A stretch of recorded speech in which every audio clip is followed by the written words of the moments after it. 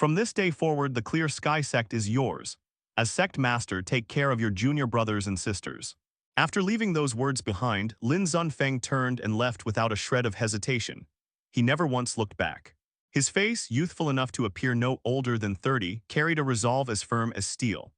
As he descended the mountain path, his azure robes fluttered in the wind, giving him the air of a carefree wanderer stepping back into the martial world. Dusk had arrived. The setting sun painted the sky in crimson hues, the distant mountain ridges glowing like embers traced with fire. It was breathtaking and unbearably lonely. At the mountain gate, Li Qingqiu stood frozen, his face full of anger and frustration. He had tried everything to persuade his master, but Lin Zunfeng had refused to listen, determined to leave the mountain in pursuit of immortality. Li Qingqiu was only 16. As the eldest disciple of the Clear Sky Sect, he now had to look after 6 junior brothers and sisters. The youngest was barely 10 years old. Leaving all of that to him, wasn't that just ruining his life? He wanted freedom too. He wanted to roam the world with a sword in hand, not rot away on this quiet mountain. Sometimes he even missed his previous life, lying on the sofa after hours of intense shooting games, mindlessly scrolling through short videos. Master, if I end up destroying the Clear Sky Sect, don't blame me. His voice echoed through the mountains, still carrying traces of childishness. At the edge of the forest, Lin Zunfeng merely raised a hand slightly in response, never turning around. Just then, a small hand tugged at Li Qingqiu's robe. He looked down to see Li Sijin, his youngest junior sister, staring up at him with timid, watery eyes. Senior brother, you won't abandon us too, right? The anger in Li Qingqiu's chest vanished instantly. He glanced around. Aside from his irritating third junior brother, Jiang Zheoxia, all the others were watching him anxiously, their expressions filled with unease and worry. In that moment, the weight of responsibility crashed down on him. This wasn't the transmigration life he had imagined at all. Suddenly, glowing lines of text appeared before his eyes. You have become the leader of a sect for the first time. Dao Lineage activated, beginning assessment of the Clear Sky Sect. Assessment complete. Evaluation result unclassified. First-time Sect Master detected. You have obtained 1 fate selection and 1 Dao Lineage inheritance reward. Li Qingqiu froze. Hallucination, he rubbed his eyes, the text remained. Looking around, he noticed none of his junior brothers or sisters reacted at all. Could it be his cheat had finally awakened? With a thought, the text vanished. Another thought and it reappeared. That settled it, this was real. Having lived 2 lifetimes, Li Qingqiu quickly steadied himself. He turned to the others and said calmly, what I said earlier was just anger talking.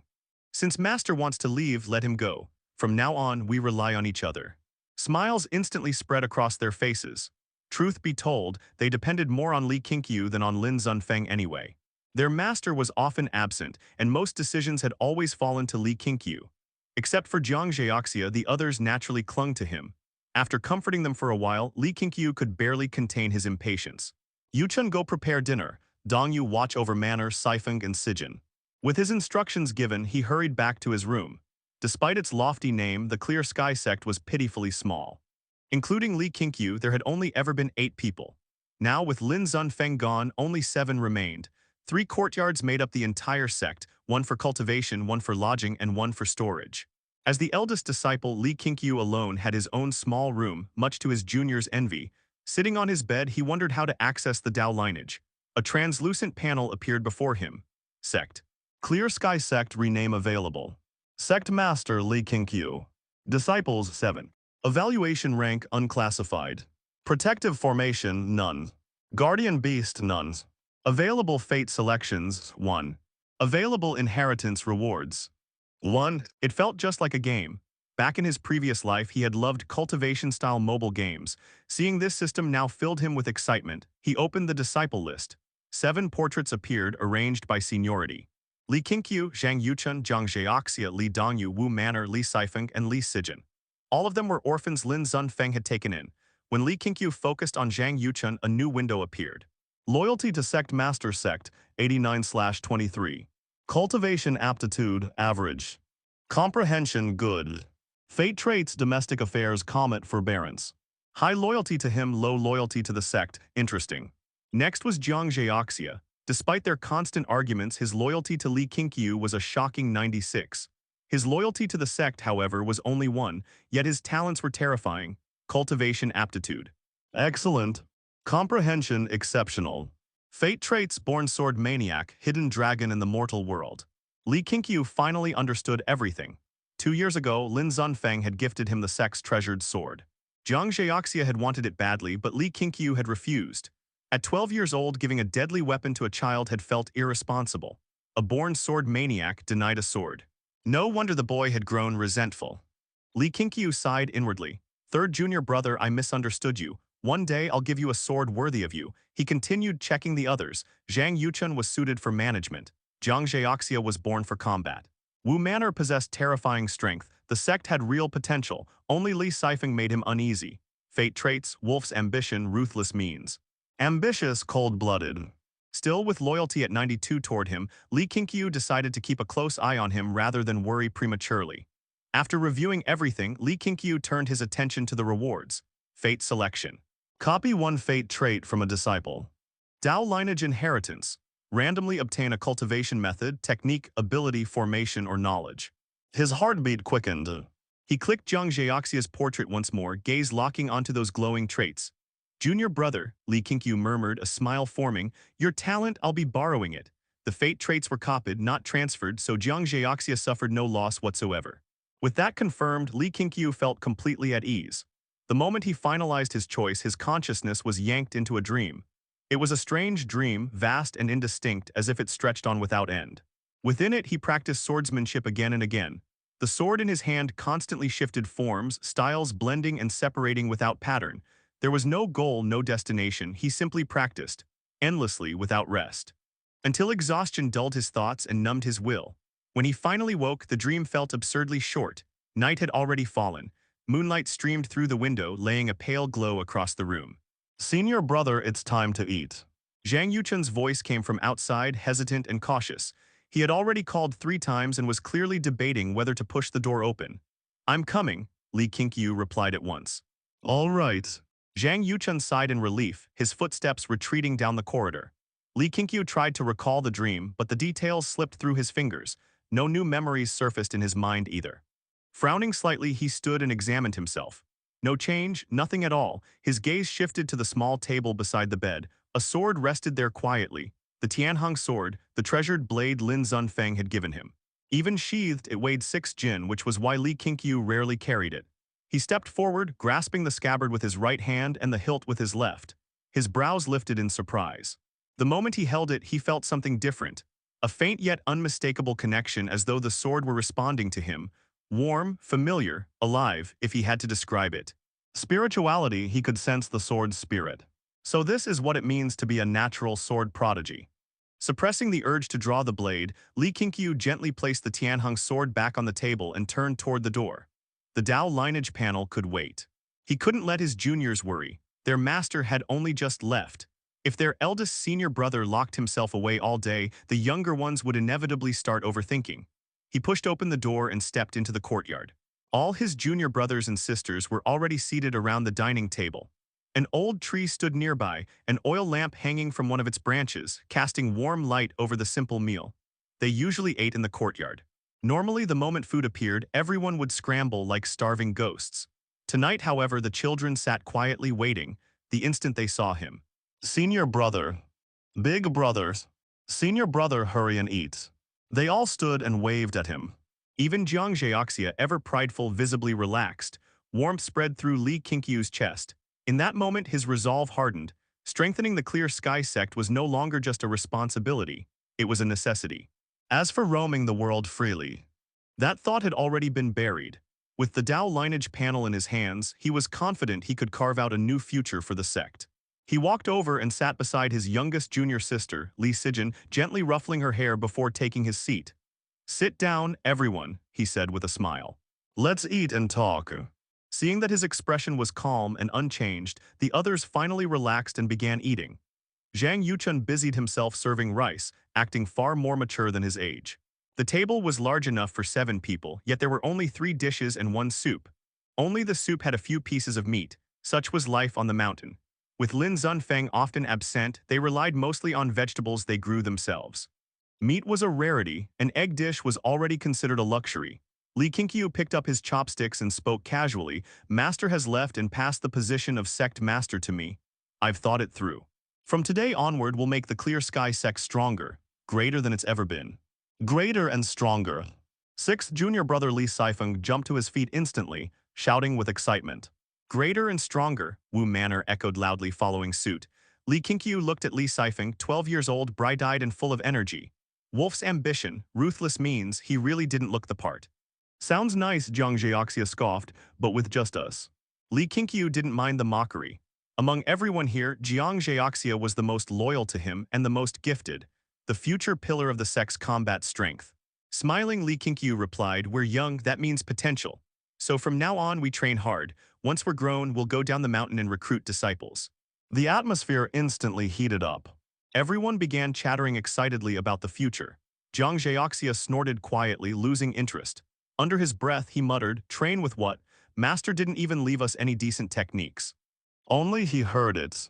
After serving everyone, Zhang Yuchun asked seriously, "Senior brother, Master left 3 manuals, fist, sword, and movement techniques. How should we train?" Li Qingqiu took a bite of rice and answered calmly, "I'll review them first and assign them later. For now, make sure everyone practices daily. More importantly, we need to solve our food problem. Once training begins, everyone's appetite will increase, especially for meat. So we'll start raising chickens and pigs and expand our vegetable fields."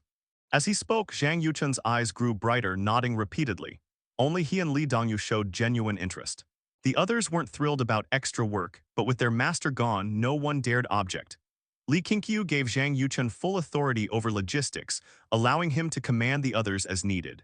"Second junior brother," Li Qingqiu said seriously, "you're steady and well-read. The sect's future depends heavily on you. Handle things as you see fit. If anyone disobeys, tell me. I won't break their legs, but make sure they're sore for 3 to 5 days." Everyone shuddered, even Jiang Zheoxia stiffened. Li Qingqiu had never been soft-handed, every one of them had been beaten by him growing up. "I won't let you down," Zhang Yuchun said excitedly. Li Qingqiu nodded, then spent the rest of the meal talking about the martial world to lift everyone's spirits. Though small, the Clear Sky Sect wasn't unknown. Lin Zunfeng had some reputation, and wandering martial artists often passed by, sharing tales of the Jianghu. They lived within the Great Li Dynasty, a vast realm spanning 9 provinces and 14 regions. The Clear Sky Sect lay deep in the ancient Great Mountain range of Guzhou, surrounded by mountains for 100 li.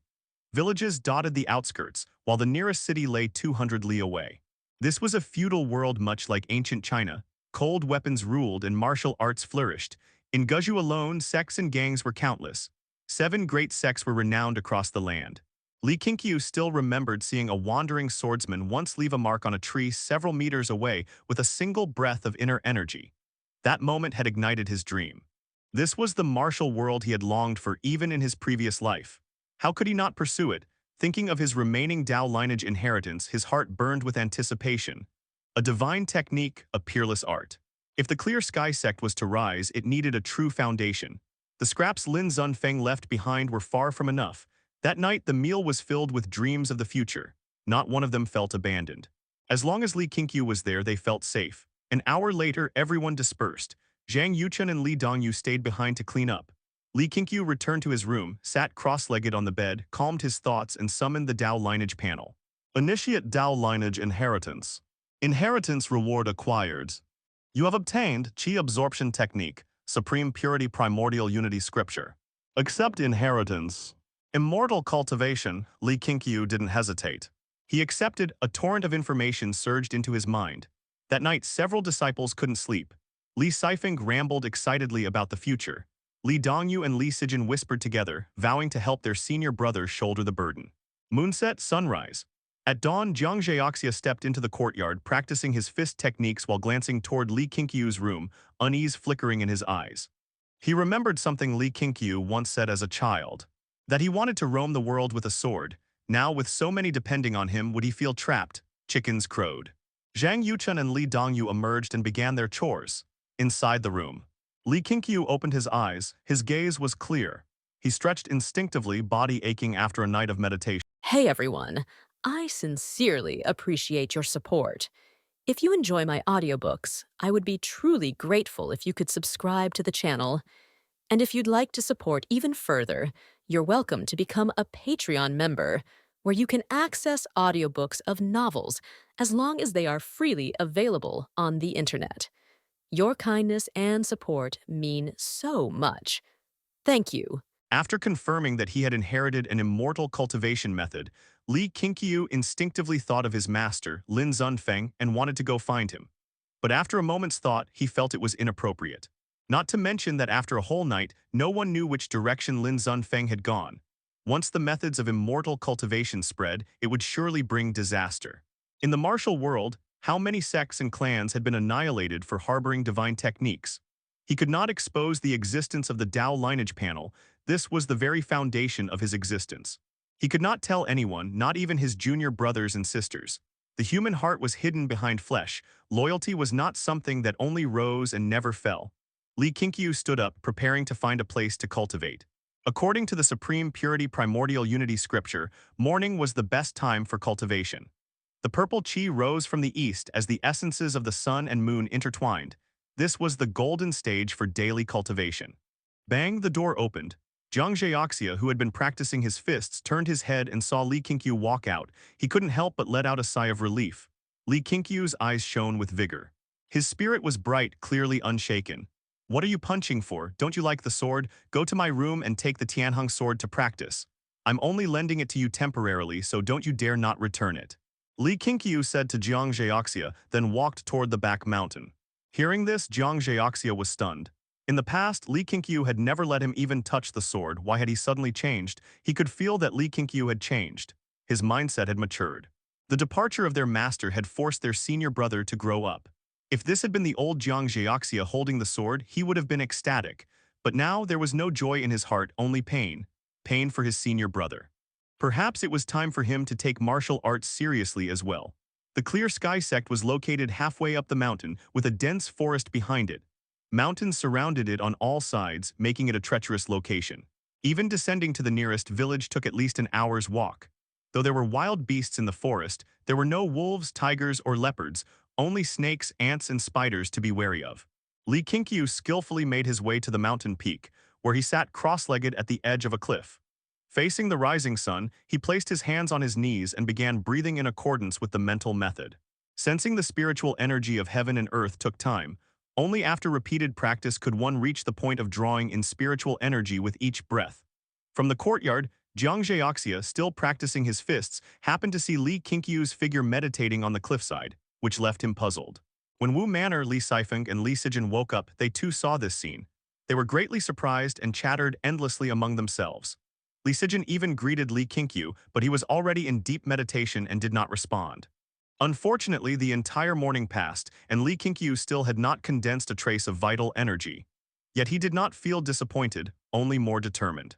After descending the mountain, faced with the questions of his juniors, he said mysteriously, "Actually, I have an internal cultivation technique that I possessed before I came up the mountain. Now that master is gone, I must cultivate it. When I succeed, I'll teach it to you all." "You have a family inheritance too?" Jiang Zhaoxia couldn't help but ask. Li Qingqiu glanced at him and said, "What do you mean too?" "You have one as well." Jiang Zhaoxia snorted and said nothing. Li Qingqiu didn't care. "Your martial inheritance could never compare to my immortal cultivation method." In the following days, Zhang Yuchun led the disciples in expanding the vegetable garden and chopping firewood. Even the youngest, Li Sijin, found joy in the work. Laughter and cheer echoed throughout Clear Sky Sect. Li Qingqiu, meanwhile, focused all his energy on cultivation, striving to refine vital energy as soon as possible. After 7 full days, Li Qingqiu finally refined a wisp of vital energy. Vaguely, he felt that he had stepped into an entirely new realm. First layer of the nourishing vital energy realm, he was overjoyed. Hiding in the forest, he exhaled the vital energy in his abdomen toward a tree. Whoosh! The stream of energy shot out like an arrow, piercing straight through the tree trunk with deadly sharpness. When Li Qingqiu examined it, he found that the trunk, thick enough that 2 people were needed to wrap their arms around it, had been bored through, leaving a hole the width of a finger. Through it, he could see the scenery beyond. What a domineering energy! This was far stronger than the internal force of those wandering knights of old. Li Qingqiu clenched his fists, his excitement surging. The only pity was that the energy was spent after a single use. He would need to refine more. He decided to begin teaching his junior brothers and sisters the next day. To make everyone stronger early was the true path. If Lin Zunfeng had any enemies who came seeking revenge, or if bandits attacked the mountain, he alone would not be enough. Moreover, during this time, he had studied the attributes panel. Fate traits and inheritance rewards were related to the Dao lineage evaluation. The stronger the Dao lineage, the more fate traits he could select, and the greater the inheritance rewards he would gain. He planned to tell everyone once they were all gathered that evening. He meditated in the forest, continuing his cultivation, striving to refine another wisp of vital energy. By dusk, Zhang Yuchun, Wu Manor, and Li Sifeng returned, carrying bamboo baskets drenched in sweat. Li Qingqiu, Jiang Zheoxia, Li Dongyu, and Li Sijin came forward to help them unload their baskets. Zhang Yuchun looked at Li Qingqiu and said excitedly, "Senior brother, I told the villagers about our situation. We helped them with some farm work in exchange for 3 hens, a rooster, and lots of vegetables and fruits." The burly Wu Manor added in a rumbling voice, "and 2 catties of meat." The ever-talkative Li Sifeng collapsed to the ground, panting heavily, tongue lolling like a dog. "The villagers treated us well. We should help them more in the future," Li Qingqiu said with a smile. He decided that they would start recruiting disciples from the village below. It would also count as repayment. The disciples, chatting and laughing, carried the goods back to the courtyard and tidied up. After about half an hour, they all sat around the long table in the courtyard, while Li Dongyu poured water for each of them. Li Qingqiu swept his gaze around and said, "Tomorrow morning I will impart a cultivation technique to you all. You will cultivate with me." At those words, the disciples instantly grew excited, eagerly asking what kind of technique it was. "This technique is called the Primordial Unity Scripture. From now on, it will be the Clear Sky Sect's signature art. Without my permission, it must not be spread beyond the sect," Li Qingqiu said seriously. He planned to teach the Supreme Purity Primordial Unity Scripture layer by layer. In truth, he himself had not yet fully received the complete inheritance of the Supreme Purity Primordial Unity Scripture. Some portions of the memory remained hazy, and only by reaching certain realms could he recall them completely. "The Primordial Unity Scripture, can it cultivate inner energy?" Jiang Zheoxia questioned. "You'll know once you start practicing," Li Qingqiu replied casually. His tone made Jiang Zheoxia a little sullen. He missed the days when they used to banter back and forth. "Senior brother, we actually need more martial arts techniques. We can't all just practice internal cultivation, and there's no need for everyone to learn the same art," Jiang Zheoxia couldn't help but say. Zhang Yuchun sighed helplessly, "But we don't have any other techniques." Jiang Zheoxia continued, "Forget the others, but let the 5th junior brother train with me. I'll teach him an external art to complement his natural strength. He could become one of Clear Sky Sect's pillars in the future." Li Qingqiu felt gratified. "3rd junior brother, you're finally spending your gold coins. I'm truly glad grown up and are now contributing to the sect." "Gold coins? What gold coins?" Jiang Zheoxia asked in confusion. "No matter. From now on, Wu Manor will be under your guidance. I'll inspect the results later. If you teach him well, I'll reward you with a treasured sword," Li Qingqiu said, waving his hand. Among all the disciples, aside from Jiang Zheoxia's superior aptitude and fate traits, the simple-minded Wu Manor seemed the easiest to shape into a powerful fighter. In the martial world, strength was everything. The Clear Sky Sect needed mighty combatants. Jiang Zheoxia snorted, "Of course I'll teach him well, just wait and see." Wu Manor chuckled foolishly, understanding nothing. Li Sifeng and Li Sijin began to clamor for the 3rd senior brother to teach them too, but Jiang Zheoxia ignored them. At dawn, Li Qingqiu led his junior brothers and sisters to meditate before the mountain gate. Since there were too many of them, he dared not take them to the cliffside. The 7 of them sat cross-legged in a line. It was quite a sight. Li Qingqiu sat in the center and began explaining the Supreme Purity Primordial Unity Scripture. At first, Jiang Zheoxia was inattentive, but after following along for one round, his expression changed drastically and he began to take it seriously. Teaching Wu Manor, Li Sifeng, and Li Sijin proved troublesome. The first lacked intelligence, while the latter 2 were too young to understand much. It took Li Qingqiu an entire day just to get them to grasp the breathing method of absorbing qi. By dusk, Zhang Yuchun and Li Dongyu began cooking, while Li Qingqiu sat beneath an old tree, holding the 3 martial arts manuals left behind by Lin Zunfeng. Suddenly, Jiang Zheoxia approached, his eyes burning with excitement as he declared firmly, "Senior brother, I've cultivated inner energy." Li Qingqiu looked up at him, frowning. "Don't joke with me." He himself had taken 7 days. How could Jiang Zheoxia succeed in half a day? He didn't believe it. Without another word, Jiang Zheoxia raised his right hand and pointed toward the air above a nearby house. A streak of energy burst from his fingertip, flying across the air and slicing through a branch. Li Qingqiu's eyes widened, and not far away, Li Sifeng, who had been munching on a roasted sweet potato, stared in shock as well. Jiang Zheoxia didn't even look at the direction he had struck. When he saw Li Qingqiu's expression, he tilted his chin upward proudly, his posture radiating confidence. After a brief moment of astonishment, Li Qingqiu's gaze upon Jiang Zhaoxia grew fervent, making the latter uncomfortable. Setting aside the manuals, Li Qingqiu stood, gripped Jiang Zhaoxia's shoulders tightly, and stared straight into his eyes. Third junior brother with a genius like you here, I have even greater faith in Clear Sky Sect's future. It's great to have you. Jiang Zhaoxia blushed. After all, he was only 14, a boy, and it was the first time Li Qingqiu had praised him so sincerely. He couldn't help but feel a little shy. He turned his head aside and muttered, "Of course I have faith in myself."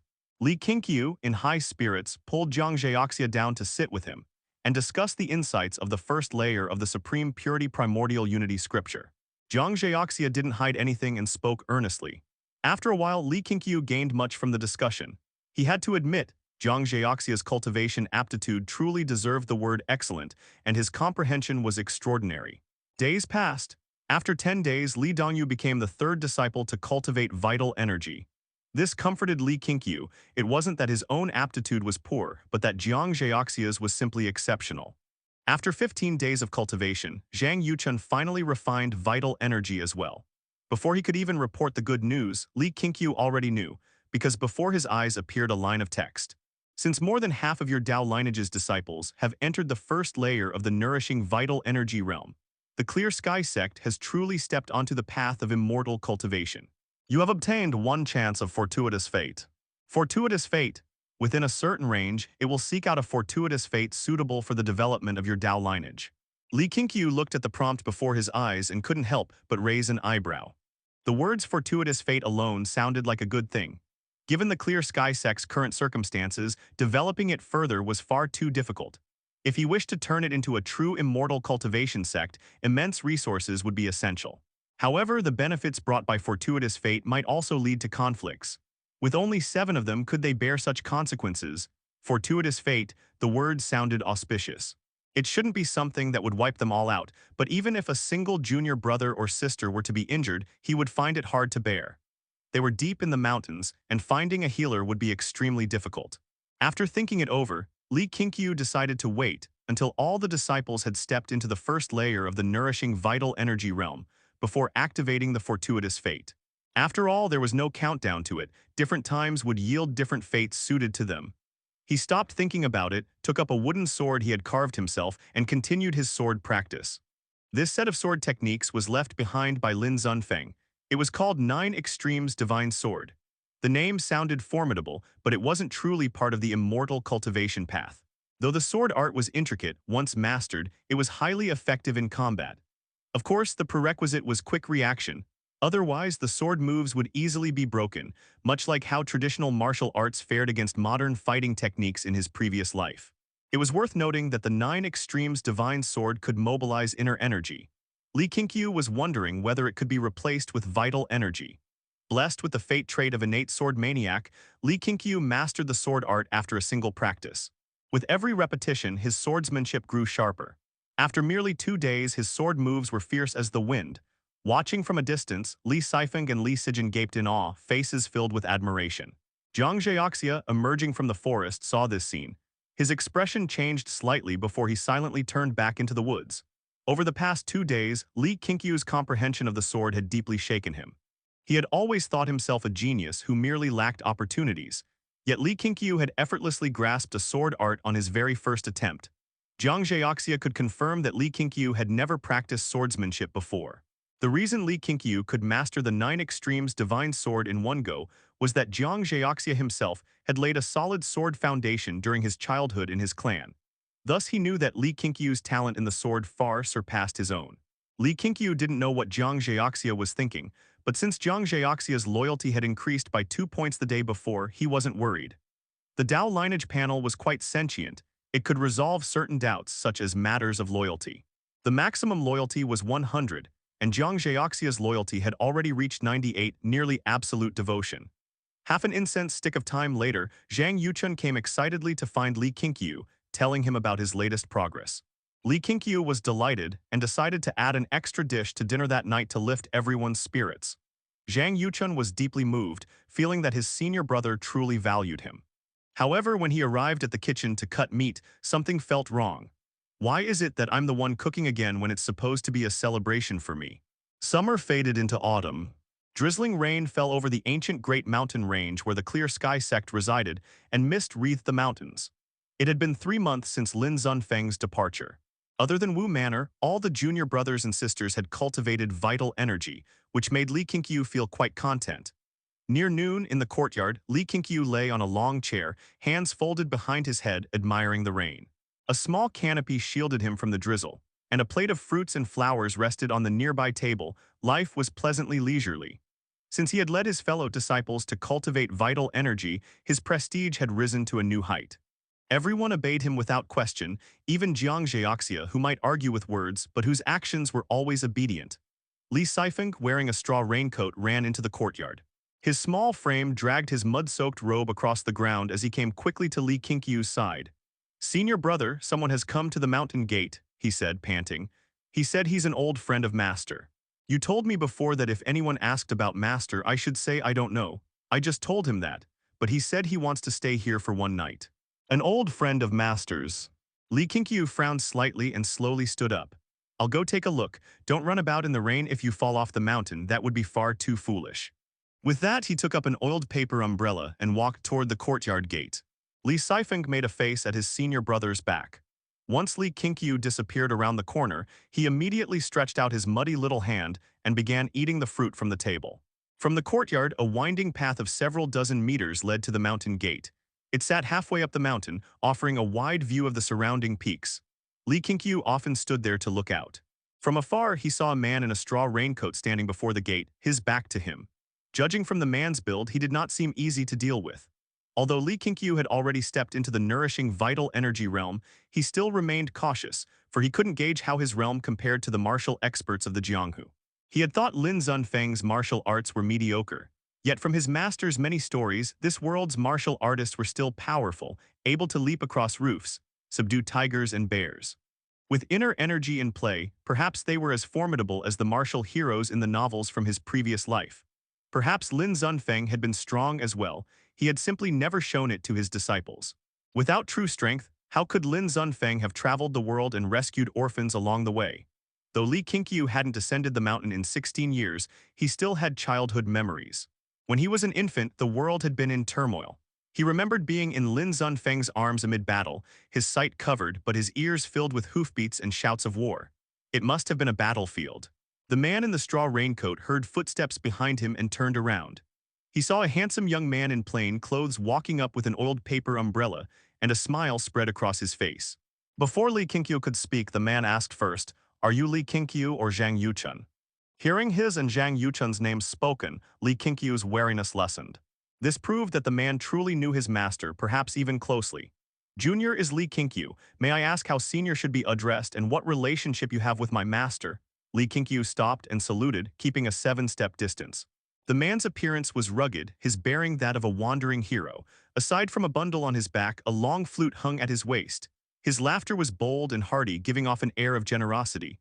"My name is Jiang Qiuotian. I've been your master's sworn brother for 16 years. When you were little, I even held you in my arms." Upon hearing Li Qingqiu's name, the man, Jiang Qiuotian, looked at him with even gentler eyes. Li Qingqiu did remember this name. 16 years ago, when his master had fled with him, they had met Jiang Qiuotian, who escorted the pair safely to the foot of the Clear Sky Sect's mountain. "So it's Uncle Jiang. Master often spoke of you," Li Qingqiu said warmly. "Oh, so your master actually acknowledged me as his brother in private." "Of course, he mentioned you often, said that in all the Jianghu there were few he truly admired, and you were one of them. In many ways, he took you as his example." Li Qingqiu spoke smoothly, though in truth, Lin Zunfeng had never once mentioned Jiang Qiuotian. Jiang Qiuotian laughed heartily. The more he looked at Li Qingqiu, the more he liked him, and his resentment toward Lin Zunfeng quietly faded. After chatting for a while, Li Qingqiu invited him into the courtyard. Li Sifeng, seeing them approach, hurriedly grabbed 2 fruits and ran off to his room. Li Qingqiu, long used to such antics, pretended not to notice and instead invited Jiang Qiuotian to sit beneath a tree, pouring him a bowl of water. As Jiang Qiuotian drank, his eyes swept across the Clear Sky Sect. It was still as rundown as ever. Lin Zunfeng clearly hadn't put any effort into developing it. Setting the bowl down, Jiang Qiuotian looked at Li Qingqiu and said directly, "I already know about your master. A month ago, I met him at the prefectural capital of Guzhou. He said he was going to seek immortality and asked me to look after you all. Come with me to the White Emperor Manor." The White Emperor Manor is one of the 7 great sects of Guzhu's Jianghu, renowned across the land. It's far better than staying here in the mountains. White Emperor Manor, Li Qingqiu had indeed heard Lin Zunfeng mention that sect before. It was one of the few Jianghu factions with ties to the imperial court. Its lord's brother held high office there. Joining White Emperor Manor would indeed be a good opportunity for Li Qingqiu and the others. Unfortunately, Li Qingqiu had already activated his Dao Lineage panel. He needed to be the Sect Master to continue choosing fate traits and obtaining inheritance rewards. If he went to White Emperor Manor, he'd be nothing more than a servant, far less free with no promising future. Feigning hesitation, Li Qingqiu finally made his decision and said, "Uncle Jiang, I appreciate your kind offer, but my junior brothers and sisters and I wish to stay away from the strife of the Jianghu. Though life on the mountain is hard, it's peaceful and free, we will not go down." Jiang Qiuotian looked at him in surprise. Lin Zunfeng had told him that his eldest disciple, Li Qingqiu, had long yearned to roam the world with a sword. He'd hoped that after joining White Emperor Manor, Li Qingqiu could one day be free to pursue that dream. He hadn't expected Li Qingqiu to make such a choice. Pity welled in Jiang Qiuotian's heart. Is this child giving up his dream for the sake of his junior brothers and sisters? If you're worried about them, there's no need. White Emperor Manor would care for them well. You could go wherever you wished afterward, Jiang Qiuotian said earnestly. Just as Li Qingqiu was about to reply, he heard noises from the nearby room. Those little ones were eavesdropping behind the door. He changed his mind at once and said seriously, "Uncle Jiang, I prefer to hold my own destiny in my hands. My junior brothers and sisters, I'll take care of them myself. That way I can rest easy." His words weren't loud, almost soft, as if afraid to be overheard, but he knew his junior siblings could hear. Jiang Qiuotian thought of the infighting within White Emperor Manor and realized Li Qingqiu's decision might not be a bad one. After some thought, Jiang Qiuotian took the bundle off his back and set it on the table. When he opened it, clothes, manuals, concealed weapons, and several odd trinkets tumbled out. He picked up one of the manuals and said, "Your master asked me to look after you, so I can't just stand by. This manual cost me no small effort to obtain. Practice it in secret, don't pass it around." Li Qingqiu didn't look at the manual in his hand. Instead, his gaze fixed on a small knife within the bundle, its blade shaped like a willow leaf, rusted all over, as if it had been buried underground for 1,000 years. From that knife, he could faintly sense the aura of heaven and earth's spiritual energy. "Martial uncle, I don't need the manual. If this martial art is truly powerful, it may bring me misfortune. If you truly feel burdened, why not gift me that small knife instead, how about it?" Li Qingqiu turned his gaze toward the martial manual in Jiang Qiuotian's hand and spoke earnestly. As he spoke, he raised his hand and pointed toward the small knife that emanated with faint spiritual energy. Hearing his words, Jiang Qiuotian frowned. It wasn't that he was reluctant to give away the knife, he was simply pondering Li Qingqiu's reasoning. He had thought that merely reminding Li Qingqiu not to spread the manual would be enough, but any martial art that one practiced could eventually be exposed. It wasn't something that could be hidden for a lifetime. He felt a bit ashamed. His own consideration of matters was not as thorough as this youth's. No wonder that fellow Lin Zunfeng often descended the mountain alone. With this boy guarding the sect, he truly could rest easy. After some thought, Jiang Qiuotian raised his hand, picked up the small knife and handed it to Li Qingqiu. He then said, "All right, we're all men of the martial world. No need to be overly polite. If you ever find yourself in trouble, come to the White Emperor Manor to find me. Even if it means braving boiling water or being crushed to dust, your martial uncle will come to help you." Li Qingqiu accepted the knife joyfully and said, "Many thanks, martial uncle." His expression of heartfelt gratitude made Jiang Qiuotian feel quite pleased. Li Qingqiu tucked the knife into his chest, then called the other disciples out of the house to meet Jiang Qiuotian. With more people around, the courtyard quickly became lively. At first, the disciples were a bit intimidated by the burly Jiang Qiuotian and acted rather restrained. But as he began sharing tales of the martial world, their attention shifted. Before long, they were chatting cheerfully and occasionally asking questions. Half an hour passed. The rain had stopped. Jiang Zhaoxia also emerged from the forest. Ever since he began cultivating immortality, this fellow had preferred to train alone. Since Li Qingqiu could see his cultivation and loyalty, he allowed him to train in secret. Geniuses always had their own little secrets. When Jiang Qiuotian saw Jiang Zhaoxia, he was stunned, circling around him and praising him as a once-in-a-century martial prodigy, strongly inviting him to join the White Emperor Manor. Unfortunately, Jiang Zhaoxia remained unmoved. His words even carried a hint of doubt toward the White Emperor Manor, which made Jiang Qiuotian quite angry. Li Qingqiu noticed that Jiang Zheoxia clearly didn't take Jiang Qiuotian seriously, not the least bit afraid of conflict. The confidence brought by cultivation was simply too overwhelming. Although Jiang Zheoxia was still at the first layer of the nourishing vital energy realm, his vital energy was undoubtedly the strongest within the Clear Sky Sect. Li Qingqiu could feel it. He was quite curious about just how great the difference was between a first-layer nourishing vital energy realm cultivator and an ordinary martial artist. One night passed. Jiang Qiuotian slept until noon before waking. After eating and drinking his fill, he bid farewell to Li Qingqiu and the others. Before leaving, he still left behind a martial manual, stuffing it into Wu Manor's hands. If you ever wish to descend the mountain, remember to visit me at the White Emperor Manor, before I grow old. Jiang Qiuotian laughed heartily as he departed, waving with his back turned toward them, his bearing graceful and unrestrained. Li Qingqiu watched him go, only withdrawing his gaze once Jiang Qiuotian disappeared into the woods. His junior brothers and sisters began discussing Jiang Qiuotian and the White Emperor Manor. Li Qingqiu turned back toward the courtyard, and Jiang Zheoxia followed. Once they had distanced themselves from the others, Jiang Zheoxia leaned closer and asked in a low voice, "Senior brother, did Jiang Qiuotian give you some treasure imbued with spiritual energy?" Jiang Zheoxia could sense that there was an object on Li Qingqiu's person that emitted faint spiritual energy. Though weak, such an item was exceedingly rare. Li Qingqiu gave him a glance and said, "Yes. Once I've studied it thoroughly, I'll find a way to get you one too. Junior brother, you must understand, your senior brother's cultivation speed isn't as fast as yours. I need to keep some means of protection. If one day you're not around, I'll need a way to save my own life." These words made Jiang Zheoxia's mood soar. He couldn't help but grin. How could I ever not be around? Don't worry, while I'm here, no one can threaten our Clear Sky Sect. He was naturally arrogant. Ever since he began cultivating the primordial unity scripture and embarked upon the path of immortality, his pride had only grown stronger. He believed himself invincible. The two brothers chatted as they walked back toward the courtyard. Once back, Li Qingqiu returned to his room while Jiang Zheoxia, as usual, went to the back mountain forest to train alone. Closing the door, Li Qingqiu sat on the bed and took out the small knife, beginning to examine it carefully. A weapon containing spiritual energy, could it be a magical artifact? The Supreme Purity Primordial Unity Scripture was not merely a simple chi-gathering method. It also contained foundational teachings on alchemy, artifact refinement, formations, and talisman arts. Following the methods described, he began his attempts.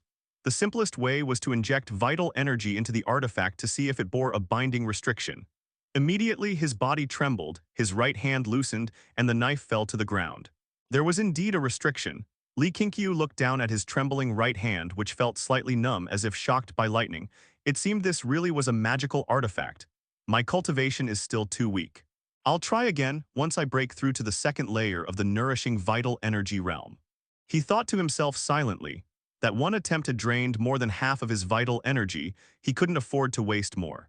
Carefully, he picked up the small knife and considered where to hide it. After some thought, he buried it in the soil beneath his bed, barely managing to conceal its spiritual aura. Satisfied, Li Qingqiu left his room. Next, he planned to focus on Wu Manor, helping him step into the first layer of the nourishing vital energy realm. Then he could activate another fortuitous fate. At the same time, he couldn't help but look forward to it. Would the entire sect stepping into the cultivation realm also grant him a Dao Lineage reward? To the Clear Sky Sect, Jiang Qiuotian's visit was but a small interlude. Li Qingqiu arranged for the disciples to take turns teaching their fifth junior brother, Wu Manor. Although Wu Manor was mentally slow, through repeated guidance he gradually formed muscle memory and became accustomed to the chi-gathering method. Finally, before winter arrived, he stepped into the first layer of the nourishing vital energy realm. Considering that your Dao lineage has all disciples entering the nourishing vital energy realm for the first time, marking a milestone for the Clear Sky Sect, you have obtained a Dao lineage inheritance reward. While meditating atop the mountain, a line of text suddenly appeared before Li Qingqiu's eyes. Even with his eyes closed, he could still see it. Delighted, he thought, so there really was an inheritance reward. He shifted a bit backward, ensuring he wouldn't fall off the cliff, then immediately activated the inheritance reward. Receiving inheritance reward. Activating Dao lineage inheritance. You have obtained the spell Wind Sprint Technique. Accept inheritance. Inheritance, a torrent of memories surged into Li Qingqiu's mind as his eyes closed. Cold wind howled, thick fog enshrouded the mountains, and snowflakes drifted down from the heavens falling upon his shoulders. Yet he remained unmoved. After the time of one incense stick, Li Qingqiu opened his eyes, joy flickering within them. The wind sprint technique truly lived up to being a spell. It surrounded his body with swift spiritual wind, allowing for low-altitude gliding and enhancing physical reaction speed. Such a spell would be extremely convenient in the mountain forests. The first thought that crossed his mind was that descending the mountain would now be far easier. He stood up, eager to begin cultivating the wind sprint technique. But it couldn't be practiced atop the peak. What if he fell to his death? How could a future immortal lord of the upper heavens die in such a place? The sun set and the moon rose, snow fell thicker through the night. That evening, everyone in the Clear Sky Sect gathered to celebrate Wu Manor's success in cultivating vital energy. Zhang Yuchun and Li Dongyu slaughtered a chicken for the occasion and even brought out their master's 20-year-old wine. Wu Manor, though only 13, already had a sturdy, broad build. Sitting between Li Sifeng and Li Sijin, he looked like a grown man, his shoulders nearly as wide as the two of theirs combined. Jiang Zheoxia sat beside Li Qingqiu, smiling proudly. Though our fifth junior brother's a bit slow, his martial aptitude is undoubtedly the best among us. Give me 10 years, no 5, and I'll make him a first-class expert of the martial world. Pouring wine, Li Qingqiu chuckled. You say that so easily, what about you? Are you a first-class expert yourself? Had he stayed quiet, it would have been fine, but as soon as he said that, Jiang Zheoxia's pride flared. Don't joke, I might already be one. I must admit, senior brother, your inner cultivation method is truly powerful. In the martial world, it would absolutely be regarded as a divine art. For once, he even praised Li Qingqiu. Li Qingqiu only laughed silently. Brother, this isn't some divine martial art, it's a cultivation scripture. He didn't plan to expose the truth. For now, all his junior brothers and sisters still believed the energy they cultivated was inner energy. Everyone was cheerful, speaking of the future with bright spirits. Fueled by wine, Zhang Yuchun looked at Li Qingqiu and said, Senior brother, I think we should recruit disciples early.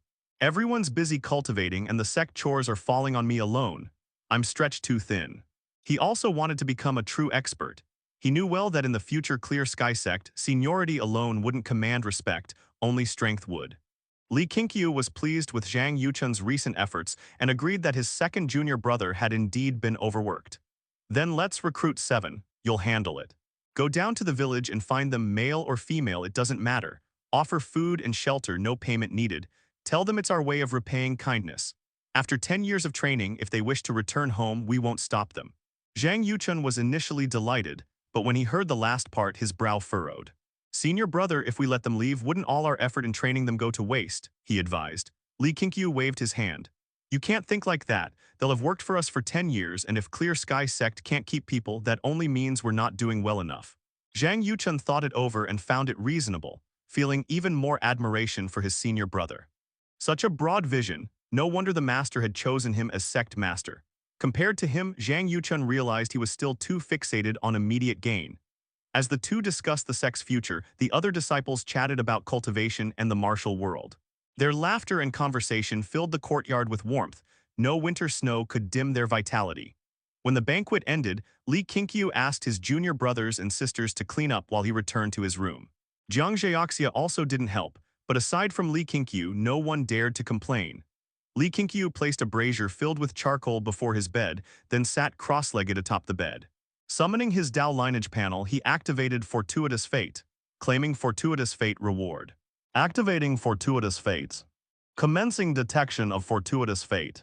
Fortuitous Fate detected. A subterranean spiritual lake found, accept guidance.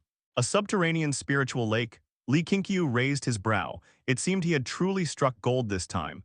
Perhaps this would become the foundation for the Clear Sky Sect's rise. The morning sun rose, and Li Qingqiu came out early, then called his junior brothers and sisters to wake up for morning training. After a night, the courtyard had already piled up with thick snow. Zhang Yuchun and Li Dongyu had gotten up early and were already sweeping the snow. Li Qingqiu told them to put down the shovels and start their cultivation first. The 7 disciples climbed onto the roof eaves, sat cross-legged side by side, and together absorbed the purple qi. Gradually, wisps of steam began to rise from the tops of their heads. Li Qingqiu opened one eye and glanced at his junior brothers and sisters with quiet satisfaction. Although they were still young, they were obedient and easy to teach, which made him full of expectations for the future of the Clear Sky Sect. This was the foundation of his endeavor. After an hour, the disciples jumped down from the eaves, ready to tend to their tasks. Li Qingqiu called over Zhang Yuchun, asking him to come along for a trip. Zhang Yuchun had no objection, though when he saw Li Qingqiu take the Tianheng sword with him, his eyebrows twitched slightly. The two walked through the mountain forest, chatting casually about the sect's trivial matters. The terrain of the ancient Great Mountain Range was steep. Even for the two of them, traveling required caution, especially with snow covering everything, making it easy to step on a weak spot and collapse. After walking 10 miles, Zhang Yuchun could no longer hold back and asked, "Senior brother, where exactly are we going?" Walking ahead, Li Qingqiu replied without turning his head, "Last night, I dreamed of an immortal's guidance. The immortal said that there is a treasure hidden somewhere in these mountains. The dream was so vivid that I decided to come and take a look." The fortuitous fate inheritance had made him remember the route clearly. It had been a vision, he had truly walked through it once, and even now he remembered it with perfect clarity. An immortal's guidance. Hearing that, Zhang Yuchun nearly collapsed inwardly. He wanted to ask, "Senior brother, do you take me for a fool?" However, he never dared to defy Li Qingqiu, so he endured it and followed along in silence. The ancient Great Mountain Range was blanketed by snow. No matter how far they went, it felt as if they were walking in place. Fortunately, both Li Qingqiu and Zhang Yuchun had stepped into the nourishing vital energy realm, their strength much improved, so they didn't feel tired. After traveling another dozen miles, Li Qingqiu finally stopped. Ahead there was no more path, only a rock wall, with snow piled on both sides making it narrow and enclosed. Blowing warm air into his hands, Zhang Yuchun looked around curiously and said, "Senior brother, this doesn't look like a place where treasures would be found. Seems that Immortal wasn't too reliable. Should we call it quits?" Li Qingqiu didn't answer him. He stepped up to the rock wall and began to search along its surface. Soon, he seemed to have found something. He struck a specific spot on the wall forcefully. After only 3 blows, the stone cracked open, leaving Zhang Yuchun stunned. He hurried forward. After confirming that the rock could no longer be broken through, Li Qingqiu stopped. In front of him was a hole the size of a dog burrow. He fell silent. The dream had only guided him to this point, but the cave in the dream had been much larger. Zhang Yuchun bent down and peeked inside. It was pitch black, but he could feel warm air rushing out from within. "Let's go." Li Qingqiu crawled in first. Zhang Yuchun wanted to stop him, but Li Qingqiu moved too quickly. Gritting his teeth, he followed. The tunnel sloped downward and was dark, yet the flowing warm air made it rather comfortable. The deeper they went, the wider it became, easing their tension from the confined space. After crawling for about 5 zhang, they reached the end. Following Li Qingqiu out of the tunnel, Zhang Yuchun dropped down lightly.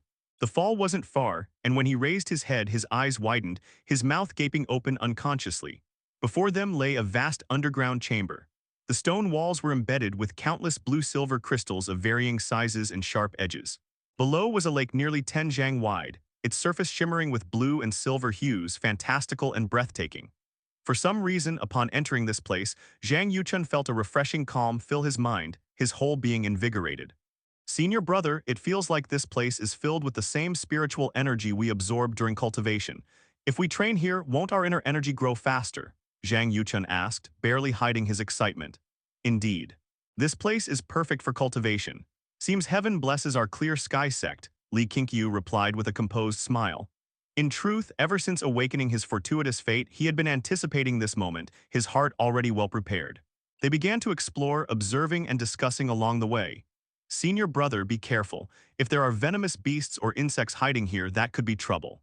"Senior brother, did an immortal really give you that dream? Or was it something our master once told you? It's a pity this place is so far from the sect. A round trip takes nearly half a day. Senior brother, do you think if we train here for 10 years, we could become martial experts who shake the world?" Li Qingqiu replied casually to Zhang Yuchun's endless questions, clearly perfunctory, but Zhang Yuchun didn't mind. Though usually composed, Zhang Yuchun was still a 15-year-old boy. In front of Li Qingqiu, he could drop his guard. After circling around a few times, confirming that there was only one entrance and no danger, they finally relaxed. "What do you think? How should we arrange for the juniors to come here to cultivate?" Li Qingqiu asked, his eyes falling upon the spiritual lake. Zhang Yuchun pondered. "Having everyone come at once won't work. Someone must stay behind to guard the sect. And since I'll soon be recruiting new disciples, this place must remain secret from all but the 7 of us. I suggest we come in pairs to cultivate here for a day, taking turns. What do you think, senior brother?" Li Qingqiu glanced at him approvingly and nodded. "Not bad, that's a good plan. I'm pleased that you've thought of the possible risks." Zhang Yuchun scratched his head and smiled sheepishly. Master used to tell stories of sects destroyed because of hidden treasures or martial arts techniques they couldn't protect. Indeed, the Clear Sky Sect only has us and we're still too young. We must act cautiously. If we lose even one of us, it would be a disaster, Li Qingqiu sighed. Lose one person? Zhang Yuchen's expression changed slightly. Just imagining Li Qingqiu and the others dying before his eyes filled him with dread. No. He absolutely couldn't allow such a thing to happen. Zhang Yuchen, too, was an orphan, abandoned at the age of 6. He had grown up alone without a sense of security. He already regarded Li Qingqiu and the others as his family. It was that bond that made him willing to bear any hardship. Li Qingqiu picked up a crystal by the lakeside and could feel it brimming with spiritual energy. He thought to take one with him, but then realized even the spiritual energy from that small dagger before had been detectable by a beginner cultivator. Carrying a crystal like this out could invite disaster. Thus, he put it down again and warned Zhang Yuchen that no one was allowed to take any of the crystals out of this place. They didn't linger long. After confirming everything, they prepared to return and organize their arrangements. Once out of the tunnel, Li Qingqiu covered the entrance with weeds and snow until it was completely hidden. Never mention this place outside. If a powerful expert happens to overhear, we'll be in serious trouble. Li Qingqiu's tone was serious. Zhang Yuchen nodded. He understood the importance of this subterranean spiritual lake. The two started back toward the Clear Sky Sect, chatting along the way. Zhang Yuchen planned to descend the mountain to recruit disciples once the snow melted, but the snow had been worsening recently, and he worried about taking village children up the mountain in such conditions. Li Qingqiu naturally agreed. He wasn't in a hurry to expand the sect. Strengthening their core members came first, better that than inviting unnecessary trouble when dealing with others. The return journey was just as rough. Their earlier footprints had long been buried beneath fresh snow. Halfway back, Li Qingqiu suddenly stopped. Behind him, Zhang Yuchen asked in surprise, "What's wrong?" "Listen carefully," Li Qingqiu said softly. Zhang Yuchen immediately held his breath, focusing his senses. Soon he heard a faint voice coming from the depths of the nearby forest. "Help me." Having reached the first layer of the nourishing vital energy realm, Zhang Yuchen sharpened his gaze. Through the crisscrossing trees, he could just make out half a human face. Someone lying behind a large tree, leaning against a rock, watching them weakly from afar. Startled, Zhang Yuchen pointed and said, "Senior brother, that man's calling for help. Should we go check?" Li Qingqiu had already noticed the person. After a moment's hesitation, he said quietly, "Let's take a look, but carefully. Don't let him trick us." Zhang Yuchen nodded. The two pushed through the underbrush toward the stranger. The barely conscious Yang Juding saw the two youths approach, and an immense wave of relief washed over him. When Li Qingqiu and Zhang Yuchen had descended the mountain earlier, he had spotted them from afar, but he hadn't been able to call out in time. So he had waited, praying they would return. Just as his strength was fading, he finally saw them again. He used what little energy he had left to cry for help, his voice still weak. Li Qingqiu and Zhang Yuchen approached cautiously, keeping a safe distance as they observed. The man was covered in snow, his robes filthy, his face smeared with frozen blood and stubble. His long hair was tied with a frayed headband that was about to fall off. Judging from his face, he seemed to be in his 30s. His abdomen had suffered a grave wound and the blood had frozen stiff. Zhang Yuchen asked, "Who are you? Why are you here?" "Water, give me waters." Yang Juding looked up at them weakly, his right hand twitching as he tried and failed to lift it. Zhang Yuchen looked to Li Qingqiu. Seeing him nod, he immediately pulled a water flask from his robes and tossed it to the man. To their surprise, Yang Juding suddenly sat up, snatching the flask with startling speed. He tore it open and gulped down the water. Startled, Zhang Yuchen instinctively took a step back. Li Qingqiu could sense a faint flow of energy within the man's body, maintaining his body temperature. That was how he had survived so long. A martial expert who had cultivated inner energy. After draining the flask, Yang Juding lay back down, visibly more relaxed. Smiling faintly, he said, "Many thanks to you two young lads for saving me. My name is Yang Juding." Li Qingqiu and Zhang Yuchen both stared at him intently. Yang Juding blinked, puzzled, and asked, "You mean you haven't heard of me? I am the dragon-subduing hero, ranked top 10 on Guju's heaven ranking." "Dragon-subduing hero?" Li Qingqiu and Zhang Yuchen exchanged a glance. Come to think of it, they had indeed heard of this man from Qingxiao.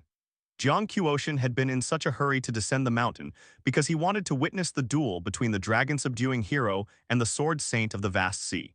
That piece of information had been mentioned before Qingxiao left, so he had not elaborated on the dragon-subduing hero. There were countless renowned figures in the martial world, and Li Qingqiu and the others had not paid it much mind. They had never expected that the dragon-subduing hero Qingxiao spoke of would actually appear at the foot of Clear Sky Sect's mountain. "What are you doing here?" Li Qingqiu asked cautiously. Yang Juding gave a bitter smile and said, "Obviously, I came here to hide from my enemy. You don't have to worry, my pursuer has already left. I relied on my inner energy to hold my breath for 7 days and did not encounter him." Hold his breath for 7 days. That powerful, Li Qingqiu and Zhang Yuchun were wide-eyed with amazement, though they did not entirely believe Yang Juding's words. Yang Juding continued, "Judging from the way you go up and down the mountain, you're not villagers. You must be disciples of Clear Sky Sect. I've met your master Lin Zunfeng several times before. I quite liked his temperament. How about taking me back with you? Once I've recovered from my injuries, I can teach you martial arts. I have a palm technique. One strike can move mountains and overturn seas. It will make you renowned throughout the martial world." When he mentioned Lin Zunfeng, Li Qingqiu and Zhang Yuchun relaxed slightly. So Master wasn't boasting after all. His name really is quite well known in the martial world, Li Qingqiu thought silently. He didn't agree right away but began weighing the pros and cons. Yang Juding went on, "After this injury, I intend to retire from the martial world. Clear Sky Sect isn't bad, remote and far from worldly strife. If you need someone to do chores, I can handle that. Just give me a meal and a straw mat." Zhang Yuchun was tempted and looked toward Li Qingqiu. A thought suddenly came to Li Qingqiu. "Since you wish to join Clear Sky Sect, there must be a proper procedure. Now kneel in the direction of Clear Sky Sect and make 3 vows. First, never harm a fellow disciple. Second, never act against the interests of Clear Sky Sect. Third, for the development of Clear Sky Sect, be willing to dedicate everything." Zhang Yuchun was surprised when had such rules been established. Although puzzled, he didn't speak and kept a calm expression. Yang Juding found the vows quite interesting. They did not go against his principles, so he struggled to his feet and knelt in the direction Li Qingqiu indicated. He raised one hand and began to recite the 3 vows Li Qingqiu had listed.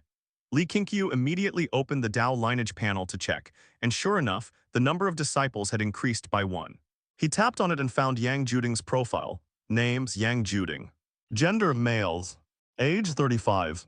Loyalty to Sect Master Sect, 50/50 full 100. Cultivation aptitude, good.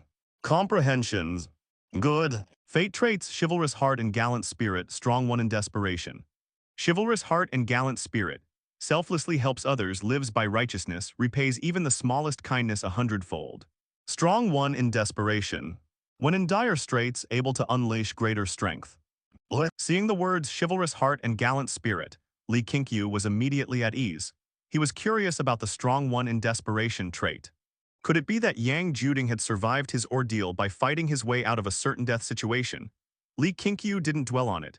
He closed the Dao Lineage panel and said, "Yuchun, help him up." "Let's go." Zhang Yuchun hesitated but obeyed his order. As Yang Juding was helped up, he grinned. "What are the names of you 2 young brothers?" "I'm Li Qingqiu, the current head of Clear Sky Sect." "He's Zhang Yuchun, my second junior brother," Li Qingqiu replied. The words chivalrous heart and gallant spirit sounded so benevolent that Yang Juding's very appearance now seemed more amiable to him. It seemed the man's reputation as a hero was not unfounded. The only pity was that Li Qingqiu could not know exactly how powerful Yang Juding truly was. "Sect Master, what about Lin Zunfeng?" Yang Juding asked in surprise. "My master went in search of immortality. He left us behind," Zhang Yuchun said bitterly. Ever since being brought back to Clear Sky Sect by Lin Zunfeng, it was Li Qingqiu who had taken care of him. He barely had any time to speak with Lin Zunfeng, and now that their master had abandoned them, how could he not hold resentment? Search for immortality. Yang Juding clicked his tongue in wonder but didn't say more. The 3 chatted casually as they walked. It took them a full hour before they returned to Clear Sky Sect. Li Dongyu, Li Sijin, and Li Sifeng came over, curious about the new face. Li Qingqiu instructed them to tidy up their master's old room and let Yang Juding stay there temporarily. Lin Zunfeng's room held no treasures. Li Qingqiu had checked before. It was even simpler than his own. Utterly bare was no exaggeration. Yang Juding wasn't shy. Before moving in, he asked Zhang Yuchun to prepare 2 jars of old wine and, if possible, a chicken. Zhang Yuchun didn't spoil him, he only gave him 1 jar. For the next half-day, Yang Juding stayed in the room cultivating and healing. Seeing that he could tend to his own wounds, Li Qingqiu felt relieved. After all, they weren't exactly skilled in saving people. If any of his junior brothers or sisters were injured in the future, Yang Juding could help them. Thinking that way, Yang Juding did seem quite useful. By evening, Zhang Zheoxia emerged from the forest with Wu Manor. Wu Manor's robe was torn and his face bore injuries. "What happened?" Li Qingqiu frowned and asked. Jiang Zhaoxia replied nonchalantly, how can one train in martial arts without getting hurt? They're only superficial wounds, nothing serious. Wu Manor scratched his head and grinned foolishly. Li Qingqiu looked at him and said, if it hurts too much, tell me, I'll have your third senior brother go easy on you. Wu Manor smiled honestly. It doesn't hurt, I want to protect senior brother, protect junior brothers and sisters. I'll become stronger. Li Qingqiu was both moved and a little pained. After all, Wu Manor was only 13 years old that year, even though he looked burly. He decided he would give Jiang Zhaoxia's chicken drumstick to Wu Manor later. Forget it. Since his third junior brother meant well, he would give up his own drumstick. Li Qingqiu had them sit at the long table to talk about the afternoon's training. What external technique Wu Manor had been practicing, Jiang Zhaoxia had not said. He claimed to be preparing a surprise, and trusting Jiang Zhaoxia, Li Qingqiu did not peek. When Zhang Yuchun finished cooking, Yang Juding came over drawn by the smell. Who are you? Jiang Zhaoxia frowned at Yang Juding and asked coldly. Zhang Yuchun hurriedly introduced Yang Juding to him, fearing Jiang Zhaoxia would make a move. After all, Jiang Zhaoxia dared to stand up to Jiang Qiuotian. Yang Juding narrowed his eyes under Jiang Zhaoxia's gaze. The boy was not very old, yet he made Yang Juding feel extreme danger. Li Qingqiu sat on a stool and watched the scene without a change in expression. He was quite pleased with Jiang Zhaoxia. The third junior brother was not only fierce at home but also tough outwardly. Li Qingqiu liked that temper more and more. For a sect to survive, it needed strong people. Zhang Yuchun acted steadily, but his nature was somewhat soft. Having Jiang Zhaoxia to support him was just right. No matter what fame you have in the martial world, once you come to Clear Sky Sect, if you dare act rashly, I will make you regret it, Jiang Zhaoxia said after Zhang Yuchun's introduction, then sat down. Yang Juding was not angry. Instead, he looked at Jiang Zhaoxia with an appreciative gaze. He had worried about Li Qingqiu being sect leader. How could Clear Sky Sect be full of children? Now it seemed Clear Sky Sect had some backbone. Yang Juding sat down and without ceremony picked up his chopsticks and began to eat, all while observing the other disciples. Wu Manor attracted his attention the most. This kid was plainly a martial prodigy. Li Qingqiu noticed Yang Juding's stare and said, Yang Juding, once you recovered, besides helping Yuchun, you must teach the disciples martial arts, teach the palm technique you mentioned. Yang Juding raised an eyebrow and asked, can Wu Manor practice with me? No need, he will train with me, Jiang Zhaoxia interjected and refused first. Yang Juding looked at Jiang Zhaoxia and said with a smile, kid, my palm technique is a peerless art that shook the world. Jiang Zhaoxia was not to be outdone. Fine, when you recover, spar with Manor and use your so-called world-shaking art. Even Yang Juding's good temper was provoked. His smile turned a bit cold. All right, I'll see how great your skill really is, whether a child could surpass my 20 years of bitter training. Li Dongyu looked to Li Qingqiu worriedly. Seeing Li Qingqiu's amused expression, she held herself back. Li Sifeng and Li Sijin were too young to know ways of the world. They began to shout and speculate who would win, making the dining table lively. That night, the other disciples were anxious after returning to their rooms, wary of Yang Juding. Li Qingqiu, however, felt at ease. He no longer needed much sleep and practiced every night. Early the next morning, Li Qingqiu took Jiang Zhaoxia down the mountain, which made Zhang Yuchun nervous. He felt the pressure of watching Yang Juding alone was too great. Unfortunately, Li Qingqiu did not listen to his advice and told him not to worry. At the subterranean spiritual lake, Jiang Zhaoxia was excited. After the two of them practiced there for half a day, Li Qingqiu reminded him of a few things and then forcibly pulled him back to the sect. The next day, Jiang Zhaoxia would bring Li Dongyu to practice. Thus, half a month quickly passed. All 7 of them had taken turns going to the subterranean spiritual lake, and they warned one another that the lake must not be spoken of. Yang Juding noticed nothing odd. He thought they had gone out hunting or working. On this day, Li Qingqiu suffered a blow. Jiang Zhaoxia took the lead and stepped into the second layer of the nourishing vital energy realm. Although he had expected it, when the day actually came, he still felt a sting. His own aptitude was inferior. To vent, he excitedly hugged Jiang Zhaoxia and mussed his hair into a mess. Jiang Zhaoxia, caught up in his joy, did not see through his senior brother's little heart. That night, Li Qingqiu returned to his room and sat on the bed, still moved when thinking of Jiang Zhaoxia's midday breakthrough.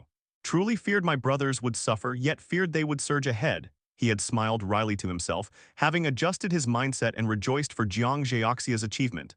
Suddenly, a voice came from outside the window, loud and piercing, echoing under the night sky.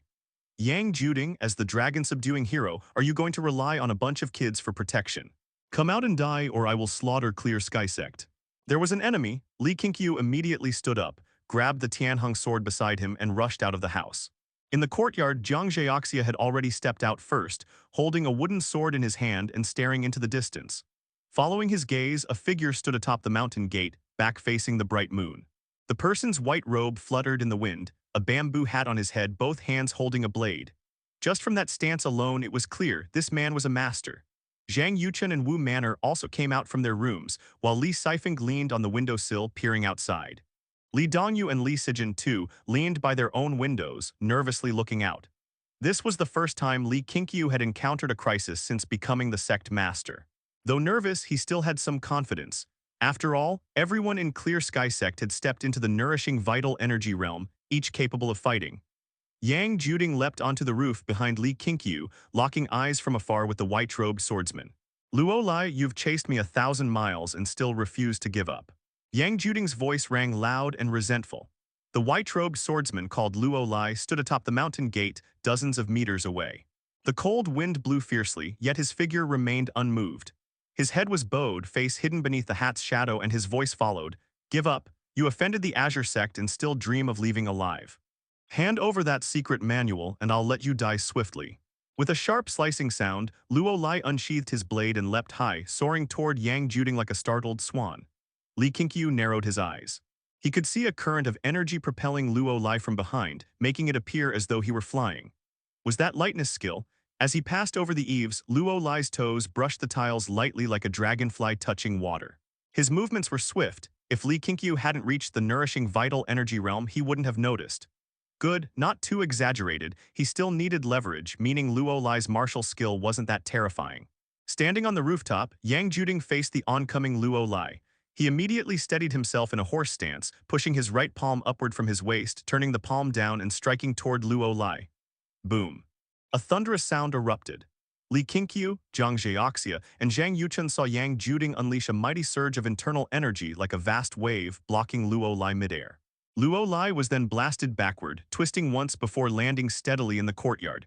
He raised his head, his hat lifting to reveal a weathered face filled with shock and fear. "Your power, impossible. You were clearly poisoned. Don't tell me you've mastered that divine art." By the end, Luo Lai's face had turned hideous. Yang Juding jumped down from the roof, lips curling into a sneer. "I've roamed the martial world for years. How could I fall to your filthy tricks? As for that so-called divine art, it's fake. No one can master it." Luo Lai snorted coldly and charged forward with his blade. The two were only 10 paces apart. An instant later, Luo Lai was in front of Yang Juding. His blade flashed coldly, movement swift as a ghost. Yang Juding raised his palm to parry, utterly fearless. Their figures crossed and clashed within the courtyard, move countering move. Internal energy burst out in waves, melting the snow beneath them into swirling mist. Zhang Yuchen glanced at Li Qingqiu, silently seeking instruction. Li Qingqiu shook his head slightly, signaling him not to act rashly. This was a good opportunity to observe the true strength of martial world experts. Indeed, both Yang Juding and Luo Lai were formidable. Judging by their reaction speed and power, they far surpassed ordinary men. Even a first-layer cultivator in the nourishing vital energy realm might not be able to defeat them. Of course, Li Qingqiu was referring to the likes of Li Sifeng and Li Sijin, those child cultivators. If he were to act himself, he was confident he could kill them in an instant.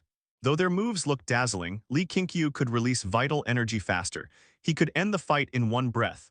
Moreover, he noticed the vast difference between internal energy and vital energy. Though Yang Juding's internal energy was thick and overwhelming, making the snow dance wildly, if he faced vital energy, it would be shattered in one strike.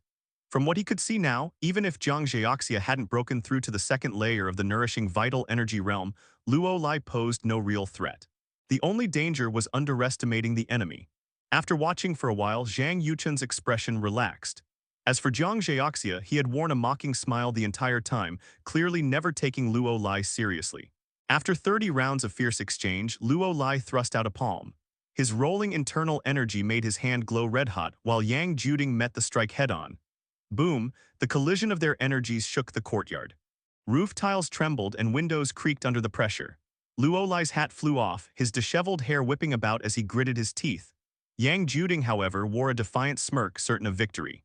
But Li Qingqiu could tell Yang Juding was forcing himself. His injuries weren't healed and his internal energy hadn't fully recovered.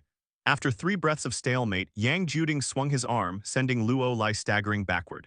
Luo Lai retreated over 10 steps before kneeling, spitting a mouthful of blood onto the ground.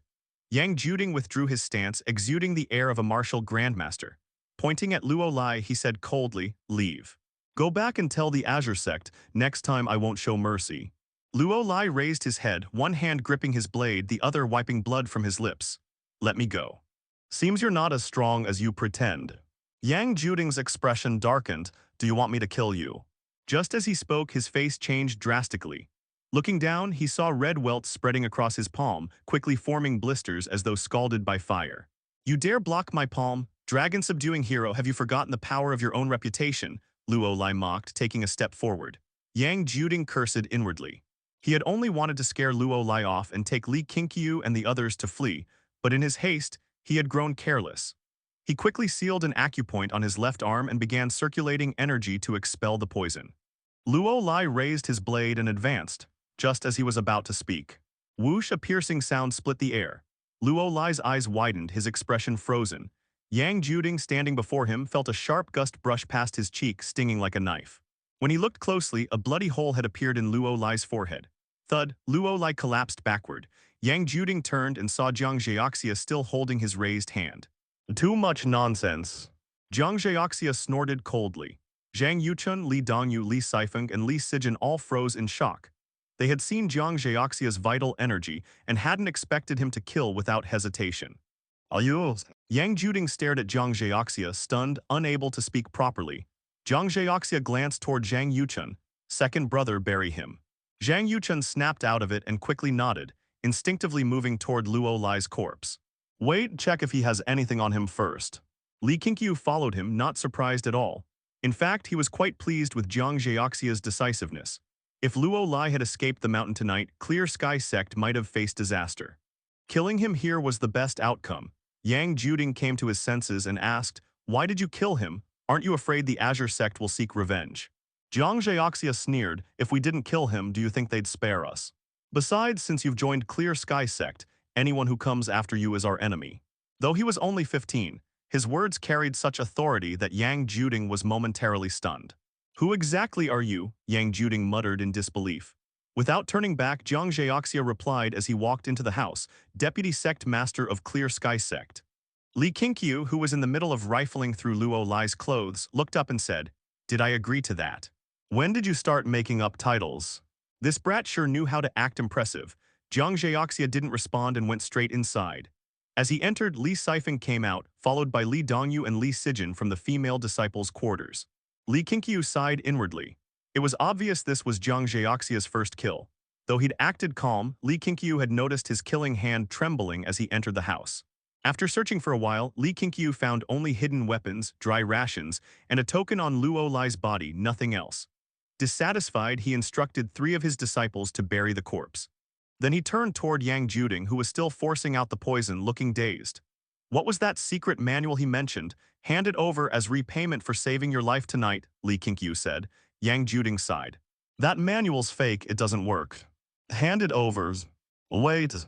Yang Juding stopped circulating energy, removed his shoe, and pulled a thin piece of hide from the sole. When unfolded, it was as large as a human face. Li Qingqiu grimaced as he took it, then tossed it to Li Dongyu. "Wash it." Li Dongyu gave him a resentful glance, pulled out a piece of cloth from her chest, wrapped the hide, and walked toward the well. "Did he have any companions?" Li Qingqiu asked. Yang Juding shook his head. "He was alone. He ambushed me after I was wounded in a duel despicable." Li Qingqiu was relieved. He let Yang Juding tend to his injuries, then went to Li Dongyu's side. Once she finished washing, he took the cleaned hide and returned to the house. It was thin as a cicada's wing and cool to the touch, covered densely with tiny characters. Li Qingqiu strongly suspected it was human skin. Back inside, he didn't close the door just in case. Sitting at the table, he lit a candle and studied the text carefully. Huh. Li Qingqiu raised an eyebrow in surprise. No wonder Yang Juding thought this manual was fake. It was actually a technique.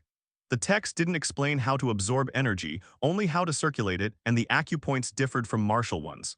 To Yang Juding, it was pure nonsense. Only at the very end did Li Qingqiu learn its name. The Supreme Sword Controlling Technique. Overnight, the first ray of morning sunlight tore through the horizon, sweeping across the Clear Sky Sect. Drops of water dripped from the eaves, symbolizing that the winter snow was beginning to melt. Li Qingqiu rose early, preparing to draw in energy and cultivate. The other disciples did the same, as if unaffected by the previous night's events. They meditated before the mountain gate, facing the endless range of mountains. The magnificent landscape loomed faintly within the heavy mist, making it easy for them to enter a calm state of mind. After last night's shock, the other disciples clearly grew more cautious and practiced even harder. As for Yang Juding, his old wounds had yet to heal, and he had added new ones. He was now resting indoors to recuperate. An hour later, Li Qingqiu stood up and dismissed the disciples. Zhang Zheoxia pulled Wu Manor toward the back mountain, while Zhang Yuchun and Li Dongyu went to chop wood and feed the chickens. The youngest two, Li Sifeng and Li Sijin, only needed to mind their safety. Li Qingqiu came to the outside of Yang Juding's room and knocked on the door. "Come in." Yang Juding's voice came through, weary and exhausted. He was not a cultivator, so he still needed sleep, but he had spent the entire night expelling poison, leaving him utterly drained. Li Qingqiu pushed the door open and closed it behind him. He walked to the table, sat down, looked at Yang Juding lying on the bed and asked, "That manual, where did you get it?" Yang Juding opened his eyes and looked at him. "Half a year ago, a rumor spread around Fiang Lake," he said. "They said that when the tide receded, a path would appear leading to the lake bed. It was said that 100 years ago, one of the martial world's legends left behind a secret chamber there. I went to join the excitement, and indeed it was just as the rumors claimed. I, along with a group of martial artists, dove down into the lake. By luck, I found a box that contained that manual. When I surfaced, I was spotted by the experts of the Azure Sect. I drove them off, thinking that would be the end of it. But who would have thought that after I and the Sword Saint of the Boundless Sea fought to mutual injury, those bastards would ambush me?" When speaking of this, he still looked aggrieved. To suffer such injuries because of a fake manual, it truly was a loss. "If you thought it was fake, why not just give it to the Azure Sect?" Li Qingqiu asked curiously. Yang Juding glared and replied angrily, "Even if it's fake, I'd never hand it over to that lot. Who knows what kind of havoc they'd cause under its name? Those people have always been swindlers, deceiving nobles and oppressing the common folk. To the Azure Sect, whether the manual is real or not doesn't matter. What they want is the fame of the martial legend. To snatch the legendary martial arts from the dragon-subduing hero himself. Once that spreads, their prestige will soar. They might even get in good with the court. For years now, they've been trying to cling to power. Besides, even if I said it was fake, they wouldn't believe me. And even if I gave them the manual, they'd still kill me, only stopping once they were sure there was no second copy." Li Qingqiu asked with interest, "Between the Azure Sect and the White Emperor Manor, which is stronger?" Yang Juding thought for a moment. "About the same, I suppose. But the White Emperor Manor has ties to the court, so the Azure Sect doesn't dare provoke them lightly. The two sides rarely clash. The current White Emperor Manor doesn't involve itself much in martial affairs anymore, but the Azure Sect is different, ambitious, seeking to become the overlord of the martial world." Following that topic, Li Qingqiu chatted further with Yang Juding, gradually gaining a clearer picture of Guzhu's current martial world. He found that the Great Li dynasty was far larger than his former world's Huaxia. Guzhu alone was half the size of Huaxia, with more than a dozen county cities and countless martial sects scattered throughout. They talked until Yang Juding began coughing. Only then did Li Qingqiu end the conversation and take his leave. He planned to practice the wind sprint technique first. Watching the fights last night had made him realize that his movement techniques still lagged far behind those of true martial masters. As for the supreme sword controlling technique, he didn't intend to practice it yet. That technique required 9 swords to unleash its full power. When he accumulated more techniques in the future, he would organize them properly. After all, a person's energy was limited. He couldn't practice every single art he came across. Still, the supreme sword controlling technique was definitely something he would learn eventually. He couldn't let his talent go to waste. Days passed one after another.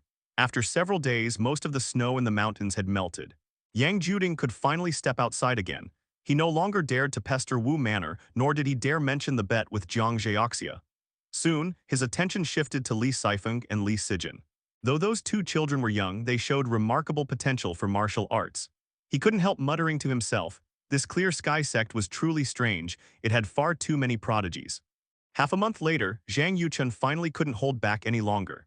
He gathered Wu Manor and Li Dongyu to go down the mountain to recruit new disciples. As for Yang Juding, Li Qingqiu confined him to the sect so that he wouldn't run into any Azure Sect disciples searching for him.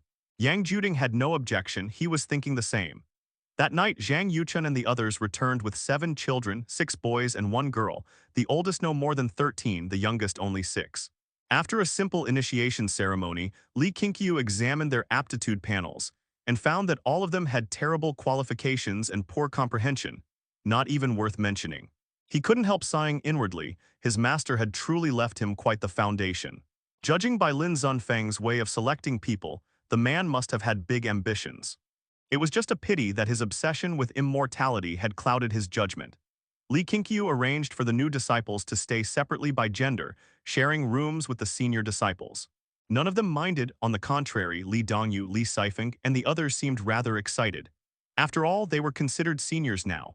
During their first 7 days, Li Qingqiu had them familiarize themselves with the sect. After that, he instructed Zhang Yuchun and Li Dongyu to begin teaching them the primordial unity scripture. In the future, Li Dongyu could serve as the transmission elder. As for Li Sifeng and Li Sijin, that would depend on their growth. It was worth mentioning that after a month of martial training under Yang Juding's guidance, Li Sifeng's skills improved rapidly. He could already scale walls and leap across roofs, often leaving the new disciples in awe. Winter passed completely and spring was approaching. The Great Li dynasty also celebrated the Spring Festival. Each year during that time, Li Qingqiu would think back to his past life.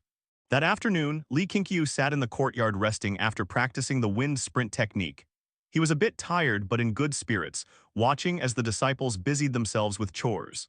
Some swept the grounds, some carried water, others repaired the eaves. Everything seemed to be moving toward a better future. Jiang Zhaoxia and Zhang Yuchun entered the courtyard one after another and sat down beside him. "Senior brother, we wanted to talk to you," Jiang Zhaoxia began. "We're planning to go down the mountain to buy some weapons. What do you think?" There were only 2 swords in the entire Clear Sky sect, one of which Lin Zunfeng had taken away. Jiang Zhaoxia had long been itching for another. He wanted a sword, a real sword, and not just him, the other disciples practicing martial arts also needed weapons. They couldn't keep relying on fist techniques forever. Li Qingqiu glanced at him and countered, "And where would we get the money to buy them?"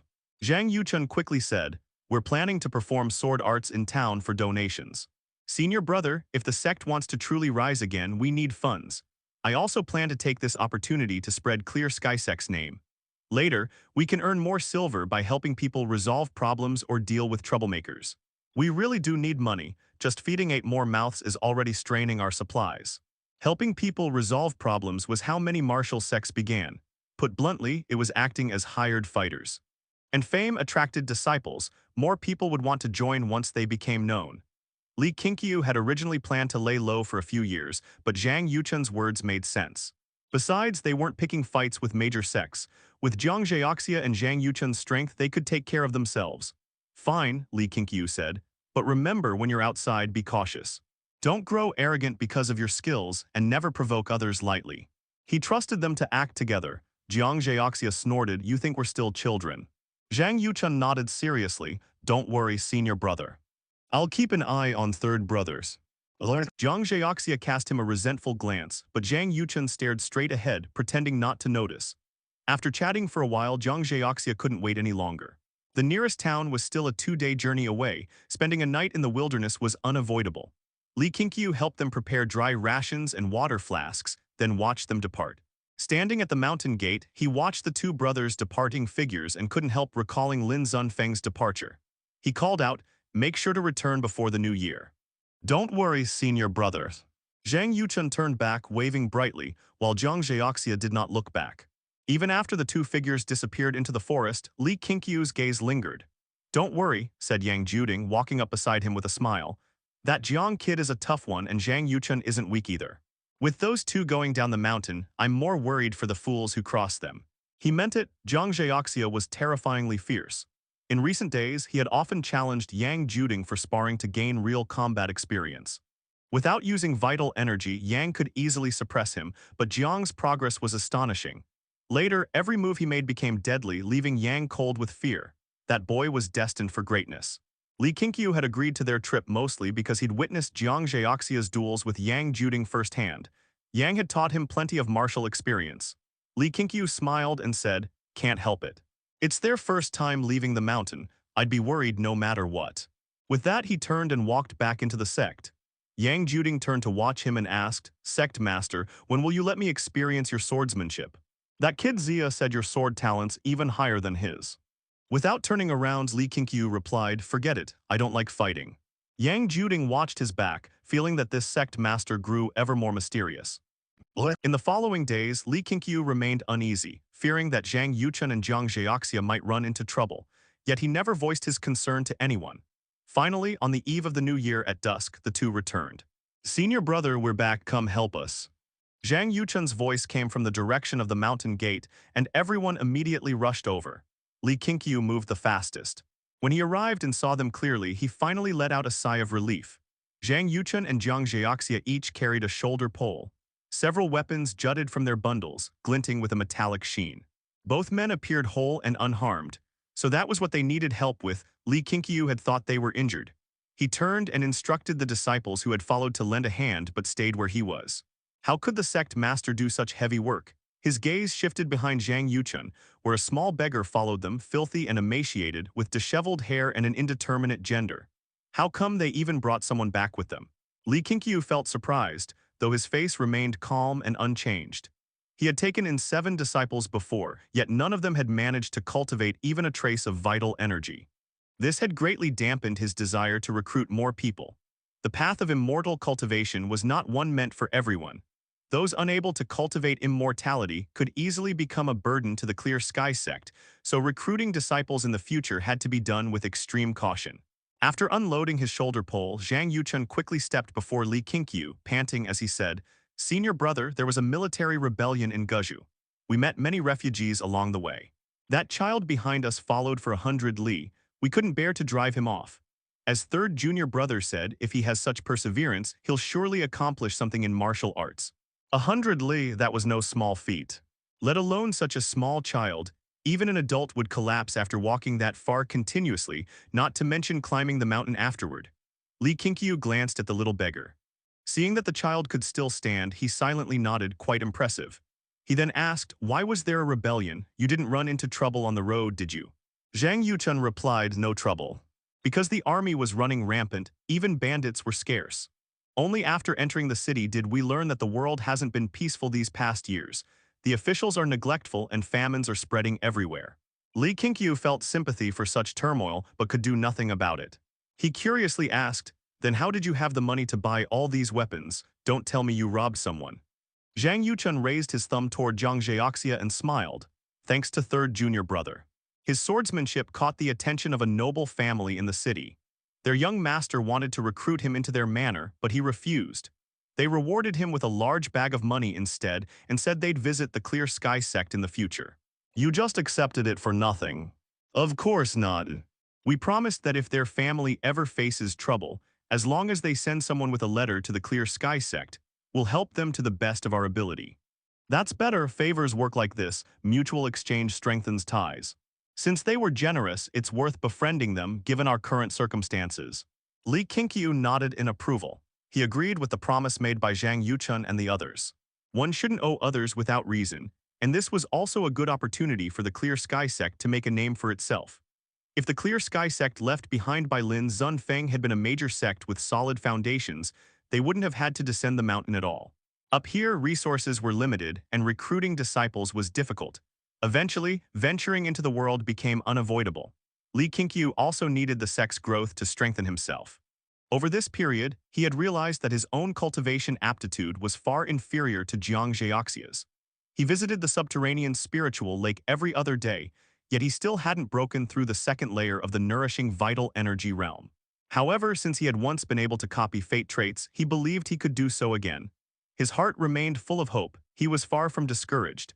The disciples helped Zhang Yuchun and Jiang Zheoxia carry the luggage. Besides a pile of weapons, there were also many seeds, quite a fruitful harvest. Zhang Yuchun then brought the little beggar before Li Qingqiu and said, "If you want to join the Clear Sky Sect, you need the Sect Master's approval." "It's not up to us." The little beggar looked about 8 or 9 years old, not even reaching Li Qingqiu's shoulder. She raised her head to look at him, her gaze clear, and said, "Please, Sect Master, take me in." After speaking, she directly knelt down and kowtowed toward Li Qingqiu. The other disciples looked on curiously. Li Qingqiu glared at them, and they immediately took the luggage and went back inside the sect. Only Li Qingqiu, Zhang Yuchun, and the little beggar remained before the mountain gate. The setting sun cast long shadows over them. Li Qingqiu looked down at the little beggar, not telling her to rise. "What's your name? What about your family?" he asked. Once she joined the Clear Sky Sect, he could cross-check her information and see if she was lying. It never hurt to be cautious. Li Qingqiu mostly feared she might drag the sect into some deep vendetta that could pull them into a deadly whirlpool. The little beggar pressed her forehead tightly against the ground, her voice hoarse as she replied, "My name is Su Ning. I've depended on my father since childhood. A year ago he passed away, and I've been struggling alone to survive ever since." "Any distant relatives?" Li Qingqiu asked again. "None." Hearing that, Li Qingqiu finally felt at ease. "Now make 3 vows and you may enter the sect," he said. Zhang Yuchun immediately instructed Su Ning to repeat after him. After she finished, Li Qingqiu personally helped her up. "The Clear Sky Sect doesn't keep idlers," he said, "but once you join, you're one of us. You'll never go hungry again and you'll live with dignity." Su Ning looked up at him, her eyes dull and emotionless, clearly unmoved by his words. He didn't mind, it was merely a formality. "Take her inside, let her wash up and change into clean clothes," Li Qingqiu said to Zhang Yuchun. Zhang Yuchun nodded and led Su Ning toward the sect. He tried to take her hand, but she dodged. Thinking she was simply shy, he didn't mind. Li Qingqiu followed leisurely behind, opening his Dao Lineage panel and locating Su Ning's profile among the disciples' details. Her portrait was unexpectedly delicate and fair. If not for the fact that he hadn't seen this face before, he wouldn't have believed she was the same Su Ning. A girl, Li Qingqiu was taken aback and opened her profile. Name: Su Ning. Gender: female. Age: 9. Loyalty to Sect Master Sect: 70-90 max 100. Cultivation aptitude: outstanding. Comprehension: excellent. Fate traits: Heavenly Thunder Spiritual Root, stubbornness, competitiveness. Heavenly Thunder Spiritual Root, a rare single-element spiritual root, possesses exceptional talent in Thunder attribute Dao arts. For those with this root, Heavenly Tribulation Lightning becomes a source of aid rather than harm. Stubbornness: once something is set in her mind, not even death will change it. Competitiveness: born proud and unwilling to lose to anyone. Li Qingqiu's breathing quickened. Cultivation aptitude: outstanding. Comprehension: excellent, completely opposite of Jiang Zhaoxia, at least not inferior to him. From what Li Qingqiu knew, the rankings for cultivation aptitude and comprehension from lowest to highest were extremely low, unranked, average, good, excellent, outstanding. He hadn't yet seen anything beyond that. And this Heavenly Thunder Spiritual Root fate trait seemed truly extraordinary. What was even more valuable was that Su Ning's loyalty to the Clear Sky Sect had instantly reached 90, while her loyalty to him personally was lower. Could it be that, because of her stubbornness trait, she had already accepted the Clear Sky Sect as her home? Li Qingqiu silently looked forward to Su Ning's future. Perhaps in time, Jiang Zhaoxia and Su Ning could become the Clear Sky Sect's left and right protectors, their specialists in battle. When they arrived at the courtyard, he saw Zhang Yuchun trying to lead Su Ning into a room, but she refused to enter, remaining silent. "Dongyu, take care of Su Ning, help her bathe and change clothes," Li Qingqiu called to Li Dongyu, who was watching from nearby. At his words, both Zhang Yuchun and Su Ning turned toward him. "Senior brother this?" Zhang Yuchun asked, puzzled. Li Qingqiu glared at him irritably. "She's a girl, what do you think you're doing?" "A girl?" Startled, Zhang Yuchun immediately stepped back, staring at Su Ning in disbelief. Su Ning turned away and walked toward Li Dongyu, who was approaching her. Zhang Yuchun moved closer to Li Qingqiu and whispered, "Senior brother, how are you sure she's a girl?" "My eyes aren't something you can compare to." "Then why didn't you say so earlier?" "I thought you knew." After hearing that, Zhang Yuchun looked toward Li Dongyu uncertainly. "Should I go and check anyway? What if we're mistaken? Fourth junior sister still has a mouth, doesn't she?" Leaving him with that, Li Qingqiu walked over to where the other disciples were gathered. Yang Juding had also come out to introduce the various weapons. To his surprise, the weapons Zhang Yuchun and Jiang Zhaoxia had brought back came in many styles, and none were shoddy. Li Qingqiu picked up a longsword, examining it carefully as he said to Jiang Zhaoxia beside him, "Well done. Of course, from now on, just focus on being the Sect Master. Leave the rest to me," Jiang Zhaoxia said proudly. "Oh, planning to overthrow me? How could you say that? Besides, you never do anything anyway. At least I'm teaching 5th junior brother, you, on the other hand, do absolutely nothing." "That's exactly why I'm the Sect Master. I have to think about a lot of things. You wouldn't understand my exhaustion." The brothers began their usual banter. The other disciples were used to it and wisely stayed out of it. Li Qingqiu pondered silently, wondering if these swords could be used to cultivate the supreme sword controlling technique. When the new year arrived with Zhang Yuchun and Jiang Zhaoxia back, Li Qingqiu's spirits lifted. From dawn, the entire Clear Sky Sect bustled with energy. The older disciples hung lanterns and cooked, while the younger ones gathered around Yang Juding, listening to his stories of the martial world. Li Qingqiu also sat nearby, his gaze occasionally drifting toward Su Ning. She had changed into clean clothes. Compared to how she'd looked when she first came up the mountain, she was almost unrecognizable.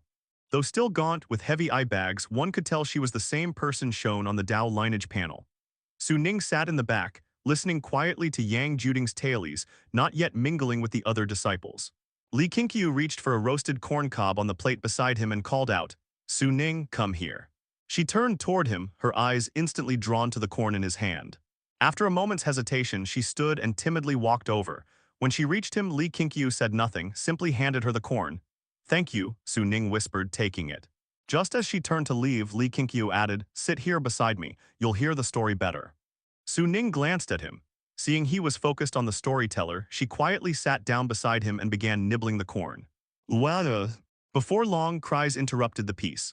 Li Qingqiu came running into the courtyard in tears, shouting, "Senior brother, third senior brother hit me, I almost died." His wails drew everyone's attention. Li Qingqiu sighed helplessly and rose to his feet. Su Ning's eyes followed him wide open. Compared to the day before, there was now a faint glimmer of light in them. After the lively New Year celebration, life in the Clear Sky Sect returned to its usual calm. Those cultivating immortality continued their cultivation, while those training in martial arts resumed their practice. A month later, Li Qingqiu finally broke through to the second layer of the nourishing vital energy realm within the subterranean spiritual lake.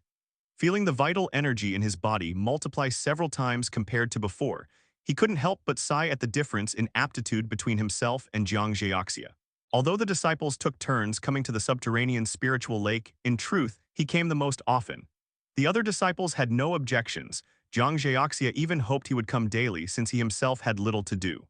The junior brothers and sisters were all brought up under Li Qingqiu's care. Now that he was enjoying some fortune, they didn't find it unfair. On the contrary, they felt he truly deserved it. Moreover, the stronger the Sect Master, the farther the Clear Sky Sect could go. "Senior brother, did you just have a breakthrough?" Across the lake, Li Dongyu, who had been meditating, looked curiously at Li Qingqiu. She had clearly sensed the spiritual energy in the area rushing toward Li Qingqiu earlier, even affecting her own absorption of energy. Li Qingqiu opened his eyes and smiled. "I did break through. Next, I can begin cultivating the second layer of the primordial unity scripture." Li Dongyu showed a trace of envy and then asked, "By the way, senior brother, Senior Yang once mentioned that in the martial world, martial artists' strength is divided into ranks. Would you say the second layer of the nourishing vital energy realm counts as a first-class expert, or beyond first class?" The scene of Qingxiao killing Luo Lai was still vivid in her mind. Although it had been a sneak attack, Yang Juding had said that Luo Lai was a first-class expert. Even if it was a surprise strike, anyone capable of killing him could not be far from that realm. "That, I wouldn't know. Besides, we cultivate to strengthen ourselves, not to compare with others," Li Qingqiu said earnestly. For cultivators, what mattered was cultivating one's heart. It was not about one day or one night, but about the years and ages to come. Li Dongyu nodded. "I understand, I was just curious." The two chatted idly as they cultivated, but after a few sentences, both fell silent again. 2 hours later, they left together and returned to the Clear Sky Sect. By the time they arrived, it was near dusk. Most of the disciples had gathered in the courtyard where they usually stayed. It was also where they ate. Li Qingqiu saw Su Ning standing alone outside the kitchen, waiting to serve dishes, while the other disciples had already gathered around the tables, discussing what they had learned that day. Aside from cultivating the primordial unity scripture, most disciples spent their days practicing martial arts under Yang Juding's instruction. Though their progress wasn't as rapid as Li Qingqiu's, their bodies had become significantly stronger. Su Ning had not yet begun cultivating the primordial unity scripture. Without Li Qingqiu's direct permission, neither Li Dongyu nor Zhang Yuchun dared to teach it to any disciple. Not even Yang Juding had cultivated it. Of course, Yang Juding wasn't interested in the sect's internal cultivation method anyway. For martial artists, changing their inner energy technique was a grave taboo unless the new art far surpassed the old one. Changing techniques meant starting over from scratch in cultivating inner energy, a process that couldn't be completed in a mere month or two. Li Qingqiu walked up behind Su Ning and asked, "Do you wish to cultivate?" Su Ning was startled, turning her head toward him and asking cautiously, "You mean inner cultivation?" She was already studying martial techniques and was far more diligent than the other disciples, often earning Yang Juding's praise. However, Yang Juding clearly favored male disciples. His focus was on Li Sifeng, while the techniques he taught others were rather ordinary. Of course, and it's the Clear Sky Sect's own unique inner art, Li Qingqiu said with a mysterious smile. His words made Su Ning's eyes light up in delight. She had witnessed Yang Juding display inner energy before and had been deeply amazed by it. She had longed to learn inner cultivation ever since. I want to. I really want to, Su Ning nodded fervently like a pecking chick, her eyes glowing. It was her first time showing such excitement. Li Qingqiu smiled and asked, if I teach you inner cultivation, what should you call me? Well, Sect Master. Was Master. Su Ning tested nervously. She understood what a master-disciple bond meant. Within the martial world, that relationship often surpassed even parent and child. Li Qingqiu's lips curled slightly. Kowtow to me 3 times. From now on, you shall be my first disciple. Zhang Yuchun, who was cooking nearby, couldn't help glancing curiously at them when he heard this. Senior brother, how can your first disciple be a woman? The voice came from Jiang Zheoxia, who approached carrying a sword. Ever since he picked up that iron sword, his entire demeanor had become sharp and spirited. Sometimes, even from dozens of feet away, one could hear the whooshing of his sword practice through the forest. At present, Jiang Zheoxia was already recognized as the strongest person in the Clear Sky Sect. Hearing his words, the other disciples turned their heads to look, Yang Juding included. Under everyone's gaze, Su Ning's small face flushed red, though her eyes toward Jiang Zheoxia were full of displeasure. What of it if she's a woman? Perhaps she'll surpass you one day, Li Qingqiu said indifferently. His words deeply moved Su Ning, her eyes welled up with tears. Then Li Qingqiu looked at her and gestured for her to kneel. Su Ning immediately knelt and kowtowed 3 times to him. Thus, Li Qingqiu took in his first disciple. He secretly breathed a sigh of relief. A talent like her, if not nurtured early, his heart would itch in regret. Yet he was also wary should Su Ning grow strong too quickly, she might threaten his position as Sect Master. Hence, he employed a small measure of precaution. With her forbearance fate trait, Su Ning would likely recognize him as her only master and never betray him. As for Jiang Zheoxia's blunt remarks, even if Su Ning was displeased, it wouldn't grow into hatred. After all, Jiang Zheoxia had once saved her. All right, let's eat first. Li Qingqiu helped Su Ning up, patted her knees, and smiled warmly. The attitude toward an ordinary disciple and that toward a personal disciple were worlds apart. Li Qingqiu even felt as though he were raising a daughter, though he was only 7 years older than Su Ning. A sect master taking a disciple was no small matter. Naturally, the topic dominated dinner discussions that night. A few bold, mischievous disciples even asked to take Li Qingqiu as their master, but were promptly rejected. Instead, Zhang Yuchun and Li Dongyu each ended up taking a disciple of their own. As for Jiang Zheoxia, he couldn't care less. His cold expression alone kept others from getting close. Yang Juding set down his wine cup and said with emotion, Sect Master, the position of first disciple is no trivial matter in any sect. Are you sure she's up to it? Su Ning clenched her back teeth when she heard that. There was no helping it, she was young and frail. In Yang Juding's eyes, she hardly seemed capable of great achievements, certainly not compared to his prized Li Sifeng. Unfortunately, Li Sifeng was of the same generation as Li Qingqiu, and thus Yang Juding could not take him as his own disciple. Even if she's not, it doesn't matter, Li Qingqiu replied smoothly. Though we are a martial sect, our path is not one of constant rivalry. Rather than strength alone, I value her character and sense of duty. I believe this child will make me proud. He spoke beautifully, continuing his subtle strategy to win Su Ning's heart. He almost wanted to applaud Yang Juding. I didn't even bribe you, yet you're helping me save face. Li Dongyu interjected, enough. Now that little Ning has become senior brother's disciple, she's our junior niece. Let's look forward. Junior niece, little Ning, that means you're my niece now, said the young Li Sijin with a cheerful grin. She was actually a year older than Su Ning, but when the two stood together, she always looked younger, mostly because she was so innocent, while the quiet Su Ning appeared more composed. Su Ning's face finally relaxed into a smile. She liked Li Sijin's liveliness, and she picked up some food to place in her bowl. Li Qingqiu opened the Dao Lineage panel and checked Su Ning's loyalty. 99.99, good heavens, maxed out instantly. In his eyes, that was already the highest possible loyalty. 100, that was beyond ordinary human capacity. She could now be safely nurtured. 3 days later, Li Qingqiu took Su Ning and Li Sijin to the subterranean spiritual lake to train. Today, he would teach Su Ning the primordial unity scripture for the first time, and she was full of anticipation.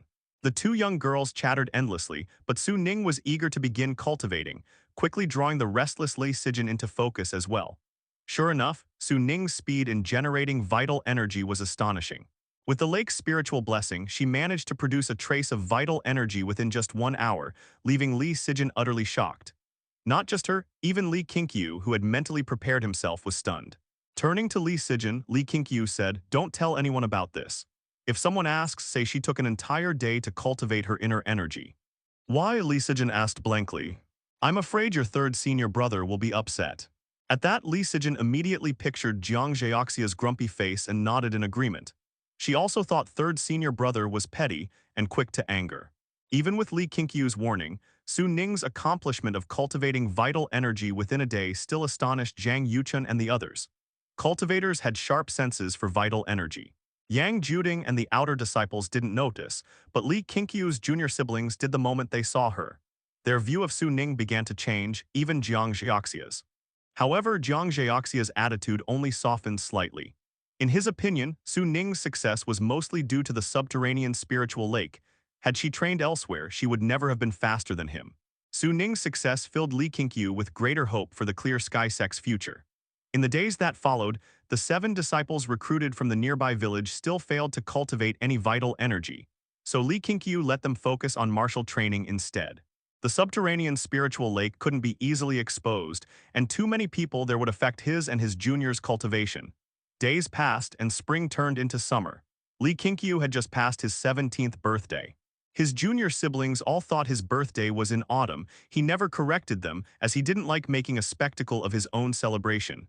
That afternoon, Li Qingqiu sat on the grassy slope before the mountain gate. 9 swords lay before him as he sought to form connections with them, cultivating the supreme sword-controlling technique. Suddenly, he raised his head. Down the mountain path, a man emerged from the forest. The man wore a belted yellow robe, a sword on his back, his figure tall and strong, clearly a martial artist. When the yellow-robed man saw Li Qingqiu at the gate, a bright smile appeared on his face. He strode up the stone steps and called out, "May I ask, is this the Clear Sky Sect?" Li Qingqiu snapped irritably, "Can't you see the characters above my head?" The 3 large characters Clear Sky Sect were carved into the gate itself. Such blindness was intolerable. The yellow-robed man didn't take offense. Smiling, he said cheerfully, "Oh, I saw them all right, but I wanted to hear it from you personally. Allow me to introduce myself. I am your Clear Sky Sect's new Sect Master. My name is Mo Jiujiao." Hearing Mo Jiujiao's words, Li Qingqiu was stunned for a moment, somewhat caught off guard. The Clear Sky Sect only had 3 courtyards and the number of disciples was few. How could anyone covet it? "Who sent you here?" Li Qingqiu asked cautiously. If the other party was sent by Lin Zunfeng, he would have to treat him politely.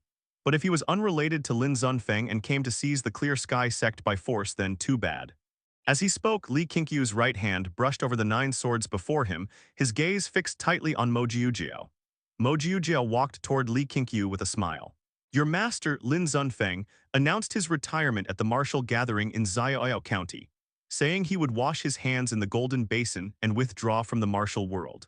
Since he's gone, it'll be hard for your Clear Sky Sect to keep this fine land. Why not let me take over?" Li Qingqiu suddenly understood. Of course, ancient Great Mountain Range was vast and rich in resources, yet there was only one sect there. That was obviously because of the prestige Lin Zunfeng had carved out through strength. Now that Lin Zunfeng was gone, naturally other sects would set their sights on this territory. He couldn't help feeling a bit of resentment. "Master, if you wanted to seek immortality, why cause such a commotion before leaving?"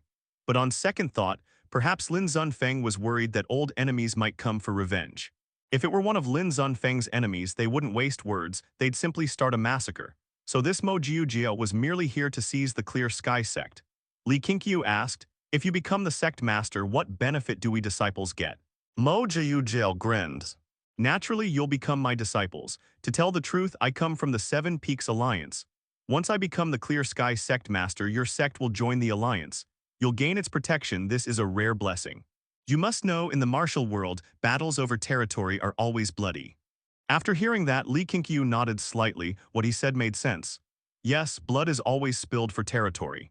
"So may I refuse?" Li Qingqiu asked calmly, still sitting cross-legged on the grass. Mo Jiujiao froze, then sneered. "You're not going to ask your Sect Master?" "I am the Sect Master." Li Qingqiu's reply made Mo Jiujiao stop in his tracks. He looked Li Qingqiu up and down, his expression turning strange. "They say that after that bloody storm 20 years ago, only Lin Zunfeng survived from the Clear Sky Sect. So it's true he actually let a child inherit as Sect Master. Mo Jiujiao muttered, shaking his head with a laugh. Had he known earlier, he wouldn't have bothered talking. In that case, you have no right to refuse. Either submit to me, or I'll tear out your tongues and gouge out your eyes, making you slaves for life. Mo Jiujiao's face twisted ferociously as he took another step forward, closing in on Li Qingqiu. Li Qingqiu narrowed his eyes, ready to strike, but then his ears twitched and his body relaxed again. Impudent. A thunderous roar split the air. Yang Juding stepped on the cliffside, leaping over the mountain gate like a great goose, landing on the stone steps between Li Qingqiu and Mo Jiujiao. Mo Jiujiao frowned, and who are you supposed to be? He cursed inwardly, that brat tricked me. No matter how eccentric Lin Zunfeng was, he wouldn't make a child sect master. Yang Juding. Ever heard the name? Yang Juding's voice boomed across the mountains like a great bell, full of might. Mo Jiujiao's face darkened. He gritted his teeth. Dragon-subduing hero, I've never heard of any ties between you and the Clear Sky Sect. Now you see it. Get lost. Yang Juding's inner energy surged, making his robes billow as he glared down like a fierce tiger. Mo Jiujiao's expression flickered between rage and fear. Compared to Yang Juding's renown, he was insignificant. Before such a mighty hero, instinctive fear took hold. But to retreat after coming all this way, after a brief silence, Mo Jiujiao took a deep breath and cupped his hands. I shall take my leave. He turned and strode away.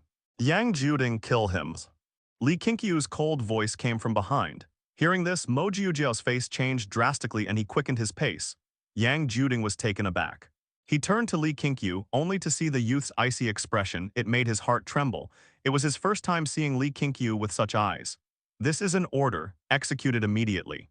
Li Qingqiu spoke again. Yang Juding gritted his teeth and dashed down the mountain. By then, Mo Jiujiao had already fled into the forest. Li Qingqiu shook his head at Yang Juding's hesitation. If not for his skill, he'd have long been devoured by the martial world. Having lived 2 lives, and after his experiences in this one, Li Qingqiu had already seen the world clearly. He was ready for the challenges ahead. Killing was something unavoidable. He wouldn't kill the innocent, but anyone who provoked him would face no mercy. That was also why he hadn't blamed Jiang Zhiaxia for killing Luo Lai. In fact, he admired his third junior brother's ruthlessness. He sat patiently, waiting. Even if Yang Juding let Mo Jiujiao go, he wasn't worried. This was a test for him. If Yang Juding couldn't pass it, then he could live out his life guarding the gate. As for that so-called Seven Peaks Alliance, if they came, they would face him head-on. How could an immortal sect cower before a martial one? From Yang Juding's supreme sword-controlling technique, it was clear that other cultivators existed in this world. And where there were cultivators, there must be cultivation sects, perhaps hidden or beyond the great Li dynasty's lands. Li Qingqiu was already envisioning the future enemies of the cultivation world. A stick of incense later. Yang Juding emerged from the forest, carrying Mo Jiujiao over his shoulder.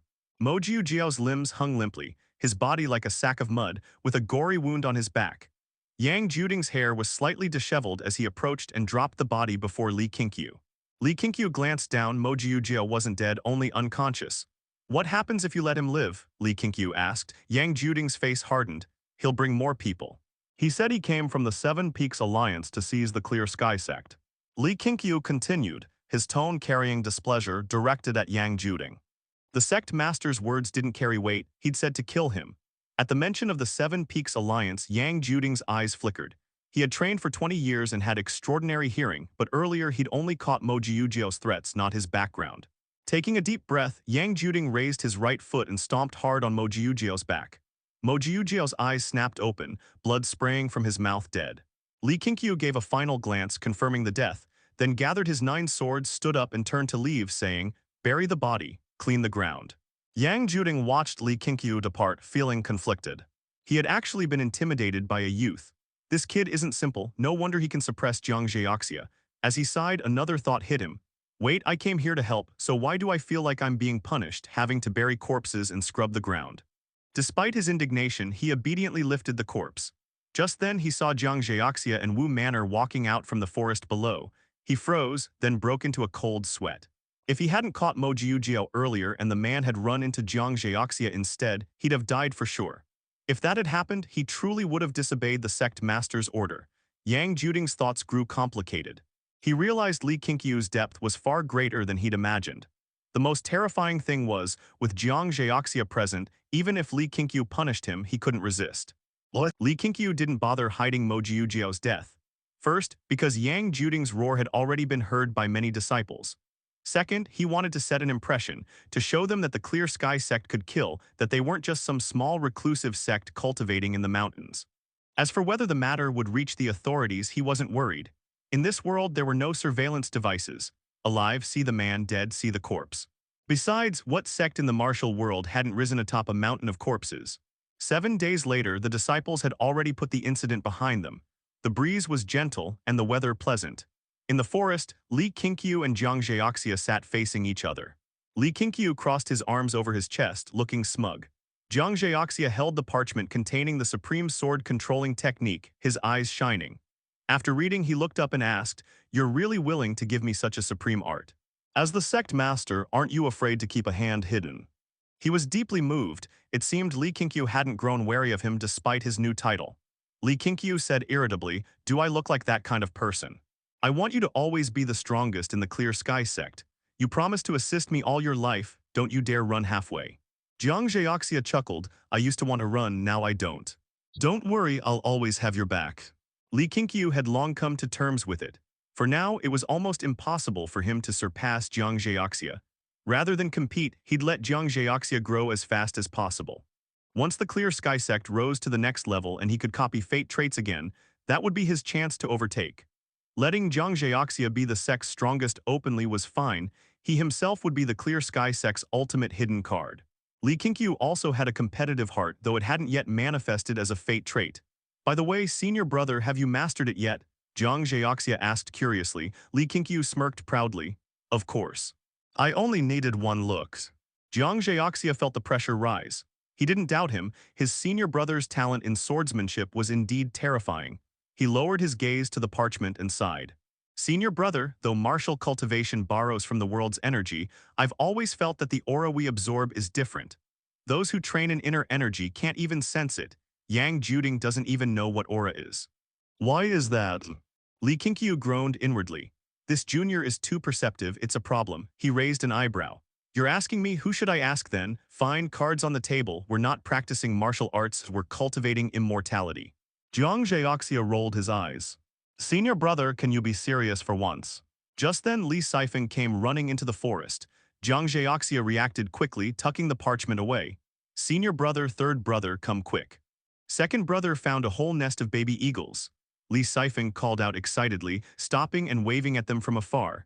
In the courtyard, all the disciples gathered together. Even Yang Juding stood at the back of the crowd, tiptoeing to get a better look inside. Li Qingqiu squatted in the middle of the group. In front of him on the ground was a bird's nest, inside which lay 3 young eagles and 2 unhatched eggs. The 3 eaglets were covered in dark gray feathers. From the shape of their beaks, one could already tell they were of the eagle species. They were still very young, unable to fly, chirping and bumping into each other within the nest. Beside them were fragments of eggshells they had hatched from. Zhang Yuchun was explaining where he had found the nest. It turned out that during his last trip down the mountain, Zhang Yuchun had bought a few herbology books, wanting to learn some medicine. Following the descriptions in the books, he had gone up a mountain to search for herbs and happened upon the eagle's nest atop a cliff. He described the process as incredibly perilous, making the disciples gasp and exclaim from time to time. Li Qingqiu looked at the eaglets and thought of the guardian spirit beast shown on the Dao Lineage panel. He wondered if he could somehow lead these eaglets onto the path of cultivation. "Master, did you see their parents?" Zhang Yuchun's eldest disciple, Huang Shan, asked. He was the oldest among the 7 new disciples, now 13 years old, and had become the small group's natural leader. Though he had yet to cultivate vital energy, his talent in martial arts was outstanding and his skills were the strongest among the 7. Zhang Yuchun shook his head. "No. If I had, it wouldn't have been so easy." Li Qingqiu stood up, smiling. "Well done. Raise them carefully, especially those 2 eggs. Try your best to hatch them. In the future, they will become the guardian beasts of the Clear Sky Sect. When people in the martial world see eagles in the sky, they'll know the Clear Sky Sect has arrived and step aside. Wouldn't that be magnificent?" At his words, everyone's eyes lit up. Even Jiang Zheoxia looked at the eaglets with fiery enthusiasm. Yang Juding couldn't help but pour cold water on their excitement. Eagles aren't dogs. They're not easy to tame. Once they grow up, they'll surely fly away. That's why we have to think of ways to make it work. If it does, all the better, Li Qingqiu said indifferently. There was little entertainment on the mountain apart from cultivation, so raising some animals wasn't a bad pastime. The disciples began discussing enthusiastically based on Li Qingqiu's suggestion, while he listened and helped broaden their thinking. The Clear Sky Sect was too monotonous. It needed creativity from its disciples. Just like Zhang Yuchun, who had taken the initiative to study medicine and even brought back an eagle's nest. As they chatted, Li Qingqiu suddenly realized he needed to establish a proper structure for the Clear Sky Sect. For instance, every month he and his 6 junior brothers and sisters should hold a formal meeting to plan the sect's development for the coming month. They couldn't be too lazy. This would also help train his disciples to think like leaders. The martial disciples should be divided into different branches and styles, so that the Clear Sky Sect's martial path could spread and flourish in the future. As for the cultivation disciples, they could serve as the sect's elites. After all, he had already received the Dao Lineage reward for all members becoming cultivators. The next step was to lay a solid foundation for the Clear Sky Sect. Internal affairs needed rules. Finances needed planning, resources had to be developed long-term, they had to start expanding. The more Li Qingqiu thought, the more he realized time waited for no one. They had been far too relaxed before. That very evening, Li Qingqiu called his 6 junior brothers and sisters to his room for a meeting. Though Wu Manor was dull and Li Sifeng and Li Sijin were still young, he included them all. As the 7 talked, their enthusiasm grew. Even Jiang Zhaoxia offered many constructive ideas. After the meeting, they returned to their own rooms and held smaller discussions with the other disciples. That night, the entire Clear Sky Sect was abuzz until late, and many appeared the next morning for training with dark circles under their eyes. Standing on the mountaintop, Yang Juding stretched his body and looked down at the lively disciples in the courtyard below, feeling deeply moved. He suddenly had a feeling that 10 years from now, the Clear Sky Sect would shake the world, grow strong, and undergo earth-shattering transformation. Perhaps he needed to work even harder. After that realization, Yang Juding decided to devote himself to training the 7 disciples from the mountain village. They would surely become the future pillars of the Clear Sky Sect.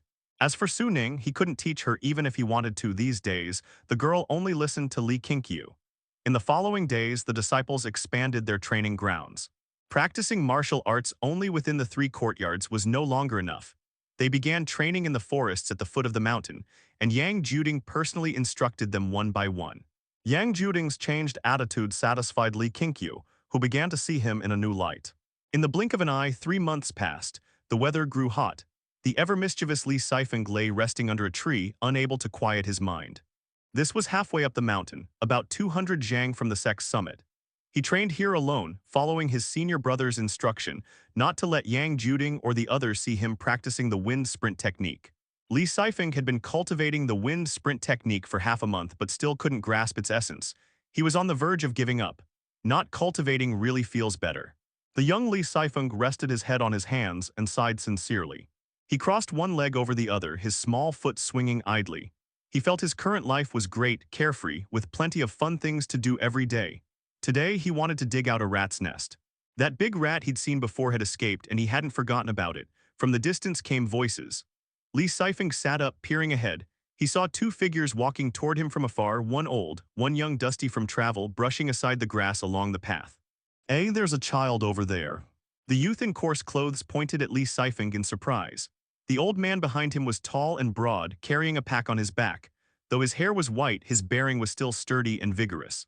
The old man raised his eyes and immediately spotted Li Sifeng, frowning slightly. This place was far from the village below. No ordinary child could have made it up here. Seeming to realize something, he asked, "Child, are you a disciple of the Clear Sky Sect?" Li Sifeng didn't run. Sitting on the ground, he answered, "That's right, who are you too?" Upon hearing that he was from the Clear Sky Sect, the youth immediately quickened his pace, running toward him. "Young master, slow down." The old man sighed helplessly as he followed. The youth stopped in front of Li Sifeng, beaming. "My name's Jiang Nian, I'm 13 this year. What about you, what's your name?" "How old are you?" Li Sifeng stood up and replied, "My name's Li Sifeng, I'm also 13. He compared their heights and found that he was shorter than Jiang Nian, which made him a bit upset. Then the white-haired old man came over and asked, "Little brother, is your master Lin Zunfeng here?" Li Sifeng looked at him and said, "My master left long ago. Didn't he announce his retirement from the martial world during that free martial gathering?" "Haven't you heard?" Since Lin Zunfeng had publicly retired from the martial world, Li Qingqiu no longer told the disciples to hide that fact. The old man didn't seem disappointed. Instead, he smiled. Then is Zhang Zheoxia still in the sect? You know my third senior brother, Li Sifeng asked warily. They were both surnamed Jiang, something was off. Though Li Sifeng usually feared Zhang Zheoxia, their bond as brothers was deep. They were all orphans, yet none of them knew each other's true origins. Could it be that his third senior brother had family down below? If Zhang Zheoxia left, what would happen to the Clear Sky Sect? Despite his childish appearance, Li Sifeng's mind ran deep. In that instant, countless bad outcomes flashed through his thoughts. The Clear Sky Sect couldn't afford to lose Jiang Zheoxia. He's my brother. We've come to find him and take him home. Jiang Nian smiled. He was handsome with fair skin and a sunny, charming grin. But in Li Sifeng's eyes, that smile was utterly detestable. My third senior brother went down the mountain with my master earlier. You came for nothing. Li Sifeng spread his hands, feigning helplessness and sympathy. The old man frowned slightly and said, "Then let us stay for one night. It's too late to descend the mountain." Li Sifeng shook his head. "There are already guests in the sect, no room for you." "We'll just take a look." The old man refused to give up. Li Sifeng was still too young. His nervousness was obvious to the old man. Without another word, the old man grabbed Jiang Nian and started heading uphill. Li Sifeng panicked and rushed to block their way. "You can't go up the mountains." The old man's expression turned slightly displeased, though he kept his tone patient. "Little brother, why are you stopping us from finding young Master Jiang?" Li Sifeng glared. "You abandoned my third senior brother, and now you want to take him back. What right do you have to control him like that?" The old man sighed. "There were many reasons for what happened back then. You're too young to understand. Now if your third senior brother comes home, he'll live well, much better than suffering on this mountain. If you're that attached to him, you can come with us too." Jiang Nian, clearly intrigued by Li Sifeng, added cheerfully, "Yeah, come with us. My father's a high official now, life's great." But Li Sifeng wasn't swayed. In fact, his fear deepened. It felt as though Zhang Zheoxia was slipping away from him. "No, absolutely not. You're not going up that mountains." Li Sifeng clenched his small fists, shouting angrily. As he spoke, he pulled out a dagger from his waist, its blade flashing in the sunlight. Seeing the weapon, the old man merely chuckled. Stroking his beard, he said, "Child, do you even know who I am? If this were the martial world drawing a blade against me, no immortal could save you. Save your boasting for your father." Li Sifeng snapped back, his neck stiff with defiance, a line he had learned from his senior brother. The old man didn't understand the words but could tell from his tone that the boy was insulting him. His face darkened as he coldly snorted. "So be it. I'll teach you, on Lin Zunfeng's behalf, how to speak to your elders." He raised his hand to grab Li Sifeng. Suddenly, Li Sifeng moved. His left hand shot up like lightning, gripping the old man's right wrist and yanking hard. The old man, caught off guard, lost his balance and stumbled forward. Li Sifeng had prepared a follow-up. As he pulled the old man in, his right hand drove the dagger straight toward the man's chest. The old man's pupils dilated, disbelief flashing in his eyes. In an instant, the white-haired elder stomped his right foot, his inner energy bursting forth as he forcibly broke free from Li Sifeng's grip. His body stumbled backward, yet even so, Li Sifeng's dagger still pierced his chest, blood splattering outward. The white-haired elder retreated more than 10 steps before he managed to stabilize himself. Lowering his head, he glanced at his chest and brushed his hand over the wound. It wasn't deep. He immediately let out a breath of relief. When he looked again at his right hand, his sleeve was torn to shreds, and 3 bloody scratches had appeared on his wrist. His heart trembled with lingering fear, and his gaze toward Li Sifeng was filled with shock and dread. This boy has such great strength, and he moves so fast. Jiang Nian was dumbfounded. Even with dust covering his face, he could no longer care about that. What had he just witnessed? The man he thought to be the most powerful martial artist, Grandpa Du, had actually been injured by a boy his own age. He had seen it clearly. Li Sifeng hadn't ambushed him. It was Grandpa Du who attacked first, but Li Sifeng's speed was faster. The white-haired elder named Duke Xuanfeng took a deep breath. He looked at Li Sifeng and asked in a low voice, "Impressive skill. What is your name?" Li Sifeng gritted his teeth and said, "Leave the mountain now, don't force me to kill you." Though he deeply admired how Zhang Zheoxia killed enemies with ease, when it was his turn to face such a situation, he was extremely nervous. Normally, he wasn't so bloodthirsty, but when it concerned the Clear Sky Sect, he could not suppress his killing intent. Zhang Zheoxia was the strongest person within the Clear Sky Sect. If he were to leave, and the Seven Peaks Alliance or the Azure Sect invaded in force, it would spell disaster. Hearing Li Sifeng's words, Duke Xuanfeng laughed coldly. A killing intent flashed in his eyes as he began to circulate his inner energy. His robes and hair fluttered, his aura growing more and more terrifying. Old as I am, I've roamed the martial world for many years. I've heard those same words countless times, but none have ever managed to make them come true. Duke Xuanfeng's tone shifted, and his entire demeanor changed. He now referred to himself as this old man, his presence pressing down like a mountain. Li Sifeng was startled, but as soon as he stirred the vital energy in his body, his courage surged, his expression twisting into something ferocious. If Duke Xuanfeng was an old, violent tiger, then Li Sifeng was a fierce, vicious lone wolf. Their confrontation terrified Jiang Nian, who hurriedly backed away. "Sifeng, what are you doing?" A voice suddenly came, making Li Sifeng's face turn pale with fright. He looked over quickly. Not far away, atop a tall tree, stood Jiang Zheoxia. The branch beneath his feet was thin, yet with his ragged robes and calm bearing, he looked almost otherworldly. Jiang Zheoxia's face was expressionless. His eyes were not on Li Sifeng, but fixed upon Duke Xuanfeng. For some reason, being stared at by Jiang Zheoxia made Duke Xuanfeng feel inexplicably uneasy. He had roamed the martial world for decades, and only those world-renowned top experts could make his heart tremble at a glance. Yet this young man looked so young, it shocked him deeply. Since when did the Clear Sky Sect have two peerless geniuses? Unbelievable. Li Sifeng had already made him feel danger, but this newly arrived youth gave him a sense of complete helplessness. His instincts screamed, if he made a move, he would die miserably. Third senior brother Li Sifeng, realizing he could no longer hide anything, spoke in a trembling voice. Third senior brother. Duke Xuanfeng's eyes widened in disbelief. You are Jiang Zheoxia. Big brothers. Jiang Nian cried out in surprise and joy. His elder brother's bearing filled him with admiration. He was even more powerful than Jiang Nian had imagined. However, Jiang Zheoxia paid no attention to the title.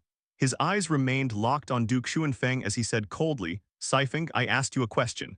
Has your third senior brother's words lost their weight? Li Sifeng trembled all over, terrified. He quickly recounted the entire incident. It's over, third senior brother is definitely going to beat me, Li Sifeng wailed inwardly. Attacking his senior brother's kin, this was no small matter. After hearing him out, Jiang Zheoxia's expression didn't change. He snorted coldly and said, you did well but not well enough, you should have killed them outright. At those words, not only Duke Xuanfeng and Jiang Nian, but even Li Sifeng was stunned.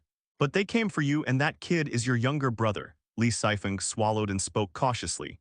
Jiang Zheoxia said flatly, I have only two younger brothers, you and Manner. Li Sifeng fell silent, his heart filled with mixed emotions. He was moved, yet there was also an indescribable sadness, one he couldn't quite understand at his age. Duke Xuanfeng said immediately, Jiang Zheoxia, the matter back then wasn't what you think. Your father sent Zunfeng to bring you up the mountain because he had no other choice. Jiang Zheoxia's tone was cold.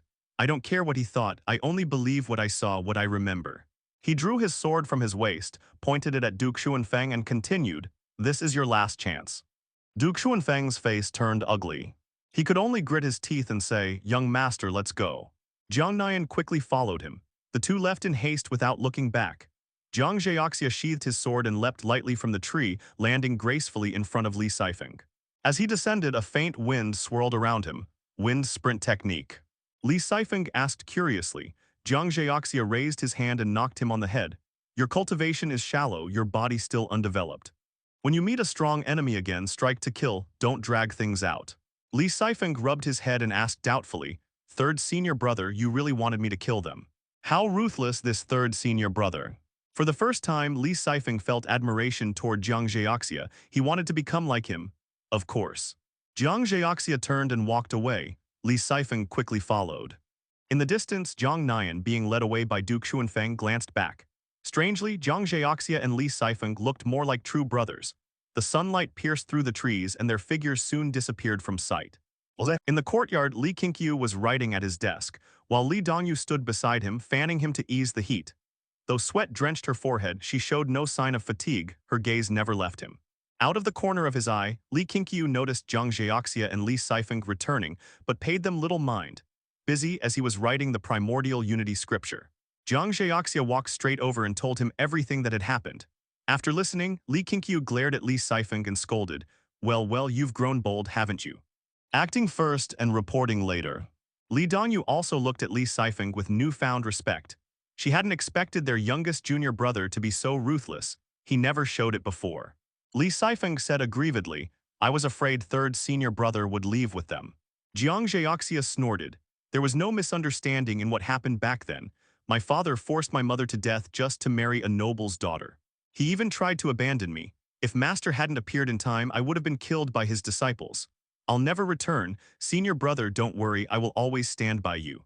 The Jiang family was also a martial clan, but like many others in the martial world, they sought to wash away their past. When Lin Zunfeng first brought Jiang Zheoxia up the mountain, Li Qingqiu had overheard him discussing this matter with a friend. It was indeed as Jiang Zheoxia said. Li Qingqiu nodded, then glared at Li Sifeng again. Remember this, no matter what happens, you must ask me first. Whether I approve or not, I have to know. I am not only your senior brother, I am the Sect Master of Clear Sky Sect. This kid had already begun to show the signs of his fate traits. He had to be watched carefully. Li Qingqiu wasn't worried that Li Sifeng would betray him, his loyalty was unquestionable, but he feared that good intentions might lead to trouble, dragging him into danger. He wasn't cultivating immortality for himself alone. He had to bring along his junior brothers and sisters, none could be left behind. These disciples were all raised by him. He had changed their diapers, coaxed them to sleep. To him, they were already family. I understand, Li Sifeng muttered, looking like a meek kitten before his senior brother and sister utterly harmless. Go play, Li Qingqiu waved him off. Just looking at him made him angry, he might not be able to hold back otherwise. Feeling that his senior brother was truly upset, Li Sifeng quickly turned and ran off. Jiang Zheoxia frowned.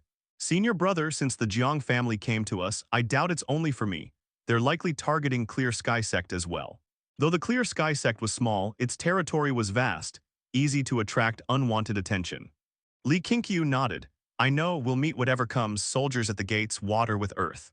Then changing the subject, he said, tomorrow take Huangshan and Yu Lin down the mountain.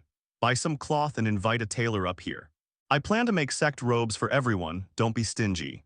All the disciples of the Clear Sky Sect wore old, tattered clothes. They didn't look like members of a sect at all, more like villagers. Jiang Zheoxia nodded. I'll also see if we can find some ways to earn money. Take care of those two boys. Let them train a bit, but don't let them lose any limbs, Li Qingqiu reminded. Huangshan and Yulin were the oldest among the second-generation disciples, and Li Qingqiu had high hopes for their future. He wanted to start training them early. I'll keep that in mind, Jiang Zheoxia said, then turned and left. Li Qingqiu turned to Li Dongyu. You should rest a bit, your senior brother isn't that hot. Li Dongyu smiled, I'm not tired, senior brother. About the sect robes, will they be the same? Will there be a difference between the men's and the women's? As she spoke, beads of sweat rolled down her cheeks, and her hair stuck to the side of her face. Li Qingqiu sighed helplessly but let her be. There will be differences, but they should still look like they belong to the same sect. That's wonderful, senior brother. Tomorrow, second senior brother plans to take me to the village to trade for grain seeds. I'd like to bring Sijin and Ninger along, is that okay? Of course, if there's work to do, let Yuchun handle it. You girls just carry a few things at most. Mum, I understand. They chatted casually as sunlight stretched their shadows long across the courtyard. The sun set, the moon rose, day turned to night, and a new day arrived. With Zhang Yuchun and Jiang Zheoxia each leading a group down the mountain, the Clear Sky Sect became noticeably quieter. Li Qingqiu did not go to the subterranean spiritual lake. He had to stay behind to guard the sect in case of any changes. At noon, after finishing his meal, Li Qingqiu went alone to the mountain gate to meditate and cultivate while waiting for Zhang Yuchun and the others to return. A gentle breeze blew, brushing through his hair. His heart settled into tranquility. He had finally found it, the feeling of cultivating immortality. After meditating before the mountain gate for an hour, Yang Juding walked out from within the sect. After several months of recuperation, his injuries had fully healed. His spirit and vitality had returned to their peak. His gaze was sharp, his stride like a dragon and tiger, imposing and full of vigor. He walked over and sat down beside Li Qingqiu, his eyes sizing him up from head to toe. Without opening his eyes, Li Qingqiu asked calmly, what is it? You people really have some bizarre cultivation methods. Yang Juding clicked his tongue in amazement. The movement of drawing upon the world's energy is enormous, and the chi you absorb feels different from the heaven and earth energy I know. Though martial arts boasts hundreds of schools, I've never seen an inner cultivation art that yields results so quickly. Even if Li Qingqiu and the others cultivated immortality in front of him, he would still be unable to understand it. In martial training, one also absorbed the world's energy to nurture inner energy, but it differed greatly from immortal cultivation. In martial arts, inner energy was formed by stimulating acupoints and the danshan, with the world's chi merely acting as a catalyst. In contrast, Immortal Cultivation used the body as a vessel, refining the spiritual chi of heaven and earth into vital energy. This was a process of transformation. There were countless kinds of chi in the world. Spiritual chi was the origin of all creation, omnipresent yet the hardest for mortal beings to grasp. What's wrong? You want to learn it? Li Qingqiu opened one eye and glanced at him, his tone light. Yang Juding chuckled, "Can I?" He hadn't wanted to before, unwilling to abandon the inner power he had cultivated for over 20 years. But after seeing the results achieved by the Clear Sky Sect disciples, he could no longer suppress his curiosity. After all, his martial power could hardly improve any further. Better to seek a new path. Of course, I'll teach you later. Li Qingqiu didn't hesitate. He had observed Yang Juding's conduct these past days, the way he earnestly instructed the second-generation disciples, and was quite satisfied. Yang Juding brightened immediately. It seemed Li Qingqiu was not a cold-hearted man. As long as one gave effort, he would repay it. Yang Juding then brought up something he had been mulling over for the past 2 days. His expression turned serious as he asked, "Sect Master, don't you think the Clear Sky Sect's development is too slow?" Li Qingqiu opened his eyes and turned to him. "You have an idea." Yang Juding continued, "I noticed that kid Jiang and Zhang Yuchen have gone down the mountain again. Clearly, we're short on money. With enough wealth, we can buy more grain, forge more weapons, and build more houses. Then the Clear Sky Sect will naturally grow faster." He glanced at Li Qingqiu, then continued without suspense. "Have you considered cooperating with noble families or wealthy merchants?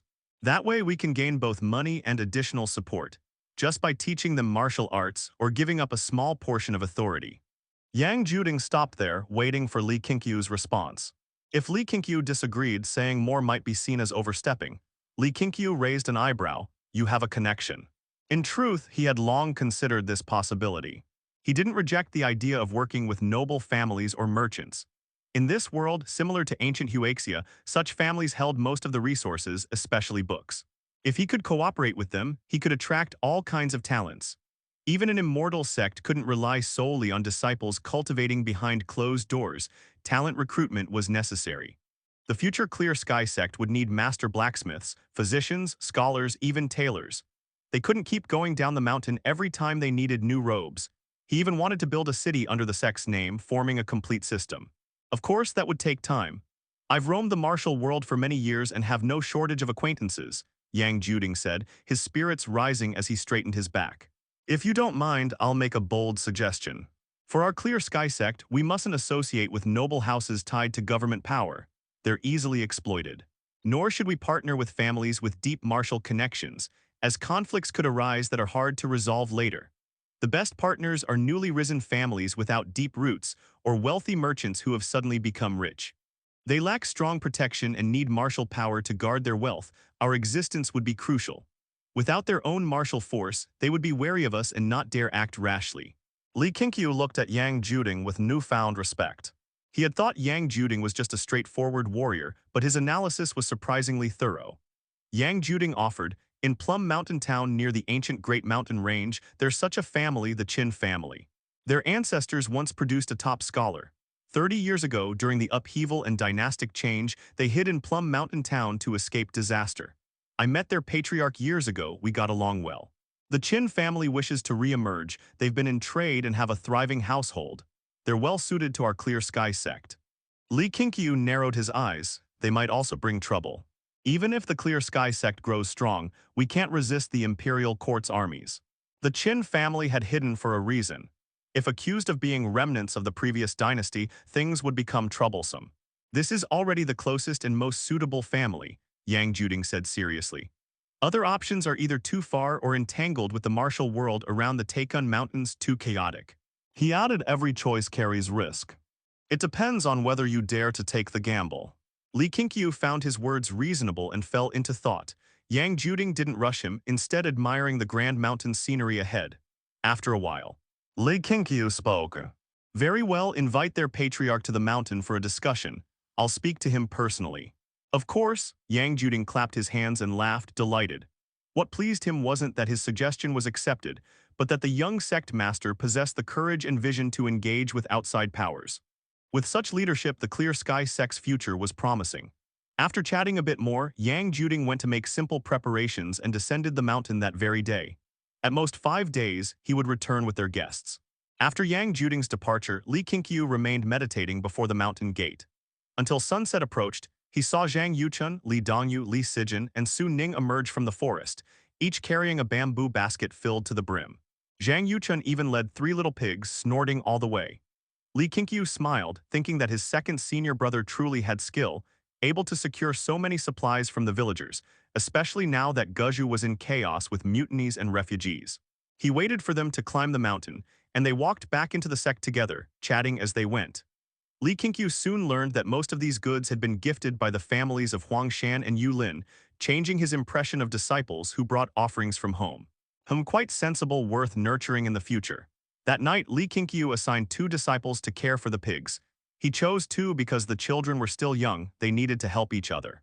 For now, the Clear Sky Sect was still a sect of children. Most tasks had to be done in teams. 5 days later, before Jiang Zhaoxia and the others returned, Yang Juding arrived with the Qin family's representative. This was the Qin family's young master, Qingqiu, who bore the air of a wealthy noble. At 25, he was warm and gracious, traveling alone with Yang Juding since his father was occupied with other affairs. Li Qingqiu received him in the courtyard with Yang Juding accompanying. As Qingqiu sat down, Yang Juding poured tea. This alone made Qingqiu more curious. How could this young sect master command such respect from the renowned dragon-subduing hero? As they exchanged pleasantries, Qingqiu also observed the disciples in the courtyard. Wu Manor was practicing fists with 3 young disciples, while Li Sifeng stood on the eaves practicing sword techniques, all performed quite properly. Especially Li Sifeng, his swordsmanship was sharp and fierce, entirely unlike a child's. His stance on the roof was steady, his skill clearly profound. After their greetings, Qingqiu moved to the main topic. He first inquired about the Clear Sky Sect's strength and how much aid they could provide the Qin family. If the Qin family faces danger, Li Qingqiu said with a light smile, I can send at least 3 experts on par with Yang Juding to assist, and we can even help train your younger generation. The Clear Sky Sect's martial arts are far from simple.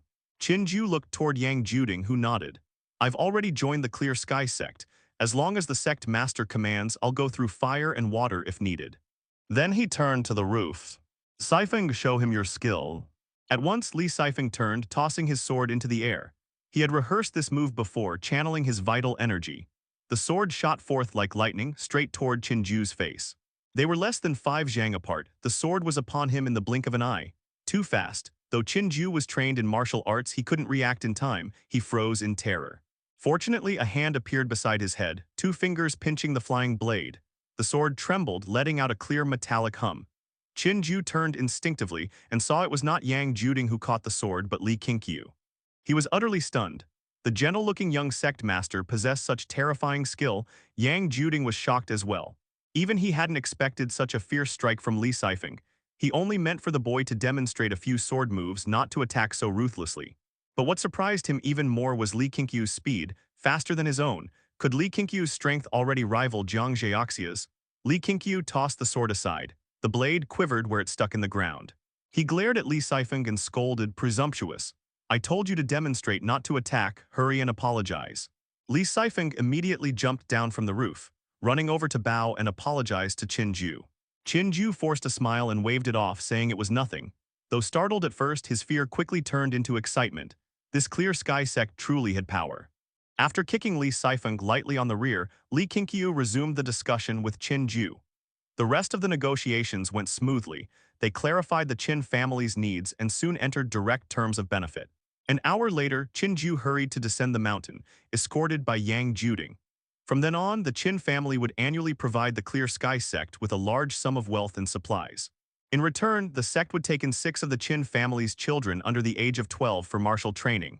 Among them, Li Qingqiu would personally choose one as his direct disciple. At the mountain gate, Li Qingqiu watched them depart. At that moment, a line of text suddenly appeared before his eyes. As the Clear Sky Sect has received external patronage for the first time and the Sect Master's authority remains undivided, you have earned 1 inheritance reward opportunity. The first reward triggered by the development of the Dao lineage. Li Qingqiu stared at the prompt before him, falling into thought. He felt that from now on, he could plan around this aspect to promote the growth of the Clear Sky Sect. He turned around and walked deeper into the sect, eager to see what kind of inheritance reward he could obtain. At the same time, Qingqiu, who had entered the forest, turned his head toward Yang Juding and said with a sigh, "Your sect master may be young, but he's very calculating." That lad named Li Qingqiu was so vicious with his moves. He was clearly acting under Li Qingqiu's orders. Yang Juding chuckled, "That I wouldn't know. Anyway, you weren't injured, were you? In fact, this saved time. It let you personally experience the clear Sky Sect's strength." Qingqiu nodded. He had grand ambitions and wasn't petty about Li Qingqiu's methods. On the contrary, before coming here, he had worried that the Clear Sky Sect might not last long and that the Qin family's investment might go to waste. It was precisely for this reason that his father hadn't come in person. The Clear Sky Sect held considerable prestige in the martial world. The two previous sect masters had both been renowned experts of their time. After Lin Zunfeng announced his retirement, it was inevitable that the Clear Sky Sect would face covetous eyes from many other sects. Now, Qingqiu no longer worried. He even began to look forward to seeing what brilliant stories the Clear Sky Sect would leave behind in the martial world. "Master Qin," Yang Juding said earnestly, "let me tell you, the most formidable person in the Clear Sky Sect isn't even here today. That fellow is even more terrifying. To be honest, I'm afraid to offend him. The reason I recommended your Qin family was because of my friendship with your father. With the talent these geniuses of the Clear Sky Sect possess, once their reputation spreads, countless noble families and officials will come courting them. By then, your Qin family might not even get a chance." Qingqiu nodded, understanding the logic. After thinking for a moment, he said, "In addition to what we discussed earlier, I intend to personally contribute more silver and supplies. I want my son to become that man's direct disciple." Yang Juding grinned, "So you're leaving yourself a backup route, huh? When you have many brothers, you're bound to face many troubles," Qingqiu said calmly. Hearing that, Yang Juding fell silent, seemingly reminded of some past memories. The two figures soon disappeared into the depths of the forest. After sending Qingqiu and his companion off, Li Qingqiu hurried back to his courtyard, entered his room, and closed the door behind him. The other disciples were busy with their own affairs and didn't notice his unusual behavior. Li Qingqiu sat cross-legged on his bed and directly activated the inheritance reward. "Receive inheritance reward. Activating Dao Lineage Inheritance. You have obtained the secret art, rejuvenating ghost immortal needles. Accept inheritance. A secret art." Curiosity flashed in Li Qingqiu's eyes as he immediately chose to accept it. A flood of memories rushed into his mind. The long-lost sensation made him feel almost intoxicated. He closed his eyes and immersed himself in it. When he opened them again, the sky outside the window had already dimmed to dusk. Recalling the mysteries of the rejuvenating ghost immortal needles, Li Qingqiu couldn't help but reveal a look of joy. The rejuvenating ghost immortal needles could stop bleeding, expel toxins, and stimulate the 5 viscera and 6 bowels. Its applications in medicine were vast and versatile. Not only that, but it could also be used to kill. The needles were as swift as lightning, elusive like a ghostly immortal. This technique relied on vital energy. The amount consumed for healing varied with the patient's condition, but when used offensively, it required very little. It was far more practical than the Supreme Sword controlling technique. His current vital energy was not yet suitable for performing large-scale techniques like the Supreme Sword controlling technique. The finger-flicking needle technique, however, suited him perfectly, minimal energy consumption, yet astonishing lethality. The more Li Qingqiu thought about it, the more he liked it. Although the Dao lineage inheritance didn't allow him to immediately master the technique, he could engrave it firmly in his mind without forgetting a single word. Such memory would make future cultivation much easier. He stood up, straightened his clothes, and went out to eat. Though a second-level nourishing vital energy realm cultivator could reduce the need for sleep, he still couldn't abstain from food he had to eat. When he arrived in the courtyard, the disciples were preparing the dishes. He sat down at his usual seat while Li Sijin, Su Ning, and others were discussing the Qin family matter. The boldest among them, Li Sijin, asked directly, "Senior brother, are we going to have another batch of disciples?" The others also looked curious and expectant. For children, meeting new friends was always exciting. "The visitor today will send 6 younger members to join us. Moreover, over the next half-year, the Clear Sky Sect will continue to recruit more disciples. My goal is to have 50 disciples before the end of the year." Li Qingqiu's words made the disciples even more excited, chattering all at once. Yang Juding sat silently at the end of the long table, smiling quietly, content to hide his merits and fame. He felt that what had happened today was indeed a great achievement. Now he only looked forward to Li Qingqiu teaching him the Clear Sky Sect's unique internal art. He wanted to see what kind of cultivation method could make these children so formidable. Night gradually fell. Oil lamps were lit in the courtyard. Even after the meal ended, some disciples stayed behind to play and laugh. Li Qingqiu and Li Dongyu together whittled a large handful of wooden sticks with small knives. Although the Clear Sky Sect already had a stock of weapons, there were no silver needles, so he would have to make do for now. You've worked hard, rest early. After saying that, Li Qingqiu took the wooden sticks and went inside. The sky was dark, not suitable for practicing the rejuvenating ghost immortal needles. He planned to train after completing his morning vital energy absorption the next day. Li Dongyu sat on the stool, watching his departing back with a puzzled expression in her eyes. That night, Zhang Yuchun came to Li Qingqiu's room. He was worried about Li Qingqiu accepting disciples from the Qin family. Bringing in 6 at once could easily cause cliques to form, especially since one of them was to be his personal disciple. It took quite some persuasion from Li Qingqiu before Zhang Yuchun finally left. As for the Qin family disciples, Li Qingqiu already had plans. He wouldn't allow them to enjoy the same treatment as others right from the start. Within the Clear Sky Sect, the distinction between seniority must be established.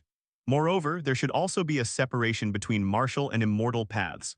Unless their talent was exceptional, disciples would first practice martial arts, then earn the right to receive immortal cultivation teachings through merit. The details still needed consideration. But for now, Li Qingqiu's mind was filled only with the rejuvenating ghost immortal needles. Though he couldn't practice the technique tonight, he could still review and reinforce its key points in his mind, preparing for cultivation. For the next 2 days, Li Qingqiu spent most of his time training in the rejuvenating ghost immortal needles. Progress was slow, making him nostalgic for sword cultivation. He wondered when he could replicate a second fate trait. On the 3rd day after Qin Ju's departure, Jiang Zheoxia and the other two finally returned with a tailor. The mountain roads had been rough, and the tailor was drenched in sweat, collapsing to the ground the moment he entered the courtyard. Zhang Yuchun quickly poured him water to drink. Li Qingqiu didn't rush to have the sect robes made. Instead, he pulled Jiang Zheoxia aside for a private talk, with Zhang Yuchun and Li Dongyu following. Only the younger disciples stayed behind to crowd around the tailor, while Yang Juding was still immersed in studying the primordial unity scripture, unable to pull himself away. Once inside, Jiang Zheoxia recounted everything from their trip, seeking a tailor, buying cloth, and gathering information. He had even found a way for the sect to earn money. The city has many bounty notices, some for solving mysterious cases, others for suppressing bandits. The rewards aren't low. We could take on those tasks or even escort caravans near the ancient Great Mountain Range.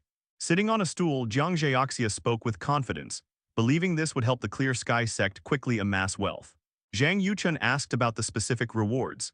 After comparing, he fell silent for a while before saying, "Too little. It's not worth doing. Even if you exhaust yourself, it won't compare to what the Qin family gives us yearly."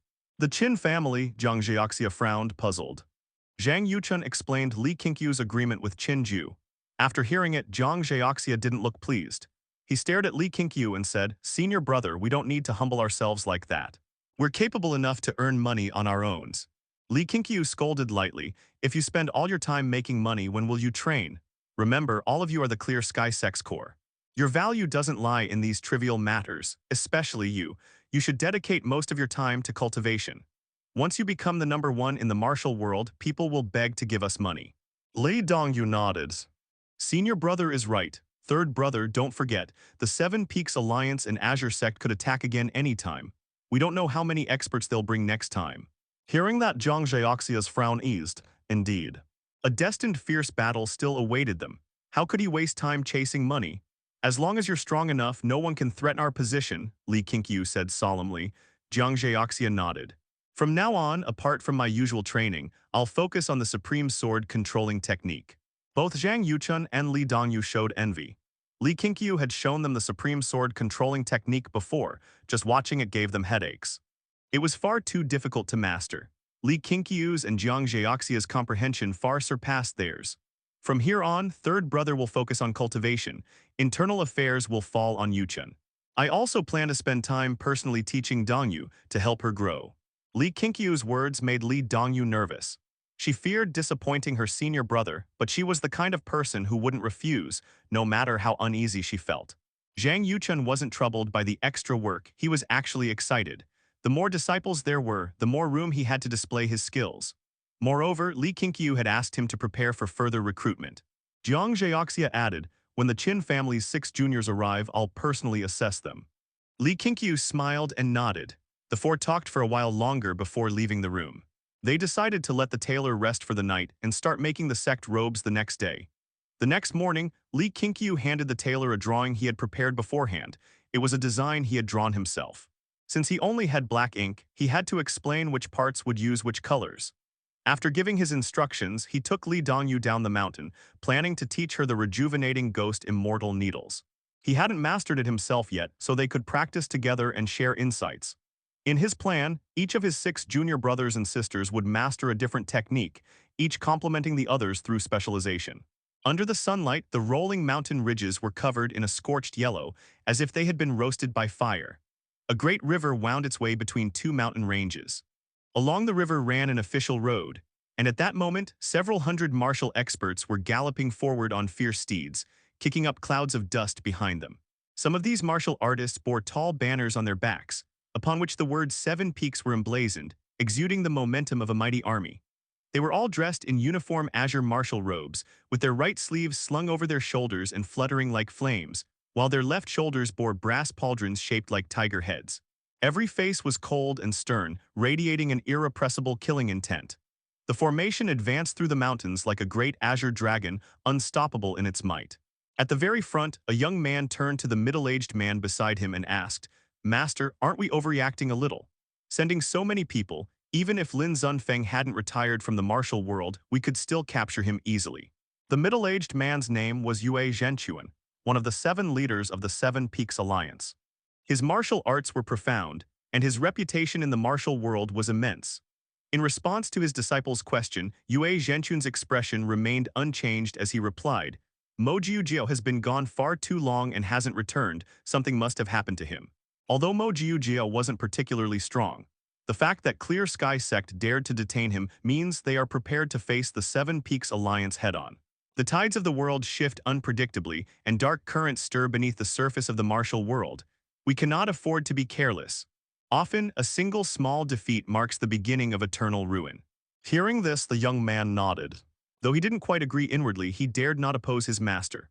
"Oh right, master," the young man asked again, "just how powerful is Lin Zunfeng? To think he could seize all of the ancient Great Mountain Range, his territory almost rivals that of our 7 Peaks Alliance." The disciples behind also turned their gazes toward Yue Zhenchuan. Clear Sky Sect's control of the ancient Great Mountain Range was the doing of Lin Zunfeng's master, the founder of Clear Sky Sect. That man once struck terror throughout the entire martial world. Unfortunately, he fell into madness and vanished without a trace. Lin Zunfeng inherited only a third of his strength, yet it was enough to defend Clear Sky Sect. Back then, even when 3 of our 7 Peaks leaders joined forces, we still couldn't defeat him. Yue Zhenchuan's tone was calm. He spoke without any fluctuation of emotion. The young man asked curiously, "Did you fight Lin Zunfeng personally, master?" "I never had the chance to cross blades with him," Yue Zhenchuan replied. "It is one of the greatest regrets of my life. Hopefully this time I can meet him." With that said, Yue Zhenchuan swung his whip.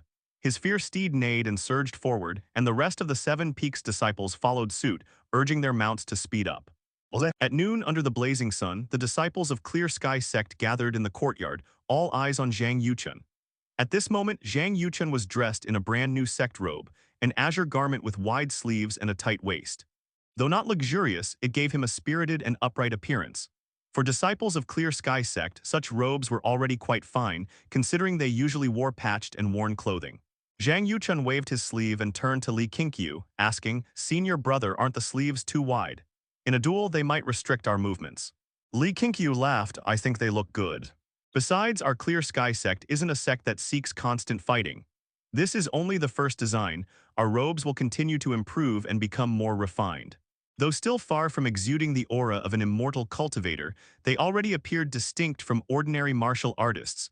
That was enough for now. Improvements would come in time. The tailor beside them sighed in relief upon seeing Li Qingqiu's satisfaction. The job had been a massive undertaking, and he already regretted accepting it. Afterward, Li Qingqiu summoned Yang Juding and 7 disciples from the mountain village to the forest behind the mountain. Huang Shan, Yu Lin, and the other 7 stood in a row, curiously looking at Li Qingqiu, unsure what he was about to announce. Li Qingqiu swept his gaze over them and spoke. "Since I took over as Sect Master of Clear Sky Sect, we have embarked on an entirely new path. Though we still use the old name, this is already a new sect. its martial arts and its principles are completely different. You are the first disciples of the new Clear Sky Sect. As more disciples join in the future, you will bear greater responsibilities. The 7 disciples straightened up, faces solemn. Li Qingqiu smiled with satisfaction. Regardless of your aptitude or comprehension, the future disciples will always respect you. But I won't let you rest on empty titles. From today onward, I grant you the title 7 Sons of Clear Sky. Yang Juding will teach you his profound inner arts and bestow upon you unique martial skills. My goal is for each of you to possess the strength to roam the martial world freely before you reach adulthood. Yang Juding then spoke up. From now on, I'll pass down my true martial arts to you, not those flowery techniques of the past. This is a privilege the other disciples will not have. Since cultivating the primordial unity scripture, Yang Juding had been utterly astounded by its profundity. He felt that his entire martial training couldn't compare to that scripture's value, so offering his arts up was no loss. The 7 sons of Clear Sky had already failed in practicing the primordial unity scripture, so switching to martial training was indeed a wise choice, no more wasted years. Still, as he promised this, Yang Juding felt a bit nervous. If he, too, failed to master the primordial unity scripture, it would be truly disheartening. Sect Master, we will never disappoint your expectations. Huangshan was the first to speak, voice trembling with excitement. The other disciples also looked at Li Qingqiu with gratitude. After their discouraging experience with the primordial unity scripture, they had thought the Sect Master would abandon them, let them linger for 10 years before being sent down the mountain. Unexpectedly, he intended to personally nurture them. How could they not be moved? After offering a few more words of encouragement, Li Qingqiu turned and departed, leaving the rest to Yang Juding. Yang Juding was no Jiangjiaxia. Li Qingqiu wouldn't allow him to focus solely on cultivation. He had to dedicate half his time to teaching. Li Qingqiu did not return to the sect afterward. Instead, he descended the mountain to continue practicing the rejuvenation ghost immortal needle. He had only begun to grasp its rudiments, and there was still a long road ahead before true mastery. The next morning, Li Sifeng, Li Sijin, and Su Ning descended the mountain together, heading toward the subterranean spiritual lake to cultivate. Li Sifeng walked at the front, holding a wooden branch like a sword.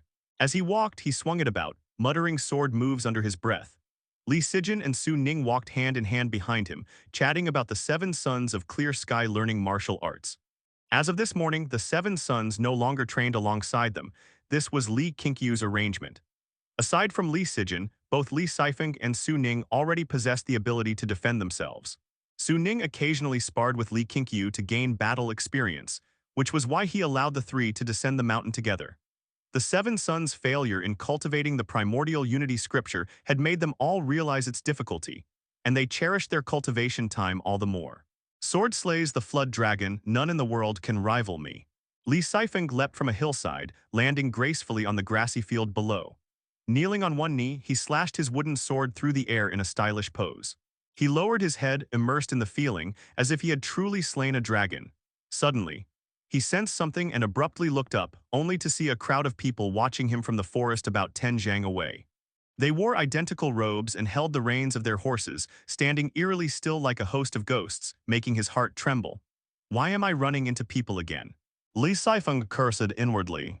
Last time he'd encountered Duke Xuanfeng and another, now it was an even larger group of martial artists.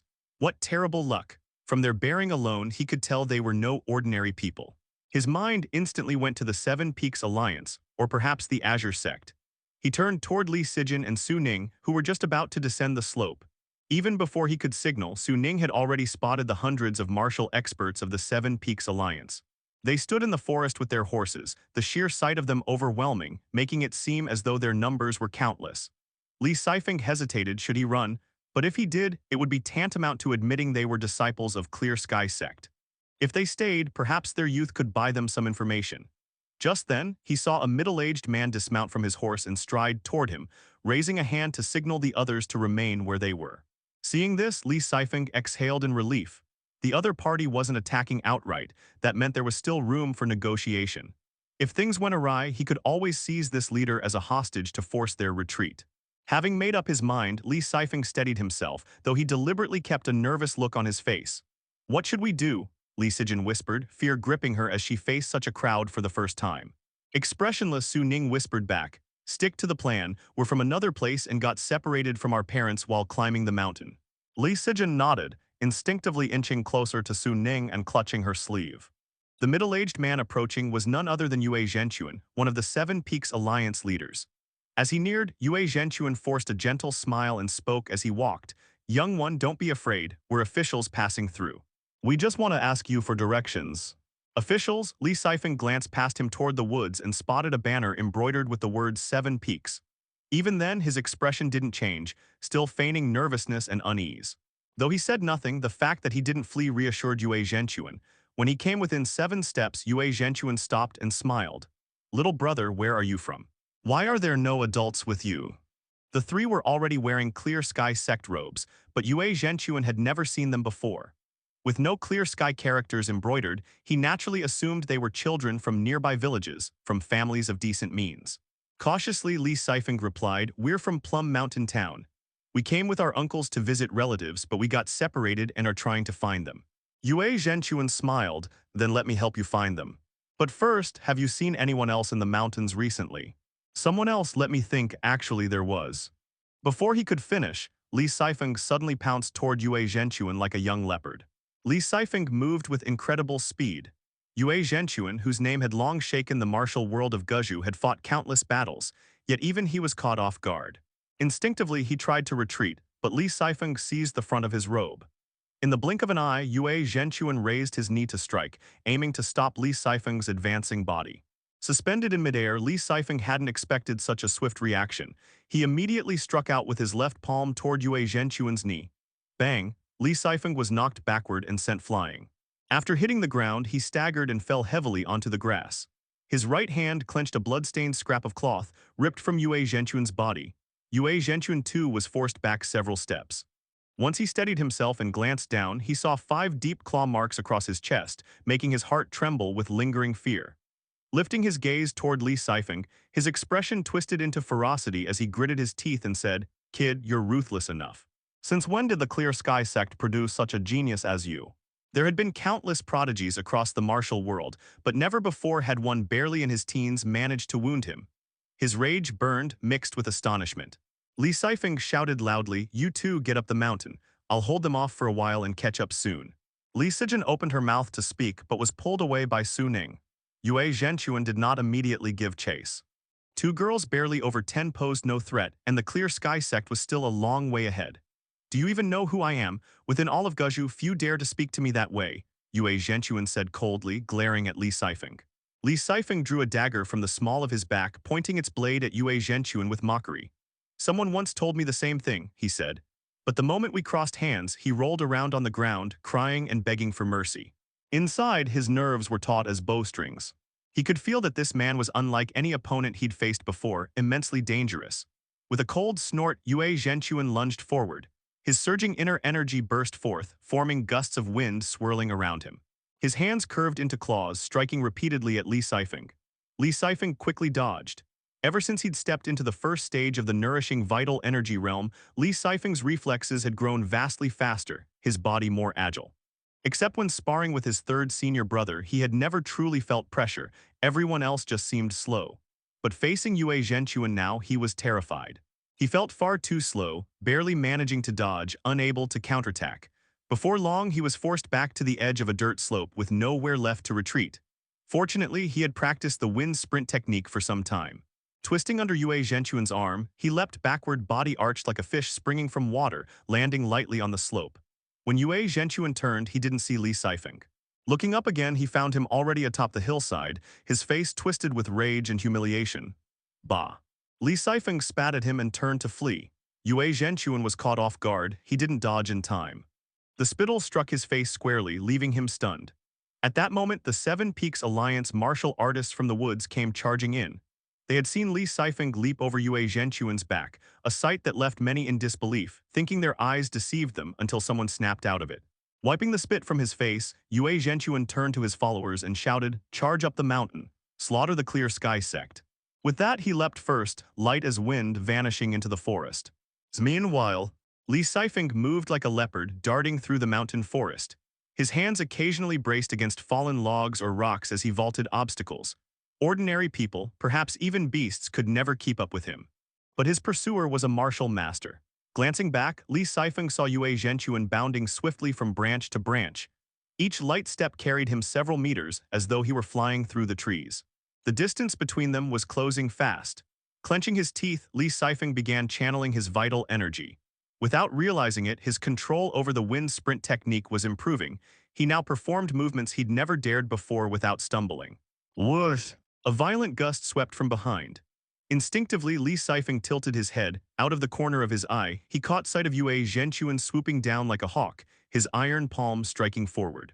There was no time to dodge. Yue Zhenchuan's palm landed squarely on his back. Blood spurted from Li Sifeng's mouth as his body pitched forward, crashing into a dense thicket. Sunlight filtered through the forest canopy. Jiang Zheoxia sat cross-legged in an open clearing. Around him floated 9 long swords, their tips pointed downward and quivering slightly. His hands rested on his knees, palms upward, and his sect robe rippled faintly in the wind. Ever since he had begun focusing on the supreme sword controlling technique, his progress had been astonishing. He could now command 9 swords simultaneously. He came here every day to train alone. This was the main path up to the Clear Sky Sect, quiet and undisturbed. He could also guard against intruders. Third senior brother, something's wrong. A panicked voice cried out from afar. Jiang Zheoxia's eyes snapped open. He turned and saw junior sister Li Sijin and Su Ning running toward him. Seeing Li Sijin's tear-streaked face, his heart sank. With a gesture, the 9 swords returned to their scabbards at his waist. As he stood, the sword sheaths clinked together, heavy and solid. He strode toward them, they met halfway.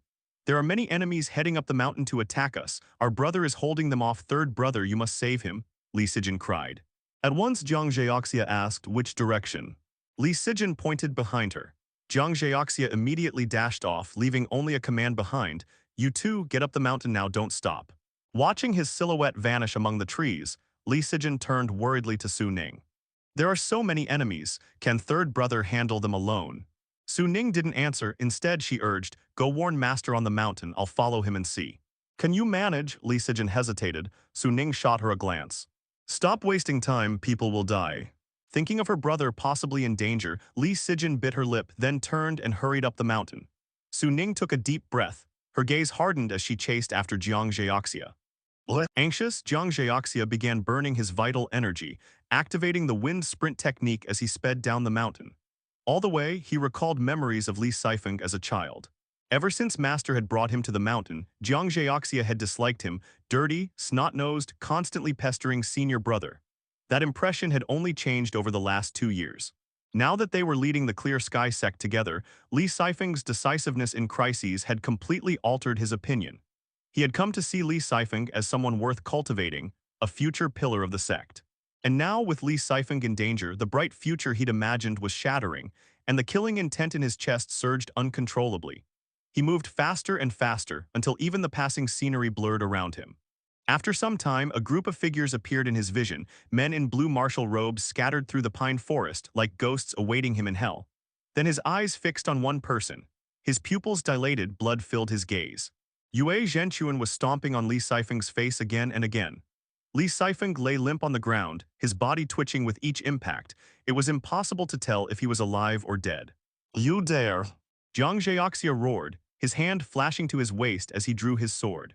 The metallic sound of the blade leaving its scabbard rang clear and sharp, drawing the attention of hundreds of Seven Peaks Alliance disciples. Grinning wickedly, Yue Zhenchuan turned and saw Jiang Zheoxia charging toward him. Instead of panic, his smile grew even more savage. Perfect timing, this one's already useless, let's see if you can entertain me. Laughing madly, Yue Zhenchuan kicked Li Sifeng aside and lunged toward Jiang Zheoxia. Around them, the Seven Peaks Alliance disciples unsheathed their weapons, circling to cut off his escape. Suddenly, the swords behind Jiang Zheoxia burst from their scabbards, swirling around him. Yue Zhenchuan's eyes widened in disbelief, as if he were seeing a ghost. Inside the hall, Li Qingqiu was writing a scripture manual, recording every spell and technique he had learned. Beside him, Li Dongyu stood, grinding ink. Senior brother, I realize my handwriting is terrible. How can I make it prettier? Li Dongyu asked softly, her tone expectant. Li Qingqiu replied, in a few months, I'll ask Yuchen to invite a few scholars up the mountain to teach you all reading and writing. The Clear Sky Sect's literacy was woefully low. Teaching the younger disciples even basic characters had once driven Li Qingqiu nearly insane. The 7 sons of Clear Sky had all come from mountain villages, none of them literate. Even in this ancient world, Li Qingqiu still valued learning for nurturing thought, broadening horizons. Books to him symbolize the evolution of heaven and earth. Then can we buy more books? The ones Master and Grandmaster left are so few, I've read them all. Of course. Li Qingqiu spoke easily, managing to converse while continuing to write. Suddenly his brush froze. Before his eyes a message appeared. As the Clear Sky Sect has repelled an invading force for the first time, the Dao lineage has overcome a tribulation and earned one fate trait draw opportunity. Repelled an invading force, what happened? Li Qingqiu wasn't elated by the reward. His brow furrowed, thoughts racing. For the system to call it a force, the enemy must have been large. He hadn't heard any commotion, meaning the battle must have taken place far from the sect. Could it be something happened at the mountain's foot? He immediately set down his brush, uttered quickly, "I have something to do. Guard this room, don't let anyone peek," and dashed off. Before Li Dongyu could respond, he was already gone. Rushing out of the courtyard, Li Qingqiu activated the wind sprint technique and sped down the mountain. He hadn't gone even a mile when he encountered the panting Li Sijin. Upon seeing him, she grew emotional and hastily explained everything that had happened. Li Qingqiu didn't waste a second comforting her. Following her pointing finger, he raced on. Like Jiang Zhaoxia before him, he was gripped by a rising sense of dread. He opened the Dao lineage panel to check that the number of disciples hadn't decreased. Seeing that it hadn't, he felt slightly reassured, but still checked it repeatedly along the way. After the time it took for an incense stick to burn, Li Qingqiu finally reached a pine forest, where he found Jiang Zhaoxia, Su Ning, and Li Sifeng. Scattered corpses littered the ground, blood splattered across the trees. Jiang Zhaoxia was drenched in blood, sitting on the ground with Li Sifeng cradled in his arms. Su Ning sat nearby, exhausted and disheveled, though less injured. Li Qingqiu's heart sank as he hurried forward. He placed 2 fingers under Li Sifeng's nose. There was still breath. He let out a quiet sigh of relief, but seeing his 2 junior brothers reduced to bloodied wrecks, rage surged uncontrollably within him. Jiang Zhaoxia lifted his head, voice weak as he said, "Senior brother, you were right after all. The martial world and the battlefield are nothing alike. Forget armies, just fighting a few hundred martial men, my swords were all broken." The Clear Sky Sect suffered an assault from the Seven Peaks Alliance. Jiang Zhaoxia and Li Sifeng were both gravely injured. This news landed in the Clear Sky Sect like a thunderclap, startling every disciple. They gathered in the courtyard, discussing the great battle that had occurred at the foot of the mountain earlier. Their voices were low, afraid to disturb those inside the house. Inside the room, Li Sifeng lay unconscious on the bed, while Jiang Zhaoxia sat cross-legged by his feet. Li Qingqiu stood beside the bed, performing the rejuvenating ghost immortal needles on Li Sifeng. He had borrowed a set of silver needles from a tailor. Though not true medicinal needles, they could barely serve their purpose. Li Sifeng's condition was grim, several ribs were broken, his face disfigured, and a few of his teeth had been knocked out. He was completely unconscious. Fortunately, he was not crippled, for Li Qingqiu's rejuvenating ghost immortal needles could not cure crippling injuries. Zhang Yuchun, Li Dongyu, Wu Manner, Li Sijin, and Yang Juding stood behind, their faces tense and worried as they watched Li Qingqiu treat Li Sifeng. Su Ning sat cross-legged on a stool in the corner, circulating her inner energy to regulate her blood and qi. The room was silent, no one dared to interrupt Li Qingqiu. The atmosphere was heavy, everyone feared Li Sifeng might not survive. Li Qingqiu finally withdrew his hand, leaving 3 needles in Li Sifeng's chest. He said, "All right, Sifeng is out of danger, he just needs time to wake up." As soon as he spoke, everyone let out a sigh of relief. Only then did Yang Juding turn to Jiang Zhaoxia and ask, "How many people did the Seven Peaks Alliance send? Who led them?" Jiang Zhaoxia opened his eyes and replied, "There were several hundred. Their skills were formidable. The leader's martial arts were especially strong. He caused me quite a bit of trouble before escaping. Before leaving, he said this wasn't over. I don't know his name. Oh right, this time, if not for Su Ning arriving in time, I would have been dead." Su Ning. Everyone turned to look at Su Ning, a girl of only 10, with astonished expressions. Su Ning did not open her eyes, still focused on her cultivation. Could she truly be an extraordinary prodigy? Yang Juding was secretly shocked. He hadn't expected he had misjudged again, but he didn't dwell on it. His face turned solemn as he said, "The Seven Peaks Alliance is one of the great martial factions in Guju. If they attack us with full force, it will be hard for Clear Sky Sect to resist. They have over 3,000 disciples, experts among them are countless. This is truly troublesome." 3,000. Everyone was shocked. If just a few hundred nearly killed Jiang Zhaoxia, how could they withstand an army of 3,000? Li Qingqiu spoke calmly, "Let them rest for now. Those people need time to return to the Seven Peaks Alliance. At least for the next half-month we'll be safe. Though his tone was steady and his face unreadable, great waves churned within his heart. He could not calm himself. After speaking, Li Qingqiu turned and walked toward the door with the others following behind. Outside, Zhang Yuchun dispersed the disciples, telling them to return to their duties, while Yang Juding followed beside Li Qingqiu. "What are you thinking about this matter?" Yang Juding asked quietly. Li Qingqiu replied, "I haven't thought it through yet, but this matter will not be left as it is." Hearing this, Yang Juding sighed. "This is the martial world. Even if you don't provoke others, they'll come for you. You're all still young. If it comes to it, leave this place for a while. Once you grow stronger, you can return and reclaim your land." Li Qingqiu stopped and glanced at him. That single look made Yang Juding's heart tremble. "Precisely because I am young, I refuse to flee." Leaving those words behind, Li Qingqiu walked straight out of the mountain gate. Yang Juding halted, his expression complicated.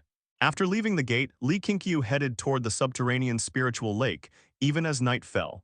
He walked faster and faster until he vanished into the darkness. From the day he became the Sect Master of Clear Sky Sect, Li Qingqiu had anticipated that trouble would come eventually. That was why he had hoped the sect could grow quietly, delaying conflicts as long as possible. Unfortunately, things never went as he wished. He could avoid trouble, but once it came, he would never cower. The Seven Peaks Alliance had provoked Clear Sky Sect twice. In Li Qingqiu's heart, they were already mortal enemies beyond reconciliation.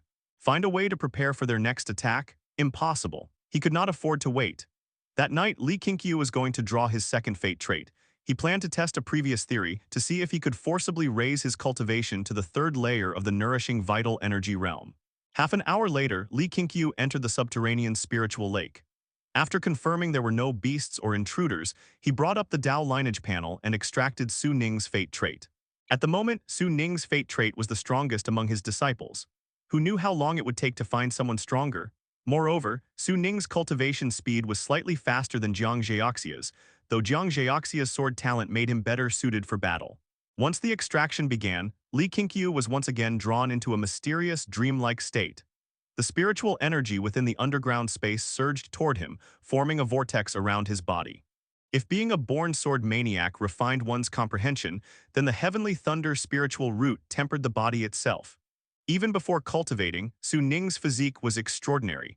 At less than 10 years old, she could endure hunger and walk 100 miles unaided. Truly remarkable. If nothing unexpected happened, Su Ning would soon surpass the others, becoming the third person after Jiang Zheoxia and Li Qingqiu to step into the second layer of the nourishing vital energy realm.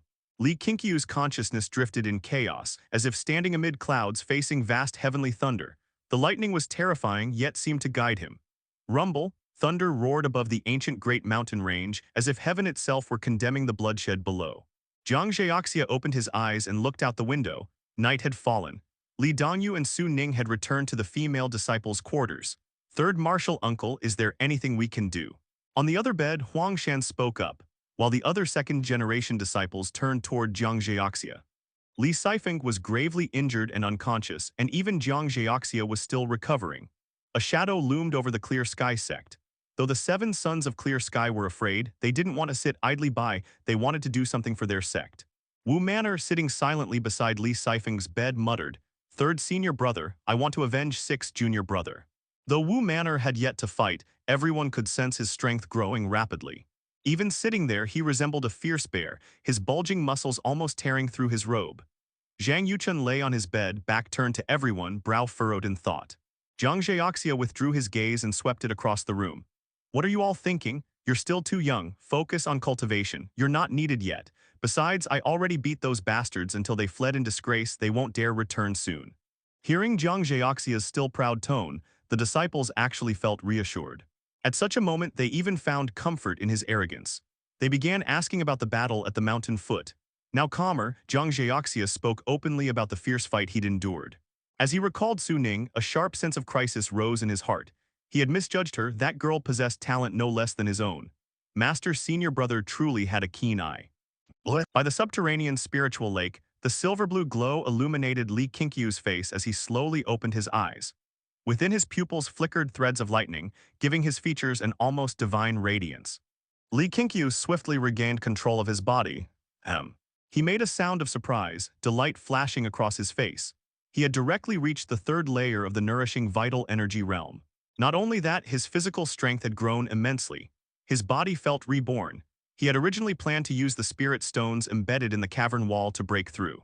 The last time he came here to cultivate, he'd sensed those crystals contained abundant spiritual energy, enough to be absorbed into the body.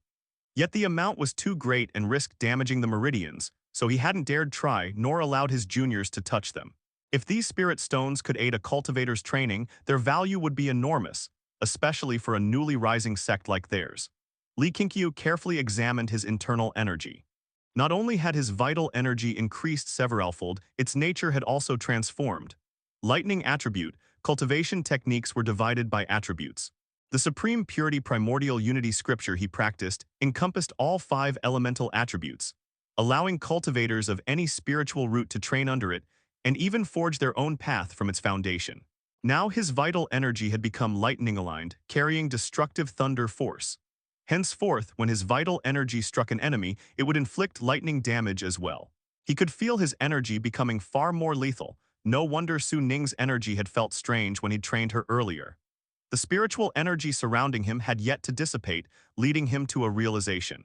Could fate traits related to the body also elevate my cultivation realm? The thought filled Li Qingqiu with growing anticipation toward such fate traits.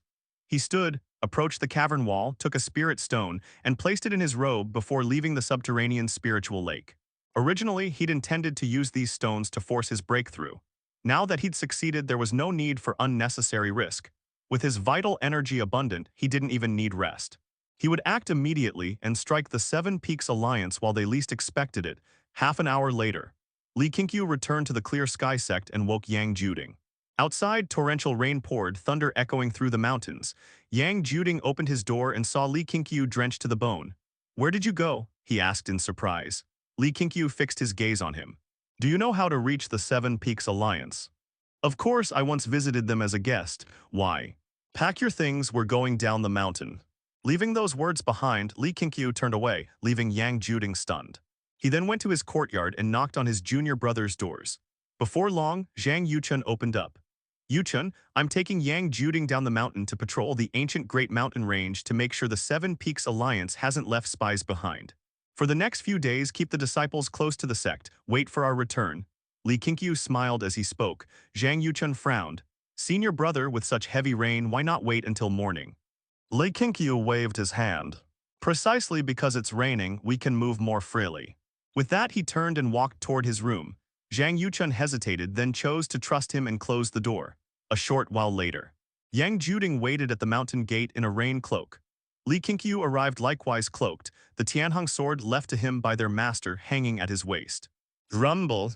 Thunder roared beneath the stormy night, as if the gods themselves were shouting in fury, plunging the ancient Great Mountain Range into a suffocating oppression. Within the forest, Yang Juding and Li Qingqiu trudged forward against the torrential rain. When they reached a stretch of even ground, Yang Juding turned to glance at Li Qingqiu. "With rain this heavy, our bodies will surely suffer. The 7 Peaks Alliance lies far ahead. Without several days, we won't reach it. Why don't we rest for the night? Tomorrow we can borrow a couple of horses in town before setting off again." Yang Juding thought Li Qingqiu had lost his mind. He hoped that walking in the rain for a while would cool his head. Li Qingqiu replied, "It's fine, there's no need to rush. As long as we catch up to that group of 7 Peaks Alliance members who fled, that will be enough. They're dragging along many wounded, shouldn't have gone far. So that's how it is. For a moment I thought you were planning to march straight into the 7 Peaks Alliance." Yang Juding sighed in relief. He almost said, "I thought you'd gone mad." If they were truly heading to the 7 Peaks Alliance, that would be suicide. But to hunt down a band of injured martial artists, that was as easy as crushing an ant. In that case, let's hurry up. Yang Juding's spirits lifted as he quickened his pace. Li Qingqiu didn't stop him, this was just what he wanted. In the dim forest, Yang Juding employed his lightness skill, while Li Qingqiu cast the wind sprint technique. The two of them darted like phantoms. At a glance, it seemed their feet barely touched the ground. The night deepened. The merciless downpour began to subside, as though the heavens had nearly vented their wrath. On the mountain path between the peaks, hundreds of sturdy horses moved slowly forward. Many carried wounded martial artists on their backs, while over 100 more walked beside them, leading the animals. At the forefront strode Yue Zhenchuan. Rainwater streamed down his face, his expression cold, but his heart trembled with lingering fear. A wound still marked his neck, barely missing his throat. The image of Jiang Zhaoxia's crazed, demonic figure refused to fade from his mind, as did that girl who had nearly slain him with a single sword. The Clear Sky Sect, who would have thought it hid such terrifying youths? And with Li Qingqiu among them, Yue Zhenchuan simply couldn't comprehend it. Not even among the hegemonic sects he'd visited had he seen such monstrous talents. This enmity was now irreconcilable. The Seven Peaks Alliance would never let it go. He had to bring word back and mobilize the full power of the Alliance to eradicate the Clear Sky Sect. Otherwise, in 10 years, no, perhaps in only 5, the Seven Peaks Alliance would face annihilation. The more Yue Zhenchuan thought, the more afraid he became. He even began to suspect that demons or spirits hid within the Clear Sky Sect. Rumors of Lin Zunfeng's seeking immortality had long spread across the martial world. Many heroes had mocked him as insane, including Yue Zhenchuan himself. But now he wondered, had Lin Zunfeng seen something back then that led him onto that path? The rain had ceased, but Yue Zhenchuan's heart still could not find calm. "Brave men ahead, please stay your steps." A deep, sonorous voice called out from behind. Startled, the Seven Peaks Alliance members turned at once, fearing that the pursuers from Clear Sky Sect had arrived. Yue Zhenchuan, too, shivered in alarm. When he turned, he saw 2 figures in rain cloaks approaching swiftly. Under the dim night, he could barely make out their human silhouettes. Though there were only 2 of them, the Seven Peaks Alliance members, having survived the bloody battle earlier that day, dared not let down their guard. They drew their weapons, ready for anything. They were carrying the injured and were wounded themselves. Escape was impossible. If they tried to run, they'd only be cut down one by one. "I am Yang Juding. Have any of you heard my names?" The voice rang out again. After hearing his name, the Seven Peaks Alliance members exchanged looks and collectively relaxed. The dragon-subduing hero, Yang Juding, in Guju's martial world, who didn't know the name. Yue Zhenchuan also exhaled in relief. He knew Yang Juding. When Yang Juding had once visited the Seven Peaks Alliance, Yue Zhenchuan had witnessed his skills firsthand. Perhaps not stronger than his own, but Yang Juding's palm strikes certainly merited his place among the top 10 of the heaven ranking. "So it's Brother Yang, come over and speak." Yue Zhenchuan called out, even beckoning for the 2 to come closer. With Yang Juding traveling alongside them, their safety would surely increase. Yang Juding seemed to recognize him as well and quickened his pace. The Seven Peaks Alliance members stepped aside to clear the way. "Why do you look so battered?" "Been fighting with the Azure Sect." Yang Juding lifted his rain hat and asked with a teasing smile. Yue Zhenchuan didn't notice the man behind him and replied helplessly, "We went out on an errand, but things went poorly." Yang Juding came before him, scanning the wounds on his body, clicking his tongue. "A real expert, huh? Judging by the sword wounds, the attacker was fast and meant to kill you with every strike." Yue Zhenchuan's face turned stiff. He grunted, "Indeed an expert. I was careless today." "You're all from the Seven Peaks Alliance." Li Qingqiu stepped out from behind Yang Juding and looked directly at Yue Zhenchuan as he asked. Unable to see the man's face clearly, Yue Zhenchuan assumed he was Yang Juding's junior and answered casually. "Yes, we of the Seven Peaks Alliance are old acquaintances of the dragon-subduing hero beside you." He never finished his sentence. A flash of sword light burst forth. Yang Juding couldn't dodge. Blood splattered across his face. His eyes widened in shock. Yue Zhenchuan also stared wide-eyed, his hands instinctively clutching at his throat as blood gushed through his fingers, unstoppable. "Are you?" He looked at Li Qingqiu in disbelief, his body trembling as he stumbled backward and fell. The Seven Peaks Alliance members nearby were horrified. Before they could even react, Li Qingqiu turned, swung his sword, and another throat was slit. Not far away, Yue Zhenchuan's young disciple had been resting on a rock, just about to examine his leg wound. When he saw his master collapsing, he froze. He was just about to call out when the cloaked figure beside Yang Juding turned and hurled his sword. "Over there." The blade pierced straight through the young man's forehead, dragging him several yards before stopping. When his body came to rest, his life was completely gone, eyes wide open in death. Li Qingqiu strode forward, yanked his sword free, and rushed toward the rest of the Seven Peaks Alliance disciples like a phantom. Those men finally reacted, turning to face him. After breaking through to the 3rd layer of the nourishing vital energy realm, Li Qingqiu had been reborn, his senses sharper, his body quicker, his reflexes almost inhuman. Each time he passed a man, another life was cut down. No wasted movements, only the constant, chilling sound of steel slicing through flesh. Yang Juding, shaken from his stupor, turned to look and froze at the sight of corpses littering the ground. So fast, so ruthless. He had long suspected Li Qingqiu was powerful, but never this powerful. Not even Jiang Zhaoxia could compare. Kill him. An older Seven Peaks Alliance member bared his teeth and charged forward, blade raised. Others followed suit. The chaos spooked the horses, whinnies echoed as the herd began to panic. Some bolted, throwing wounded riders to the ground, trampling them under hoof. In an instant, the mountainside was plunged into chaos. All the Seven Peaks Alliance men were injured. Even at their peak, they would have stood no chance. Now this wasn't a battle, it was a massacre. Yang Juding's spine went cold as he watched Li Qingqiu's killing spree. Such murderous aura. Though Yang Juding was a man of the martial world, he valued fame and mastery over slaughter. That was what made him a hero. But now, the Li Qingqiu before him filled him with unease. He tried to reason with himself. It was the Seven Peaks Alliance who had started this, and they weren't righteous to begin with. He'd once visited the Seven Peaks Alliance under the pretense of exchanging skills, but in truth, it had been to put them in their place. Unfortunately, he hadn't succeeded and had to pretend he'd only come to befriend them. Yet, no matter how he rationalized it, watching Li Qingqiu tear through them like a tiger among sheep, he couldn't help but wonder. If he had to face an enraged Li Qingqiu, how many moves could he withstand? When over half the Seven Peaks Alliance disciples lay dead, the survivors finally broke and fled. But Li Qingqiu didn't intend to let them go. He pursued, cutting them down one by one. Already wounded and exhausted from travel, they couldn't run far. One after another, they fell beneath his blade. After a single incense stick's time, Li Qingqiu returned, sword in hand, stopping before Yang Juding. Lifting his head, his blood-streaked face emerged from beneath his rain hat.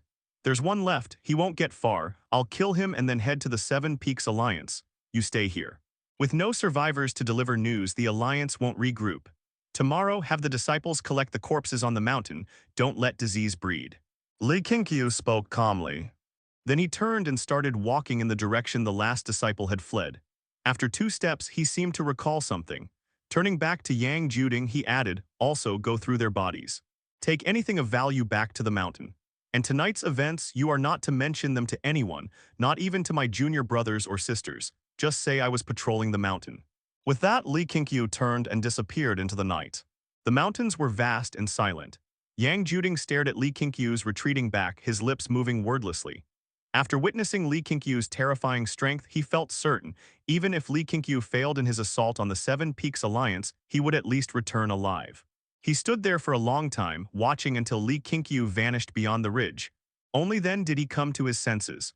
Looking around at the field of corpses, the corner of his mouth twitched. Suddenly, he realized the task Li Qingqiu had left him might not be any easier than the slaughter itself.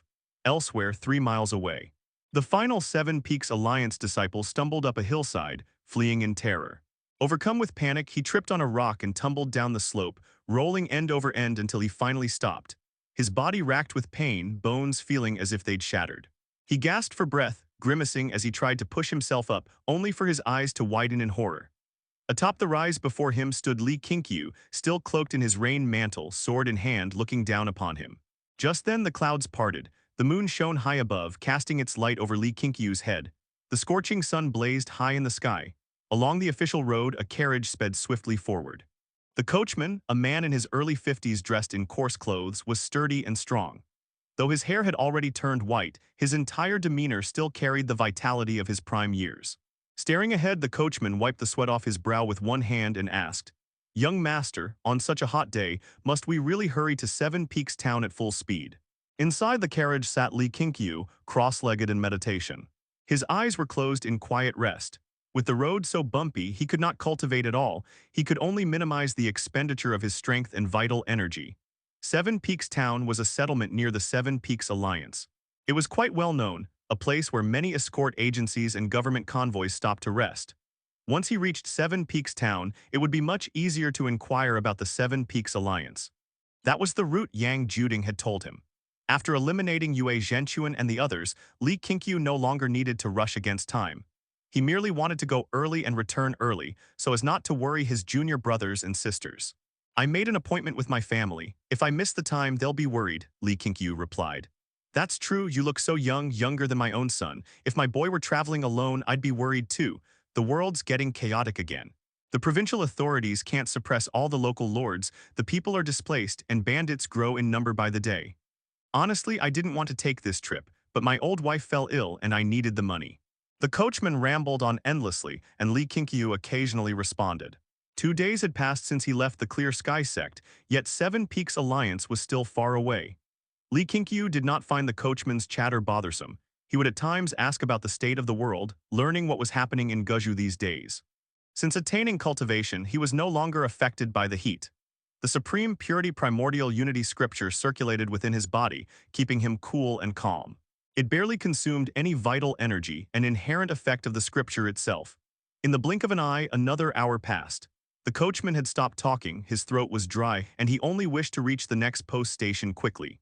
Suddenly, the coachman pulled on the reins and cursed, "Why block the road? Do you want to die under the horse's hooves? Uncle, could you give me a ride for a bit of the way?" "Oh, a woman, why are you dressed like that?" "I have money. Might I trouble Uncle to grant my wish?" "Where to?" "Seven Peaks Town." Huh? The coachman made a surprised sound, then turned his head and whispered, "Young master, there's a young lady ahead also heading to Seven Peaks Town. Shall we take her? If we do, I'll reduce your fare by 30%. Li Qingqiu couldn't be bothered with his petty schemes and replied, "Take her. Let's go." "All right then, miss, get on board and remember to thank this young master." He rented the whole carriage. "Many thanks." Footsteps approached and soon the carriage curtain lifted. A woman dressed in black entered, wearing a bamboo hat and carrying a small bundle. She sat by the window and cupped her hands toward Li Qingqiu. "Forgive my intrusion, young master, thank you for your generosity." Even as she spoke, her hand did not leave her sword hilt. Li Qingqiu gave her a glance, nodded slightly, and closed his eyes once more. The black-clad woman said nothing further. With a woman now aboard, the coachman regained his energy and started chatting again. The woman answered a few times but soon fell silent, leaving the coachman talking to himself in frustration. The rest of the journey passed in silence. At the post station, the woman and Li Qingqiu sat at separate tables. Once back on the road, they resumed their original seating arrangement. This continued for 5 days until at last, they arrived at Seven Peaks Town. Li Qingqiu handed the prepared silver to the coachman and entered the town. Seven Peaks Town sat at the foot of the mountains. Many carriages were parked before the town's stone stele, most people carried weapons and clearly had the look of martial wanderers. Li Qingqiu wasted no time. He randomly approached a man and asked, "Brother, could you tell me how to get to the Seven Peaks Alliance?" The man was short and stocky, carrying a bamboo basket, likely a local resident. He glanced at Li Qingqiu and said, "The Seven Peaks Alliance. See those mountains behind you? All of them belong to the Seven Peaks Alliance. You're already here." Li Qingqiu asked patiently, "Where exactly is their sect located?" "I wish to pay a visit." "Visit the Seven Peaks Alliance. Forget it unless you want your legs broken. Don't ask me, I don't know." With that, the man turned away. Li Qingqiu continued asking others, but the reactions were the same. At the mere mention of the Seven Peaks Alliance, everyone grew fearful and refused to speak. Li Qingqiu hadn't expected the Alliance's reputation to inspire such dread. It seemed he would have to resort to more direct measures. Just as he was about to look for a target, the black-clad woman appeared again. "If you keep asking about the Seven Peaks Alliance like that, you'll get into trouble. I happen to be going there." "What business do you have?" Li Qingqiu turned around. They stood 5 steps apart. The woman tilted her head slightly, and beneath her hat appeared a cold yet strikingly beautiful face. It was the first time Li Qingqiu had truly seen her features. She was beautiful, with eyes that carried the killing aura typical of those who lived by the sword. She was tall, about the same height as Li Qingqiu, who now stood around 1 meter 75 despite still being in his growing years. "My master sent me to deliver a letter. He was occupied with other matters and could only send me in his stead," Li Qingqiu said calmly. His tone betrayed nothing that the woman could read. "We'll have to start climbing now. By dawn we should reach it. Do you dare to come along?" she asked. Li Qingqiu's delicate features gave him the look of a scholar. Though a sword hung at his waist, the woman sensed no threat from him. "Then please lead the way, miss," Li Qingqiu said with a faint smile and a nod. Without another word, the woman walked past him and he followed close behind. They passed through the main street of Seven Peaks Town. The place was quite large and bustling. Li Qingqiu even saw someone hosting a martial contest to find a spouse. In the future, the Clear Sky Sect could come here to recruit disciples, he thought. Once they left the town, the two entered the mountain forest and began climbing. They did not follow the main path, which gave Li Qingqiu a sense of déjà vu. It felt like returning to the ancient Great Mountain Range. There was no real trail, only wild weeds underfoot. As night fell, darkness engulfed the mountains, visibility dropping to almost nothing. The woman lit a torch she had brought along, quickening her pace as the light illuminated the way. Li Qingqiu had no need for the torch, yet followed closely behind. Several hours later, they reached the top of a slope. From there, mountains stretched endlessly into the mist, their night-shrouded peaks looming like ancient demons watching from above. The woman halted. When dawn comes, you'll see the mountain gate of the Seven Peaks Alliance. Li Qingqiu nodded and asked, "Thank you, Miss. May I ask, what is your relationship with the Seven Peaks Alliance? Why do you want to know? If you don't wish to say, then forget it." Li Qingqiu turned his gaze to the shadowed mountain range ahead and spoke softly. If she didn't want to answer, so be it. Even if they became enemies, he didn't care. The woman tilted her head toward him. "Aren't you curious why we haven't encountered anyone from the Seven Peaks Alliance along the way?" she asked. "We're walking along an unmarked mountain route. Naturally, we wouldn't meet anyone," Li Qingqiu replied casually. He could tell she wasn't an ordinary traveler, but he had no interest in prying. After a moment of silence, the woman suddenly drew her sword. The blade's sound rang sharply as she leveled it at Li Qingqiu's throat. "Speak. Who is your master? What is your connection to the Seven Peaks Alliance?" she demanded coldly. Li Qingqiu glanced at her, then raised his right hand. With his middle finger, he flicked the sword, sending it flying from her grasp. It all happened too quickly. The woman staggered back 2 steps in shock, the sword plunging into the soil behind her, its blade quivering. She stared at Li Qingqiu in disbelief. She had never expected his martial prowess to be so formidable. That single flick carried an unstoppable force. That story was a lie. "Your offense just now has cancelled out the favor of guiding me. You may leave the mountain," Li Qingqiu said coldly, his face expressionless before turning to descend the slope. Wait for dawn? He had no patience for that. As he started toward the upper path, the woman couldn't help but ask, "Who are you? What are you trying to do?" "An enemy of the Seven Peaks Alliance," Li Qingqiu said without turning his head. "I intend to kill." "Kill?" The woman's eyes widened. Was he planning to charge into the Seven Peaks Alliance alone? Before she could think further, Li Qingqiu leapt forward, his figure gliding like a wild goose into the heavy fog below, disappearing without a trace. The mountain that housed the Seven Peaks Alliance was tall, and merely climbing it took Li Qingqiu some time. When he arrived before the Grand Mountain Gate, 3 Shanghai, he couldn't help but feel impressed.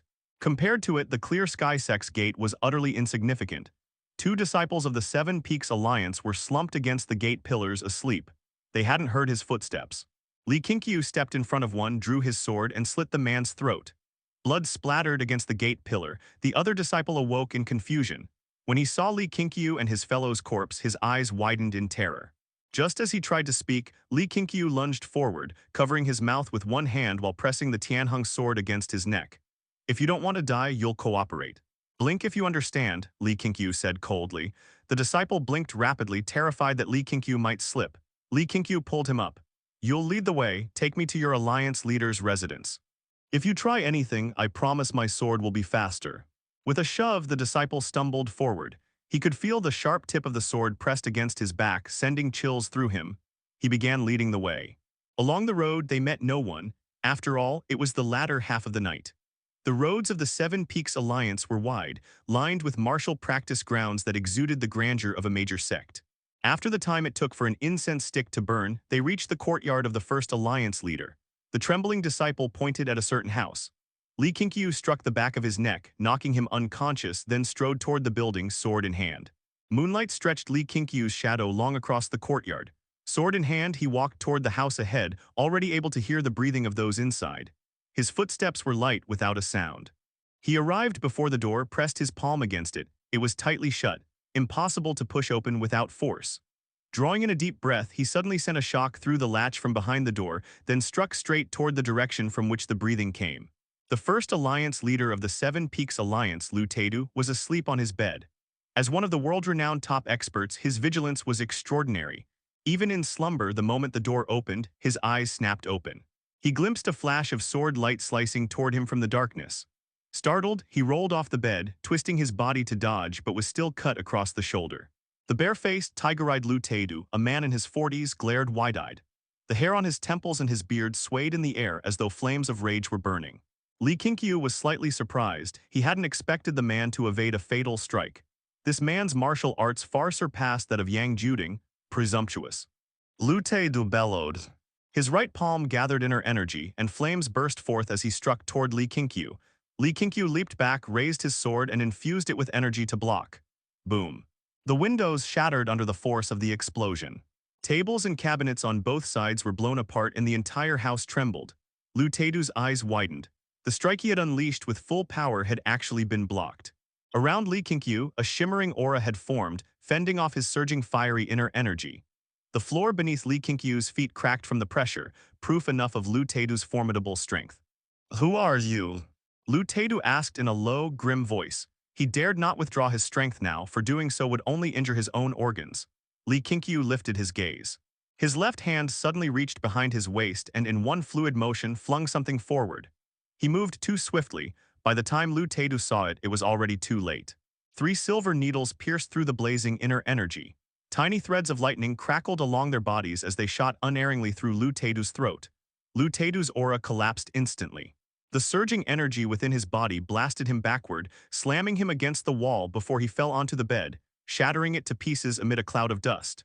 Li Qingqiu withdrew his hand and turned to leave the room. He lifted the unconscious Seven Peaks Alliance disciple lying in the courtyard, vaulted onto the rooftop, and dashed swiftly across the tiles. After leaping 100 zhang away, he used the ghostly rejuvenation needle to awaken the man. The disciple's eyes snapped open as he gasped, like waking from a nightmare. Li Qingqiu covered his mouth and whispered, "Keep leading the way, take me to the other alliance leaders."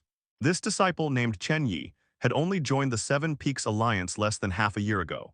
He was currently doing menial tasks like gatekeeping and running errands, having yet to learn the Alliance's advanced martial arts. In his heart, the first Alliance leader Lu Teidu was the greatest expert under heaven. So he had brought Li Qingqiu to Lu Teidu's courtyard first, hoping the intruder would seek his own doom. Yet from what Li Qingqiu just said, could Lu Teidu already be dead? Impossible. Chen Yi stared at Li Qingqiu in disbelief. At such close distance, he finally saw Li Qingqiu's face, so young it felt unreal. Li Qingqiu frowned and asked coldly, "What's wrong?" "Gone dumb or deaf?" Chen Yi jolted back to his senses and blinked frantically. Seeing that, Li Qingqiu immediately grabbed him and forced him to point the way. The disturbance from Lu Teidu's courtyard had already roused nearby disciples. They rushed out of their rooms, heading toward the source of the commotion. Li Qingqiu and Chen Yi had barely gone far when a strange, echoing horn blared from the distance, loud and resonant beneath the night sky. He saw people pouring out from every courtyard around. He quickly pressed Chen Yi down, keeping both of them hidden from sight. "What's that sound?" Li Qingqiu whispered. Chen Yi swallowed hard. "It's the Seven Peaks Alliance invasion horn. Whenever there's even a hint of danger, the horn must be sounded. Even if it's a false alarm, the Alliance leaders won't blame us. But if an intruder enters and the horn keeper fails to sound it, no matter the reason, they'll be severely punished." Soon, horns from other directions echoed in response, so there wasn't just one invasion horn. Li Qingqiu had to admit he had underestimated the vigilance of the Seven Peaks Alliance. No wonder there were no visible patrols at night. The true defenses lay hidden. Once the invasion horn sounds, there's no way you'll approach the other Alliance leaders unnoticed, Chen Yi murmured. If Lu Teidu were truly dead, he feared Li Qingqiu might drag him before the others. Li Qingqiu struck him again, knocking him unconscious. Then he stripped Chen Yi's clothing and swiftly put them on himself. He even took Chen Yi's sword, leapt down from the roof, and continued in the direction Chen Yi had pointed earlier. More and more Seven Peaks Alliance disciples were emerging. Li Qingqiu passed several of them head-on and finally grasped the true depth of the Alliance's strength. 3,000 disciples might not sound like much, but facing them directly, their power was staggering. And the Seven Peaks Alliance was a true martial powerhouse. Every disciple was trained in martial arts. As he moved, Li Qingqiu recalled the feel of Lu Teidu's inner energy. The martial path is no simple thing, he thought. If he hadn't reached the third layer of the nourishing vital energy realm, killing Lu Teidu would have been troublesome. Slaying him would have drained his vital energy, making any escape from the Seven Peaks Alliance nearly impossible. Lu Teidu was but a martial master of Guzhou. The great Li dynasty had many other states. There were surely even stronger figures in the world. He must never underestimate anyone again. Though he had succeeded in slaying the enemy leader, Li Qingqiu became even more cautious because of it. Still, if given the chance again, he would make the same choice, perhaps only picking a better time. With masters like Lu Teidu among them, the Seven Peaks Alliance was not an opponent the Clear Sky Sect could currently provoke. He couldn't simply confine his disciples within the sect, waiting for the Alliance's eventual invasion. Disguised in a Seven Peaks disciple's uniform, Li Qingqiu drew no suspicion. He didn't deliberately avoid others either. That would only seem strange. He strode openly, passing disciple after disciple. Suddenly, he stopped before a courtyard gate, turned his head and frowned. He heard faint sobbing, soft but not solitary. Someone was crying quietly and another person's breathing was weak. He hadn't intended to meddle, but for some reason the sound reminded him of his own junior brothers and sisters.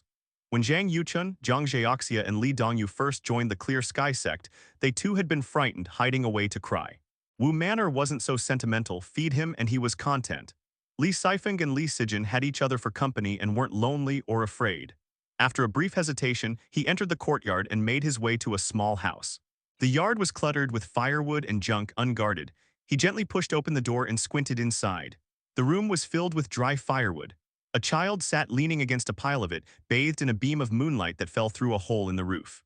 The boy looked to be 7 or 8 years old, and in his arms he held an even smaller child, whose sobbing was the sound Li Qingqiu had heard. When Li Qingqiu entered, the boy turned his head in fright. "Do you want to leave?" Li Qingqiu asked directly. The child's clothes were ragged and filthy, reminding Li Qingqiu of Su Ning when he first met her. The boy blinked blankly. "Can I?" he asked. "As long as you wish to, I'll take you both away," Li Qingqiu replied.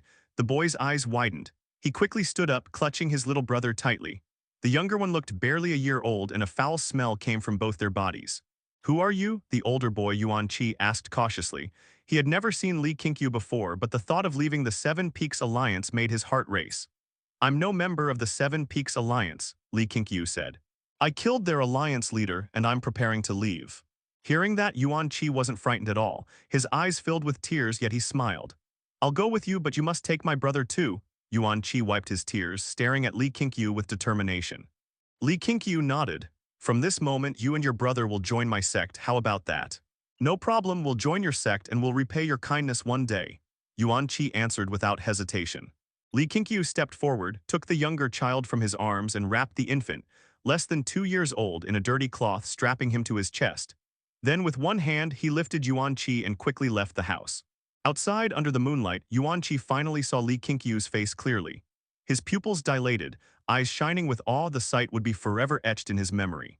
Li Qingqiu leaped onto the roof and dashed forward with light, soundless steps. He summoned the Dao Lineage interface and checked the disciple list. Indeed, the Yuan brothers had been added. He opened Yuan Qi's profile to check his loyalty. 90/80, not bad, this child had a conscience. Li Qingqiu didn't bother checking his fate traits and moved on instinctively to the younger brother's profile. The moment he clicked it open, he regretted it. The child was far too young, barely conscious. How could he have any loyalty rating? Sure enough, the younger one's name was Yuan Li. His loyalty was 0. But the next second, Li Qingqiu's eyes widened in disbelief. He even halted his steps. Name, Yuan Li. Gender, males. Age, 1 year. Loyalty to Sect Master Sect. 0/0 max 100. Cultivation aptitude extremely low. Comprehension extraordinary. Fate traits undying overlord body, heart of a grandmaster, tenacity. Undying overlord bodies. A rare ancient physique, a grand creation of heaven and earth. Born in the mortal realm, it requires a special method to awaken. Heart of a grandmaster.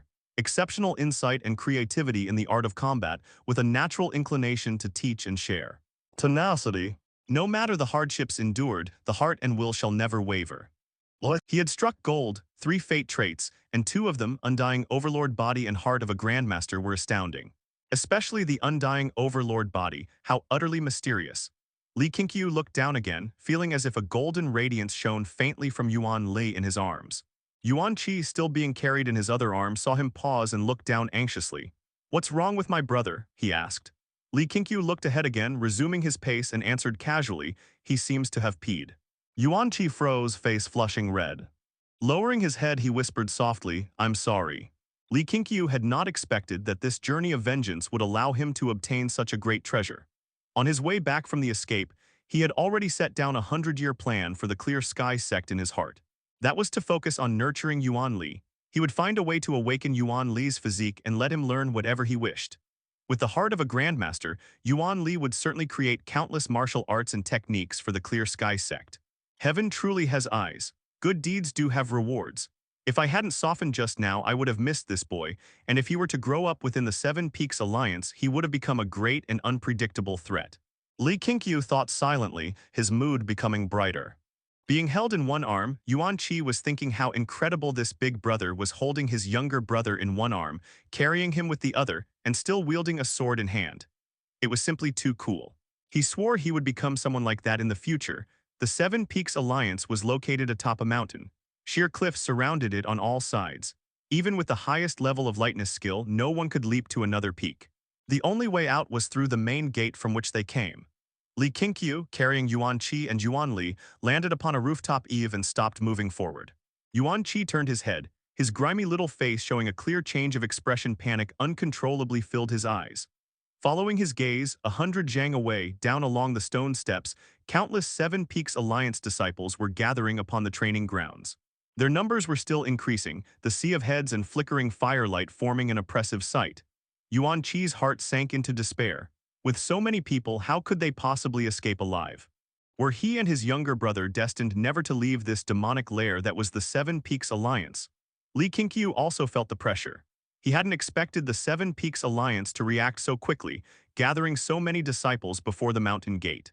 It wasn't that he doubted his own strength, but he feared that forcing a path through might harm Yuan Qi and Yuan Li.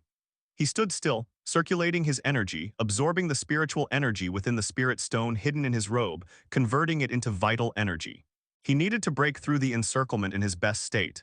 Yuan Qi turned to look at Li Qingqiu. He couldn't tell what Li Qingqiu was thinking. Believing he was hesitating, Yuan Qi whispered, "Big brother, put us down and escape alone. No matter what, you have slain the alliance leader of the Seven Peaks Alliance.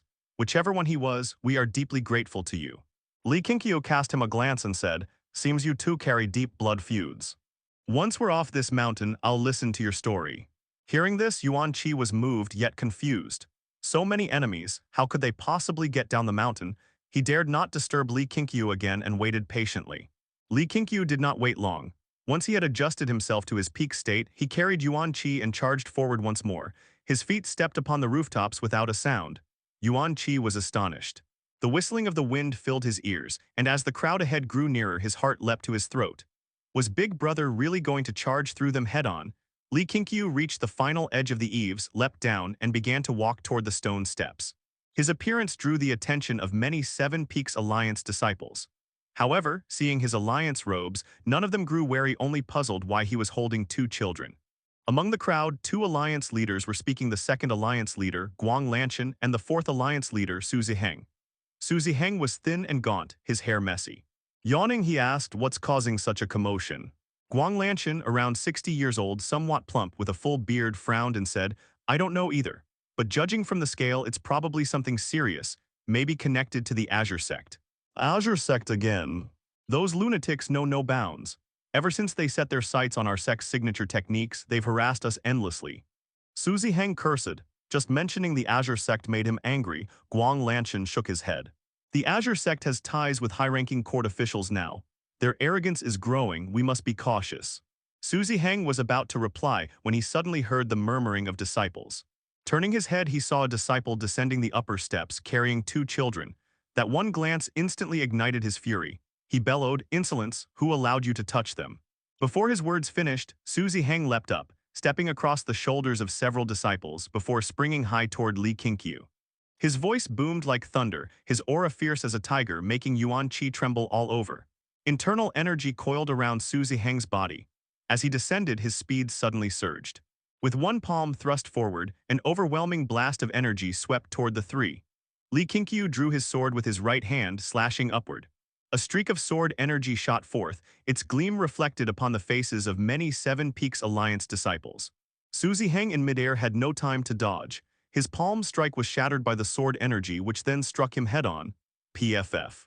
It was as though he had been struck by an immense force.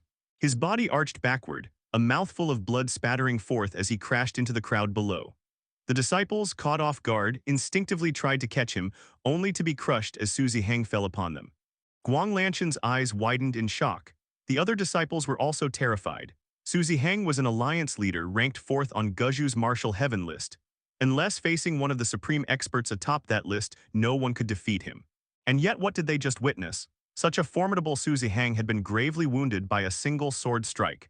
As they looked upon Li Qingqiu still in the posture of his swing, fear filled every gaze. Dark clouds rolled across the night sky, the half-hidden moon casting faint light upon the steps. Standing tall at the top, Li Qingqiu held a child in one arm, a sword in the other, his robes fluttering wildly in the wind. The aura he exuded alone intimidated hundreds of Seven Peaks Alliance disciples below. A supreme expert, that was Guang Lanshan's instant thought. He reacted swiftly, barking an order, "Form ranks. Don't let him escape." Then pulling a wooden whistle from his sleeve, he blew hard, its sharp note piercing the clouds. Li Qingqiu moved. He charged down the steps swiftly. The sword in his hand was not the Tianheng sword but Chen Yi's. Though the disciples were frightened, their sheer numbers bolstered their courage.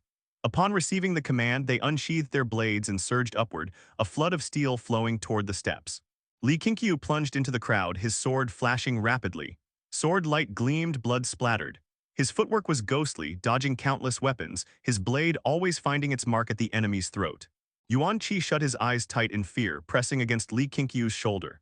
Yuan Li, still hanging in his arms, furrowed his brows in unconscious pain, too weak to open his eyes. With every step, Li Qingqiu felled another man. Even as enemies poured in, he did not retreat. From above, the flood of disciples seemed to be pushed back by one man alone. Guang Lanshan, not backing down, stepped forward using a mysterious footwork, weaving through the crowd like a swimming dragon, swiftly closing in from behind. Yuan Qi, clinging to Li Qingqiu's shoulder, felt a gust of killing wind. He opened his eyes instinctively, only to see Guang Lanshan charging in like a feral beast, his right palm slicing through the air, bringing the scent of blood. At that moment, Yuan Qi remembered the scene of his father's heart being torn out by Guang Lanshan. His pupils trembled, terror engulfing him. Just then, Li Qingqiu seemed to grow eyes in his back. He turned and slashed in one smooth motion. That sword strike was incredibly sharp, the blade even crackled with lightning, driving away the darkness before Yuan Qi's eyes. Startled by the sudden counterattack, Guang Lanshan leaned backward, narrowly dodging the strike. But before he could react, Li Qingqiu's foot slammed into his chest, sending him flying. Guang Lanshan tumbled across the ground several times, knocking over a number of disciples. Li Qingqiu drew his leg back, feeling a slight numbness. Though his physique had been enhanced, facing Guang Lanshan's full-speed charge infused with internal energy had been taxing. He turned and continued fighting. What he sought now was not slaughter, but escape. Yet before he could advance far, more Seven Peaks Alliance disciples came rushing down from above. At the same time, on a distant cliff, the black-clad woman stood at the edge. She saw the fog between the two mountains dissipating and firelights blooming rapidly within the Seven Peaks Alliance. She had been asleep only to be awakened by the alarm of invasion. He actually stirred up such a commotion. The black-clad woman recalled Li Qingqiu's face, astonished within. After a moment of hesitation, she turned to descend the mountain, unwilling to be dragged into trouble. Li Qingqiu discarded the broken sword in his hand and drew the Tianheng sword from his waist, continuing the fight. Behind him lay dozens of fallen bodies. He was surrounded on all sides, encircled so tightly that not even water could flow through. Though he appeared unstoppable, he had not broken the disciples' courage. Li Qingqiu's gaze hardened. His right hand released the scabbard, but even so the Tianheng sword remained hovering before him. The blade trembled slightly, its point turning forward. The front ranks of disciples stared in shock. Boom! With a sonic crack as air was torn apart, the Tianheng sword shot forward, surging ahead like lightning. Vital energy condensed into sword qi, ravaging all in its path as Li Qingqiu followed closely behind. The sounds of slicing flesh and grinding bone echoed endlessly as he used the supreme sword-controlling technique to carve a bloody path through the crowd. Clutching his chest, Guang Lanshan struggled to stand, only to witness this terrifying scene. He coughed violently, blood gushing from his mouth, his eyes filled with sheer terror. Before his gaze, Li Qingqiu broke through the siege, vanishing swiftly into the night. The Seven Peaks Alliance disciples dared not pursue. From the speed and might Li Qingqiu had displayed, they knew they could never catch him. Faces pale, they turned toward Guang Lanshan, fear still etched upon them. Guang Lanshan gave no command, for he too dared not chase. Not good. The Grand Alliance leader has been slain by the intruder. A panicked voice came from behind. A disciple stumbled up the steps, shouting loudly. To the hundreds of disciples who had just survived that brutal battle, the words were like thunder. Guang Lanshan felt his world collapse. Turning his head, he saw Su Ziheng lying motionless in a pool of blood, dead beyond doubt. Elsewhere, Li Qingqiu sped down the mountain, the two children in his arms. He was anxious. More than half his vital energy had been spent. He could not afford another prolonged battle. Just then, a line of text appeared before his eyes. Because you have decapitated an enemy sect for the first time and retreated unscathed, preserving the prestige of the Clear Sky Sect, you have received one inheritance reward opportunity. Sunlight split through the heavens, sweeping across the foothills of the Seven Peaks town. Inside an inn, a black-clad woman sat facing an elderly man in a gray robe, her expression filled with impatience. You sure move fast. I just arrived, and by the next morning you've already found me. The black-clad woman spoke coldly, her words leaving the gray-robed elder rather helpless. The gray-robed elder looked to be past 70, his face marked with age spots. He sighed softly and said, "Miss, don't act rashly again. With your current martial strength, if you were to confront the Seven Peaks Alliance, you would surely suffer. And I've heard that something major has happened there. Anyone who provokes them now will invite a fierce retaliation." "What happened?" The black-clad woman asked, and her thoughts immediately turned to Li Qingqiu. She was curious what Li Qingqiu's true purpose had been in going to the Seven Peaks Alliance. The elder's expression turned grave. Last night, the first alliance leader of the Seven Peaks Alliance, Lu Taidu, was slain in his own quarters. It said another alliance leader tried to block the killer and was beaten to death on the spot. At those words, the black-clad woman's face changed drastically, her expression filled with shock as sudden realization struck her. No wonder there had been such a great commotion at the Seven Peaks Alliance last night. But still, Lu Taidu was slain? How could he possibly have done that? The woman recalled how Li Qingqiu had flicked his finger and sent her sword flying, and she began to think that he truly might possess such power. But he was so young, how could he be that strong? Could he be skilled in rejuvenation or disguise techniques? The more she thought, the more frightened she became. That was Lu Taidu, one whose very step could shake the martial world of Guju. And to think he had died within the Seven Peaks Alliance itself, this was simply inconceivable. She looked up at the elder and asked urgently, "Who did it?" The gray-robed elder shook his head. "No one knows. They say the killer had 3 heads and 6 arms, like a demonic god descending upon the mortal realm, utterly unstoppable. He also took away 2 children. Perhaps he came there precisely for them." The woman couldn't help but roll her eyes. 3 heads and 6 arms, and you believe that? "That's what the people of the Seven Peaks Alliance said. I'm merely repeating it," the elder said with a shrug. After a pause, he added earnestly, "Miss, the Seven Peaks Alliance will soon fall into great turmoil, internal strife for power and external enemies taking advantage of the chaos. Perhaps the matters troubling you will resolve themselves. Why risk your life for nothing?" The black-clad woman gave a cold smile. "Now that Lu Taidu is dead, my troubles are gone as well. Don't worry, I'll return with you today." The gray-robed elder let out a sigh of relief and stroked his beard, nodding. After a brief hesitation, the woman said, "Can you have someone investigate who killed Lu Taidu? I only wish to know his name. I'll try my best, but given how dark the night was, finding out who he was won't be an easy matter." The elder replied casually, not thinking much of it. Once more, the image of Li Qingqiu appeared in the woman's mind, stirring her curiosity. Who exactly was this man, daring to come openly under the Seven Peaks Alliance's nose, only to climb their mountain and kill? What sort of enmity did he have with them? After leaving the Seven Peaks Alliance, Li Qingqiu had traveled several hundred li before hiding in the mountains to rest and restore his vitality. He then used the rejuvenating Ghost Immortal needle to nurse Yuan Li's body, while Yuan Qi gathered fruits and water from the mountains. After resting for a day, they continued their journey, avoiding official roads and meeting no one along the way. With the help of the wind sprint technique, Li Qingqiu's speed was fast. Though not quite as fast as a carriage, it was not much slower either. When they finally reached the foot of the Qingxiao Sect's mountain, Li Qingqiu breathed a sigh of relief. Looking up at the vast peaks ahead, Yuan Qi felt confused. Why did it seem they were going farther and farther away from civilization? In his mind, martial sects should be close to towns. It made recruiting disciples and controlling commoners easier. "When we go up the mountain, don't mention anything about the Seven Peaks Alliance. Don't even say I've been there. You're just 2 orphan children among the refugees I picked up on the road, understood?" Holding Yuan Li in his arms, Li Qingqiu spoke as he led the way. A large bundle was strapped to his back, purchases from a town they had passed the day before. Following behind, Yuan Qi nodded quickly. "I know, big brother, don't worry, I won't cause you trouble." As they walked, Li Qingqiu explained the Qingxiao Sect's situation. Yuan Qi had never heard of the sect before, and upon learning that most of its disciples were children, he began to look forward to it. In the Seven Peaks Alliance, he had been surrounded by adults and constantly bullied. The thought of a sect full of children made him feel at ease. As Li Qingqiu described the sect, Yuan Qi's courage grew and he began asking endless questions.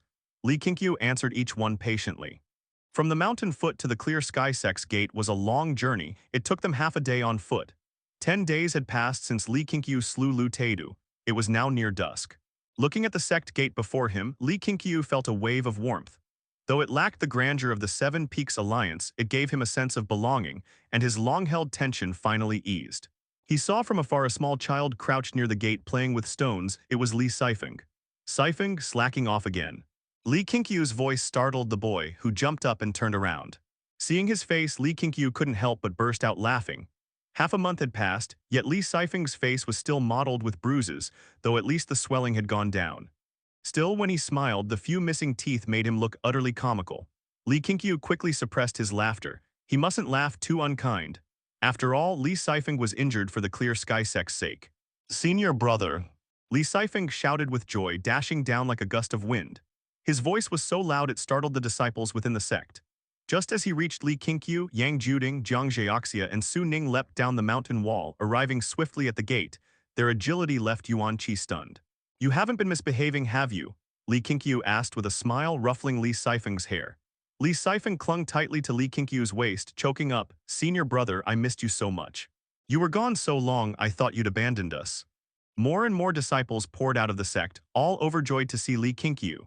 He even spotted 6 unfamiliar faces, no doubt the 6 children from the Qin family.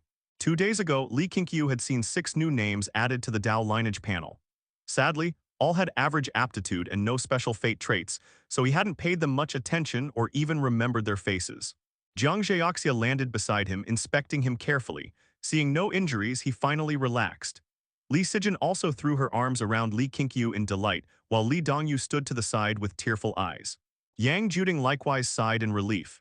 He had been hiding the truth of Li Qingqiu's journey to the Seven Peaks Alliance and could hardly bear the pressure anymore. Thankfully, Li Qingqiu was back. Senior brother, where did you go? Why were you gone so long? Jiang Zheoxia asked, his tone full of grievance. Li Qingqiu smiled.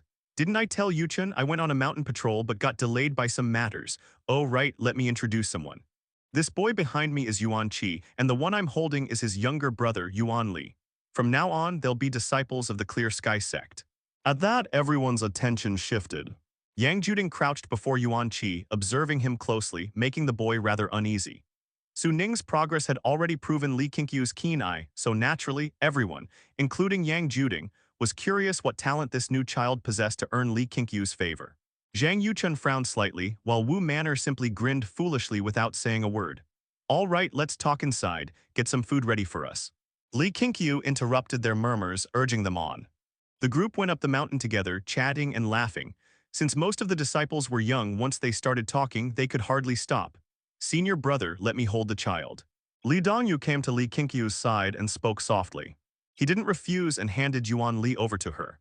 Back in the courtyard, Zhang Yuchen took Yuan Qi to wash up, while Li Dongyu and Li Sijin bathed Yuan Li.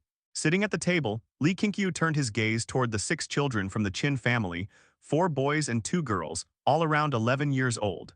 For the Qin family to find 6 children of the same age spoke to their flourishing lineage. Under the Sect Master's gaze, the 6 children were tense. Qingqiu had warned them before leaving that once at the Clear Sky Sect they must behave. Anyone sent back early would face severe punishment. Come, sit down. Introduce yourselves. Li Qingqiu smiled gently and beckoned them over. Seeing his smile, the 6 children relaxed and began to introduce themselves one by one. Li Qingqiu chatted with them casually, drawing them closer in comfort. 3 of the 7 sons of Clear Sky handled the cooking. Their hands were quick, and soon steaming dishes were placed before Li Qingqiu. Without waiting for Yuan Qi, Li Qingqiu began eating first. Yang Juding sat nearby, wanting to ask questions, but held his tongue with others present. After a while, Zhang Yuchen, Yuan Qi, and Li Dongyu returned to the courtyard. The entire Clear Sky Sect gathered together, 24 in total. Far fewer than the 7 Peaks Alliance, yet Li Qingqiu felt deeply content. He believed that in 10 years' time, these disciples before him would all stand on their own. Li Dongyu sat beside him, resting her chin on her hand. Senior brother, seeing you return like this reminded me of Master. Back then, when Master brought Sifeng and Sijin back, he looked just like you, holding Sijin in his arms and Sifeng following behind.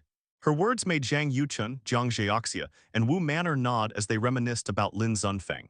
Their curiosity about their ancestral master grew. What kind of heroic figure had Lin Zunfeng truly been? Yang Juding said, Lin Zunfeng did have a righteous heart, but he didn't do much for the Clear Sky Sect. Since its founding, the sect has never recruited many disciples. I believe today's Clear Sky Sect has no connection to the old one. Li Qingqiu glanced at him, secretly pleased. In just a few days, Yang Juding had grown rather perceptive. Zhang Yuchen followed with, that's right, Master abandoned us and left. From now on, the Clear Sky Sect has only one Sect Master, you. We're the new Clear Sky Sect. You just use the old name out of sentiment. Nighttime with the moon bright and stars sparse. Li Qingqiu returned to his own quarters and found the room clean and tidy. The bed was neatly made with quilts and pillows. It seemed the Qin family's investment had arrived, and life in the Clear Sky sect had begun to improve. He had entrusted all financial authority to Zhang Yuchun. In Li Qingqiu's view, money was a worldly thing. As long as he controlled the spirit stones within the subterranean spiritual lake, it would be enough. Spirit stones could aid cultivation. They were certainly the hard currency of the cultivation world, just like oil in his previous life's world. That was the true foundation of the Clear Sky sect. Li Qingqiu sat cross-legged on his bed, opening the Dao Lineage panel. The inheritance reward from escaping the Seven Peaks Alliance had not yet been activated. Out in the wilderness, he wouldn't dare to use it carelessly. Only now, back home and at ease, did he dare to open it. Claim inheritance reward. Activate Dao Lineage Inheritance. You have obtained the spell Soul Confining Spell. Do you wish to accept the inheritance? Soul Confining Spell. That name didn't sound righteous at all. It seemed the Dao Lineage panel didn't define whether he should follow the righteous or demonic path. Good, I like it. Li Qingqiu didn't wish to be bound by too many rules and restrictions. As for these crooked and unorthodox paths, he was also willing to learn a bit about them. With that thought, he immediately began the inheritance of the soul-confining spell. The familiar sensation surged once more, and he quickly sank into the inherited memories. After a long time, he opened his eyes.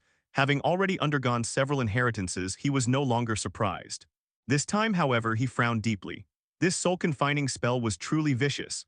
The spell could seize a person's soul even while the target was still alive. During the process, the victim would endure indescribable agony, and once the soul was captured, it would forever remain under the caster's control until the caster's death. Once the spell succeeded, the soul would become a ghost, unable to defy its caster. This was suppression from the depths of the soul itself. However, the spell carried its risks. If cast across realms, lower cultivation against higher, it was very likely to cause backlash. After memorizing the soul-confining spell, Li Qingqiu did not immediately start cultivating it. He still needed to train the ghostly immortal rejuvenation needles first, reaching a certain level before proceeding. He adjusted his state and soon entered into qi absorption cultivation. The moon set and the sun rose, a night passed. Early the next morning, all the disciples awoke. Those focusing on martial arts went to train, while those pursuing cultivation sat together to absorb the essence of sun and moon. Li Qingqiu assigned Yuan Qi to study martial arts under Yang Juding, along with the 6 Qin family disciples. From this day onward, not everyone could practice the supreme purity primordial unity scripture. Only those with outstanding aptitude or great merit could qualify. After the prime cultivation hours passed, Li Qingqiu and Zhang Yuchun returned indoors to discuss future developments. First, organize a group of disciples to start building houses down in the woods below the mountain gate. You can bring Yang Juding along since he's an adult. Second, recruit 10 new disciples. Anyone under 20 will do. We can't keep recruiting children all the time. As Li Qingqiu spoke, he sipped tea. The tea leaves were also a gift from the Qin family. The fragrance was rich, and after drinking a cup last night, he had grown fond of it. Zhang Yuchun smiled. I've been wanting to do that for a while. Now that we have funds, it's time to expand. Oh, should we hire a teacher? I heard from Dongyu that you were considering that. Go ahead, Li Qingqiu nodded. Leave these things to you. You don't need to handle everything personally. Select a few disciples to train under you so they can assist later. As Clear Sky Sect grows, the duties will naturally become more specialized. Zhang Yuchun replied, Huang Shan and Yu Lin are quite good, rough but attentive, thoughtful in their approach. I'll nurture them carefully. From now on, only true inheritor disciples can study the primordial unity scripture. For now, only Su Ning will hold that title. As for Huang Shan and the others, they may also enjoy the title of true inheritor disciples, but their focus will remain on martial arts, Li Qingqiu added. Zhang Yuchun took note of everything. Li Qingqiu had many ideas regarding disciple ranks, but it wasn't the right time to implement them yet, especially when the sect still lacked a structured system. At present, Clear Sky Sect still had no stable source of income. Li Qingqiu and Zhang Yuchun discussed this at length. They couldn't rely solely on the Qin family. Jiang Zhaoxia's experiences during his time down the mountain were worth considering. Tasks such as escorting nobles or valuable goods, or taking on official bounties, these could later be handled by disciples. It would serve as training, earn money, and spread the sect's reputation. Without fame, recruiting disciples would be difficult. They could only take in children from nearby villages. Such disciples, aside from their mediocre aptitude, often couldn't even read. Even training them in martial arts required extra effort and cost. Of course, Li Qingqiu intended for the Clear Sky Sect to have its own literacy curriculum. He simply didn't want recruitment to remain confined to rural areas. The two talked for a full hour. When they finished, Zhang Yuchun, now full of vigor, immediately went off to carry out the plans. Li Qingqiu lingered a while longer, then left his quarters and called for Li Dongyu. Together, they went to the back mountain forest to practice the ghostly immortal rejuvenation needles. They trained until nearly noon before returning to the sect. Senior brother, don't forget to pick one disciple from the Qin family to take as your apprentice, Li Dongyu reminded softly as they walked side by side. That's what you promised the Qin family, and those children are still waiting. Li Qingqiu nodded and smiled. Don't worry, I haven't forgotten. Yuchun reminded me too. Qin Ju had already designated his son to be Li Qingqiu's apprentice, so there wasn't much to consider. The sooner he made it official, the sooner the 6 Qin disciples could settle their hearts. After lunch, Li Qingqiu summoned Qinyi to come with him. Qinyi stood up immediately, face flushed with excitement. The other 5 Qin disciples were equally thrilled, for they all carried their family's hopes. After formally accepting Qinyi as his disciple, Li Qingqiu sent him to train under Yang Jiuding. His aptitude was poor, making progress in cultivation difficult. However, if his performance improved in the future, Li Qingqiu might assist him in pursuing cultivation. The subterranean spiritual lake could compensate somewhat for inadequate cultivation aptitude. Thus, Yang Jiuding also gained a title, the Martial Arts Elder of Clear Sky Sect. Half a month passed quickly. Since Li Qingqiu had concealed the truth about his actions in the Seven Peaks Alliance, Jiang Zhaoxia continued training halfway up the mountain, and Li Qingqiu did not stop him. After all, beyond the Seven Peaks Alliance, there was also the potential threat of the Azure Sect. Until one day, Zhang Yuchun brought startling news. Jiang Zhaoxia, Li Dongyu, Wu Manner, Li Sifeng, and Li Sijin were all summoned to Li Qingqiu's quarters. The Seven Peaks Alliance is in chaos. The first alliance leader, Lu Taidu, is dead. No wonder they haven't come to trouble us, Zhang Yuchun said excitedly. Li Qingqiu asked curiously, where did you hear that? It was Zhang Yuchun's third trip down the mountain in half a month. Li Qingqiu hadn't expected him to bring back such martial world intelligence. Zhang Yuchun grinned. We ran into bandits on the road this time. I went with Huang Shan and Yu Lin to handle them. Through some new friends, I heard this shocking news. It spread across Guzhu's martial world. Li Sifeng's eyes widened as he looked at Li Qingqiu. Senior brother, you didn't do it, did you? The others also looked on nervously, yet with a glint of expectation. After all, Li Qingqiu had gone missing for half a month not long ago. Li Qingqiu rolled his eyes. How could I possibly have that ability? Asked third brother. Was the Seven Peaks Alliance that easy to deal with? Jiang Zhaoxia nodded. To kill the strongest man in the Alliance's headquarters is no easy feat. Fighting one-on-one and fighting against hundreds or thousands are entirely different matters. The others, recalling Jiang Zhaoxia's previous injuries, all understood. Li Sifeng began flailing his arms, vividly recounting how powerful the Seven Peaks Alliance experts were. Meanwhile, Jiang Zhaoxia stared at Li Qingqiu with a complex expression, making him feel uneasy. Unable to bear that gaze, Li Qingqiu coughed lightly, interrupting Li Sifeng's antics. Anyway, the Seven Peaks Alliance won't come after us for a while, but we can't relax. From now on, everyone either trains or helps with sect construction, no idleness. The sect's expansion had already begun, with the male second-generation disciples contributing the most labor. Aside from Li Sijin, Li Qingqiu had assigned tasks to all his junior brothers and sisters. After the meeting, Zhang Yuchun stayed behind. He tugged at Li Qingqiu's sleeve and said, Senior brother, I've invited a teacher from the town below. He claims to be skilled in face reading and the 8 trigrams. He insists on meeting you personally. You didn't pay him, right? I did, but he said he'd decide how much effort to give based on your face. All right then. Let's see what kind of trick he's playing. Li Qingqiu agreed, and the two walked out together. Outside, they saw a man in white scholar's robes standing behind 2 disciples, watching them work with wood. The man looked about 20 or 30, carried a bookcase on his back, and had a refined, scholarly air, a typical learned man. Mr. Zhang, my senior brother is here, Zhang Yuchun called out. At the sound, the white-robed scholar named Zhang Yu turned at once and walked toward them. His gaze immediately fell upon Li Qingqiu. As they drew closer, his eyes lit up. Before Li Qingqiu could even speak, the man rushed forward and grabbed his hand. Li Qingqiu thought to dodge, but sensing no inner energy from him, he allowed the man to grasp it. Master Li, your face is extraordinary. Born of noble blood, your youth was troubled, yet destiny favors you greatly. The stars of purple tenuity shine above, you are destined to become a true dragon.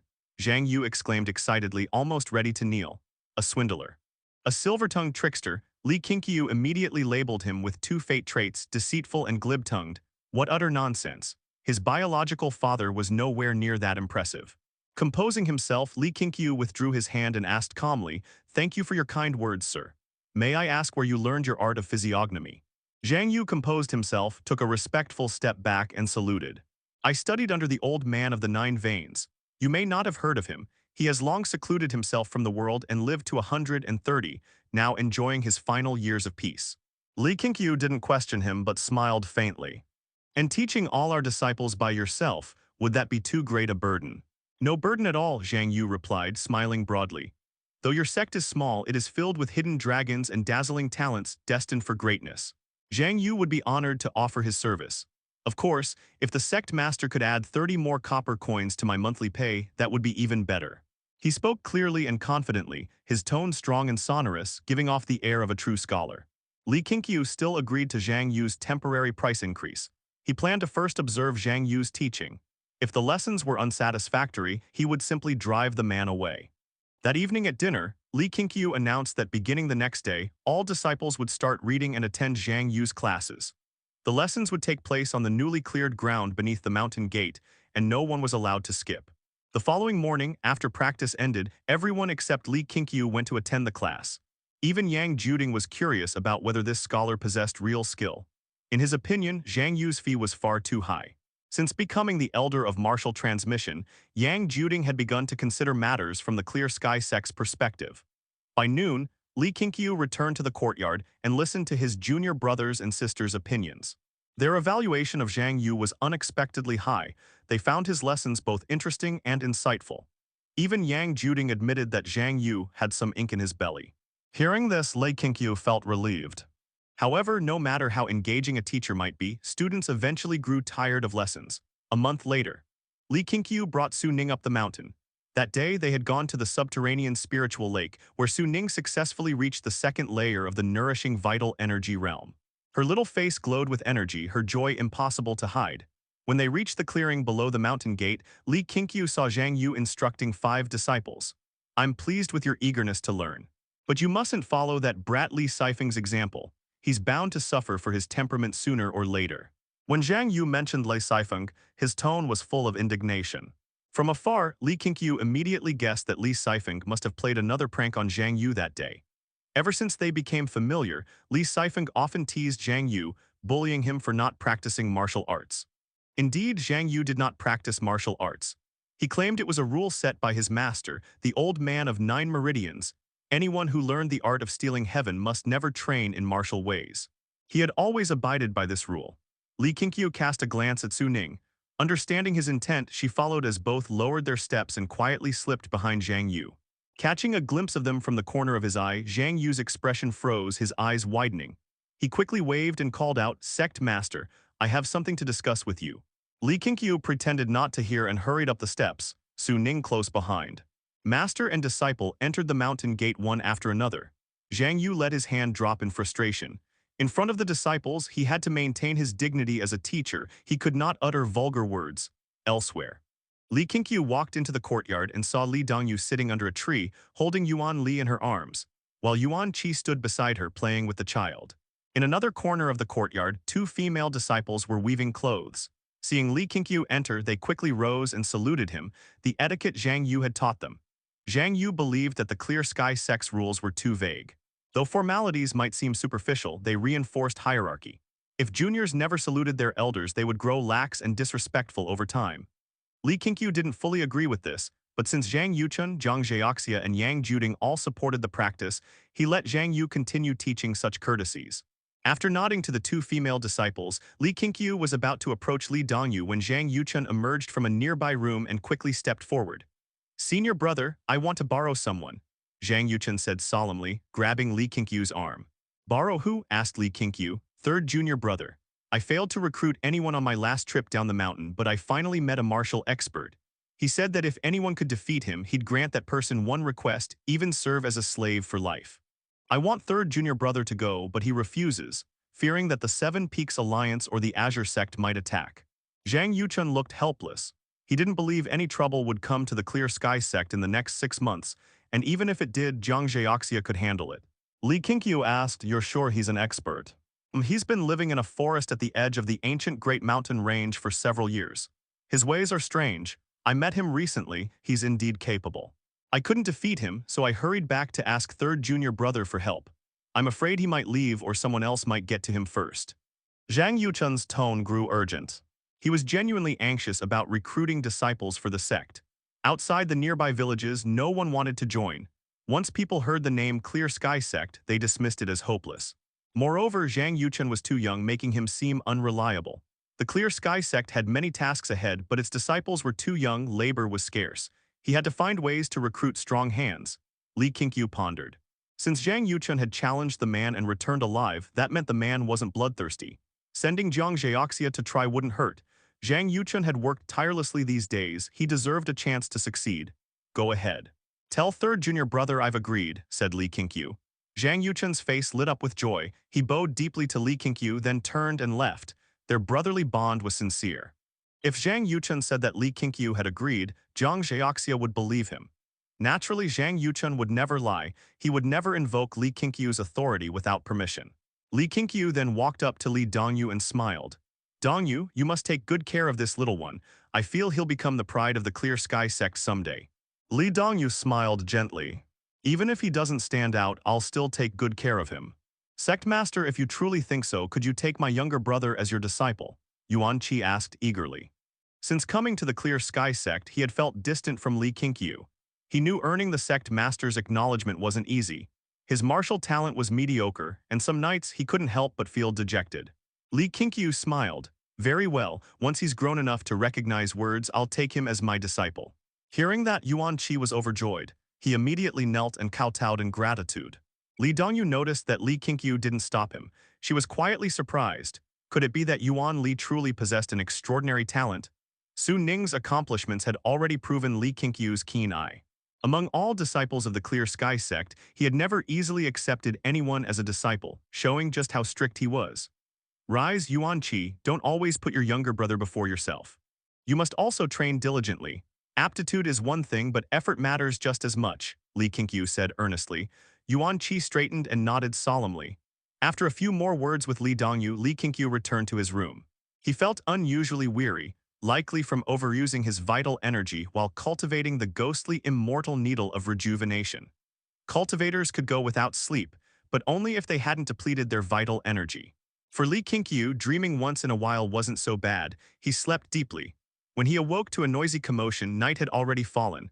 Puzzled, he wondered why no one had called him for dinner. Rising from bed, he soon heard voices outside the courtyard. Someone was begging for mercy, while others shouted angrily. An intruder. Li Qingqiu stood and headed toward the door. At the same time, near the main gate of the courtyard, more than a dozen disciples had gathered. In their midst knelt a young man dressed in black, his face bruised and swollen, tears streaming down his cheeks. Hands clasped together, he begged pitifully for mercy. Su Ning stood before him, her small face stern. With Zhang Yuchun and Jiang Zhaoxia both away on their journey, no one had dispersed the crowd. The group's numbers made the scene all the noisier. Yang Juding vaulted over the courtyard wall and landed behind the disciples. Looking closely, he exclaimed in shock. Chen Kanghai, why are you here? The black-clad man looked up at him, not with relief but with deep shame. Lowering his head, he wished he could sink into the ground. When Li Qingqiu emerged, Li Dongyu also arrived carrying Yuan Li. They exchanged a look. She shook her head, showing she knew nothing. What's all this noise about? Li Qingqiu strode forward, his voice firm. At once, the disciples parted and saluted him. Seeing this, Zhang Yu, standing at the edge, nodded in satisfaction. Qingyi spoke first. Master, this man snuck into our sect to steal things and was caught by senior sister. The senior sister he referred to was naturally Su Ning. Though younger, she had become Li Qingqiu's disciple first and was far stronger in martial arts, earning his respect. Stealing, Li Qingqiu didn't doubt it. The Clear Sky Sect was no longer impoverished, it now had valuables worth stealing. He walked up to Chen Kanghai and looked him over. Chen Kanghai hurriedly said, I was just hungry. I only wanted a bit of food. Su Ning snapped a bit. You stole an entire roast chicken and carried off 2 jars of wine, both jars shattered on the ground. This matter won't end easily. Hearing that, Li Qingqiu's face darkened. Though the sect was now wealthier, mouths to feed were many and every expense had to be calculated carefully. A roast chicken was a rare luxury and this man dared to steal it. I'll repay it, just give me a chance. Within 5 days, I'll bring money to compensate you. Chen Kanghai pleaded, then turned toward Yang Juding. Dragon-subduing hero, you know what my word is worth. Please speak for me. Hearing that 2 jars of wine were gone, Yang Juding's nostrils flared in anger. When Chen Kanghai begged for help, he snapped, "Speak for you. I'm ashamed to even know you." The mighty king of thieves, instead of robbing corrupt nobles, came up this mountain to steal chicken and wine, and got caught by a child at that. Don't you feel any shame? That only made Chen Kanghai burst into tears. Yang Juding, a child, she's a demon child, even you couldn't beat her. Yang Juding's anger flared further. How could he not be Su Ning's match? He had watched Su Ning join the sect himself. How long had it been since then? Could she already surpass his 20 years of hard training? Yet, when his gaze unintentionally swept over Su Ning's profile, his heart suddenly trembled for reasons he couldn't explain. Yang Juding, frightened by Su Ning, began to quarrel with Chen Kanghai. At first, Chen Kanghai was also afraid, but as they argued, he became agitated and tried to get up and fight. Yet when Su Ning glared at him, he trembled and knelt back down. Enough, beating him to death now won't help. Think about how to make amends instead. Li Qingqiu spoke calmly. Although stealing was despicable, what Chen Kanghai had taken wasn't something of great value. The crime wasn't worth death. Yang Juding glared at Chen Kanghai, then turned to Li Qingqiu and said, "This man's name is Chen Kanghai. His lightness skill is unmatched. He's known in the martial world as the King of Thieves. Once he sneaked into a prefect's mansion and stole a treasured artifact, then sold it to a noble and used the money to help disaster victims. He's somewhat of a chivalrous man. Moreover, he's known for keeping his word. If he promises something, he fulfills it. To this day, he has never broken a promise." He actually admired Chen Kanghai quite a bit. In these degenerate times, there were few martial artists who still upheld the spirit of chivalry. Li Qingqiu looked at Chen Kanghai and asked, "Why did you come to the Clear Sky Sect?" Chen Kanghai replied, "I was being hunted by the authorities. The newly appointed magistrate of Blackstone County is skilled in martial arts and compassionate toward the people. But he set his sights on me and refused to let me go. I was chased all the way to the ancient Great Mountain Range. Starving and desperate, I had no choice but to commit a petty act to survive." That doesn't make sense. The world is vast. Why did you have to come here specifically? Li Qingqiu's gaze turned sharp, his tone tinged with displeasure. Chen Kanghai's face changed slightly and he gritted his teeth. "To tell you the truth, next spring festival, the crown prince will come to the ancient Great Mountain Range to hunt. I came early to prepare to steal the peace sword from his waist." Yang Juding's eyes widened. He cursed, "You're out of your mind. Doing that will cause the court to send heavy troops to search the ancient Great Mountains. Our Clear Sky Sect will be dragged into the chaos." The surrounding disciples also looked at Chen Kanghai differently now. They hadn't expected him to be so bold. Zhang Yu couldn't help but speak. "The peace sword, that's the very sword bestowed upon the late emperor by a grandmaster when he unified the realm. It ranks second among the 10 famous swords of the world. If you steal that, the entire world will be thrown into chaos." Chen Kanghai smirked proudly. "Exactly. If I succeed, the name of the King of Thieves will reach new heights. I intend to slap the face of the royal family. They boast of a peaceful and prosperous era, yet they never look down to see how the common people actually live. As for implicating the Clear Sky Sect, I thought the sect would have disbanded after Lin Zunfeng's retirement. I only came here today looking for shelter. Who knew you'd be roasting chicken? It smelled so good I couldn't help myself." By the end, he couldn't stop himself from swallowing hard. After the beating he'd received, he was even hungrier. Li Qingqiu turned to Yang Juding and asked, "You said his lightness skill is unmatched." Yang Juding restrained his anger and nodded. In all of Guzhu's martial world, his lightness skill ranks among the top. Then suddenly he realized, how had Su Ning caught Chen Kanghai? He couldn't help but glance at Su Ning. Chen Kanghai noticed the look and hurriedly said, "If I hadn't been starving, how could she have caught me?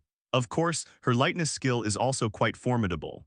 Su Ning, already at the second layer of the nourishing vital energy realm, had long begun cultivating the wind sprint technique. She was already adept at moving swiftly through the forests. "In that case," Li Qingqiu said sternly, "you'll stay in the Clear Sky Sect for 1 year to teach my disciples your lightness skill. That will be your atonement. During this time, we won't let you starve. But if you refuse, I'll hand you over to Blackstone County." Chen Kanghai's face shifted. "Could you make it shorter? I have plans I can't delay." "So many people have heard about your plans. Do you really think you can still pull them off? Stop wasting time, yes or no?" Li Qingqiu was getting impatient. He was waiting to eat. Under everyone's watchful eyes, Chen Kanghai hesitated, then finally nodded in agreement. "Good, let's eat." Li Qingqiu clapped his hands and walked toward the long table. The disciples dispersed quickly to prepare for the meal, leaving Cheng Kanghai kneeling alone. He was dazed. He hadn't expected the Clear Sky Sect to be so straightforward, nor Li Qingqiu to trust him so easily. He quickly got up and walked over to Yang Juding.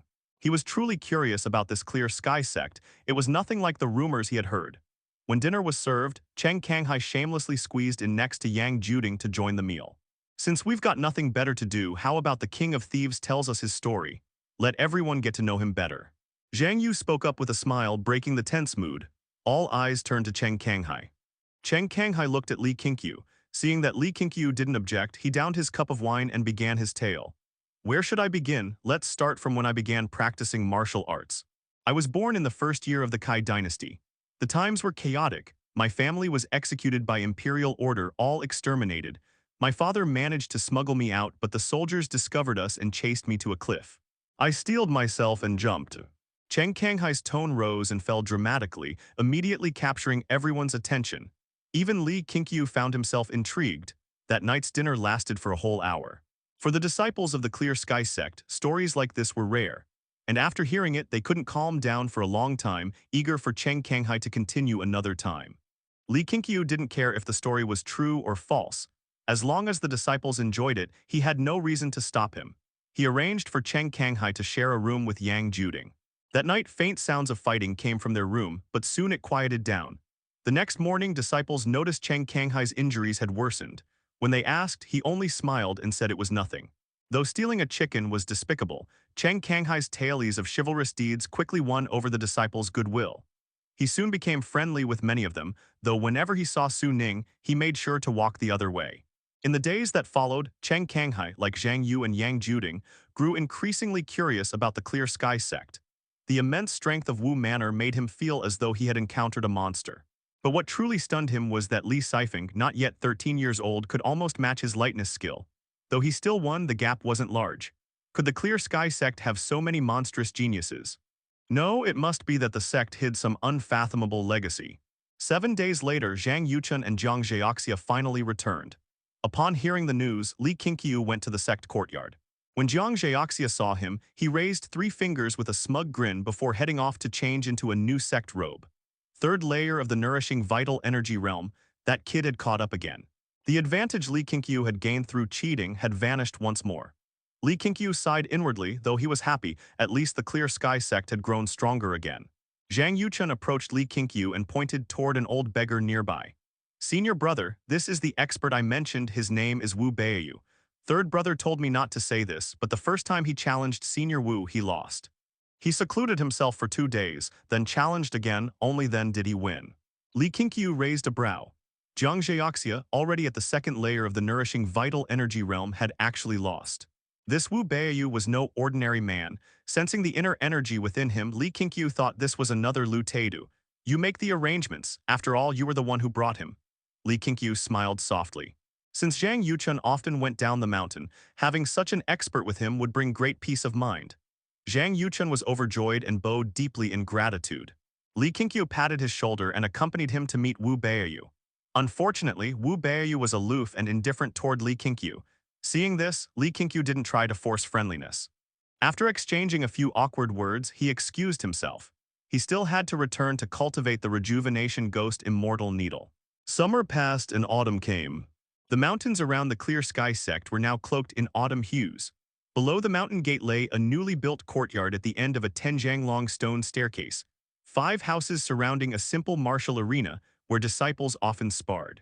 It had been a month since Wu Beiyu joined the Clear Sky Sect, and 4 new disciples had also been recruited by Zhang Yuchun from the foot of the mountain. That afternoon, Li Qingqiu sat by the mountain gate, playing with the small dagger gifted to him last year by Jiang Qiuotian. Yang Juding sat down beside him, gazing toward the courtyard below, where Wu Beiyu was watching 2 disciples spar. After donning the Clear Sky Sect robe, Wu Beiyu looked every bit a martial arts grandmaster. Though thin and slightly hunched, simply standing there with his hands behind his back gave him an air of extraordinary presence. He was 50 years old, his hair already white, yet his sharp eyes still radiated an oppressive intensity. This senior Wu Beiyu is no ordinary man, Yang Juding said quietly. He might be an apex expert. Even though I've cultivated the primordial unity scripture and reached the first layer of the nourishing vital energy realm, I still wouldn't be confident in defeating him. Each time he met Wu Beiyu's gaze, his whole body felt uneasy, so he tried to avoid him when possible. Wu Beiyu rarely spoke, but when he did instruct the younger disciples, even a few words could enlighten them. As a result, his reputation among them was sky-high. Li Qingqiu looked over and smiled. He's indeed remarkable. But that's a good thing, isn't it? Tell me how many in the Azure Sect could match him. For the Azure Sect to have such power, there must be top experts among them, most likely their sect leader. Still, you should stay cautious of Wu Beiyu. I can't shake the feeling that he's suspicious. Waiting in the mountains for challengers, that story doesn't sit right with me. I suspect he came for the Clear Sky Sect. Maybe not for your master, but for your grandmaster. Yang Juding spoke gravely, fearing Li Qingqiu might trust Wu Beiyu too easily. Li Qingqiu nodded slightly. Since Wu Beiyu joined, his loyalty had never been particularly high, though at least above 60, so Li Qingqiu didn't bother to interfere. It was worth noting that Wu Beiyu had no special fate trait. Though an apex martial artist, his cultivation aptitude was merely average. Enough about him, let's talk about you. Are you truly planning to stay in the Clear Sky Sect from now on? Li Qingqiu turned his head toward Yang Juding. His expression became solemn and his tone was serious. Yang Juding was taken aback for a moment and countered, "What do you mean? Are you trying to drive me down the mountain?" Li Qingqiu shook his head. "You joined the Clear Sky Sect because you were gravely injured and we saved you. Your original intent wasn't to become a disciple. Now that your injuries have healed and your strength has improved, you're free to pursue what you once desired." Yang Juding frowned and pressed, "You've taught me your ultimate arts. Are you truly willing to see me leave? You've also taught many martial arts to the disciples of Clear Sky Sect. You even passed on the palm technique from your own master to manner. What reason would I have to be unwilling? You owe us nothing and we owe you nothing. After living together for so long, we're friends now. Isn't it natural to wish the best for a friend?"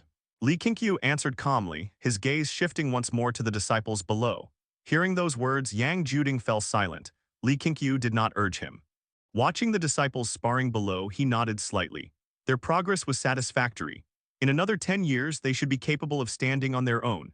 His plan was to let the Clear Sky Sect become the foremost martial sect under heaven, and only then announce its transformation into an immortal cultivation sect. Before that, he would secretly select disciples of exceptional talent and great contribution to nurture as cultivators. Such a plan required time. Fortunately, they were still young, and time was on their side. Yang Juding took a deep breath and said, "If I descend the mountain, I'll still live in confusion. Though I'm known as the dragon-subduing hero, all I can do is help those before me, sometimes even leaving hidden troubles behind. Rather than that, staying here to watch the Clear Sky Sect grow from a small sapling into a towering tree sounds more meaningful. If one day the Clear Sky Sect becomes a great martial force like the Seven Peaks Alliance, I'll be able to help even more people." His tone carried a sigh, clearly concealing stories of his past.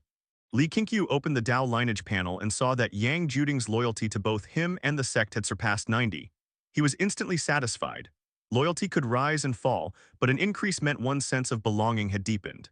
Li Qingqiu stood up, looked down at Yang Juding with a smile and said, "Since you've decided to stay, then let's put your abilities to full use. The Clear Sky Sect is still in its founding stage and needs manpower in all areas. My goal is for the Clear Sky Sect to cover the entire ancient Great Mountain Range, disciples' dwellings and training fields scattered across the mountains." Hearing this, Yang Juding also rose. He said helplessly, "The ancient Great Mountain Range is vast. No sect in the martial world commands such territory, at most they control a portion of it." He understood Li Qingqiu's intent. If the Clear Sky Sect reached such a scale, the number of disciples would be terrifying. So many that even an army could scarcely use such a wide region as their training ground. If Li Qingqiu truly achieved that, the Clear Sky Sect might shake the very foundations of the Great Li dynasty. It sounded unrealistic, yet strangely exhilarating. "It's merely setting a goal," Li Qingqiu said with a wave of his hand. Yang Juding's eyes grew firm. He responded with utmost seriousness, "Then I'll accompany you toward that goal." Li Qingqiu smiled, leaving behind a single line before departing. "Let's wait and see." He walked toward the inner sect, heading for the forested rear mountain to train.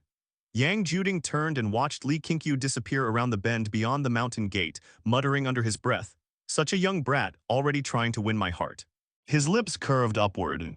He didn't dislike Li Qingqiu's little tricks, on the contrary. Li Qingqiu's grand ambition intrigued him greatly.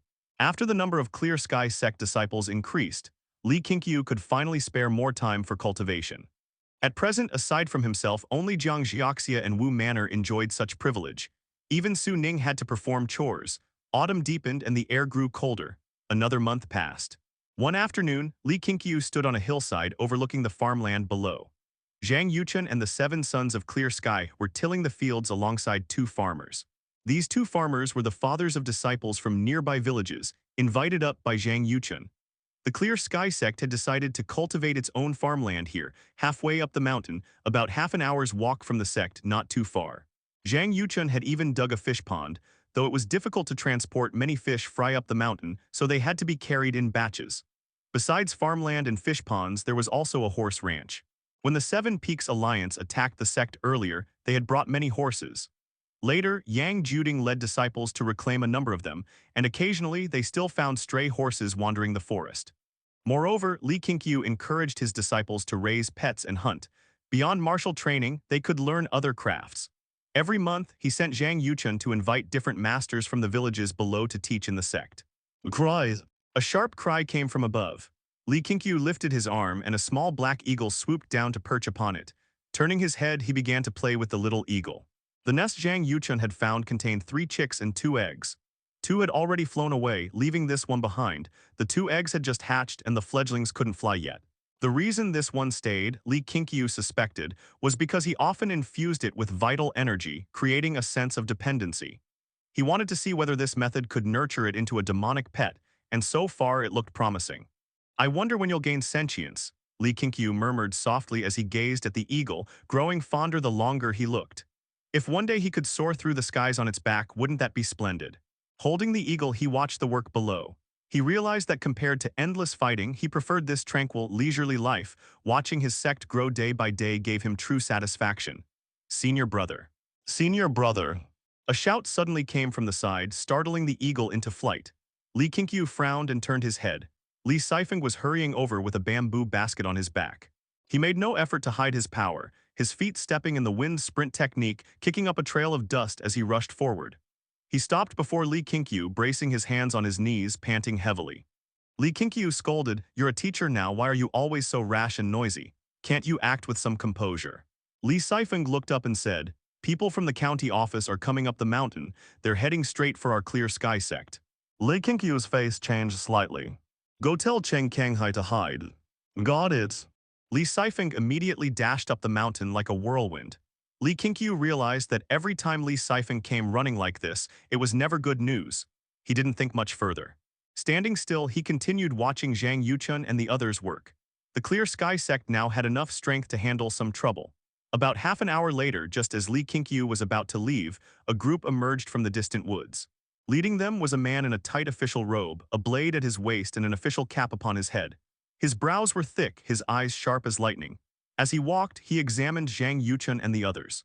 Behind him were 9 constables, all in uniform and armed. The official stopped before Li Qingqiu and said, "I am Feng Dai, County Magistrate of Blackstone County. I'm here to pursue the thief king, Cheng Kanghai." "Who might you be from the Clear Sky Sect?" Li Qingqiu's robe differed from the other disciples, more ornate and distinguished. Along their way, Feng Dai and his men had met several Clear Sky disciples, so he could tell at a glance that Li Qingqiu was not ordinary. "My name is Li Qingqiu, Sect Master of the Clear Sky Sect. I've never heard of any thief king. If the county magistrate doubts me, you're welcome to search our mountain. The Clear Sky Sect will fully cooperate." Li Qingqiu smiled as he replied, "Sect Master?" Feng Dai was surprised. His constables exchanged glances. 17-year-old Li Qingqiu looked far too young to be a Sect Master. "Your master Lin Zunfeng truly retired from the martial world?" Feng Dai couldn't help asking. Though not of the martial world himself, the county office dealt with many Jianghu figures, so he knew a few things. At those words, Li Qingqiu's expression turned sorrowful. "Retired? Hardly. He was bewitched by nonsense and went off to seek immortality. I'm left here with my junior brothers and sisters, barely able to eat or stay warm. Tell me what martial sect has to grow its own crops." He spoke with heartfelt emotion, and Feng Dai couldn't help but feel sympathy. "I see, then we'll take a look around the mountain." "We'll try not to trouble you," Feng Dai said before heading upward. Li Qingqiu didn't stop them. He walked down the mountain instead, finding a quiet spot to train. When he wasn't cultivating at the subterranean spiritual lake, he could practice anywhere he liked. The mountain forests were full of places for cultivation. Near dusk, Li Qingqiu, Zhang Yuchen, and the 7 sons of Clear Sky escorted the 2 farmers back up the mountain to host a feast in gratitude. inviting them to stay the night. Just as they passed through the sect gate, Li Qingqiu saw a crowd gathered at the courtyard entrance, so many disciples that the place was packed tight. Had something happened? Li Qingqiu raised an eyebrow but didn't hasten his pace. As Sect Master, he must remain composed. Zhang Yuchun, however, had no such calm. He leapt forward. Make way. At his shout, the disciples turned to see the Sect Master approaching and quickly saluted. When they parted, Li Qingqiu saw Feng Dai sitting cross-legged in the courtyard center, circulating his energy, while 9 constables stood guard around him, watching the disciples warily. Master's here. Qinyi spotted Li Qingqiu and shouted, drawing everyone's gaze. Li Qingqiu strolled into the courtyard, scanning the scene. He saw Yang Juding, Wu Beiyu, and Zhang Yu present, but Cheng Kanghai was nowhere to be found. What happened? Zhang Yuchun, walking ahead, asked aloud. Li Sifeng, perched on the eaves, grinned. That man didn't know his limits and insisted on challenging Grandpa Wu. He got seriously injured in a single move. Then his subordinates started accusing us, saying we harmed him and that we should be taken to the county office. Li Qingqiu looked toward Wu Beiyu. The old man was chopping firewood, utterly unconcerned by their arrival. Yang Juding stood nearby, smirking gleefully, while Zhang Yu frowned deeply, glancing at Wu Beiyu as if pondering something. Li Qingqiu stepped closer to the constables, peering through the crowd. County Magistrate Feng, are you all right? I know a bit of medicine, perhaps I can help. Feng Dai's face was pale. Hearing Li Qingqiu's words, he opened his eyes, turned to look at him, and said through gritted teeth, Sect Master Li, that man is a demonic cult protector who slaughtered the martial world for 20 years. You've been deceived, his crimes are endless. A demonic cult protector. Li Qingqiu was surprised. After all, such information would not appear on the Dao Lineage panel. He could not help but ask which demonic cult. The Azure Sect. Feng Dai glared at him and said, the Azure Sect may also commit evil deeds, but compared to the demonic cult, the difference is like heaven and earth. As if afraid that the members of the Clear Sky Sect would not take it seriously, Feng Dai continued, Wu Beiyu, protector of the northern division of the demonic cult. In the 3rd year of the Kaiyuan era, he slaughtered the entire Xiao clan of northern Liang Prefecture, 136 people in all, from 80-year-old elders down to swaddled infants. That same year, he went into Qi deviation and beat his own disciple to death, hanging the body from the city gate of the prefecture capital, defying the law and provoking the imperial court. In the 4th year of the Kainaming era, Wu Beiyu led his men to seize the disaster relief funds sent by the court to the southern frontier, killing 73 officers and soldiers. As a result, 100,000 commoners starved to death in the Southlands, and the people's resentment soared to the heavens. His crimes are beyond counting, his evil unforgivable. Sect Master Li, you must not shield him. His words caused everyone to look at Wu Beiyu differently. Although Wu Beiyu was usually quiet and taciturn, he had never seemed like such a monstrous villain. Zhang Yuchun had not expected Wu Beiyu to have such a background either. His first thought was the trouble Wu Beiyu might bring upon them. Harboring a wanted criminal of the empire was no small offense. Wu Beiyu stopped chopping wood. He turned his gaze toward Feng Dai and asked, and where did you hear of these crimes? Feng Dai said solemnly, I saw them in the archives of the prefect's office. A few years ago, you appeared within the borders of Guzhou, causing quite a disturbance. I thought to myself that when I took office, I would arrest you, so I made a point of remembering. You have a crimson wolf head mark on your left wrist. I won't mistake it. Are you going to deny your identity? The 9 constables who had not known Wu Beiyu's past now grew pale with fear at his supposed cruelty. They grew tense, terrified he might strike without warning. Wu Beiyu's expression did not change as he said, actually, my surname is Xiao. At that, Feng Dai frowned deeply and demanded, what do you mean? The Xiao clan you spoke of, the one that was exterminated, that was my family. I was the only survivor. I wasn't home at the time. I was serving as an imperial guard in the palace. After the massacre, the crown prince found me and placed me within the demonic cult as an undercover agent. Back then, the court's knowledge of the cult was shallow. They didn't even know the true name of the Northern Protector. I struggled within the cult and eventually slew the Protector with my own hands, taking his place. But when the Crown Prince fell from grace, there was no one left to restore my identity. They even pinned all of the Protector's crimes upon me. As for that disaster relief shipment you mentioned, it wasn't for the southern frontier at all. It was a tribute the current emperor sent south to bribe a heretical Taoist in exchange for an elixir of immortality.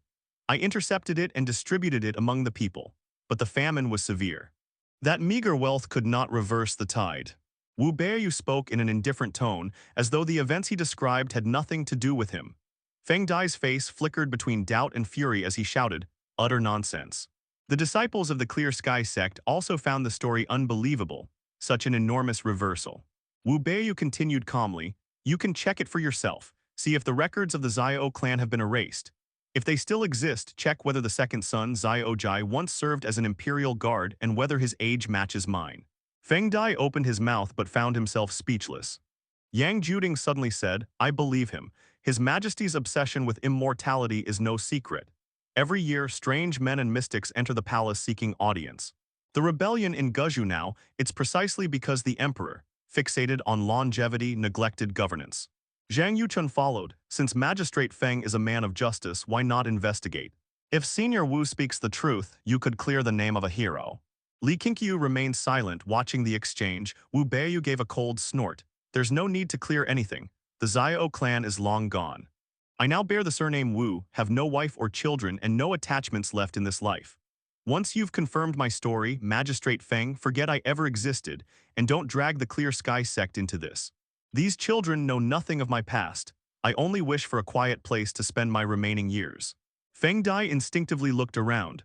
The Clear Sky Sect disciples, all still young, were watching him. His heart softened. He knew that if this were exposed, the Clear Sky Sect would surely be purged by the court. Some officials, for the sake of merit, would not hesitate to exaggerate guilt. The more accomplices of Wu Beiyu they could name, the greater their reward. "Very well, I'll investigate first. I will not wrong a good man," Feng Dai said through clenched teeth. He rose immediately and 2 constables hurried to support him. "Let's go." At his order, the constables breathed a sigh of relief and escorted him out through the courtyard gate. Wu Beiyu spoke again, "One more thing I must tell you. Do you know why the demonic cult appeared so suddenly, wreaked havoc across the martial world in so short a time, and vanished just as swiftly?" Feng Dai and the constables turned back to him, their expressions filled with confusion. Wu Beiyu's gaze turned icy cold as he said, "Because the demonic cult was created by the current emperor himself. The cult slaughtered countless people. Since the founding of the dynasty, no other force bears greater sin. Now that you've heard this, even if you don't believe it, once I'm captured and reveal that you know this secret, the court will silence you all without mercy." "Ayus." Feng Dai glared at him in rage, never imagining him so ruthless. The 9 constables turned pale. Li Qingqiu, on the other hand, showed a faint smile. He suddenly found Wu Beiyu rather agreeable. He had been hesitating whether to let Feng Dai and his men go. After all, one could never see through another's heart.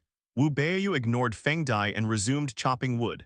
Feng Dai took a deep breath and signaled for his men to leave with him. Li Qingqiu said nothing and returned to his quarters, while Zhang Yuchun clapped his hands, signaling for the disciples to disperse. Li Sifeng crouched on the eaves, watching the backs of Feng Dai and his men as they departed, lost in thought. Even when dinner began, the atmosphere remained subdued. Those who live in the martial world are bound to encounter trouble now and then.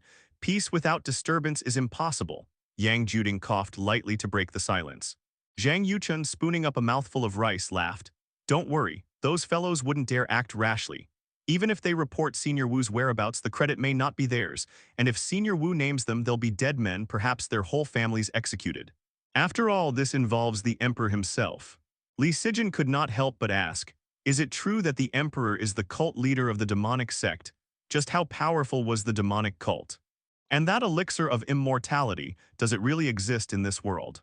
Her question opened the floodgates. The other disciples began asking one after another, prompting Yang Juding to recount various legends and tales of the Jianghu. What they were most curious about, naturally, was the elixir of immortality. Who did not wish to live forever? Since ancient times, stories of immortality have been endless, but in truth, there are no undying men in this world.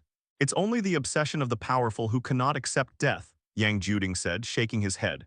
Zhang Yuchun nodded in agreement, equally dismissive of the idea of eternal life. Zhang Zheoxia, who had been away in the afternoon, now caught up with the story.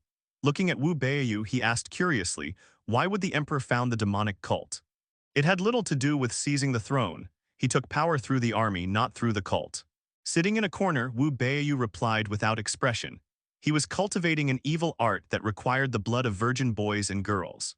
Exterminating entire clans was merely to conceal the truth. His words sent a chill through everyone present. Even Li Qingqiu felt a deep sense of unease. His instincts told him that one day he would inevitably come into conflict with the imperial court. The world was far darker than he had imagined. As for the potential danger Wu Beiyu brought, Li Qingqiu was rather unfazed. As long as the Clear Sky Sect continued to grow, such troubles were inevitable. The only difference lay in their scale. After all, when had any true expert ever had a simple past? After Feng Dai's departure, the Clear Sky Sect continued its development as planned. Other than occasional inspections, Li Qingqiu spent most of his time cultivating and instructing Su Ning. He intended to train Su Ning as the leading figure of the next generation. The might of the Heavenly Thunder spiritual root was now something he deeply understood.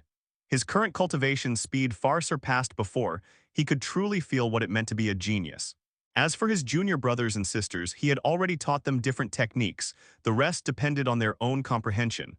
Autumn passed swiftly, and as early winter arrived, Li Dongyu turned 15. Since Lin Zunfeng's departure, both Li Qingqiu and his disciples had grown a year older, and the Clear Sky Sect had undergone tremendous changes. Snowflakes drifted through the gaps between leaves, scattering into the forest. Qin Yi, wearing the robes of the Clear Sky Sect, was practicing his fists. With each breath, warm vapor puffed from his lips. That set of fists is no good. A voice spoke, and Qin Yi turned to see Wu Beiyu standing not far away, carrying a bundle of firewood.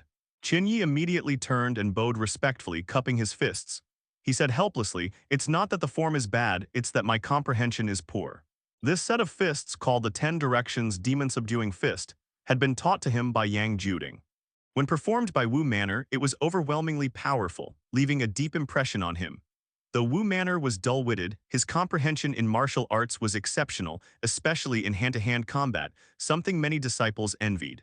Wu Beiyu looked at Qin Yi and said, "At midnight come here, I'll teach you a staff technique. Perhaps it will help you truly set foot upon the martial path." With that, he continued up the mountain without pausing. Midnight. Qin Yi frowned, uncertain. He remembered Feng Dai's earlier words and hesitated whether to trust Wu Beiyu. Meanwhile, 50 zhang away, atop the trees, Li Qingqiu stood upon a branch, having overheard their conversation. From his vantage point, the mountains were blanketed in white, visibility was dwindling. As his cultivation rose, his senses had grown keener. Now he could clearly hear the conversation between Qin Yi and Wu Beiyu even at such a distance, every word distinct, the wind and snow unable to obscure it. "So mysterious," Li Qingqiu muttered. He wasn't truly suspicious of Wu Beiyu. Over the past period, Wu Beiyu's loyalty to the Clear Sky Sect had steadily increased, now exceeding 80. With such loyalty, he likely wouldn't act recklessly. Still, since Qin Yi was his second disciple, Li Qingqiu decided he must go and see for himself tonight. At that moment, a line of text appeared before his eyes. "In view of the first self-created technique within the Clear Sky Sect, which will have a profound impact on the Dao Lineage's development, you have obtained a transmission reward opportunity." Self-created spell, who could be that powerful? Li Qingqiu was astonished. At present, the only ones who could truly be considered cultivators, aside from him and his junior brothers and sisters, were Yang Juding and Su Ning. Today, those who went to the subterranean spiritual lake were Jiang Zheoxia and Li Sijin. Could it be Jiang Zheoxia? With curiosity in his heart, he leaped forward, his body gliding like a startled swan across the snow-covered forest. The trees were blanketed in white, yet he left no footprints behind, as though treading on empty snow. From the mountainside back toward the sect gate, he could occasionally see disciples along the way, some practicing martial arts, some working, others sparring. The sect finally had a trace of that martial world atmosphere. When he arrived at the new courtyard beneath the mountain gate, Yang Juding blocked his way just as he stepped in. "Sect Master, I have something to tell you." Yang Juding's face was full of excitement. He grabbed Li Qingqiu's wrist tightly, not realizing his own strength. Li Qingqiu froze. Could the one who self-created a spell be Yang Juding? That was beyond his expectations. After all, among them, Yang Juding was the one who began cultivating the latest. He immediately followed Yang Juding out. The two entered a small forest beside the courtyard. After looking around to ensure no one was nearby, Yang Juding placed his hands on his waist and said with a proud grin, "Sect Master. I fused the primordial unity scripture with my 9 heavens divine palm. Its power has multiplied." The 9 heavens divine palm was the technique that made Yang Juding's name resound throughout the martial world, fierce and free-flowing. A palm strike that could shatter one's danshan and break every bone in the body. Among the many martial arts Yang Juding mastered, only this 9 heavens divine palm had he passed on to Wu Manor alone. Li Qingqiu's eyes brightened at his words. He had once thought about using vital energy to perform martial techniques, but he had never succeeded. He hadn't expected Yang Juding to manage it. "Let me see," Li Qingqiu urged. Yang Juding turned around, took a horse stance, and drew both fists back to his waist. As he began channeling his energy, the snow beneath his feet began to melt, turning into rising threads of steam. Li Qingqiu raised an eyebrow, surprised by Yang Juding's momentum. He had only been cultivating for such a short time, yet his strength had reached this level. What was even more astonishing was that Yang Juding was still only at the first layer of the nourishing vital energy realm, not even the second. Yet in terms of aura, Li Qingqiu felt he was no weaker than Lu Teidu. Strange, in the Dao Lineage panel, his comprehension wasn't particularly high either. Li Qingqiu was puzzled. He fixed his gaze on Yang Juding, waiting for him to strike. Yang Juding did not keep him waiting. When his momentum peaked, he suddenly thrust out his right palm, his upper body leaning forward. The strike went out like a dragon leaping from the abyss. Terrifying palm force surged forward as a visible shockwave of air swept ahead, snow exploding upward like a river torn apart. Boom, the palm energy, dragon-like and tyrannical, smashed through an old tree. Just as the palm force was about to surge farther, Yang Juding abruptly pulled back, drawing the palm energy inward.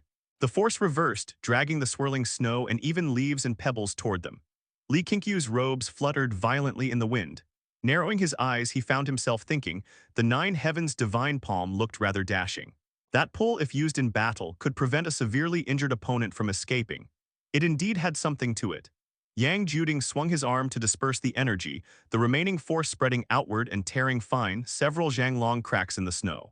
He turned to Li Qingqiu, raising his chin slightly, waiting for his comment. Li Qingqiu praised, "Not bad, truly formidable. Write down this technique later. It shall be recorded in the scripture pavilion as the Clear Sky Sect's unique secret art. I won't forget this contribution of yours." Yang Juding instinctively wanted to argue, but held his tongue. Without the primordial unity scripture, his nine heavens' divine palm could never have reached such power. It's a pity, though, with my current strength I can only unleash one palm. The consumption is too great, Yang Juding said with a bitter smile.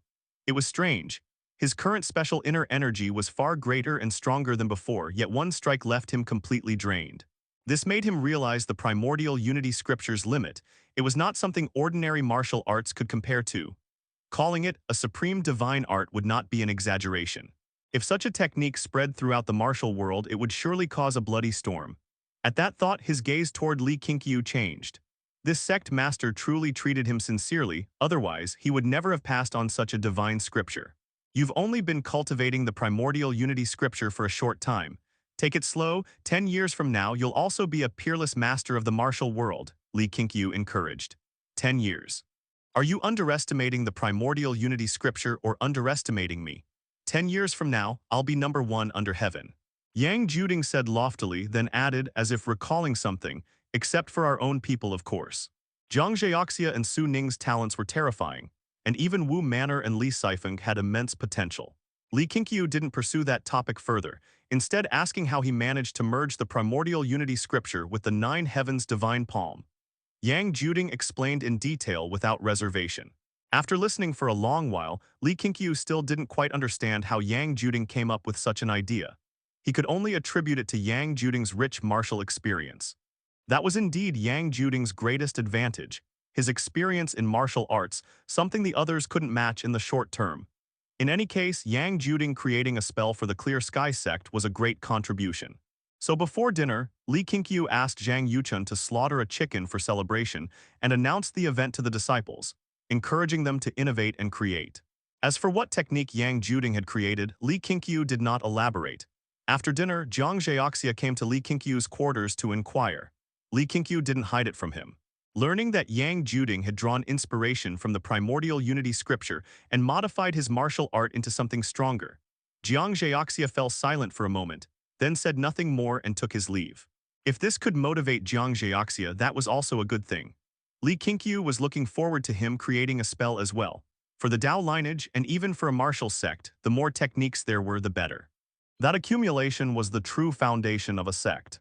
Late at night, near midnight, Li Qingqiu arrived at the forest where he had agreed to meet Qin Yi and Wu Beiyu. After waiting a while, Qin Yi came. He stood in the forest, uneasy and slightly regretful, but his desire to grow stronger outweighed his fear. He knew well that following Yang Juding to train in martial arts, his strength would, at best, remain on par with the other disciples. He would never stand out within the Clear Sky Sect. This was his one gamble for opportunity. Crack. The sound of a branch snapping interrupted his thoughts. He turned to see Wu Beiyu walking out of the darkness, carrying an oil lamp. Neither of them noticed Li Qingqiu, who was hiding up in a tree. Though you're afraid, you still came. That proves you have ambition in your bones. Wu Beiyu's voice came from the shadows. Qingyi couldn't see his expression, which only made his nerves worse. Soon, Wu Beiyu emerged from the dark, hung the oil lamp on a branch, and drew two wooden staffs from his back, tossing one to Qingyi. Qingyi almost failed to catch it, but fortunately the dim night concealed his flushed face. "Do you know why I chose you?" Wu Beiyu asked, staring at him. "Because I'm diligent." "No, because your talent is poor and your master doesn't value you." Wu Beiyu's words pierced Qingyi's heart like a blade. He had long realized that his master didn't think highly of him. Su Ning's talent was evident to all, and he was constantly overshadowed. Behind the tree, Li Qingqiu cursed inwardly. Wu Beiyu was trying to sow discord, but he couldn't help reflecting he had indeed somewhat neglected Qingyi. Though Qingyi had joined him through an exchange of interests, he was still his disciple. Li Qingqiu decided he would take better care of the boy from now on. After all, Qingyi had always been diligent and had none of the arrogance or indulgence of noble sons. "I can't reach Su Ning, so I can only find you. I need you to carry on this staff technique. If I pass it to others, it likely won't be preserved as the Clear Sky Sect's legacy. Besides, your Qin family has ambitions in officialdom. This technique will let you sweep across the battlefield one day. Master it and you'll be an army-slaying warrior." Wu Beiyu's tone was calm, emotionless. Qingyi was puzzled and asked carefully, "Senior, after what you've been through, you'd still allow me to use your staff technique in the army?" Wu Beiyu replied expressionlessly, "The emperor may be foolish and treacherous ministers may rule, but that's only temporary. We were born in this land, and protecting it is forever the duty of those who practice martial arts." Hearing this, Qingyi's blood boiled with passion, and he felt genuine respect for Wu Beiyu. "Let's begin. This staff technique is called the 10,000 Armies Demon-Subduing Staff. The one who passed it to me was a mysterious expert. I never learned his true name. If you meet him one day, thank him for me. This is without doubt the #1 staff technique under heaven." As Wu Beiyu finished, he raised the long staff before him. Hearing this, Li Qingqiu finally relaxed. He had no interest in the 10,000 Armies Demon-Subduing Staff, and since it was Qingyi's personal opportunity, he had no intention of interfering. In the days that followed, Wu Beiyu taught Qingyi the staff technique whenever he was free. 7 days later, Zhang Yuchun came to Li Qingqiu, reporting that Wu Beiyu had gone down the mountain. Fearing he might bring trouble to the sect, Wu Beiyu had chosen to leave. Li Qingqiu didn't send anyone to pursue him. After all, Wu Beiyu had left behind his own legacy. "Sect Master, it seems the goal of reaching 50 disciples before year's end is impossible," Zhang Yuchun sighed. Without fame, recruiting disciples was too difficult. Unless he recruited refugees, but those were mostly orphans, the old, or the weak. What the Clear Sky Sect needed now were strong young men. Li Qingqiu smiled. It was only a casual goal. Rather than blindly expanding numbers, laying a solid foundation comes first. Zhang Yuchun still looked a bit downcast. After chatting a while, he left, while Li Qingqiu continued cultivating, absorbing vital energy within his room. That winter passed without major incident. Since Feng Dai and the others' departure, no visitors had come, not even travelers seeking lodging. In the blink of an eye, 2 months passed. Su Ning successfully reached the 3rd layer of the nourishing vital energy realm. Aside from her, no one else in the sect had yet reached the 2nd layer, showing just how difficult cultivation truly was. As the spring festival approached, a visitor finally arrived, Qingyi's father Qinju, accompanied by over a dozen servants. They carried large chests filled with grains, fine wine, and bedding, a sincere gesture. Li Qingqiu, Zhang Yuchun, and Yang Juding accompanied Qinju for tea and conversation, while Qingyi swept the courtyard, listening quietly from outside. After chatting a while, Qinju suddenly said, "By the way, something major happened last month. A demonic sect expert who had been in seclusion for over 10 years reappeared in the world. That man, wielding an iron staff, stormed into the imperial palace, killed over 100 guards, and nearly captured the emperor himself. In the end, he was slain by the combined might of the Heaven Guard Division. His severed head now hangs atop the capital's city gate as a warning to all." This demonic expert was no ordinary man. He was the northern protector of the demonic sect, named Wu Beiyu. He was utterly ruthless, killing countless people. They say his death was miserable. His eyes were gouged out because the emperor hated his gaze. Clatter, the broom in Qingyi's hand fell to the ground. His expression froze, staring blankly at his father. The winter was harsh, the Clear Sky Sect courtyard blanketed in snow and ice. The cold that day seemed to pierce straight into one's heart. After hearing the news from Qinju, both Li Qingqiu and Zhang Yuchun's expressions changed. They had never expected Wu Beiyu to die just like that. Although Wu Beiyu hadn't been in the Clear Sky Sect for long, they had lived and trained together every day. His death brought an undeniable shock to their hearts.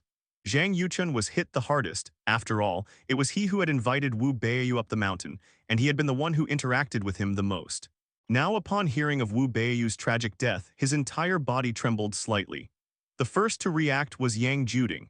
He deliberately raised his brows and asked in surprise, a demonic cult protector, that's a top master.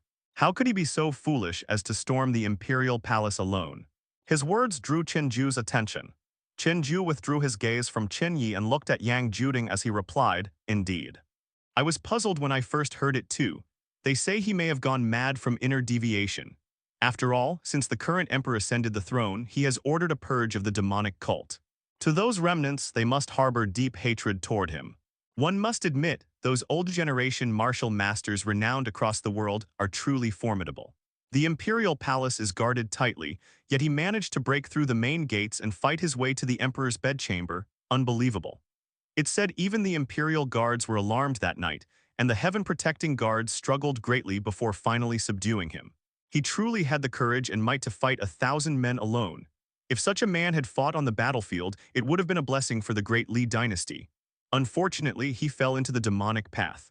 Wu Beiyu committed countless evils, he deserved death. But I fear the emperor, being frightened, may once again launch a great cleansing of the martial world. As he finished speaking, a worried look appeared on Qinju's face. Seeing Zhang Yuchun's strange expression, Li Qingqiu asked, aside from this, is there any other major event in the martial world? Qinju turned to him with a smile. Of course, the martial world never lacks for fresh stories. I've heard the Azure Sect and the Seven Peaks Alliance are about to clash. That Azure Sect is ambitious, they might become the next demonic cult. Qin Yi, noticing Yang Juding winking at him, quickly picked up a broom and turned his back to them to resume sweeping snow. Yet tears streamed silently down his cheeks. His tears fell upon the snow, leaving no trace, just like Wu Beiyu's death. After chatting for a while, Li Qingqiu took the opportunity to leave with Zhang Yuchun, leaving Yang Juding to accompany the guests.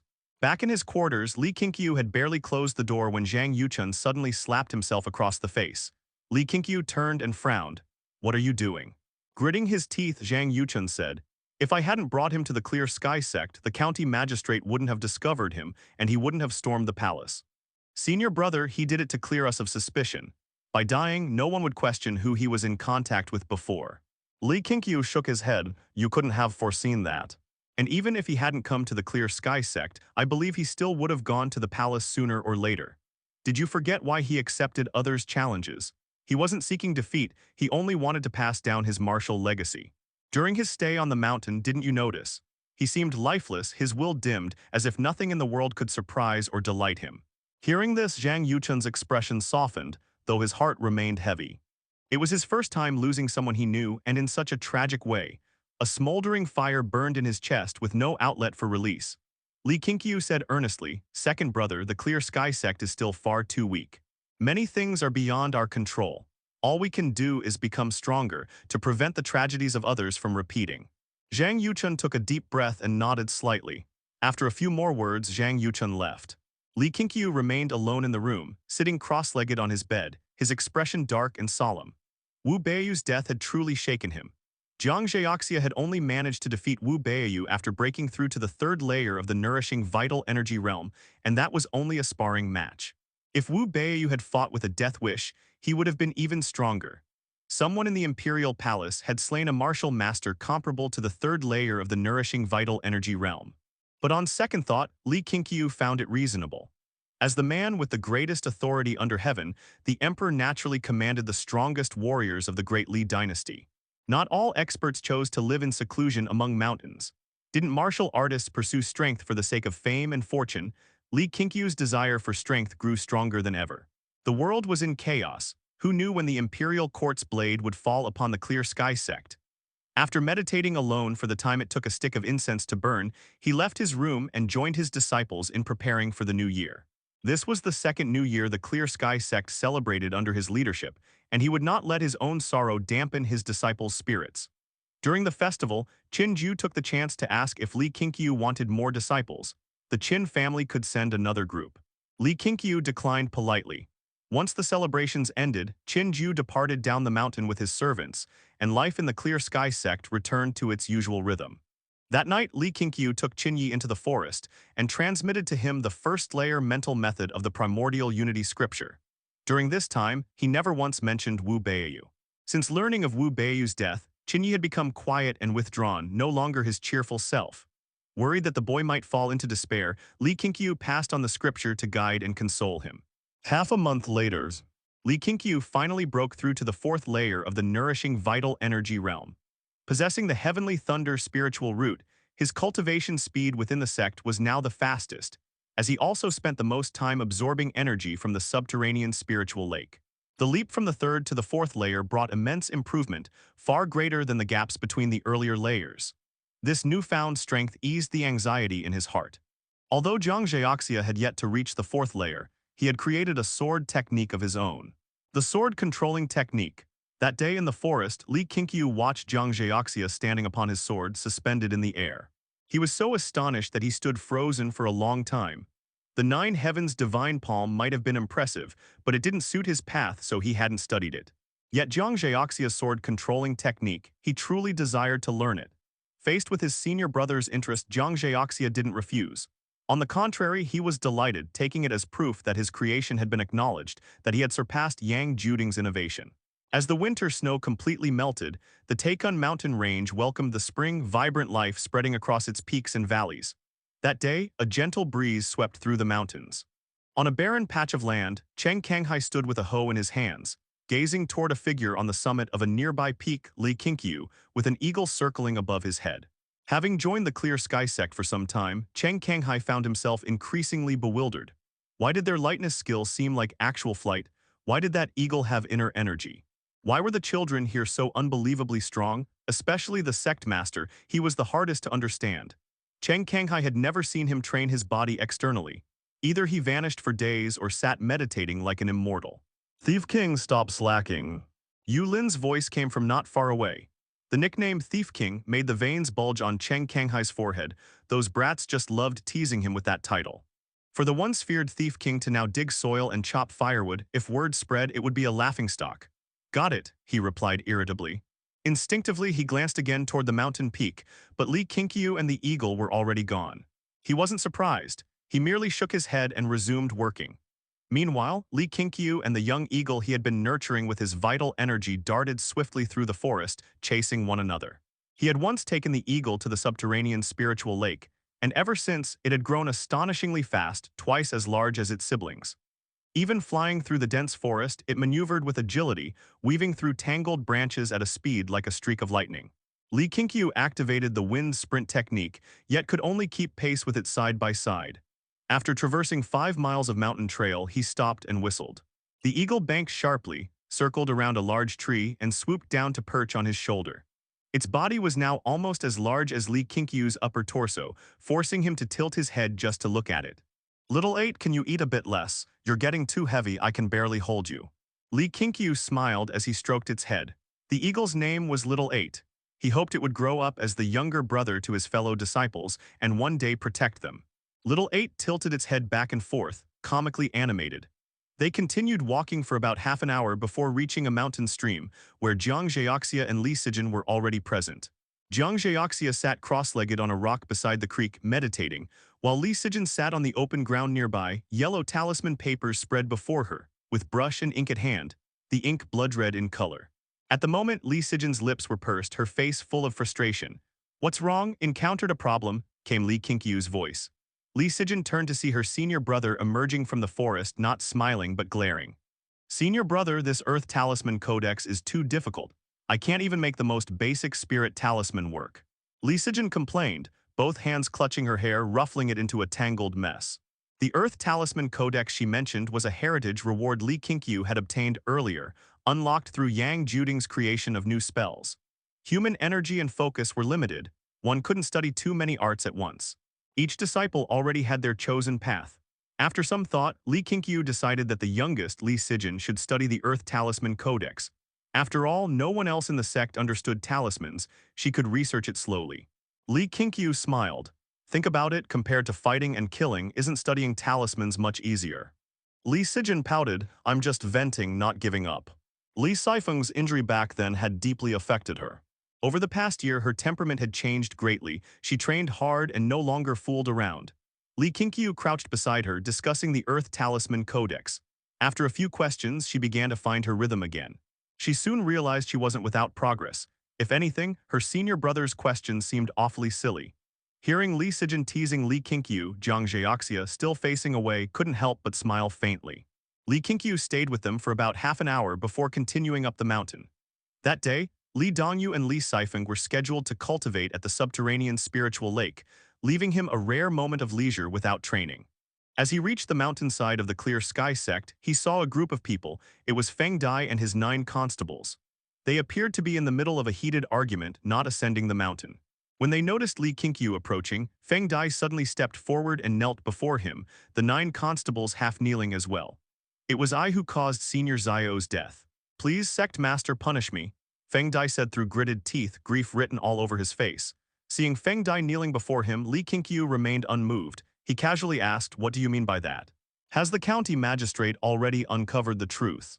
In his eyes, Feng Dai and the others' actions were meaningless, merely attempts to ease their own guilt. Even if Wu Beiyu truly harbored the intent to slay the emperor, without Feng Dai's report, he would have lived a while longer. Zhang Yuchun taking Wu Beiyu up the mountain merely changed his fate. What truly forced Wu Beiyu toward the imperial capital was Feng Dai. Of course, Feng Dai was not wrong either. Officials catching criminals was only natural and righteous. If one had to blame someone, it would be that emperor. He founded the demonic sect, erased Wu Beiyu's merits, and even slandered him as a man of countless evils. But in this world, the emperor was the heavens themselves, and mortals had no right to rebel against heaven. I investigated according to Senior Zio's words. The second son of the Zio family was indeed named Zio Jai. He was chosen as an imperial guard in his youth and served under the previous crown prince. After the Zio family's massacre, all records of him ceased. He vanished without a trace. Moreover, I discovered that in the past, the crown prince had indeed dispatched a group of imperial guards to infiltrate the demonic sect. But there are no further records. Feng Dai's teeth clenched as he spoke, his face full of remorse. The 9 constables beside him looked equally grim. After learning of Wu Beiyu's past, knowing such a hero died with infamy crushed their fighting spirit. They no longer knew whether the imperial court they served was just, nor whether justice even existed in this world. If even the emperor himself was the greatest evil, what could mere lowly constables like them do? Li Qingqiu stared at him and asked, and with just this you believe him? After Senior Zio died in the palace, all records concerning Zio Jai were destroyed. I questioned the inspector general, but he told me not to inquire further. How could there be such a coincidence? Feng Dai's voice trembled with anger, his heart could not calm. Li Qingqiu sighed softly and said, after Senior Wu came up the mountain, he rarely spoke. I didn't interact much with him, so I can't tell what's true or false. I only know one thing, he's gone. Let's just act as if he never came. Regret now holds no meaning. Having said this, he turned and began walking up the mountain. Wait, Sect Master, do you think the matter should end like this? Feng Dai called out hastily. I'm merely the Sect Master of one sect. I only wish to protect my disciples. Wu Beiyu never belonged to the Clear Sky Sect, so to me, yes, it should end like this. Li Qingqiu did not stop nor look back. Feng Dai's face shifted between gloom and hesitation, yet he could no longer speak. When Li Qingqiu vanished at the mountain path's end, the constables rose one after another, helping Feng Dai to his feet. My lord, this concerns imperial power. We can't interfere and neither can the Clear Sky Sect, one older constable said gravely. He had served the longest and his heart was already weary and pessimistic. Feng Dai took a deep breath and turned to face the 9 constables. His gaze was different now, firm and unwavering. Precisely because no one dares to interfere, I must. I admit this path leads to certain death, but I will not force you to follow me. Even if I'm shattered to dust, I'll vindicate Senior Zio and reveal the truth of this evil to the world. He turned and left, his left hand gripping the hilt at his waist so tightly that veins bulged from his knuckles. The 9 constables fell silent. None looked at the others, but before long each began to follow in his footsteps. High above, little 8 circled in the sky, gazing down. To it, Feng Dai and the others were as small as ants. After the new year, the Clear Sky Sect's expansion continued. Zhang Yuchun became the busiest man, often taking Huang Shan and Yu Lin down the mountain. This made the two increasingly mature, their speech and demeanor clearly different from the other disciples. Li Qingqiu only handled major decisions and supervised the overall progress of construction. As spring neared its end, Wu Manor and Li Sifeng both broke through to the second layer of the nourishing vital energy realm, much to Li Qingqiu's delight. A cultivator at the second layer of the nourishing vital energy realm was enough to rival top martial experts in the Jianghu, perhaps even the very best among them. After reaching that realm, Li Sifeng could no longer suppress his eagerness. He sought out Li Qingqiu and requested to accompany Zhang Yuchun on his next trip down the mountain. Li Qingqiu hesitated but eventually agreed. Though Li Sifeng was not yet 14, his skill already far surpassed Zhang Yuchun and the others. Moreover, having him accompany Zhang Yuchun would serve as a living banner for the sect when recruiting disciples. With Li Qingqiu's permission, Li Sifeng was overjoyed. He immediately went to tell Zhang Yuchun, who was equally pleased. He knew full well how formidable Li Sifeng was. The next day, Zhang Yuchun led Li Sifeng, Huang Shan, and Yu Lin down the mountain. After noon, Li Qingqiu was in the courtyard with over 10 disciples, his gaze focused on Yang Juding and Wu Manor. The two were sparring. Wu Manor had once trained under Jiang Zhaoxia, but when Jiang became too busy, Yang Juding took over as his instructor. Since then, Yang had poured his all into teaching Wu Manor more diligently than even with Li Sifeng. He had even taught him his modified 9 Heavens Divine Palm. The two stood 10 paces apart, each taking their stance. Wu Manor, now 15, stood 9 feet tall, nearly 2 meters in the Great Li dynasty. His burly figure strained even the largest robes. Despite his intimidating frame, his face was simple and honest, often wearing a foolish grin just as it did now. Yet facing him, Yang Juding could not smile. Only when directly facing Wu Manor did he feel that pressure. The second layer of nourishing vital energy realm grants such power, Yang Juding was secretly stunned. To his eyes, Wu Manor had no openings. Attacking from any angle would invite disaster. Li Dongyu cradled little Yuan Li, nearly 2 years old, who tilted his head curiously with wide eyes. Cheng Kanghai stood at the edge, equally eager to see the outcome. He had no doubt of Yang Juding's skill, he was just curious how strong Wu Manor truly was. He had once seen Wu Manor carry a 2,000 jin log up the mountain, which had terrified him. "Manor, I'm making my move," Yang Juding warned, before lunging forward like an arrow, palms striking as swift as wind. Though bulky, Wu Manor dodged effortlessly. His footwork turned smoothly in place, neither advancing nor retreating. He evaded the twin palms and blocked Yang Juding's leg strike with his hand, stopping it cold. The disciples of the Clear Sky Sect could barely see their movements. It seemed Yang Juding had grown extra arms and legs, blurring before their eyes. Even if they couldn't follow the moves, they could see who had the upper hand. "Uncle Wu is amazing. Yeah, I didn't expect his skill to be this good. I thought he only relied on strength. The wind from their blows is hitting my face. Is that inner energy? That's just a fraction of it. Real inner energy can be devastating, they're not even serious yet." The disciples murmured in awe, eyes glued to the two combatants. Qinyi gripped his staff, gaze fixed on them. Since learning the 10 directions demon-subduing staff from Wu Beiyu, he hadn't sparred much, but everyone could see his transformation. His body sturdier, his eyes sharper, his aura steeped in killing intent. Few dared joke with him anymore. Yang Juding's momentum suddenly surged, inner force swirling around him.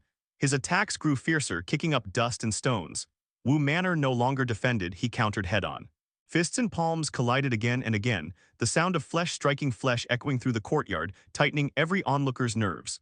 Wu Manor, serious now, no longer smiled. His expression turned grim, and his aura, coupled with his towering physique, was utterly oppressive. Even if Yang Juding held his ground, he seemed weaker in comparison.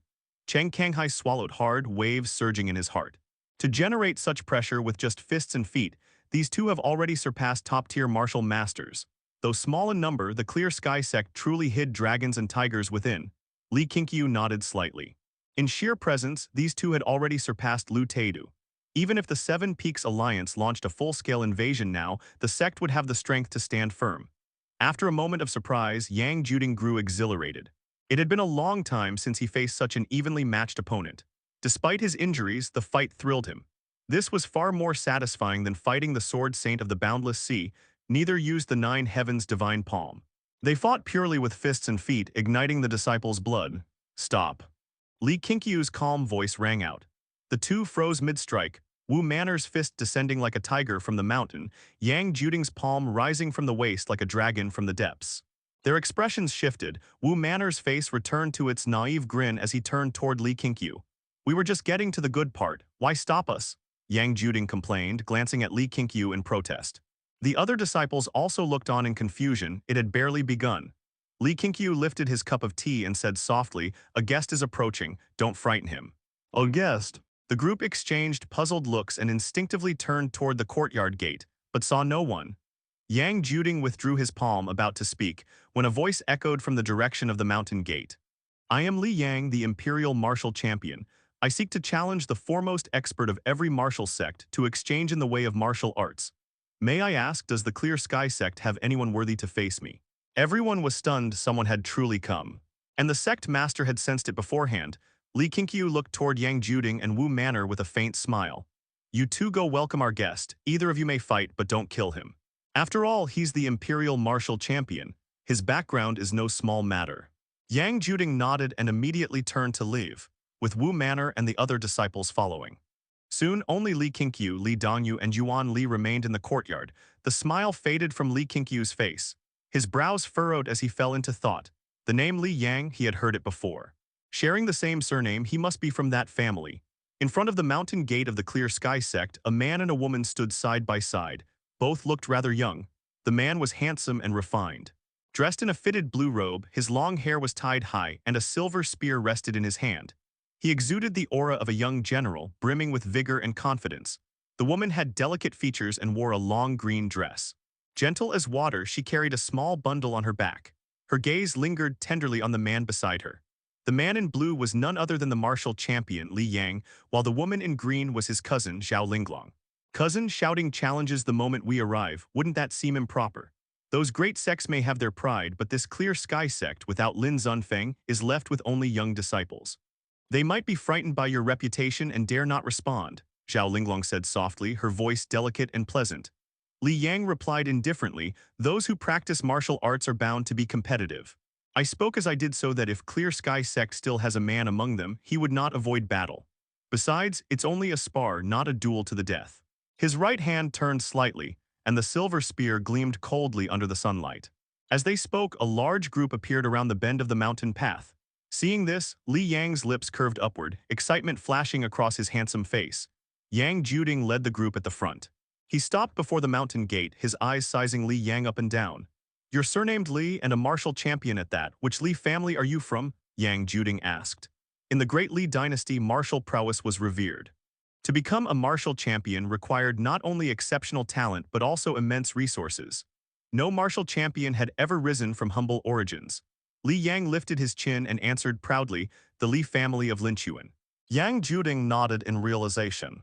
"Ah, the descendant of the Minister of War. If we make you cry in defeat, I wonder will you go crying to your elders?" At these words, Li Yang's smile faded. His gaze turned sharp as he said coldly, "From Linchuan southward, I've challenged 11 sects and none have made me cry. If you can defeat me, I'll not only forgive the offense but reward you, helping you repair this dilapidated mountain gate of yours." "Very well, you said it, Manor, you go." Yang Juding agreed readily and stepped aside. Wu Manor stepped forward immediately. The moment he stood out, Zhao Linglong frowned slightly. Li Yang, however, brightened with interest. "Big fellow, would you consider following me into the army? You could earn glory admired by tens of thousands." Wu Manor scratched his head and replied, "I won't join the army. I'll always follow my senior brother." Li Yang smiled faintly. "Then let's have a bout first." Wu Manor nodded and continued walking toward him. Seeing Wu Manor's unrestrained manner, a trace of displeasure flashed in Li Yang's eyes. He no longer wished to waste words. With a sudden step, he darted forward, sweeping his silver spear horizontally. The weapon tore through the air, aiming straight for Wu Manor's waist. "Pa!" Wu Manor raised his hand and caught the spear. Li Yang's face changed slightly, and before he could react, an immense force surged from Wu Manor's grip, throwing him off balance and sending him stumbling forward. When Wu Manor's other hand lifted, Li Yang immediately released the spear and leapt backward. Like a startled sparrow, he landed behind Zhao Linglong, almost falling off the steps. After regaining his balance, Li Yang looked at Wu Manor in shock. The man's strength was far beyond his imagination. Never had he encountered someone with such monstrous power.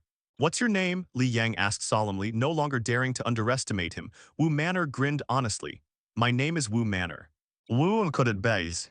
Li Yang's expression shifted as if realizing something. But before he could finish speaking, Wu Manor tossed the silver spear back to him. When Li Yang caught it, his tiger's mouth stung sharply. Such terrifying strength only confirmed his suspicion. Then Wu Manor spread his legs, slightly crouched, and drew his right palm to his waist. Strands of visible energy coiled around him, and his expression changed completely, becoming as cold and imposing as an unyielding mountain. Sensing the shift in his aura, Li Yang showed no fear. He gripped his spear with both hands, preparing to face him head-on. Below the steps, the disciples gathered to watch. They were all astonished. It was the first time they had seen Wu Manor like this. With a fierce shout, Li Yang leapt into the air, rising several zhang high. Bathed in sunlight, his inner energy enveloped his body and weapon, turning his descending spear into a streak of blinding cold light that made the disciples instinctively blink. In that same instant, Wu Manor struck out with his palm. Nine Heaven's divine palm. A thunderous boom filled the ears of everyone present, like tigers and leopards roaring in unison. The tremendous force swept toward them, making the disciples recoil instinctively. Cheng Kanghai squinted upward, just in time to see Li Yang blasted away by Wu Manor's single palm. Blood sprayed from Li Yang's body as he was flung through the air like a severed kite, crashing into one of the courtyard's buildings below. The roof collapsed amid a cloud of dust, and nearby disciples jumped in fright. The battle ended in a single move. Even though Wu Manor was one of their own, the disciples were still terrified by his power, including Yang Jiuding. Yang Jiuding's heart pounded in lingering fear. He suddenly felt grateful to Li Qingqiu. Had Li Qingqiu not stopped Wu Manor that day, and if that foolish boy had unleashed the Nine Heavens' divine palm on him, he would never have withstood it. A minor injury was nothing, but losing face would have been unbearable. Cousin. Zhao Linglong cried out in distress. Lifting her skirts, she ran swiftly down the steps. Wu Manor retracted his palm, the energy folding back into his body. His robe fluttered violently, and his back exuded a majestic aura, a sense of invincibility. So this is what superior martial arts are like, truly incredible. Zhang Yu clicked his tongue in amazement as he watched, a surge of desire to practice martial arts rising in him, though he quickly suppressed it. Wu Manor gazed at the rolling dust below, his icy expression melting into worry. Turning toward Yang Jiuding, he asked nervously, "Did I hit too hard?" Yang Jiuding came to his senses with a jolt. If the martial champion died here, it would mean trouble. He immediately ran down the mountain, while the others crowded around Wu Manor, marveling at his strength. Meanwhile, inside the courtyard, Li Dongyu heard the disciples chatter. A look of concern crossed her face. Senior brother Manor's heart is too simple, his strikes are always too heavy, he can't be allowed to act on his own again. Li Qingqiu nodded, though he seemed unconcerned. He could hear Li Yang's breathing, rapid but steady. At least he was alive. "You go help him," Li Qingqiu said. Li Dongyu quickly handed Yuan Li to him, then hurried out. Li Yang dreamed of the battlefield, charging and retreating 7 times, unstoppable. Suddenly, a giant appeared ahead, striking him down with an enormous palm. He had no power to resist. Just as he was about to die, he woke with a start. He gasped for air, instinctively trying to sit up, but a searing pain tore through his body, forcing him to draw a sharp breath and lie back down. "Cousin, you're awake." Zhao Linglong's delighted voice came from beside him. Li Yang turned his head to see her seated by the bed, the setting sun slanting through the window behind her. It was nearly dusk. Li Yang gritted his teeth. "Where am I?" "In the Clear Sky Sect. A girl named Li Dongyu saved you with her needles," Zhao Linglong replied. Seeing him awake, she visibly relaxed. She sighed in reproach. "Cousin, you can't be so reckless again. You're lucky the people of Clear Sky Sect are kind. Had it been another sect, they might not have treated you at all." Though Li Yang was injured, Zhao Linglong bore no grudge. Instead, she was grateful for Li Dongyu's aid. Li Yang gave a bitter smile. "I wasn't careless. The fellow was simply too terrifying, not human at all." It's said that the Wu family of Li Qingqiu experimented for generations with martial soldiers, bathing newborns in extreme yang-tempering elixirs. Seems they finally succeeded. The Wu family of Li Qingqiu, weren't they wiped out 13 years ago? How are you sure Wu Manor is one of their descendants? Zhao Linglong asked in confusion. Li Yang grimaced, feeling as though his body might fall apart but forced a smile. "Because of Lin Zunfeng. My father once said that Lin Zunfeng loved meddling in others' affairs. He had ties with the Wu family of Li Qingqiu. When he heard of their massacre, he personally went to investigate. Perhaps he found Wu Manor somewhere." Zhao Linglong understood and sighed. Lin Zunfeng truly was an extraordinary man. They say when he first entered the martial world, he befriended the emperor himself in disguise. The emperor admired him deeply and offered him rank and fortune, but he preferred a life of freedom in the Jianghu. "Indeed a remarkable man," Li Yang murmured. "Come to think of it, my Li family also has some connection with him." "What kind of connection?" Zhao Linglong asked curiously. Li Yang merely shook his head, unwilling to explain. Just then, a voice called from outside, "Hey, are you really a martial champion? Do martial champions have to study books?" Li Yang and Zhao Linglong turned to see two young girls peering through the window, Lei Sijin and Su Ning. It was Li Sijin who spoke, her curious eyes fixed on him. Li Yang forced a smile. Of course, martial champions must pass a written exam too, though it's easier than the scholars. I spent my youth practicing both martial arts and reading. Unlike you girls, I never had time to play on the mountain. He had met the two when climbing the mountain earlier, even asking them for directions. Li Sijin pressed on. Champion brother, how high does your martial skill rank in the Jianghu? Li Yang replied, I've defeated many first-rate experts with ease, though I'm still far from reaching the supreme realm. Then doesn't that mean my fifth senior brother is a supreme expert? Li Sijin asked excitedly. Li Yang nodded slightly. How old is your fifth senior brother? He asked, recalling Wu Manor's youthful voice. He just turned 15, Li Sijin answered, blinking innocently. Li Yang's mouth twitched, while Zhao Linglong's eyes widened, her lips parting in shock. Li Sijin looked outwardly innocent but inwardly smug. Su Ning, knowing her well, tilted her head aside, unwilling to watch her pretense. Lying on the bed, Li Yang closed his eyes and groaned. I have disgraced the name of martial champion. Li Yang was injured and temporarily stayed in the Clear Sky Sect, yet this matter did not affect Li Qingqiu's life in the slightest. His days went on as usual. He did not visit Li Yang, but when he went down the mountain, he happened to meet Zhao Linglong.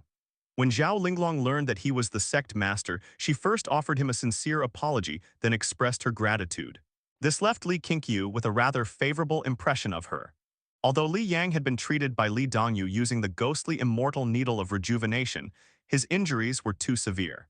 Without 10 days or half a month, he would not even be able to get out of bed. The disciples of the Clear Sky Sect were all quite curious about this martial champion and often went to peek at him through the window, though Jiang Zhaoxia was utterly disdainful. To Jiang Zhaoxia, a man who had been gravely injured by a single strike from Wu Manor could not have become a martial champion through genuine skill. He must have relied on connections. Naturally, Jiang Zhaoxia had no interest in him. Half a month later, on the day Li Yang could finally walk again, Zhang Yuchun and the other three finally returned. They brought back 13 new recruits, both male and female, the youngest only 12 and the oldest already 20. These were the new disciples they had recruited, and their return brought liveliness back to the Clear Sky Sect. In the courtyard, Zhang Yuchun instructed the 13 new disciples to kneel and pay respects to Li Qingqiu. All of them were visibly excited and obedient. They had already been awed by Li Sifeng's strength. Since even such a young disciple was so formidable, the Sect Master must surely be far greater. Li Qingqiu said a few courteous words, then asked Yang Juding to arrange lodging for the new disciples, while he went into the room to speak privately with Zhang Yuchun and Li Sifeng. Wait, I'll go call third senior brother first, Li Sifeng said hurriedly before rushing out of the room. Li Qingqiu turned to Zhang Yuchun and remarked, It seems your journey didn't do much to temper his temperament. Zhang Yuchun sighed helplessly, he's just a little tyrant. With his martial prowess being what it is, who could possibly discipline him? Li Sifeng feared Li Qingqiu and Jiang Zhaoxia, but not his second senior brother. Along the way, he had angered Zhang Yuchun several times, and every time he had to coax him back afterward, leaving Zhang Yuchun unable to stay angry for long. Li Qingqiu chuckled, then inquired about the origins of these new disciples. He had already swept his gaze over them earlier. Their talent and comprehension were nothing remarkable, nor did they possess any special fate traits. But he was not disappointed. What the Clear Sky Sect needed right now was manpower. His desire for prodigies was not strong. With Jiang Zhaoxia and Wu Manor holding the front, the Clear Sky Sect already had a solid foundation. Su Ning and Yuan Li represented the sect's future. Especially Yuan Li, Li Qingqiu was very interested in his undying overlord body. These disciples were not orphans. Zhang Yuchun had recruited them from a nearby county town, thanks to Li Sifeng's acts of justice and his demonstration of the sect's martial skills. After a while, Li Sifeng returned with Jiang Zhaoxia in tow. He closed the door, his face full of excitement. What is it that you had to drag your third senior brother here for? Li Qingqiu asked with a smile. This kid was growing fast. His head now reached past Jiang Zhaoxia's shoulder. Jiang Zhaoxia looked annoyed. He sat beside Li Qingqiu, glaring at Li Sifeng. If you can't say something important, I'll make sure you regret it. He was currently training with full determination, swearing to reach the fourth layer of the nourishing vital energy realm before Su Ning did. Standing before his three senior brothers, Li Sifeng clenched his fists, unable to hide his excitement. The martial arts tournament is about to begin. They'll be fighting for the title of Guju's #1 martial artist. This is a perfect chance for the Clear Sky Sect to make its name known. Li Qingqiu glanced toward Zhang Yuchun, who responded with a slight nod. Guzhou is vast with countless experts. This martial arts tournament happens only once every 10 years. Third senior brother, haven't you always wanted to know where you truly stand among Guzhou's martial world? You must participate. We'll go together and let all of Guzhou's martial world know the times have changed. Li Sifeng's passionate words were infectious, and Jiang Zheoxia's blood stirred.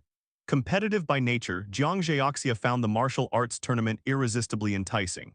He did not answer right away but instead looked toward Li Qingqiu. Li Qingqiu fell into thought. In truth, he did not wish for the Clear Sky Sect to become too famous, yet being overly low profile was also disadvantageous. His own growth was tied to the sect's development. The faster the sect prospered, the more opportunities he would have to copy fate traits. Of course, once entangled in the rivalries of the martial world, peaceful days would grow fewer. Senior brother, Zhang Yuchun said softly, it's a once-in-10 years opportunity. If we miss it now, we'll have to wait another decade. How many decades does a man get in one lifetime? 10 years for them was far too long. Li Qingqiu suddenly realized something. He was cultivating immortality, but his junior brothers were pursuing martial arts. He sought eternal life and had the backing of the Dao lineage, but his disciples did not. If the sect did not grow before their lifespans ran out, they would never achieve longevity. The stronger the Clear Sky Sect became, the more inheritance rewards and fortuitous fate chances he would gain, perhaps enough to make up for his disciples' lack of talent. Having thought it through, Li Qingqiu said, you may participate but avoid getting involved in other sects' grudges. The Clear Sky Sect seeks only reputation. When recruiting new disciples, be sure to ask about their backgrounds. Hearing his approval, Li Sifeng jumped with joy and threw himself at Li Qingqiu, hugging him tightly while boasting that he could defeat those so-called martial experts without even needing his third senior brother's help. Jiang Zheoxia remained silent, but the smile on his face revealed that he too was already looking forward to the tournament. Li Qingqiu looked at him and sighed inwardly. Third junior brother in cultivation, what matters most is the mind. Only those who can endure loneliness can walk far. Su Ning might be competitive, but she never rushed to prove herself. She would one day surpass Jiang Zheoxia. That evening, Zhang Yuchun announced the news during dinner. With the number of disciples having grown, it was impossible for everyone to gather in one place. Thus, only those of certain seniority were present at the meal. Upon hearing that Jiang Zheoxia and Li Sifeng would represent the sect in the martial arts tournament, the disciples grew excited, chattering noisily among themselves. Yang Juding bit down on a wooden skewer and said with emotion, "Ah, the martial arts tournament, it truly stirs the blood. 10 years ago, my skills were still mediocre, just a small fry, but the spectacle of that event was truly breathtaking. Just thinking of it makes my blood boil again." Li Sijin looked at him curiously. So your top 10 of the heaven list fame came from that tournament. Everyone turned to look at Yang Juding, all intrigued. He coughed dryly. Of course not. The martial arts tournament crowns only one champion. There is no top 10. The heaven list is set by the provincial authorities. Aside from strength, one must also have a reputation for chivalry. The others looked disappointed. Sitting in a corner, Qinyi couldn't help but ask, Senior Wu, did you ever participate in a martial arts tournament yourself? Yang Juding nodded. I did, though not in Guzhou's. I was once the #1 martial artist of Beiliang province. Back then, the demonic cult's 4 great protectors were each overwhelmingly powerful, peerless in their respective regions. Even though Guzhou wasn't under their persecution, we martial folk often heard tales of their might. The 4 protectors each held the title of provincial #1, making the demonic cult famous throughout the land. Never before had any sect reached such heights. 100 years ago, the 9 provinces were 9 separate dynasties. Only after the previous dynasty unified the 9 provinces and 14 regions did the world become as it is today. So it's no exaggeration to say that in those days, being a provincial #1 meant being the #1 under heaven. He began recounting tales of the demonic cult's past, and the disciples listened intently, even forgetting to eat. Though Li Qingqiu continued eating, his attention was clearly caught by Yang Juding's stories. The martial world, where enmities and passions intertwined and heroes rose one after another, was indeed captivating. Yet Li Qingqiu felt no longing for it. Whether righteous or evil, all paths ended in death. He did not seek to be #1 under heaven, he sought eternal life and immortality. Unless faced with a crisis like the Seven Peaks Alliance, Li Qingqiu would not lightly descend the mountain. As Sect Master, he did not need to handle every matter personally. It was enough for him to preside over the sect and guide its grand direction. Listening to Yang Juding's tales of the martial world, Li Qingqiu's mind wandered, thinking about the future of the Clear Sky Sect. 5 days later, Jiang Zhaoxia and Li Sifeng packed up and left the mountain, surrounded by cheering disciples. At the new courtyard, they happened to encounter Li Yang and Zhao Linglong. Upon hearing the disciples mention the martial arts tournament, the two exchanged glances. "Wait, you're going to join the martial arts tournament?" Li Yang asked. Li Sifeng stopped, turned back toward the martial champion and retorted, "Is there a problem?" "Take me with you, I'm interested as well," Li Yang said with a grin. He twisted his wrist. Though not fully healed, he figured traveling wouldn't be an issue. Li Sifeng hesitated, but Jiang Zhaoxia didn't even stop walking, not sparing Li Yang a glance. Seeing his third senior brother walking farther and farther away, Li Sifeng had no choice but to run after him. "Cousin, bring the money and let's go." Li Yang turned and said to Zhao Linglong, his eyes regaining the same bold glint he had upon first arriving at the Clear Sky Sect. Zhao Linglong sighed helplessly and did as told. Half an hour later. Within a forest, Li Qingqiu was practicing the ghostly immortal needle of rejuvenation. He held 4 silver needles and flicked them forward. They shot out rapidly, weaving through the air like streaks of flowing light, curving around tree trunks before striking a tree 100 paces away. Looking closely, all 4 needles were embedded in a single moth's body, which still trembled faintly. With a motion of his hand, the needles detached from the moth and flew backward, returning precisely into his palm. A satisfied smile crossed Li Qingqiu's face. His mastery of the ghostly immortal needle of rejuvenation had grown ever more refined, and he had memorized the human body's acupoints by heart. In combat, the technique could easily deliver a fatal strike. Just then, Li Dongyu entered the forest, approaching him. "Senior brother Li Yang and Zhao Linglong have left. They also left behind 3 gold ingots, saying they lost fair and square and want us to use them to repair the sect gate." Li Qingqiu smiled. "Since they offered willingly, we'll accept. Junior sister, shall we spar with the ghostly immortal needle of rejuvenation?" Li Dongyu waved her hands quickly. "How could I possibly be a match for senior brother?" "It's fine. I don't mind." "No way, I don't want to be discouraged." "That won't do, this is an order from your senior brother, you must." Li Dongyu turned and tried to leave, forcing Li Qingqiu to drop his stern demeanor and switch to coaxing. After much persuasion, he finally managed to get her to agree. The news that Jiang Zhaoxia and Li Sifeng had gone to attend the martial conference greatly excited all the disciples of the Clear Sky Sect.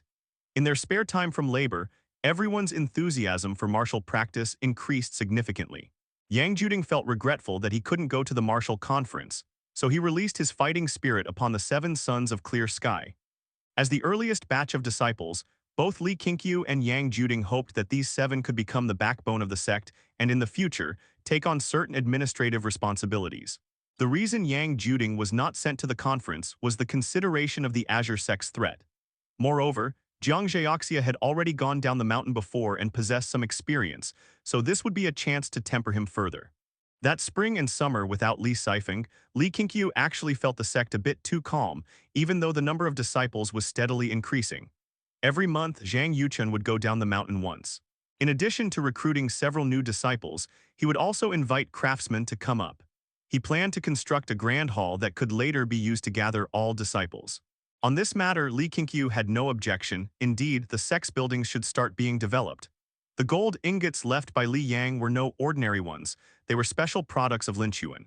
Although not pure gold, their craftsmanship was exquisite. Zhang Yuchen sold 1 piece in the city for as much as 300 strings of coins.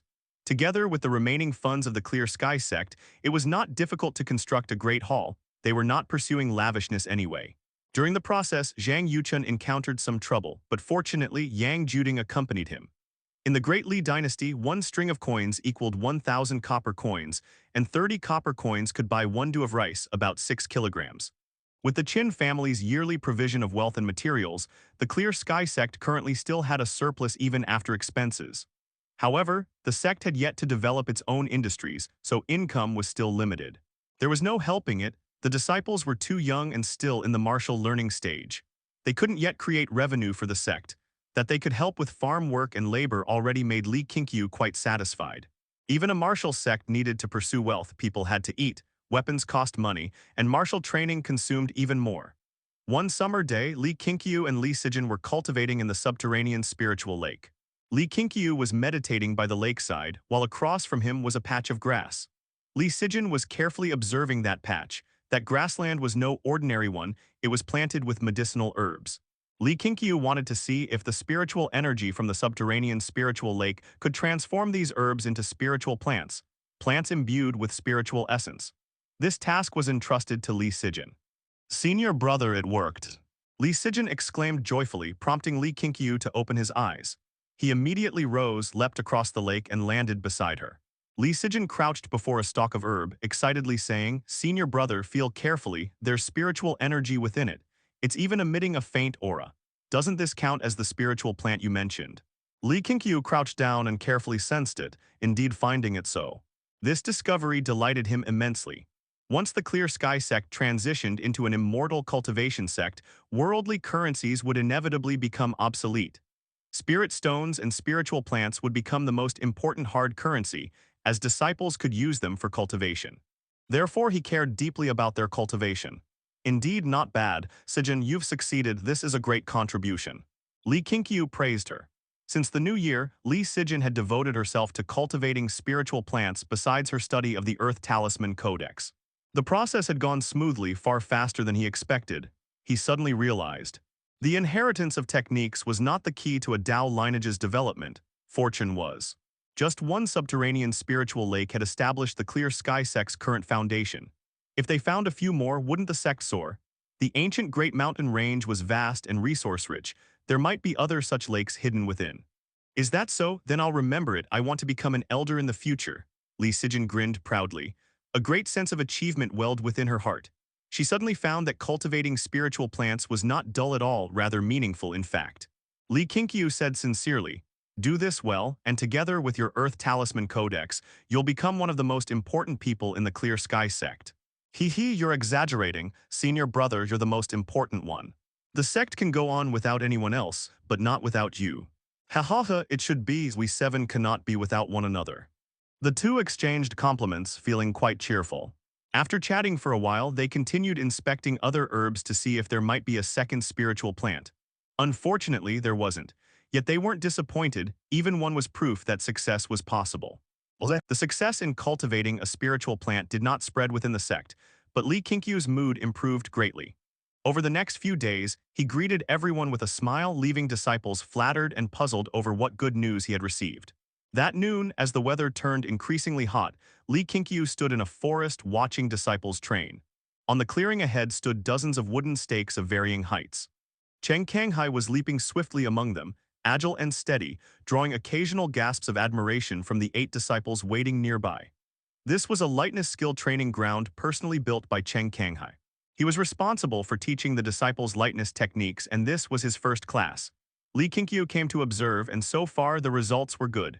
The Thief King indeed had some real skill. After missing the Crown Prince's hunting event, Qingqiu had given up that ambition. Coupled with his growing curiosity about the Clear Sky Sect, he had completely joined under its banner. His aptitude and comprehension were both good, though he had no special fate trait. To reach a good level in both meant Qingqiu was qualified for immortal cultivation. At present, Li Qingqiu was still observing him. Though Qingqiu appeared confident, he was in fact quite nervous. He had ambition, he wanted to become someone with as much authority as Yang Juding. Hence, he held nothing back and earnestly instructed the disciples. After several demonstrations, he let the disciples take turns while he stood below, ready to catch them if they fell.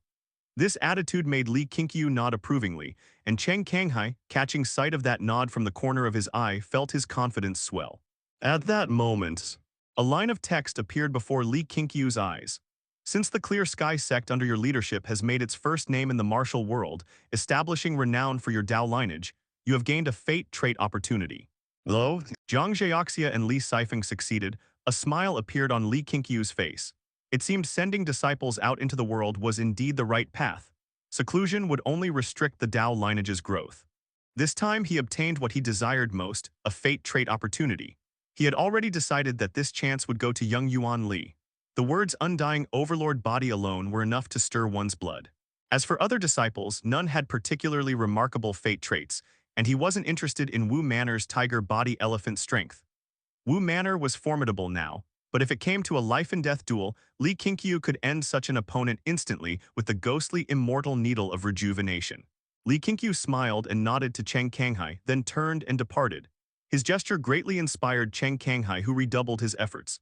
After watching Cheng Kanghai's martial demonstration, Li Qingqiu still had to inspect other training grounds. The fish ponds, stables, and farmlands all awaited his supervision. People were naturally lazy. As Sect Master, Li Qingqiu's presence not only kept the disciples diligent but also motivated them, showing that their efforts were being seen. The more disciples there were, the busier he became. Their loyalty toward him and the sect fluctuated over time, and his presence directly affected that. This made him more interested in the art of leadership. For now, the Clear Sky sect as a whole was thriving, everything was progressing steadily. A month passed quickly, and the time came to late summer. Jiang Zheoxia and Li Sifeng finally returned, but Jiang Zheoxia was gravely injured. He was carried up the mountain by Li Sifeng and a yellow-clad woman on a wooden stretcher. When Li Qingqiu arrived at the courtyard, Li Dongyu was already using the ghostly immortal needle of rejuvenation to treat Jiang Zheoxia. Seeing Li Qingqiu's darkened face, the other disciples quickly made way. Li Sifeng turned to him with reddened eyes, looking aggrieved. "What happened?" Li Qingqiu asked. Jiang Zheoxia was at the third layer of the nourishing vital energy realm. How could he be injured so badly as to fall unconscious? Was it another ambush? Li Sifeng gritted his teeth and said, "On our way back we were ambushed by the Sky Blade Sect. Their Sect Master, defeated once by third senior brother, bore a grudge and gathered a large force to intercept us in the ancient Great Mountain Range."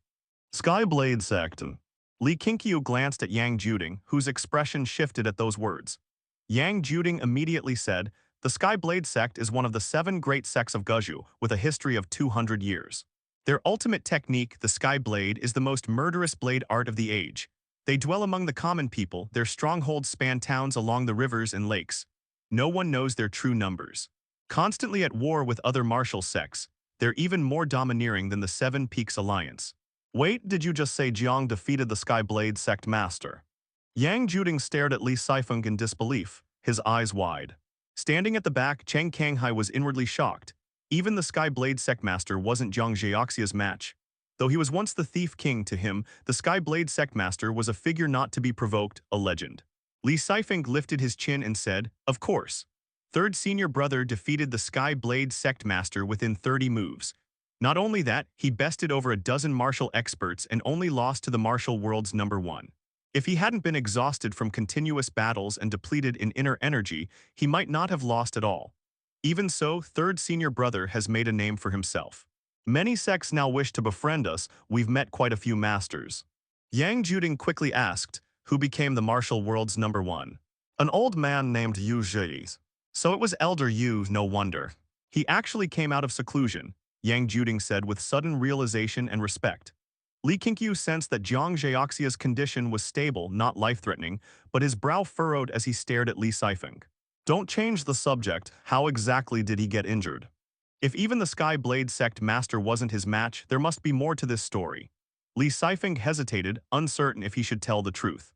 At that moment, the yellow-clad woman who had come with them wore a sorrowful expression and said, "It was because of me that he was hurt. That old villain Cheng took my younger brother hostage and forced me to poison him when I found the chance. That gave the Sky Blade Sect the opening. I had no choice. I'm just an ordinary woman with no martial skills. My father and I ran an inn, but after his death, it was just me and my brother depending on each other. Now my brother has been killed by that old villain Cheng. I no longer have the face or will to live in this world." With that, she suddenly turned and dashed toward a nearby pillar, intending to take her own life. When he saw the yellow-clad woman acting so recklessly, Yang Juding instinctively wanted to rush forward to stop her, but a hand pressed down on his shoulder. Bang! The yellow-clad woman crashed into a pillar, blood spraying. Her body went limp and she collapsed to the ground. Yang Juding turned around angrily, only to find that the one who had stopped him was Li Qingqiu. His anger dissipated instantly as he asked in confusion, "This woman acted out of helplessness. The fact that she brought Jiang Zheoxia back proves her heart isn't evil. Her crime doesn't warrant death." The others also looked toward Li Qingqiu, not understanding why he had stopped Yang Juding. Li Sifeng turned his head and glanced at the corpse of the yellow-clad woman. He actually let out a sigh of relief. Facing Yang Juding's questioning gaze, Li Qingqiu asked in return, "Was it I who killed her?" Yang Juding choked, unable to argue back. After a moment he muttered, "But we can't just watch her die. What happens after saving her?" Li Qingqiu's counter-question caught Yang Juding off guard. As he followed that line of thought, he realized saving her would indeed bring endless trouble. He had experienced similar things before, hence his willingness to remain in the Clear Sky Sect now. Li Qingqiu turned around and swept his gaze over all the disciples. If we save her, she might be a spy from the Heavenly Blade Sect, continuing to endanger the Clear Sky Sect. Or perhaps she spoke the truth, but her hatred toward the Heavenly Blade Sect is irreconcilable, which might push us into conflict with them. What's more, she did poison Jiang Zhaoxia. Can she do as she pleases just because she had her own bitter reasons? Besides, she wanted to die. She couldn't save her brother. Should we not respect her will to die? In this martial world, grudges and vengeance cannot be avoided. Many martial artists are forced into conflict because of their stance. But just because they were forced, does that mean those they killed deserve to die? Everyone who does wrong always has their own reason for doing so. I only believe in one thing: every debt has its debtor, every grudge its source. Vengeance must be repaid. The Clear Sky Sect is not a so-called righteous sect in the worldly sense. We can act chivalrously and justly, but toward anyone who has ever harmed us, we must never show mercy. The only bottom line of Clear Sky Sect is that we do not provoke others first.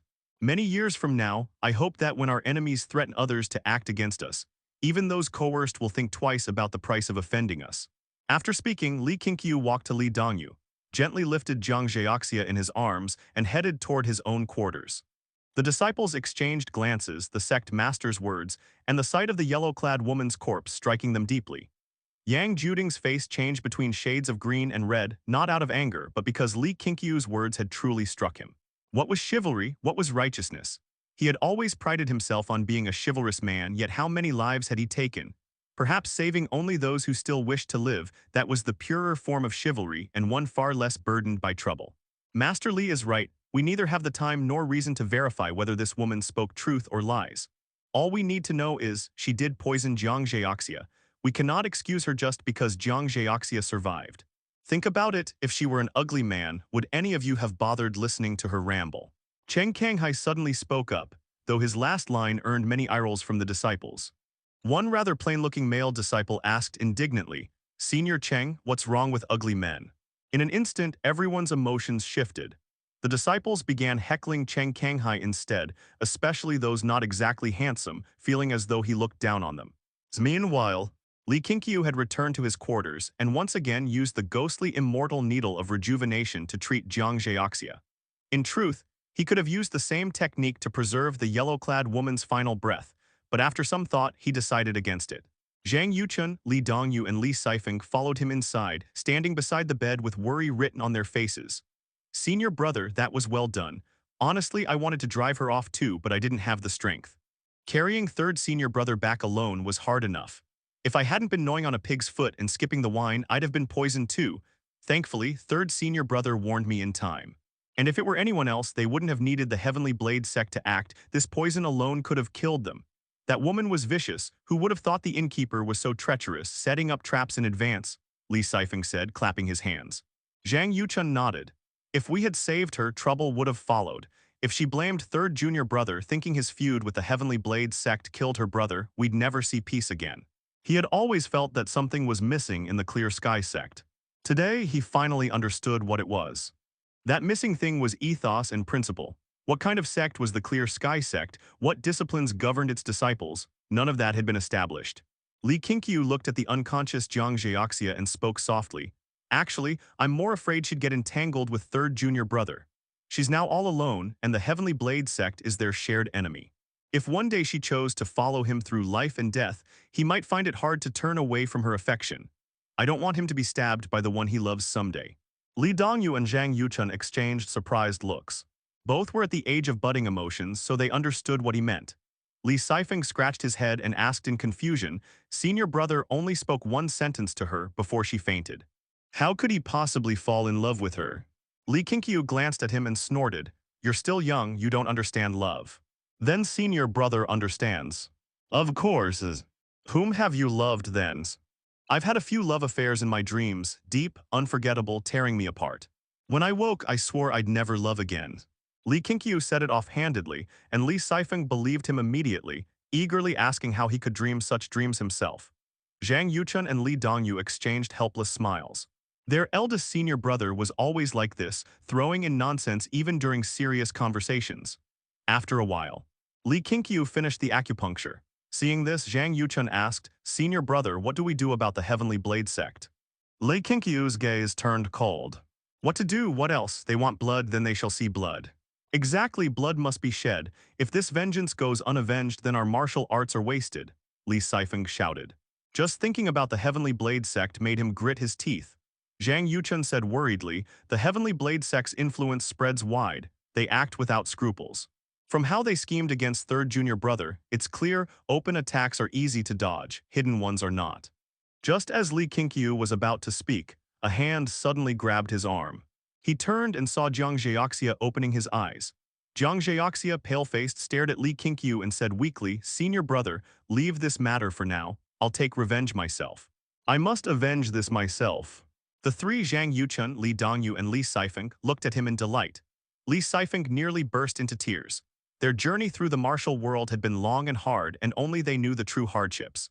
During Jiang Zhaoxia's coma, Li Qingqiu had lived in constant fear, sleepless every night. Li Qingqiu met Jiang Zhaoxia's gaze, sighed softly, and gently patted the back of his hand. "Third junior brother, as you wish." Jiang Zhaoxia then relaxed his grip and closed his eyes again. Li Qingqiu stood and said, "Let's go, let him rest." The three nodded and followed him out of the room. Li Qingqiu headed toward the back mountain to continue cultivating. Li Dongyu followed quietly, speaking in a low voice, "Senior brother, don't worry, third senior brother's fine." Li Qingqiu turned to her with a smile. "I'm not worried, don't overthink it." Li Dongyu hesitated, then gathered her courage. "Senior brother, your killing intent has grown heavier. Is it because you're under too much pressure since Master left?" Li Qingqiu stopped walking. "Are you afraid of this side of me?" "How could I be afraid of senior brother? I'm only worried. You don't need to bear all the pressure alone. No matter what hardships come, we'll face them together, even if it means dying together. You don't have to carry everything yourself."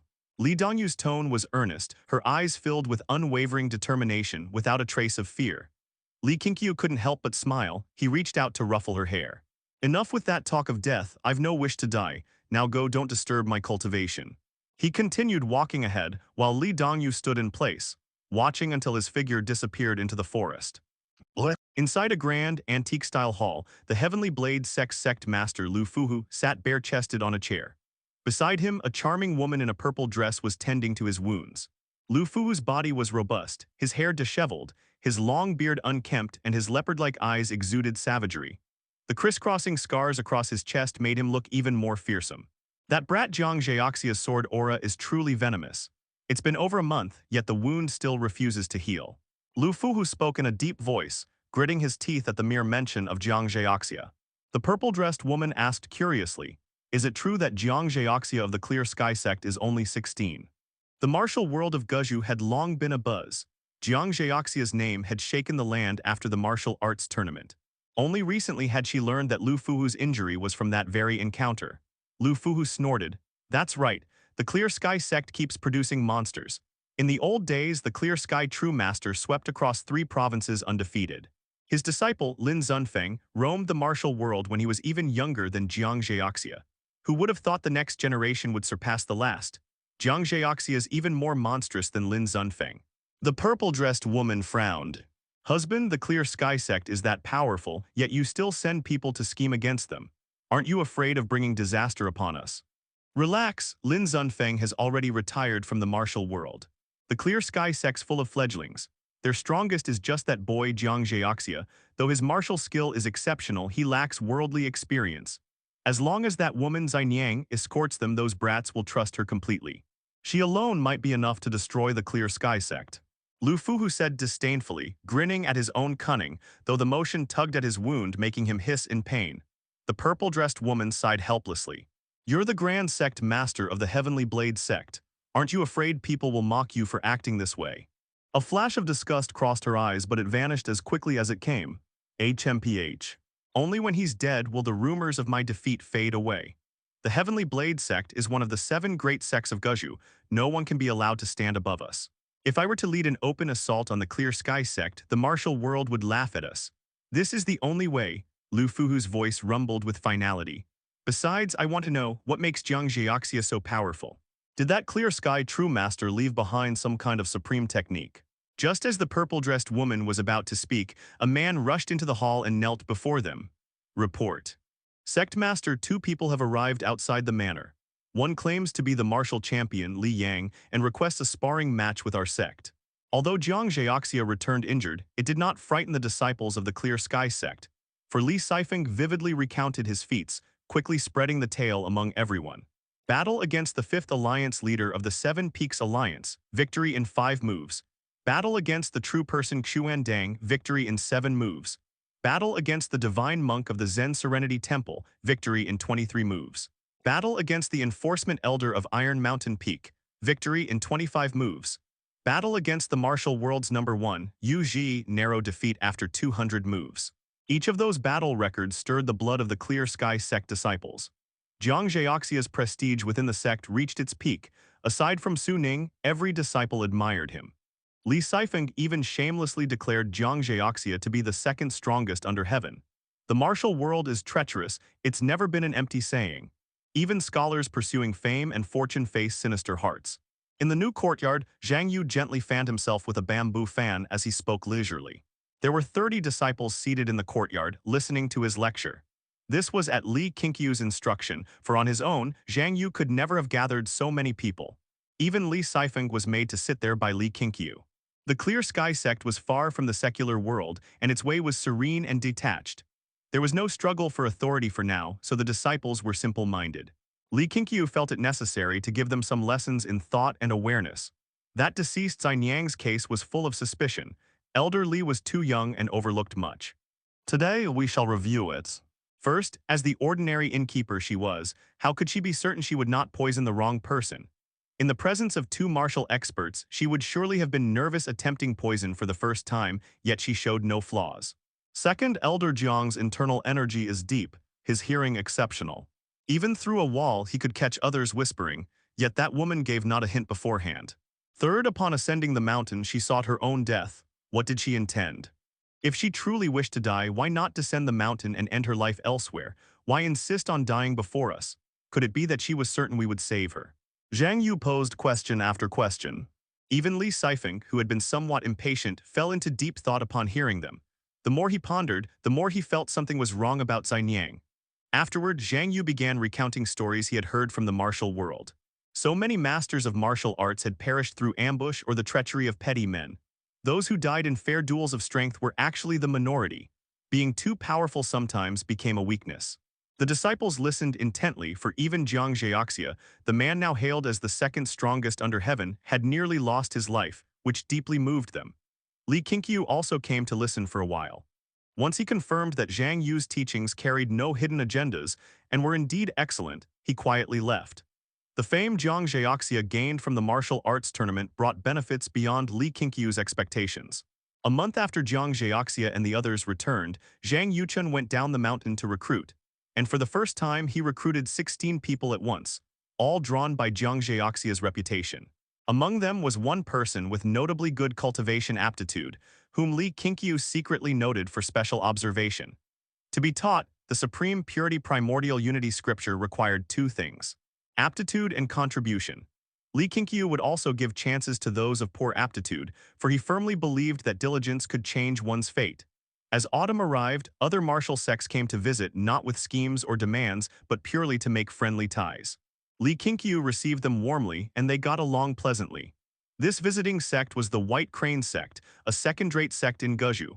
Its sect master had also participated in the martial arts tournament and befriended Jiang Zhaoxia. He brought 5 disciples to visit, stayed 2 days, and then took his leave. Li Qingqiu, Jiang Zhaoxia, and Zhang Yuchun personally escorted them down the mountain. Master Li, you must come to our White Crane Sect as a guest someday. I'll be sure to treat you with the utmost hospitality, said the White Crane Sect Master, already nearly 50 years old, smiling kindly as he clasped Li Qingqiu's hand and spoke at length before letting go. Faced with such warm invitation, Li Qingqiu naturally agreed repeatedly. Whether he would actually go was another matter. As he watched the 6 figures of the White Crane Sect depart, Li Qingqiu sighed emotionally. Third brother, you truly became famous with one battle. In this world where information spread slowly, Li Qingqiu had always thought reputation took years to build. Yet Jiang Zhaoxia's fame spread across the martial world after just one tournament. Jiang Zhaoxia said expressionlessly, "Don't mention it, I returned gravely injured again. To me, that martial arts tournament was a failure. As he spoke, the fists hidden within his sleeves tightened. He truly felt that being manipulated by the Heavenly Blade sect was an unbearable humiliation. Li Qingqiu patted his shoulder with a smile. Don't overthink it, the martial world is perilous. No matter how much you prepare, experience must be gained firsthand. Even the veteran dragon-subduing hero Yang Juding had once been poisoned. Poison was something martial experts could never guard against completely. It was bound to happen someday. Zhang Yuchun laughed. Indeed, to escape the Heavenly Blade sect's encirclement and plots alive in all of Guzhou, how many could claim such a feat? Comforted by the two, Zhang Zheoxia's mood improved slightly. Still, in his heart, he vowed this matter was not over. Once he reached the fourth layer of the nourishing vital energy realm, he would take revenge. With only the third layer, he had already defeated Lu Teidu of the Heavenly Blade sect. Once he reached the fourth layer, he believed he could storm the sect itself and send Lu Fuhu down the same path as Lu Teidu of the Seven Peaks Alliance. After chatting for a while, the three brothers went their separate ways, Zhang Zheoxia to train, while Li Qingqiu and Zhang Yuchun discussed how the Clear Sky sect might generate income. First, they needed to erect a stele at the foot of the mountain to guide visitors to the sect. If possible, they would also construct a simple mountain path. Ordinary people found it hard to locate the Clear Sky sect. Even farmers and hunters from nearby villages often lost their way. Li Dongyu wished to contribute to the sect, so she had Zhang Yuchun spread word that she could treat difficult illnesses among the common folk. A group of disciples also planned to hunt and sell wild game in the future. Regarding the disciples' contributions, Li Qingqiu believed everything must be recorded. In time, he would reward them with spirit stones and spiritual herbs. Autumn deepened. It was now late October. Su Ning was the first to break through to the fourth layer of the nourishing vital energy realm, becoming the second person in the Clear Sky sect to reach that level. Within the subterranean spiritual lake, Li Qingqiu personally witnessed her breakthrough. As someone who also possessed the Heavenly Thunder spiritual root, he deeply understood how extraordinary it was. Moreover, Su Ning's cultivation aptitude was of an exceptional grade, the highest among all Clear Sky sect disciples. Combined with her habit of rarely descending the mountain, devoting nearly all her time to cultivation, she had thus surpassed Zhang Zheoxia. Even though Li Qingqiu understood why she advanced so quickly, he could not help but marvel. She was only 11 years old, an 11-year-old at the fourth layer of the nourishing vital energy realm. Li Sijin, Li Dongyu, and Yang Juding were still at the second layer, such was the immense gap in cultivation aptitude. After consolidating her realm, Su Ning stood up, quickly approached Li Qingqiu and bowed. She spoke softly, "Master, I've broken through to the fourth layer." Though she appeared calm, Li Qingqiu could feel she was restraining her excitement. He took her wrist and gently pulled her closer, saying with heartfelt admiration, "Ninger, you're truly remarkable. At this rate, you'll surpass your master someday." He said it casually, for he himself was already on the verge of touching the fifth layer. Su Ning hurriedly replied, "Master is the greatest. How could I possibly surpass you?" Li Qingqiu smiled. "I've asked you to conceal your cultivation to avoid sparring and showing off. Do you feel dissatisfied?" Su Ning shook her head. "How could I? You're protecting me. Uncle Jiang became the Clear Sky sect's strongest on the surface, yet he's been injured multiple times. The sect needs hidden strength. I'm willing to guard the foundation of the Clear Sky sect together with Master." Many disciples knew Su Ning was a prodigy, but only Li Qingqiu knew exactly how strong she was. Even Li Sifeng, Yang Juding, and the others merely felt her cultivation was unfathomable, unable to gauge it at all. From now on, another person would join them in that feeling, Zhang Zheoxia. However, Li Qingqiu felt that Zhang Zheoxia would soon reach the fourth layer as well. That junior brother of his had revenge burning in his heart, barely suppressed. The more Li Qingqiu looked at Su Ning, the more he liked her. Though young, she was obedient and sensible, never proud of her own talent.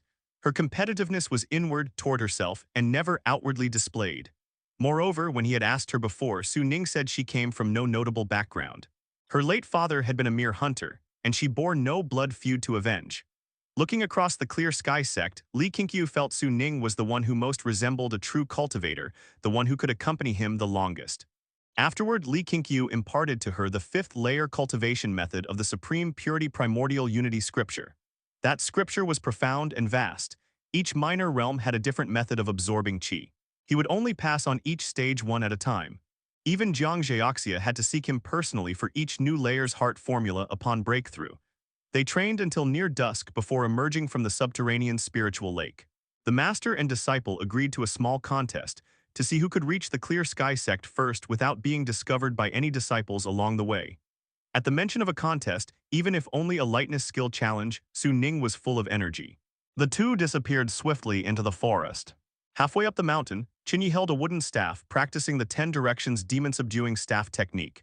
His movements were fierce and fluid, his body extending and coiling in rhythm, radiating a unique grace man and staff as one. With every 100 repetitions, he gained new insights. His body even began producing faint inner energy. The power of the 10 directions demon-subduing staff technique filled him with confidence. He believed that with enough effort, he could avenge Wu Beiyu. He told no one, but a seed had already been planted deep in his heart to slay the Dog Emperor. Suddenly, Qingyi stopped mid-motion, frowning. He had just faintly heard a rustling sound, as if something had darted past nearby very swiftly.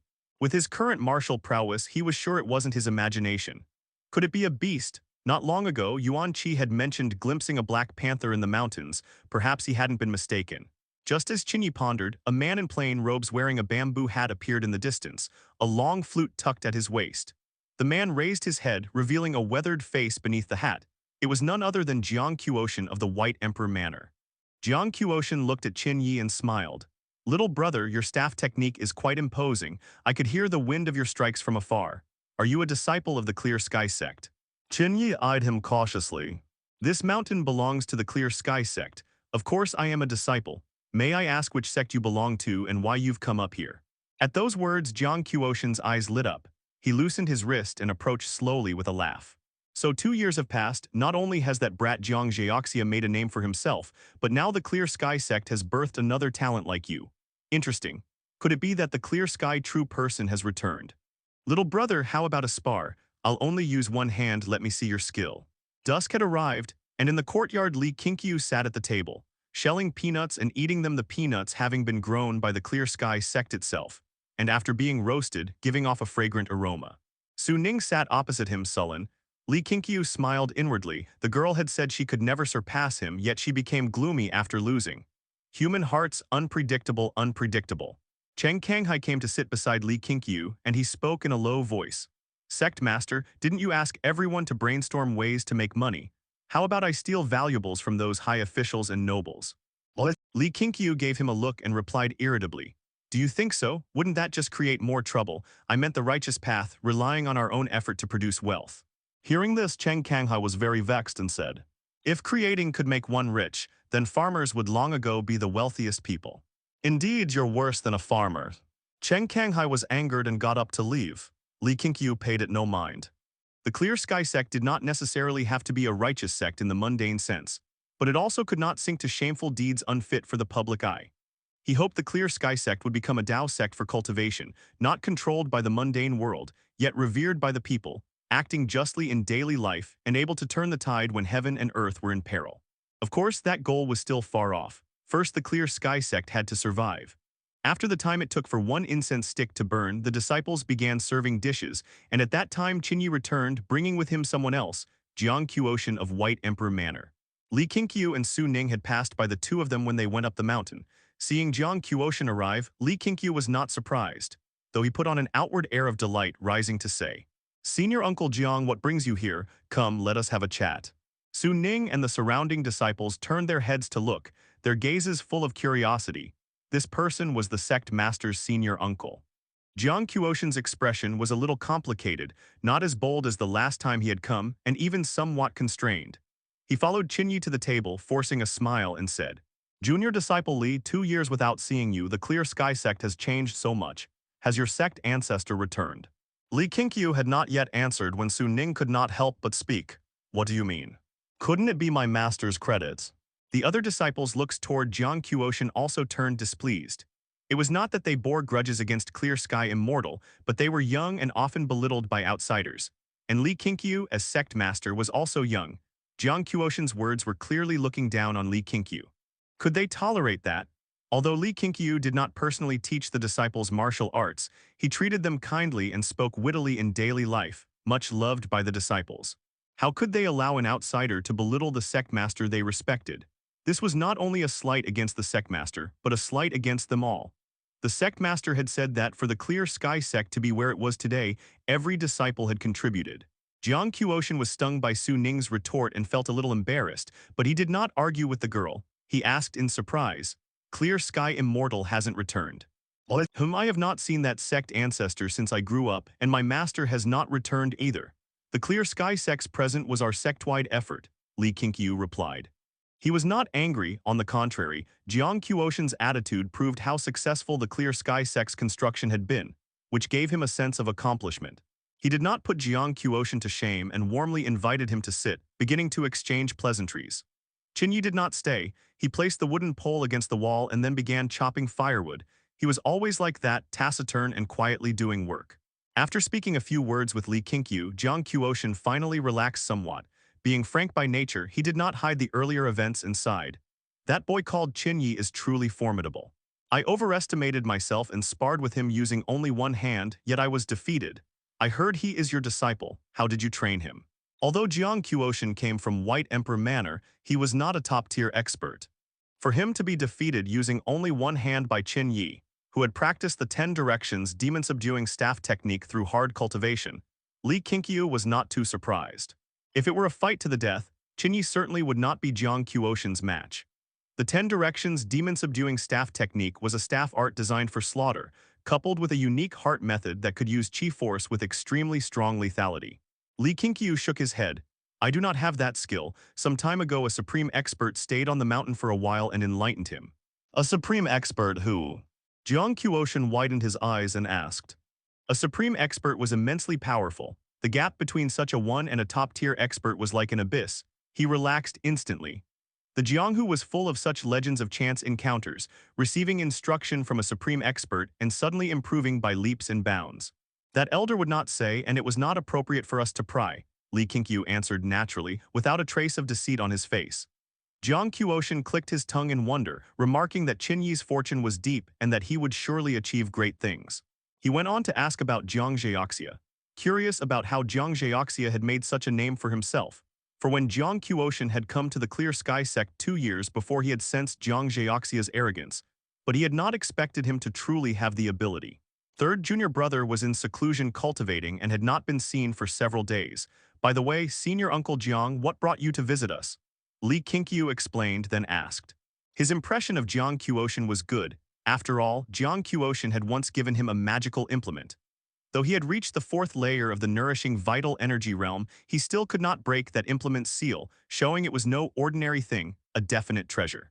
Qingxiao replied, recently there was a military rebellion in Guizhou. The prefecture and its county's armies could not suppress the rebels and had been losing county towns. White Emperor Manor stood within the prefecture and naturally had to aid it.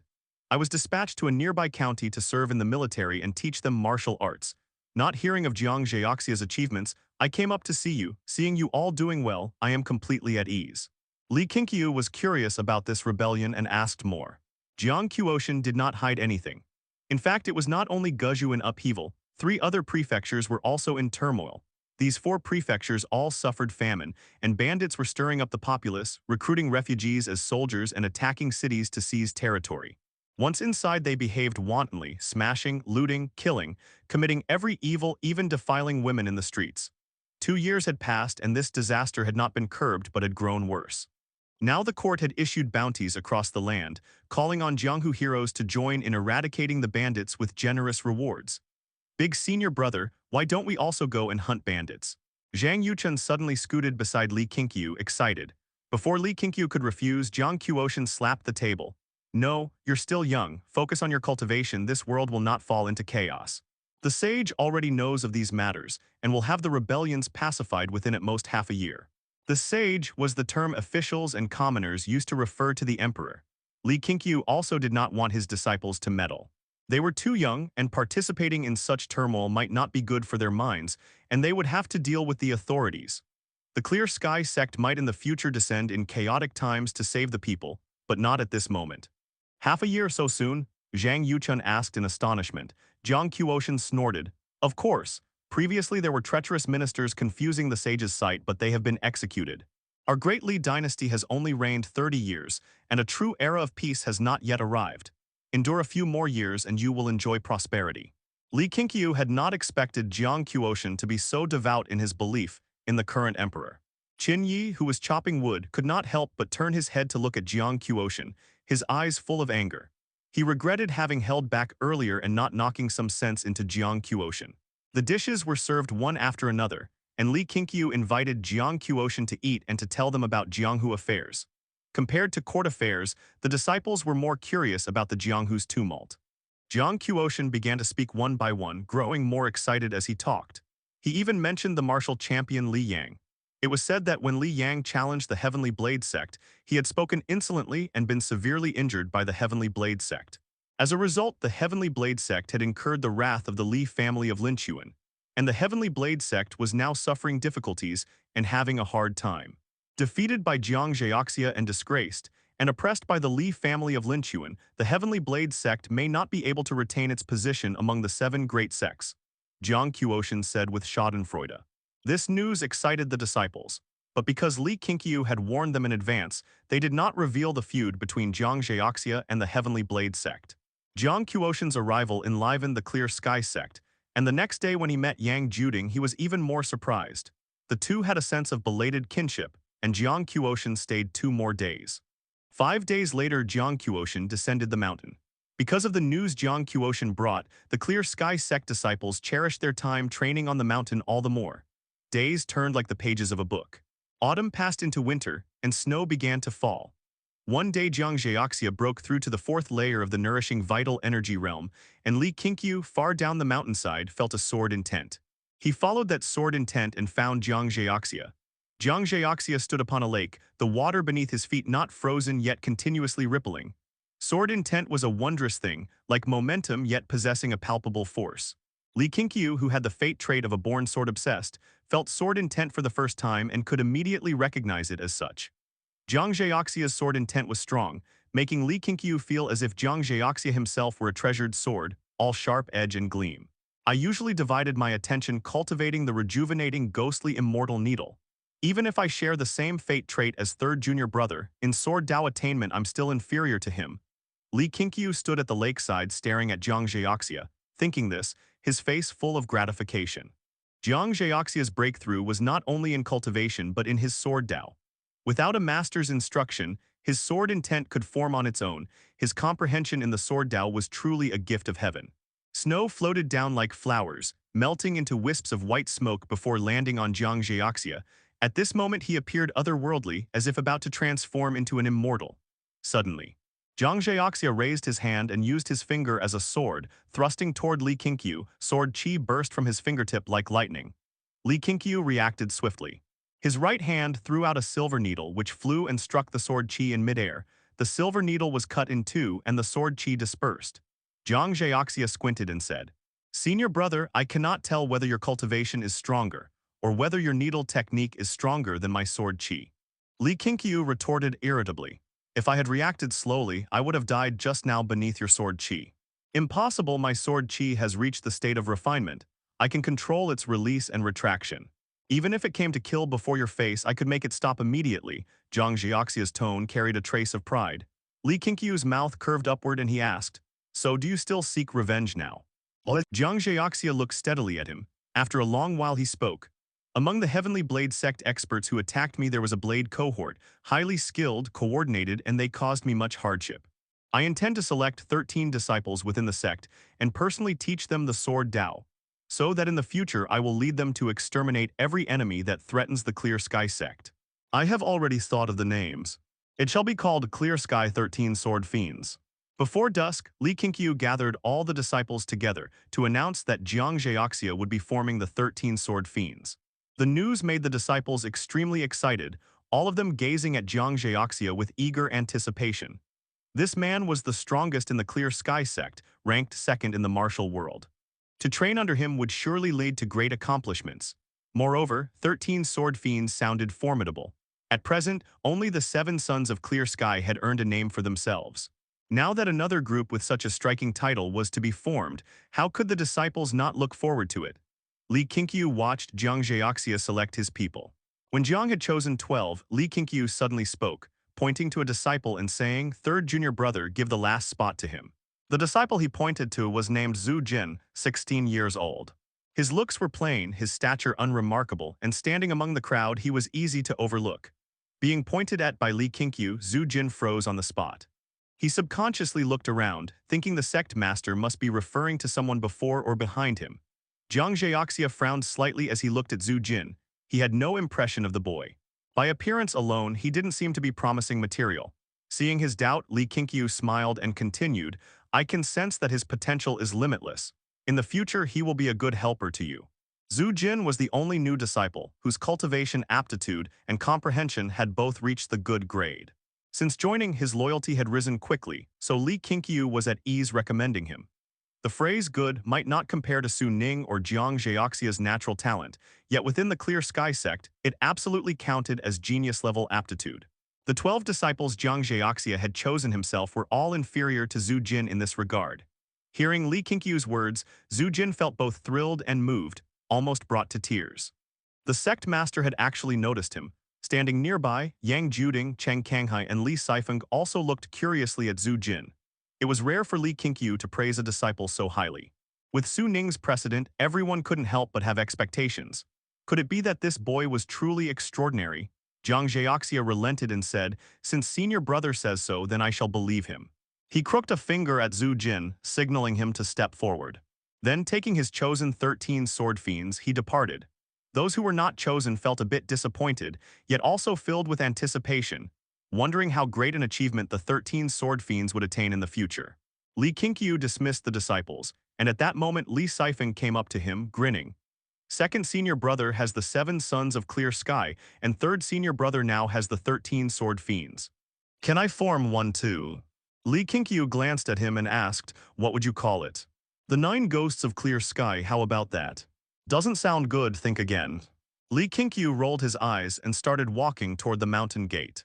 Li Sifeng immediately chased after him, pestering him relentlessly.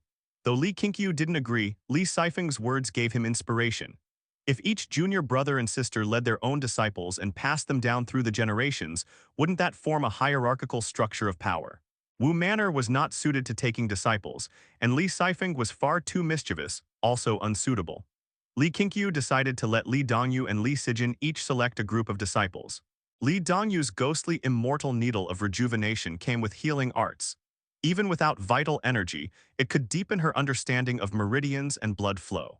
In time, she could help treat disciples and those who sought medical aid from the sect.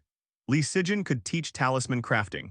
Even if they were not true cultivation talismans, they could still be sold for profit. There were plenty of mortals who sought peace of mind. Once the Clear Sky Sect's reputation spread, it would surely attract them.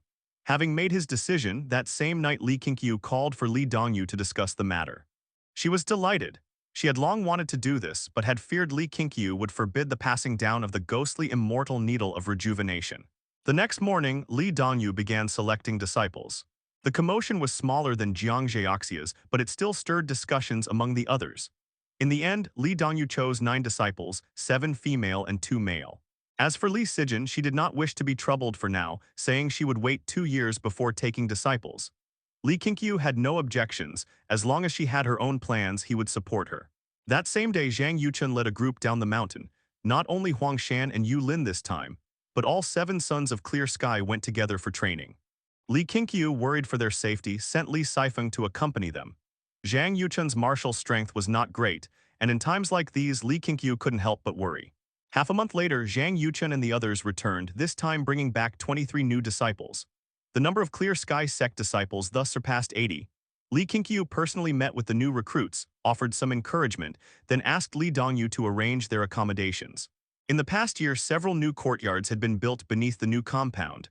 Though simple, they were enough to house everyone. Li Qingqiu opened the Dao Lineage panel for inspection. None had exceptional cultivation aptitude or comprehension, but one disciple's fate trait stood out. Lucky one, always prone to good fortune throughout life. This disciple was named Bai Ninger, only 13 years old, small, thin, dark-skinned, easily lost amid the crowd. Lucky one, such a vague concept, it could mean boundless potential or nothing at all. After all, Bai Ninger's aptitude and comprehension were both average. He would have to observe for a while. Li Qingqiu merely glanced at Bai Ninger, giving no special treatment or inquiry to Zhang Yuchun about him. With 23 new disciples, the labor burden in various construction and industrial works eased considerably under Zhang Yuchun's management. Snow fell heavily, blanketing the mountains in white. On one snowy peak, Li Qingqiu and Qin sat in meditation side by side, the falling snow scattered by the spiritual energy around them. Qin slowly opened his eyes and said with emotion, "Master, this primordial unity scripture is truly profound, and it fits perfectly with my 10 directions demon-subduing staff technique. Even just simulating it in my mind has brought many insights." It was rare for him to cultivate with his master, and he felt genuinely happy. He could sense that his master was becoming more and more approachable toward him. You are still at the first layer. Only when you reach the second layer can you truly bring out the power of the 10 directions demon-subduing staff. Li Qingqiu spoke with his eyes still closed. Qingyi nodded, though inwardly he felt that reaching the second layer would be very difficult, perhaps it would take years. "Do you wish to avenge Wu Beiyu?" Li Qingqiu suddenly asked. Qingyi was stunned. His face darkened as he clenched his teeth. "Senior Wu died too miserably. I must clear his name and avenge him." "To clear his name is fine, he did pass on his legacy to you. But to avenge him, don't you think you might be overstepping?" Li Qingqiu's tone remained calm. Qingyi turned to look at him, disbelief in his eyes. He couldn't understand why his master would speak so harshly. Li Qingqiu continued, "Did Senior Wu ever tell you to avenge him?" "No, but he must have feared I couldn't do it." "Do you remember what he said when he taught you his arts?" "He said many things. I remember them all." "Then tell me, what did he value more, vengeance or the peace of the realm?" "This." Qingyi suddenly didn't know how to answer. For Wu Beiyu had once told him that he hoped he would join the army to protect the great Li dynasty. "Do you understand what would happen if you killed the emperor?" Li Qingqiu pressed. Qingyi's face shifted from red to pale. Though still young, he understood the consequence. If the emperor died, the world would surely fall into chaos. "I will not stop you from seeking revenge," Li Qingqiu said slowly, "but think carefully, what did Senior Wu truly pass on to you? His martial skills or his spirit? There are many ways to avenge someone. I only hope you will put the people of the world above all else, and only then speak of vengeance." Li Qingqiu's tone was earnest and weighty. From beginning to end, he never opened his eyes. Qingyi fell into deep thought. Li Qingqiu felt that the role of a master was heavy. It shouldn't be limited to passing on skills.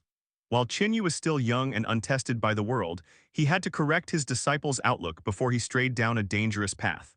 After a while, Qingyi looked up at him and asked curiously, "Master, does the Clear Sky Sect practice martial arts with the duty of protecting the world?" When Zai Niang had killed herself, Li Qingqiu's words had been cold. Many disciples had discussed it in private. Qingyi had remembered and thus had always thought his master wasn't a man of benevolence. "The world is vast, such a goal is too lofty," Li Qingqiu said. "But the Clear Sky Sect will protect those who stand by us. The villagers at the foot of the mountain, they help build our sect, till our fields and bring us food. Shouldn't we protect them in return? As the Clear Sky Sect grows stronger, there will be more who support us.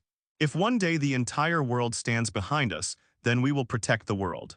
Li Qingqiu's words made Qingyi's heart suddenly clear. The path of the Clear Sky Sect became distinct in his mind. Self-strengthening without losing righteousness, valuing one's own interest without forgetting gratitude. The resentment that had long weighed in Qingyi's chest began to disperse. He realized how foolish he had been, failing to understand Wu Beiyu's will and letting himself be consumed by hatred. Looking back, he found himself estranged from his 5 Qin family brothers and even from other disciples.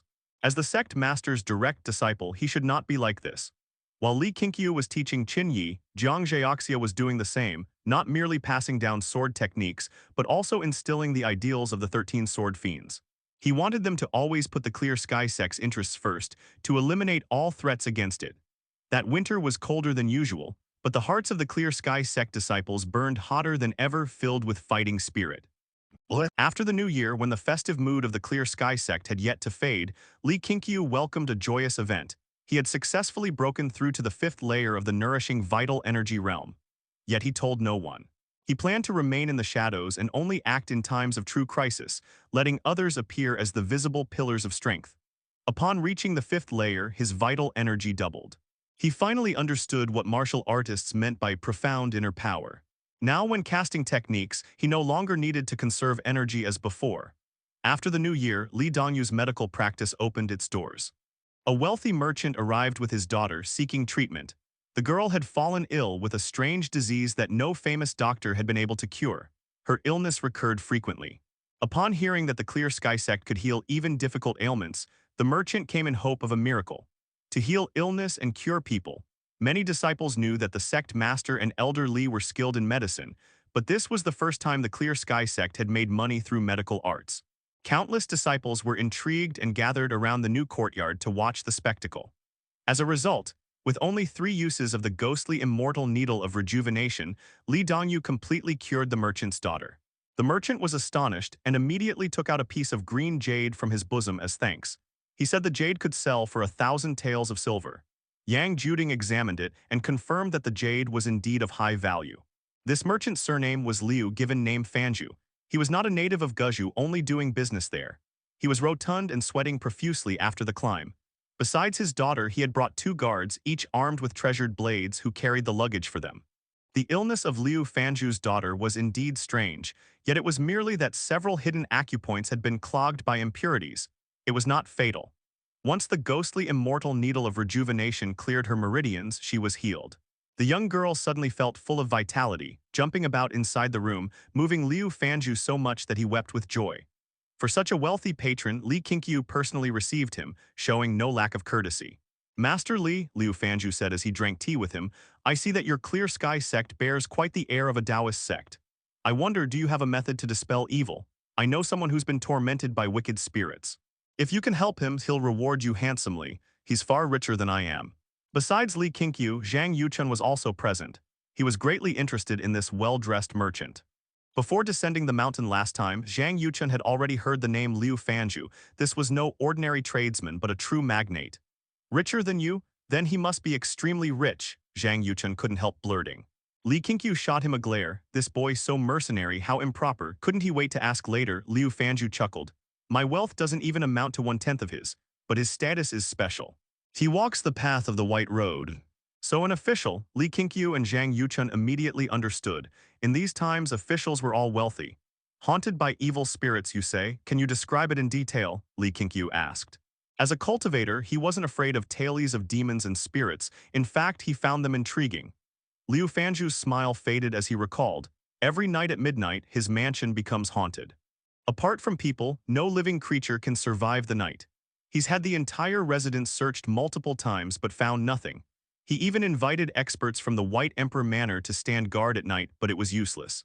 As long as a living creature, anything non-human, was placed inside, even under the guard of masters, it would mysteriously die without a sound. "Did they keep watch over the creatures?" Li Qingqiu pressed. "Of course. 4 first-rate masters watched over the chicken coop. When midnight struck, all the chickens died suddenly. It scared those experts half to death." As Liu Fanju spoke, he shuddered, wiping sweat from his brow. "So strange," Zhang Yuchun muttered, instantly feeling reluctant to get involved. Liu Fanju nodded. "Indeed, too strange. If it isn't some malicious spirit, what else could it be? Many masters have gone, but none could solve it. Since it's an official's mansion, and since no human has died, it can't be torn down. So he can only endure it, living every night in fear." After hearing this, Li Qingqiu felt that it didn't sound like a haunting. If it were truly ghosts, could anyone still live there? Still, this matter wasn't worth descending the mountain for. Sending other disciples might involve unforeseen trouble, so he decided to refuse. The art of exorcising evil belongs to the realm of immortals. Though our Clear Sky Sect aspires toward the immortal path, we are still within the domain of martial arts. "This is beyond our ability," Li Qingqiu said. Liu Fanju wasn't disappointed. He had only mentioned it casually. He remained deeply fascinated by the Clear Sky Sect. Elder Li Dongyu's 3-needle cure was nothing short of miraculous. He requested to stay on the mountain for 3 days, and Li Qingqiu did not refuse. There were many guest houses at the mountain gate, some built specifically for hosting visitors. After chatting for a while longer, Li Qingqiu rose and left, letting Zhang Yuchun continue accompanying the guest. Zhang Yuchun was very interested in the merchant trade and began asking Liu Fanju for advice. Over the next 3 days, he interacted frequently with him. 3 days later, Liu Fanju's daughter, Liu Yan, insisted on becoming Li Dongyu's disciple and refused to descend the mountain. Liu Fanju could only plead with Li Qingqiu, who ultimately agreed. After Liu Yan formally apprenticed under Li Dongyu, Li Qingqiu immediately opened the Dao Lineage panel to inspect her attributes. Unfortunately, though cured of illness, Liu Yan had no special fate trait. Her aptitude and comprehension were both average. After seeing so many disciples, Li Qingqiu had come to think that average was already a form of genius. After all, the standard referred to immortal cultivation aptitude, and most people could only receive abysmally low, unranked evaluations. With his daughter's apprenticeship secured, Liu Fanju was overjoyed and prepared to descend the mountain, promising to send a great gift. That was an unexpected delight. Night fell. Li Qingqiu went alone to the subterranean spiritual lake. With his current cultivation, it took little time to reach it from the mountain peak. He took out the small knife that Jiang Qiuotian had gifted him and once again infused his vital energy into it. Back when he was in the fourth layer of the nourishing vital energy realm, he had failed. But even then he'd sensed that the counterforce of the knife's restriction was weakening. Thus he was confident that upon reaching the fifth layer he would succeed. The underground lake glimmered faintly. Spirit stones embedded in the cave walls shone like scattered stars. A faint breeze whispered through the cavern, adding to the tranquil atmosphere. Li Qingqiu sat cross-legged by the lake. His robe gently stirred as he poured vital energy into the knife. Gradually, spiritual energy gathered around him, coiling about his body. After a while, the knife in his hand began to glow with silver light. He opened his eyes, delight flashing across his face. Success. He had broken through the restriction within the knife and left his own energy imprint inside. A subtle spiritual link formed between him and the blade, and with it, a stream of information entered his mind. This small knife was called the Flying Fish Blade. It carried an inherent spell capable of severing vital energy and incomparably sharp. As expected of an immortal cultivator's magical artifact, truly wondrous and profound. Li Qingqiu was fascinated by the restrictions within the weapon. These were seals etched by vital energy, able to store information and transform mechanisms into intangible constructs, something that transcended martial understanding. By studying such restrictions, he might one day comprehend the art of forging magical artifacts. In the future, every member of the Clear Sky Sect must wield a magical artifact. Only then could it truly be called an immortal sect. Li Qingqiu began practicing control of the Flying Fish Blade. Once it acknowledged him as master, he could command it like an extension of his own arm, delighting him endlessly. Then, he left the lake and entered the mountain forest. He threw the Flying Fish Blade forward to test the maximum distance of control. Even when the blade left his sight, he could still sense its direction and distance, a truly strange sensation. The farther it flew, the weaker his control became. After about 300 zhang, his link with the blade was severed. He walked forward a few steps and sensed it again, then raised his hand to summon it back. 300 zhang, quite a distance. In modern terms, that was the range and speed of a sniper rifle. With a sharp whoosh, the Flying Fish Blade returned. Li Qingqiu raised his hand, catching it effortlessly as the kinetic force dispersed, leaving not even a tremor in his grip. No scientific explanation, only the mysteries of cultivation. He murmured softly, running his other hand along the blade's edge. The spiritual energy dissipated, leaving it looking like an ordinary weapon once more. Only then did he relax. Even if he met another cultivator, it would be difficult for them to discern the blade's extraordinary nature. I should craft a fitting sheath for the Flying Fish Blade, then wear it at my waist. Thinking this, Li Qingqiu began ascending the mountain again. He didn't move fast, his steps naturally light and silent. Passing through a grove, he turned his head. He had heard someone practicing swordsmanship in the distance. He quietly approached and saw a young man training among the trees. Looking closer, he recognized him. It was Zhu Jin, one of the 13 sword fiends. Zhu Jin was among the few disciples in the Clear Sky Sect with good cultivation aptitude and comprehension. Li Qingqiu himself had recommended him to join the 13 sword fiends and thus remembered him clearly. Why was he practicing alone at such an hour? This place was 2 to 3 li away from the 13 sword fiends' courtyard. Was he hiding from others? Li Qingqiu observed quietly and realized that Zhu Jin's swordsmanship was unfamiliar. He had watched Jiang Zhaoxia instruct the 13 sword fiends before, and had never seen him teach such a style. So this Zhu Jin had a secret. Li Qingqiu opened the Dao Lineage panel and confirmed that Zhu Jin's loyalty hadn't dropped. Satisfied, he thought no further and continued up the mountain. Everyone had their secrets. As long as it didn't threaten the Clear Sky Sect, it was fine. Winter snow melted and spring wind returned. A month after his departure, Liu Fanju came back, bringing over 100 men. He had come to build a proper mountain road for the Clear Sky Sect. Your Clear Sky Sect is fine in every way except the climb. Sedan chairs can't pass, and I had to climb on foot last time. It nearly killed me. Now that my daughter has joined your sect, I'll be coming often. If I don't fix this road, it'll shorten my life. Liu Fanju laughed as he wiped sweat from his face. Such enthusiasm, Li Qingqiu naturally thanked him profusely and dared not refuse. First, because the sect truly needed it. Second, because Liu had already brought so many men, refusing would be both wasteful and offensive, possibly ruining their relationship. Liu Fanju also said that wherever he traveled, he would promote the Clear Sky Sect, bringing more people up the mountain to seek treatment.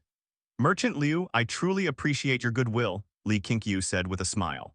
But when you speak of us to others, please don't exaggerate.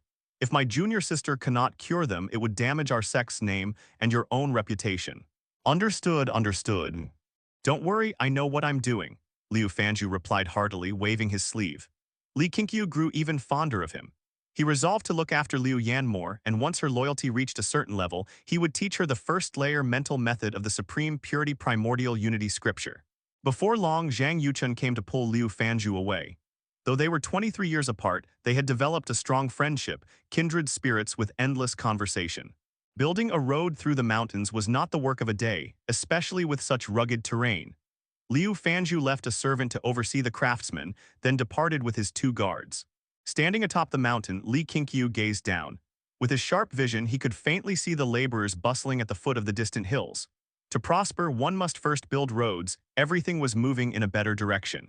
The Profound Heart Hall, this was the very first council hall established by the Clear Sky Sect, capable of accommodating over 100 people. It was built beneath the new courtyard, and in the future, the Clear Sky Sect would continue to expand downward with more buildings. This council hall, which took several months to complete, was not grand. In fact, it was somewhat simple and crude. Only 2 craftsmen had been hired for the construction, while most of the labor came from the disciples themselves. Li Qingqiu's only requirements were that it did not collapse and could shelter from the wind and rain. After the new year, Zhang Yuchun descended the mountain again to recruit a new batch of disciples. Counting everyone, including Li Qingqiu, there were now 93 people in the sect. Today marked the first time Li Qingqiu had summoned all disciples into the hall. There were not many furnishings inside the great hall. Li Qingqiu, Zhang Yuchun, Jiang Zheoxia, Wu Manner, Li Dongyu, Li Sifeng, and Li Sijin stood shoulder to shoulder upon the dais, with Li Qingqiu in the center. In front of all the disciples stood Yang Juding, Cheng Kanghai, Su Ning, and Qin Yi. The rest of the disciples were lined up in 6 neat rows, gazing with excitement at the sect's upper echelons before them. It was the disciples' first time experiencing such a solemn assembly, and though curious, they also felt a newfound sense of order within the Clear Sky Sect. Even the youngest among them could sense the sect's transformation. Li Qingqiu stood upon the dais, overlooking the disciples gathered below. He could see every single face, and as he looked upon them for the first time in this way, an indescribable feeling welled up in his heart. He thought to himself, this must be responsibility. Before, he had treated the Clear Sky Sect as a means for his own growth. Though he had always been kind to his disciples, thinking carefully, he realized he had never truly asked them what they desired. Everyone, Li Qingqiu began, his voice not loud but clear enough for all to hear, this is the first grand assembly of the Clear Sky Sect. This day shall be recorded in our sect's history, for the Clear Sky Sect will endure for 1,000 years, 10,000 generations, perhaps even longer. One day you may well become the legendary forebears whom future disciples look up to. The disciples, being young, did not find such bold words embarrassing. Instead, their blood surged with pride and excitement. Indeed, though the Clear Sky Sect was still developing, Jiang Zheoxia was already ranked 2nd in the martial world. The sect also housed renowned figures such as the dragon-subduing hero and the thief king, while Su Ning, Li Sifeng, and Wu Manner were all exceptional in martial arts, only lacking public fame. From any angle, the Clear Sky Sect's future seemed limitless.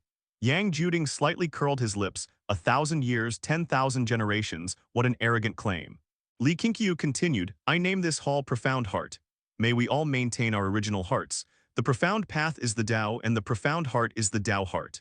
I shall have Mr. Zhang Yu inscribe the sect's rules and Taoist doctrines. From this day on, all of you must remember them well. Zhang Yu was the only one absent from the hall, for he had not yet formally joined the sect. At this moment, he was pacing outside, feeling quite uneasy. The disciples responded in unison, their voices ringing in harmony. Next, Li Qingqiu had Zhang Yuchun report on the sect's current assets and finances. After more than 2 years of accumulation, the Clear Sky Sect now possesses 1,000 acres of fertile land, 2 horse farms with 102 horses, and 2 fish ponds with over 1,000 fry. As Zhang Yuchun spoke at length, the disciples exchanged astonished looks. Since each was responsible for different duties and spent their free time training, few truly knew the scale of the sect's holdings. They hadn't realized until now, and upon hearing it, they were utterly shocked. But shock soon turned into joy. Except for the Qin family disciples, most had come from poor backgrounds. To them, even eating their fill had once been a luxury. Now they ate meat daily. What greater happiness could there be? Yang Juding's emotions were the most complex. When he had first arrived, the Clear Sky Sect had been in utter decline. Looking back now, he could hardly believe the transformation. His gaze turned to Li Qingqiu. Though much had been organized by Zhang Yuchun, the true decisions had all been made by Li Qingqiu. He would never forget that stormy night when Li Qingqiu pursued and slaughtered the disciples of the Seven Peaks Alliance. From that night onward, Yang Juding had known the Clear Sky Sect's greatest foundation was not its fame, but Li Qingqiu himself. Zhang Zhaoxia was merely the sword on the surface. When Zhang Yuchun finished his report, Li Qingqiu announced the sect's goals for the coming year. First came the plans for development with clear targets for every aspect of the sect. Next came personal cultivation. Before the year's end, said Li Qingqiu, Elder Yang shall test each of your martial skills one by one. Those who fulfill their duties and show true progress in martial arts will be allowed to inherit the sect's supreme teaching, the primordial unity scripture. These final words ignited the disciples' spirits. Everyone knew that the primordial unity scripture was the Clear Sky Sect's most powerful martial art, one that could greatly accelerate progress. To become a true prodigy, one had to first inherit this scripture. The disciples all raised their hands in salute, bowing in gratitude to Li Qingqiu. Li Qingqiu spoke no more. With a wave of his sleeve, he dismissed the assembly. After the disciples left the profound heart hall, Li Qingqiu turned toward Yang Juding. Elder Yang, from this day onward, the Clear Sky Sect has officially entered its proper course. In speech and conduct, we must now have discipline. The burden ahead is heavy, I'll be counting on you. Yang Juding caught the unspoken meaning in his words. Bowing deeply, he smiled and said, Sect Master, rest assured, I shall give my utmost. Li Qingqiu nodded. Yang Juding wisely took his leave, leaving the hall to Li Qingqiu and his junior brothers and sisters. Li Qingqiu then began assigning tasks one by one. Even Wu Manor received his. Though Wu Manor was still immature, he was capable of caring for himself and communicating with others. He was assigned to patrol the mountains, training in different spots each day, and to slay any beasts he encountered. After the profound Heart Hall meeting, the entire sect became busy. Even those who had been lazy by nature felt embarrassed to slack off when they saw everyone else working so diligently. After all, who did not yearn to become a master of the martial world? Spring and summer passed swiftly. The mountain roads, stretching for hundreds of li, had been paved. Now the remaining work was reinforcing them to prevent landslides. One day, shortly after noon, deep within the forest, Qin Yi, wearing the blue robe of the sect, swung a heavy iron staff with a steady rhythm. His movements were vigorous and powerful. This iron staff had been forged by Zhang Yuchun during his last trip down the mountain. It weighed 30 caddies and measured 9 feet long, longer than Qin Yi's own height. Each swing stirred up a fierce wind. He had wielded this iron staff for half a month. At first, it had been difficult even to lift, but now it felt much lighter, and his physique had grown stronger as a result. He had practiced the 10 directions, demon-subduing staff technique countless times, yet even now he felt he had not grasped its full essence. Just as Qin Yi immersed himself in his practice, footsteps approached. He glanced sideways and saw someone coming toward him. Instantly, he drew back his staff and sank his breath into his dantian. It was none other than the foremost of the 13 sword fiends, Zhu Jin. Since becoming Zhang Zhaoxia's disciple, Zhu Jin had displayed astounding talent, becoming the fastest to progress among the 13 news that had already spread through the sect, earning even more respect for the Sect Master's discerning eye. Qin Yi remembered him well. Once, when passing by the sword training grounds, he had seen Zhu Jin's fierce swordplay. His strength far surpassed that of the others. Senior brother Qin, your staff technique has become truly formidable, awe-inspiring to watch, said Zhu Jin as he approached. Yet with a sword in hand, he hardly seemed like one who had come merely to admire. Qin Yi smiled. Just diligent practice, that's all. Junior brother Zhu's talent far surpasses mine. Zhu Jin stopped about 10 paces away, smiling warmly. Senior brother Qin, I've made some new insights into my swordsmanship lately. I wish to spar and exchange skills, and after some thought, I could only think of you. Would you grant me this wish? As expected. Qin Yi narrowed his eyes slightly. Of course, but tell me, to what extent shall we spar? As fellow disciples, we mustn't go overboard. Whoever drops his weapon first shall lose. How about that? Zhu Jin's gaze burned with intensity. Among the second-generation disciples, Su Ning was publicly acknowledged as number 1, Qin Yi as number 2, with no third contender yet. Zhu Jin's ambition was clear. His sword pointed at the first. Qin Yi raised his iron staff and pointed it at Zhu Jin, the aura of a Sect Master's disciple radiating from him. Very well. Zhu Jin's eyes hardened. He bent slightly, drawing his sword, then dashed forward, closing the distance in an instant. Qingyi reacted instinctively, swinging his staff, but the iron rod only brushed past Zhu Jin's head. Swordlight flashed as Zhu Jin slashed at Qingyi's chest, swift as lightning. Qingyi stepped back, one hand gripping his staff like a dragon, wrist trembling as internal energy burst forth. Zhu Jin's movements were exquisite. He dodged the blow, but just as he moved to press forward again, he felt a tremendous force strike his face. The next moment, his whole body was sent flying to the side. Under the bright sun, Jiang Zheoxia descended the mountain in high spirits. That day, he had conceived a new idea regarding his sword-controlling technique, and after teaching his disciples, he planned to test it. He arrived at the cliffside where the 13 sword fiends usually trained, only to see them gathered together. "Master is here," a young female disciple whispered, and the others immediately dispersed, forming a straight line too fearful to be slow, which showed how high Jiang Zheoxia's prestige stood among them. Jiang Zheoxia stepped before them, sweeping his gaze across the group, only to frown as his eyes fell on Zhu Jin's turned face. "What happened to your face? Why is it so swollen?" Half of Zhu Jin's face was red and puffed up, strikingly obvious. Confronted with his master's question, he looked utterly embarrassed, wishing he could sink into the ground. "I was injured while sparring." Zhu Jin mumbled. At that, Jiang Zheoxia's expression turned cold. "With whom did you spar?" "Su Ning," he pressed, "senior brother Qingyi." At that name, Jiang Zheoxia fell silent. His good mood instantly vanished. He could understand if Zhu Jin lost to Su Ning but to Qingyi. Though Qingyi had learned from top experts, his talent was mediocre. Even Li Qingqiu himself had once been reluctant to teach him, and such a person defeated my prized disciple. Jiang Zheoxia's eyes grew dark, and Zhu Jin dared not meet his gaze. Elsewhere, Qingyi entered the sect compound, placed his iron staff on the ground, and knelt before Li Qingqiu. At that moment, Li Qingqiu was scolding Li Sifeng, who at 15 stood being punished. Seeing Qingyi kneel, Li Sifeng glanced over curiously. "Master, please punish me," Qingyi said in a deep voice, lowering his forehead to the ground. Li Qingqiu looked puzzled. "Why should I punish you?" "I accidentally injured junior brother Zhu Jin." "What happened? Tell me everything in full detail." Li Qingqiu frowned. Zhu Jin was not only Jiang Zheoxia's prized disciple, but also one of the few he anticipated might one day step onto the path of immortality. Li Sifeng turned toward Qingyi, a mischievous smile spreading across his face. Clearly, he had guessed something. Qingyi did not conceal anything and recounted the entire process in full.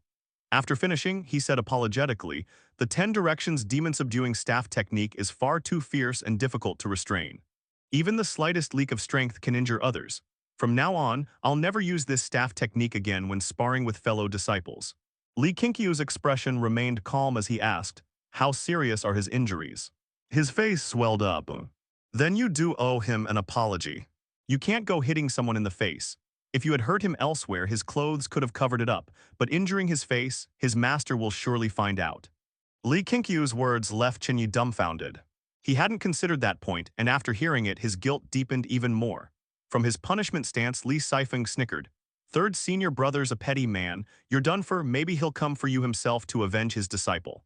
Qingyi didn't show fear. Instead, he said solemnly, "I'm willing to accept punishment from third martial uncle." Li Sifeng curled his lips and muttered, "Doesn't know life from death."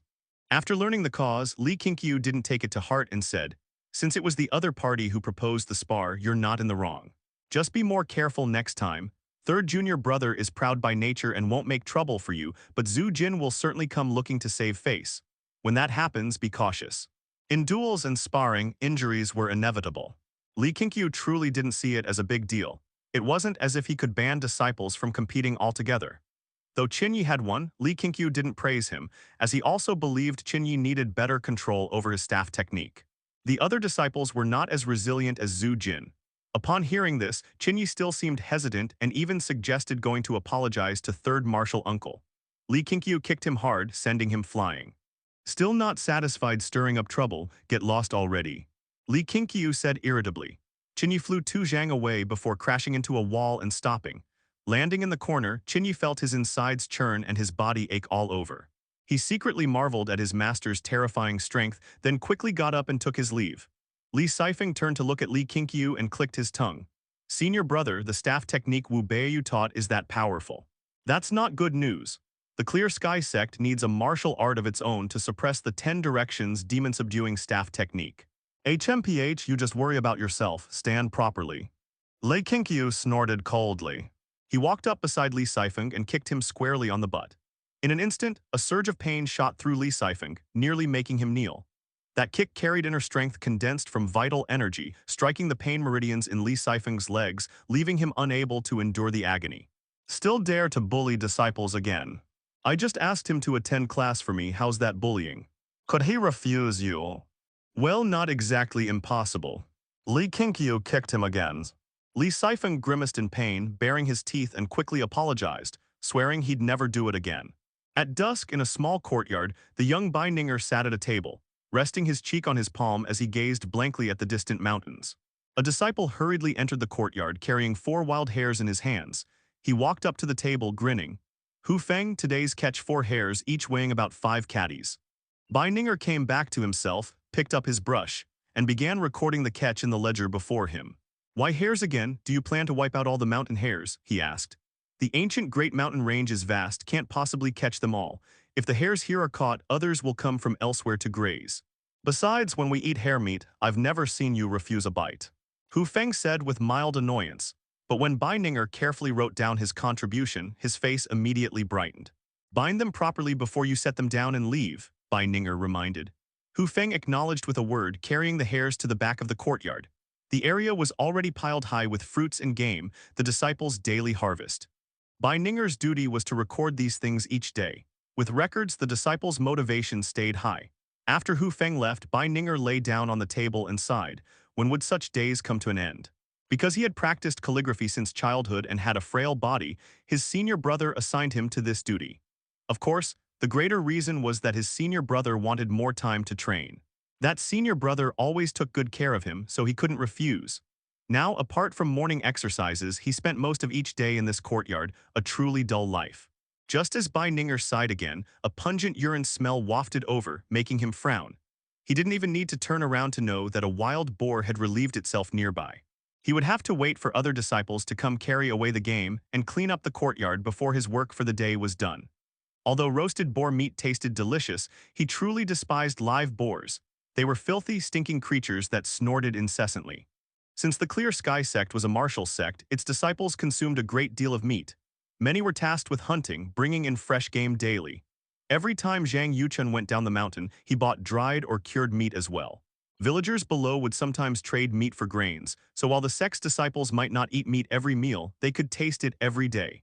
When he first arrived, Bindingar had been deeply impressed by such treatment, but over time, dissatisfaction crept in. He wanted to practice martial arts. As he reminisced, time passed quickly. By dusk, 5 disciples finally entered the courtyard. Seeing them, Bindingar cheered aloud, then hurriedly packed up his ledger and ran out. The 5 disciples, long accustomed to his behavior, simply began collecting the game and produce. Once outside, Bindingar skipped along the mountain path. He decided to slack off tonight and clean the courtyard early tomorrow instead. Doing it alone was exhausting. He had to find his senior brother and complain so that he'd help. Little brother up ahead, please wait. A female voice came from behind. Bindingar stopped and turned to see 2 women walking up the mountain path. The one in front wore green, petite in figure, looking about 15 or 16 years old with a delicate, adorable face and twin braids. Her sight instantly caught Bindingar's eyes. Behind her was a woman in plain white robes, a light veil covering her face. She carried a long wooden box on her back, her bearing dignified and her bright eyes full of grace. Her demeanor clearly marked her as the mistress. Visitors from down the mountain, Bindingar felt curious but not nervous. One shout from him would summon fellow disciples, and besides, these 2 looked harmless, gentle, even powerless. When they approached, Bindingar asked, "Who are you 2?" The girl in green smiled. "My name is Su Xiling, my lady's surname is Zhu. We were introduced by Liu Fanju and wished to speak with your sect master about something. Could you show us the way?" She wasn't much taller than the 14-year-old Bindingar, so he didn't feel wary of her. "Ah, Master Liu, he's a good man. The mountain road was built thanks to him. Come on then, it's almost dinner time." "The Sect Master shouldn't be hard to find." Bindingar agreed cheerfully, waved his hand, and led the way. Su Xiling and the woman in white followed closely. Su Xiling, clearly fascinated by the Clear Sky Sect, began asking questions. Bindingar answered them one by one. They were all trivial matters. Whether the sect was peaceful, whether many martial guests came and went, whether bandits ever climbed the mountain. Along the way, other Clear Sky Sect disciples asked about the 2 women. Upon hearing Liu Fanju's name, they immediately understood and didn't stop them. After a stick of incense's time, they arrived at the courtyard atop the mountain. Seeing Li Qingqiu seated at a long table, Bai Ninger rushed over to introduce Su Xiling and her mistress. "You've done well. Stay here for dinner tonight, find yourself a seat," Li Qingqiu said, rubbing Bai Ninger's head with a smile before standing and walking toward the two women. Bai Ninger beamed, foolishly rubbing his head in delight. Facing away from him, Li Qingqiu opened his Dao Lineage panel and noticed the child's loyalty had increased slightly. He smiled with satisfaction. Children were indeed easy to please. Approaching the two women, Li Qingqiu smiled. "Since you were recommended by Brother Liu, shall we talk inside?" Su Xiling nodded, and the two women followed Li Qingqiu into the newly built main hall, its doors wide open. As soon as Li Qingqiu sat down, Su Xiling stepped forward, took out an embroidered pouch from her sleeve and placed it on the table. Opening it revealed gold, silver, and jewels.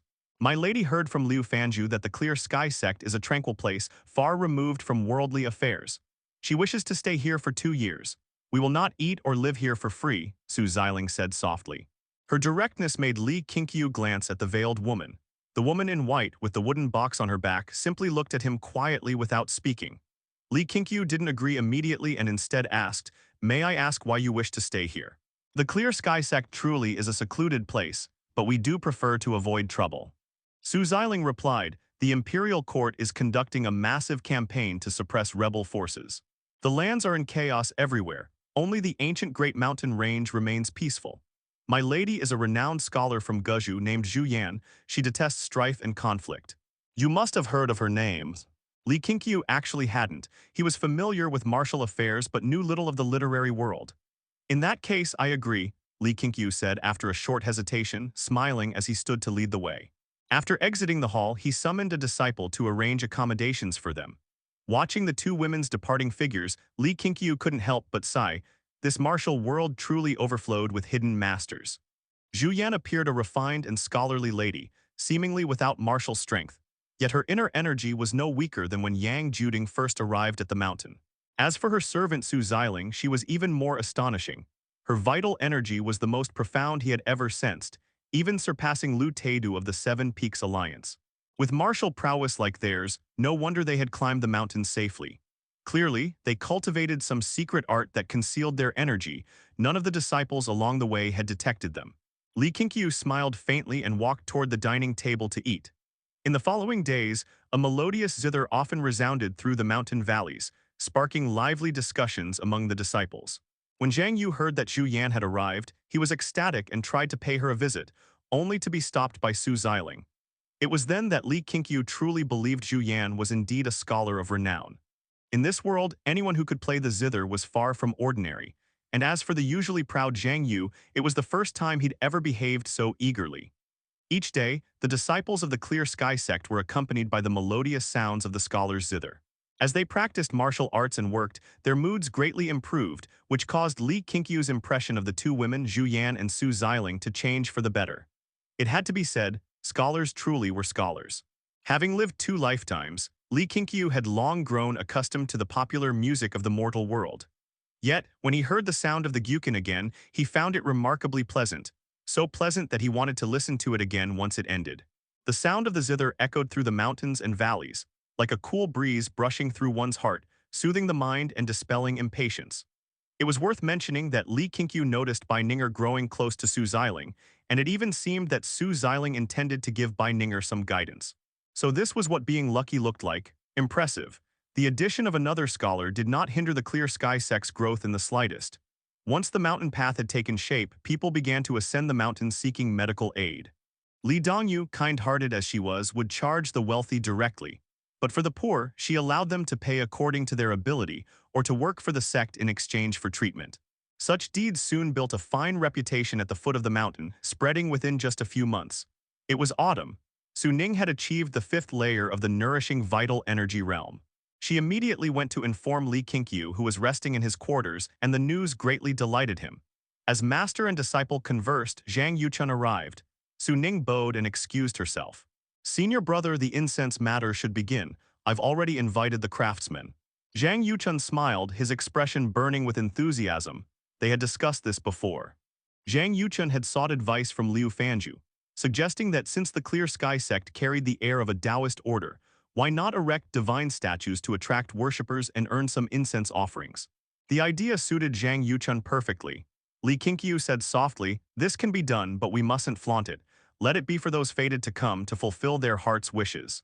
"I'll be careful," Zhang Yuchun nodded. "But the statues must be approved by you. We'll design them ourselves to avoid offending other temples or monasteries. You name them, I'll have Zhang Yu write the stories. Think of a few first." Li Qingqiu rose and walked to his desk. He picked up a brush and on a blank sheet wrote 5 names. Tei Te Chu Te Shi Te Su Teji. Zhang Yuchun softly repeated the 5 names as he looked at the paper. Li Qingqiu said, "These 5 are Taoist venerables. Their faces need not be carved too clearly.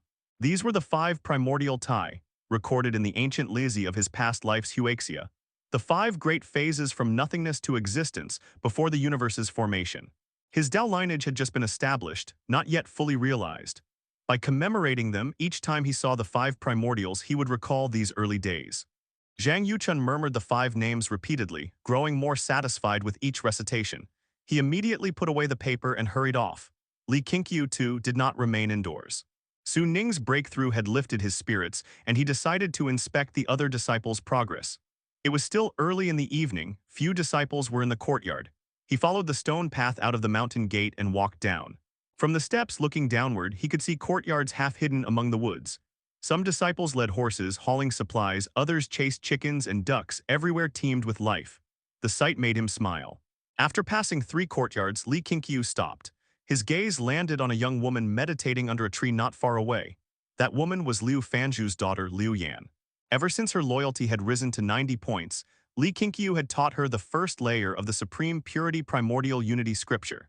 She had cultivated for 10 days, but had yet to reach the first layer of the nourishing vital energy realm. Li Qingqiu hesitated for a moment, then walked toward her. Though Liu Fanzhu was plump and plain, his daughter Liu Yan was delicate and lovely. Having been frail and sickly for years, her slender frame always reminded Li Qingqiu of Lin Deyu from Dream of the Red Chamber. He approached her and took from his robe a thumb-sized blue crystal. "Hold this." His voice startled Liu Yan, who opened her eyes wide. When she saw it was him, she exhaled in relief. She gave him a resentful glance, hurriedly rose and bowed. "Sect Master, what is this?" Li Qingqiu said mysteriously, "This is a rare treasure of the world. It will aid your cultivation. Don't be fooled by its size. It is condensed from the world's spiritual energy over thousands of years. When you cultivate, hold it in your palm. Remember, do not tell others lest they accuse me of favoritism. I don't have enough of these for everyone."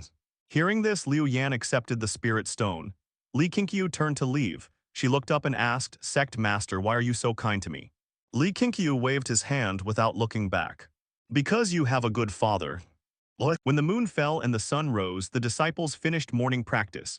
Just as they were dispersing, one suddenly said the sect was preparing to erect divine statues, drawing the others' curiosity.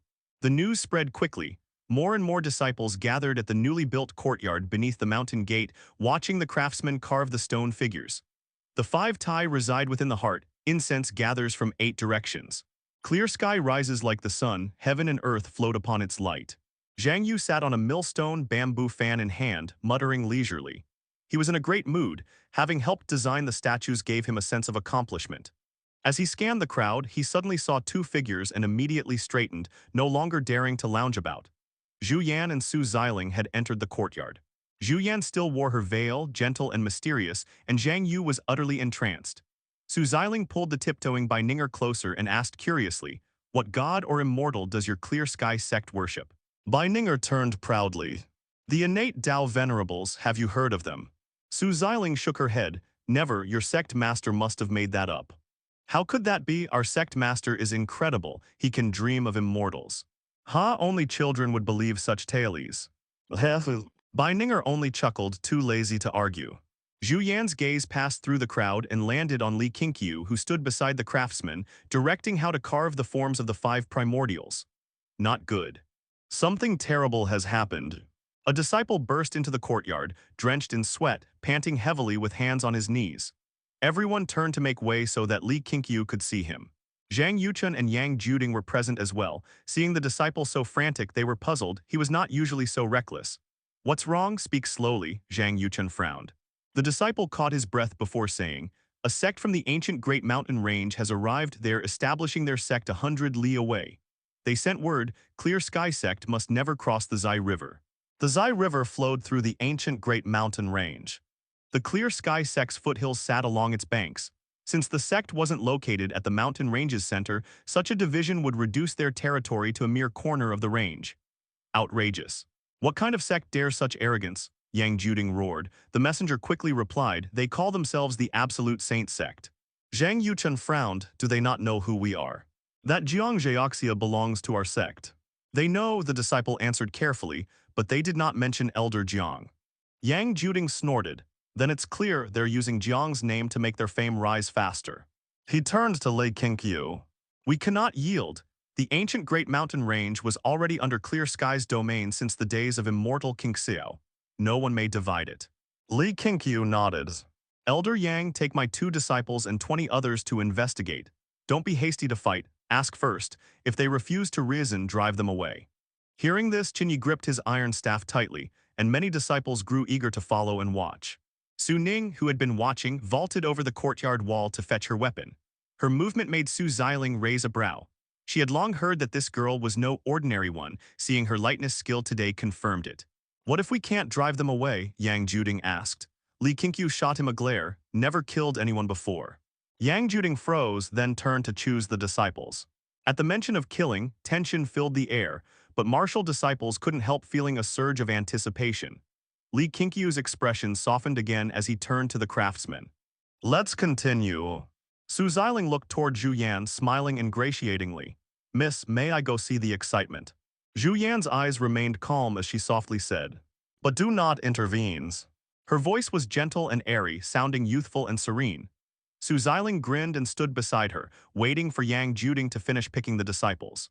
If the Clear Sky Sect falls into danger, Zhu Yan's quiet voice followed, you may save them. Su Xiling turned her head, surprised. She hadn't expected her lady to allow her to aid the Clear Sky Sect. She didn't ask further, she rather liked the sect's atmosphere herself. Soon, Yang Juding had chosen 20 disciples. They fetched their weapons and descended the mountain together. Since Su Xiling wished to accompany them, Yang Juding didn't refuse. Laughing heartily, he said he'd let her witness the valor of the martial world. Meanwhile, 100 li away, beside a waterfall in the mountains, dozens of people were erecting buildings. 2 figures stood by the lake, Sect Master Yan Wujin and Vice Sect Master Tang Ziki of the Absolute Saint Sect. Yan Wujin wore a wide black robe and a hair crown. His long hair was streaked with white, his eyes cold and stern, his beard likewise flecked with gray. Even silent, he radiated immense pressure. Tang Ziki's presence was clearly weaker. Dressed in azure, refined and handsome, he resembled a scholar. By now the message should have reached the Clear Sky Sect. Senior brother, do you think Jiang Zheoxia will come to fight? Tang Ziki asked softly. Yan Wujin watched his disciples, expressionless. If he doesn't, I'll go up the mountain myself. The Absolute Saint Sect must rise upon the Clear Sky Sect's name. Though bullying a group of youths is shameful, for the sake of our grand cause they must be sacrificed. Tang Ziki sighed. I heard Jiang Zheoxia once exchanged 200 moves with Yu Ji. With such talent in 10 more years, his strength will be unimaginable. Yan Wujin snorted. That was only because Yu Ji went easy on him. He always enjoyed playing such childish games. Inside the new courtyard, there were far fewer disciples gathered than before. Seeing that the craftsmen were still busy, Zhang Yuchun pulled Li Qingqiu aside. Senior brother, should we ask junior brother Jiang to make a trip? I can't shake the feeling that this Absolute Saint Sect isn't some ordinary force. It seems they're deliberately provoking us, Zhang Yuchun said, frowning. The Clear Sky Sect had grown to over 100 disciples, an impressive scale. Because of this, he cherished everything they had all the more, and his considerations became much more cautious than before. Li Qingqiu smiled and said, it's fine, Yang Juding is no longer the same as before. Though he hasn't reached the 2nd layer, his strength far surpasses what it once was. Besides, Ninger went with them. What did the 5th layer of the nourishing vital energy realm represent? Li Qingqiu dared not claim to be number 1 under heaven, but when it came to the martial world of Guzhu, it should be no problem. And if even Su Ning couldn't defeat the opponent, it would be even harder for Jiang Zheoxia. It would be better to preserve Jiang Zheoxia's reputation. Is that so? Zhang Yuchun was still uneasy. Li Qingqiu patted his shoulder and said no more, then returned to supervise the craftsmen. Since they were establishing incense offerings, they needed to create a proper mythological system. The 5 innate great primes would be the pinnacle of the Clear Sky Sect's mythology, no room for carelessness. He had already decided to build temples for the 5 innate great primes in the future and then create more deities, constructing temples step by step.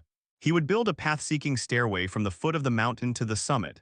Not only could pilgrims climb it for worship, but in the future, it could also be used to test new disciples. Of course, these were only plans for now, buried deep in his heart. As Sect Master, Li Qingqiu had the power to realize all that he desired. By the time Yang Juding and the others reached the waterfall where the Absolute Saint sect resided, the morning had already turned into afternoon. Even for martial artists like them, covering a distance of 100 li took time. The closer they got to the Absolute Saint sect, the more Yang Juding's anger surged. He didn't even notice how strange it was that Su Xiling had been able to keep up with them. All the disciples he had chosen had been in the sect for over a year.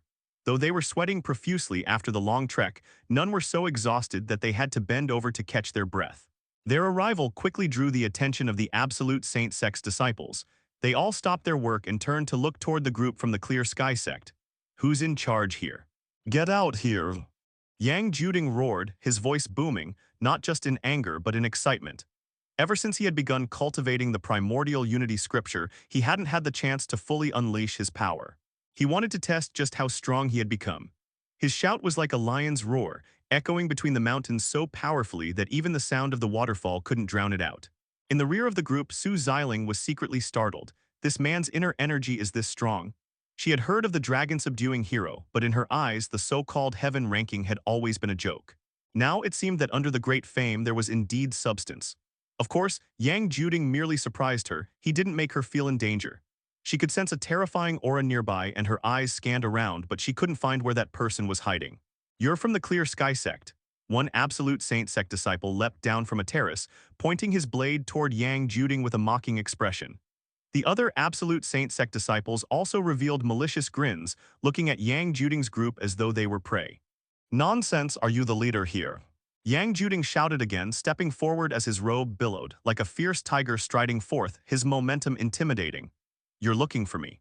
A thunderous voice resounded through the mountains, drawing the Clear Sky sect disciples' gazes upward. Apart from Yang Juding, Su Ning, and Su Xiling, every other disciple widened their eyes. Their gazes fell upon the top of the waterfall, where they saw Yan Wujin standing above it. Water splashed around his body as he looked down upon the Clear Sky sect's group from on high. The waterfall was 10 zhang tall.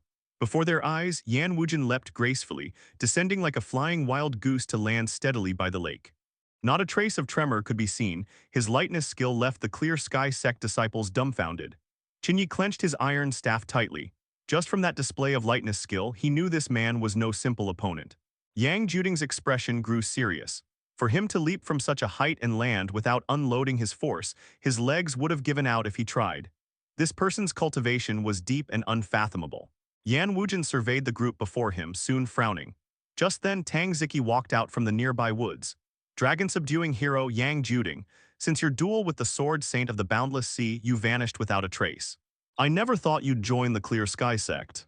Tang Ziki fixed his eyes on Yang Juding as he approached, speaking with a smile. Yang Juding frowned tightly, studying him for a moment before finally recalling something. With a hint of surprise, he asked, Tang Ziki of the Tang family of Linchuan. Tang Ziki smiled. Indeed, we met in Xuandang 5 years ago. I didn't expect Brother Yang to still remember me. Yang Juding didn't return the smile. Instead, he asked warily, you're a scion of a noble family. Weren't you traveling in Xuandang? How did you end up mixed in with the martial world? What is your position in the Absolute Saint sect? The Clear Sky sect disciples grew tense as Yang Juding's imposing aura faded. The words noble family alone were enough to strike immense pressure into their hearts. They were all from poor families, and since childhood their parents had told them noble families were not to be provoked. If the Absolute Saint sect had the support of a noble family, its foundation would be on an entirely different level. The Clear Sky sect had transformed drastically even with the help of the declining Qin family, yet the Qin family was still far from being a true noble house. I almost forgot to introduce myself, Tang Ziki said with a smile, gesturing toward Yan Wujin. I'm now the Vice Sect Master of the Absolute Saint sect, and this is our Sect Master Yan Wujin. Yan Wujins. Yang Juding muttered to himself. He had roamed the martial world for many years but had never heard of such a name.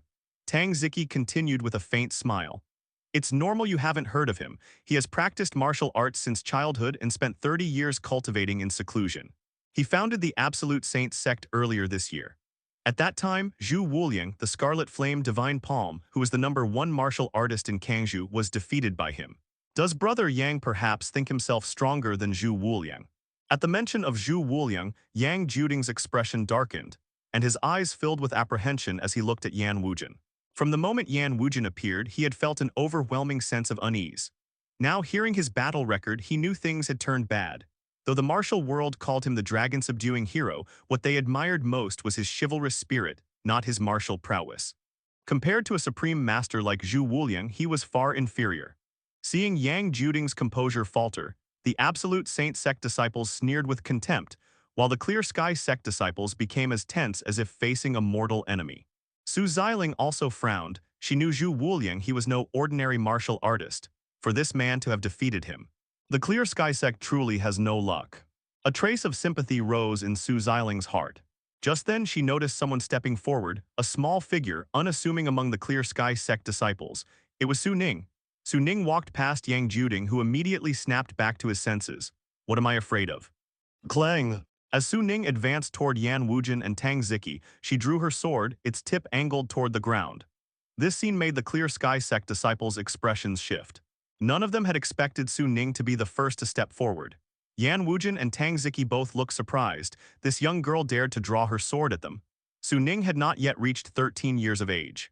3 years of immortal cultivation had transformed her temperament. As she walked with her sword, there was a sharp, unsheathed brilliance about her. "Young girl, who are you?" Tang Ziki asked, frowning. Why had Jiang Zhaoxia shaken the martial world? Was it not because of his youth, that he was far too young, shocking everyone?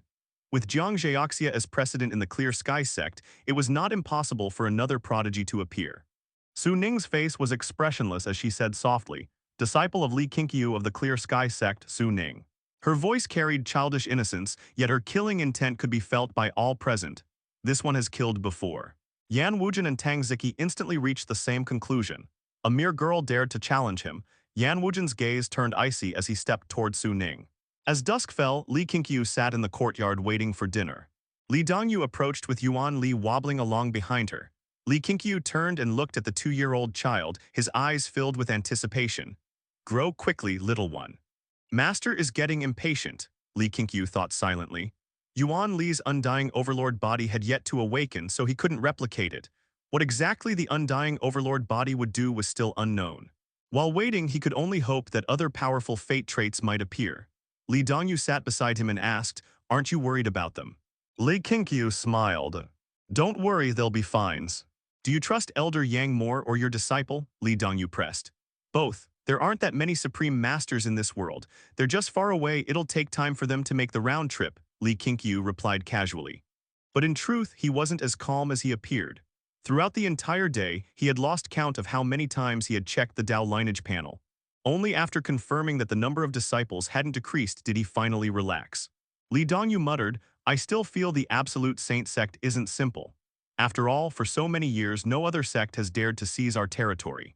At that moment, a notification suddenly appeared before Li Qingqiu's eyes. Since the Clear Sky Sect has established its first mythic stone statue, initiating the path of incense inheritance, you have gained one fortuitous fate opportunity. Li Qingqiu froze for a moment.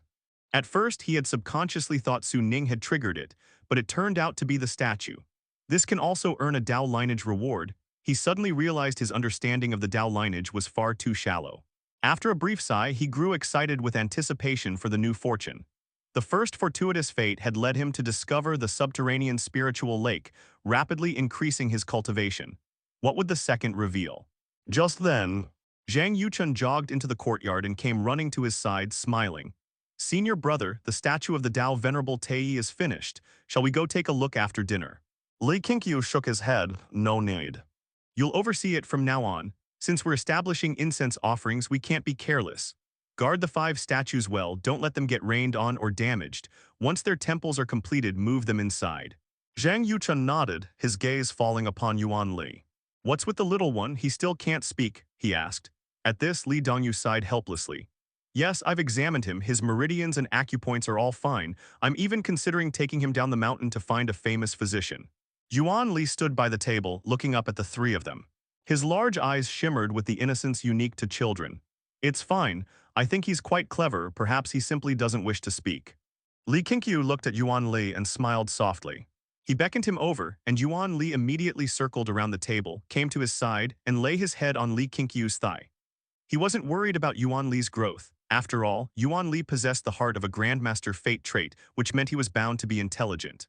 He casually chatted with Zhang Yuchun and Li Dongyu while waiting for the disciples to serve the dishes, though his mind had long since drifted to matters of fortuitous fate. As night fell and the dishes had just been served, Yang Juding and the others finally returned. Yang Juding walked in front, his expression strange. Behind him followed Su Ning and Qin Yi, while the other disciples had gathered at the new courtyard beneath the mountain gate, enthusiastically discussing that afternoon's battle. Zhang Yuchun rose and asked, "Elder Yang, how did it go?" Everyone else turned toward Yang Juding, their expressions somewhat tense. This was the first time the Clear Sky Sect had been provoked so openly. If they had lost, endless trouble would surely follow. Yang Juding replied, "We drove them off thanks to Su Ning's intervention." The entire courtyard collectively breathed a sigh of relief. Su Ning took action. "And what about you? Couldn't you defeat those people from the Absolute Saint Sect?" Li Sifeng seized upon the key point and immediately asked. Yang Juding's face showed some embarrassment. He coughed lightly and said, "That Absolute Saint Sect is not simple. They're supported by the Tang family of Linquan, and their Sect Master himself is an exceptional expert. Even Zhu Wuliang, the #1 in Kangzhu's martial world, was defeated by him. I truly wasn't his match." Zhu Wuliang, the Scarlet Flame Divine Palm Zhu Wuliang. Cheng Kanghai's eyes widened as he trembled and looked at Su Ning as though he were seeing a ghost. Seeing his reaction, Yang Juding's tone softened. "That's right, the Scarlet Flame Divine Palm Zhu Wuliang. The Sect Master of the Absolute Saint Sect is named Yan Wujin. He was previously unknown, but it won't be long before his name shakes the entire martial world." Hearing this, Li Qingqiu lost interest. He said, "Sit down, talk while eating." Yang Juding and his two companions immediately sat down, and the others began pressing Su Ning for details about her battle with Yan Wujin. That Yan Wujin's cultivation was truly formidable. I've never seen someone with such thick inner energy. He could even make a whole lake boil. But Su Ning's sword was stronger. Her sword qi carried lightning. It pierced through Yan Wujin's inner energy. You didn't see his face. His eyes were wide as saucers. Yang Juding grew increasingly animated as he spoke, and everyone gained a deeper understanding of Su Ning's strength. Was Su Ning even stronger than Jiang Zheoxia? They turned to look at Su Ning again and saw her sitting quietly beside Li Dongyu, eating meekly. No one could reconcile that gentle figure with the mighty warrior who had just defeated Yan Wujin. The meal was lively. Su Ning's victory over the Absolute Saint Sect had greatly boosted the Clear Sky Sect's morale. In another guest room, Su Xiling was recounting the battle to Zhu Yan. Her shock far exceeded Yang Juding's, for she knew all too well how strong Yan Wujin was. To think a realm-entering expert could be defeated by a young girl, it's unbelievable. Could it be that the Clear Sky Sect truly has the blessing of an immortal? I didn't expect there to be someone in their sect even stronger and younger than Jiang Zheoxia. How on earth did she cultivate such power? As Su Xiling spoke, her hand trembled while holding the teacup. Zhu Yan, however, remained calm.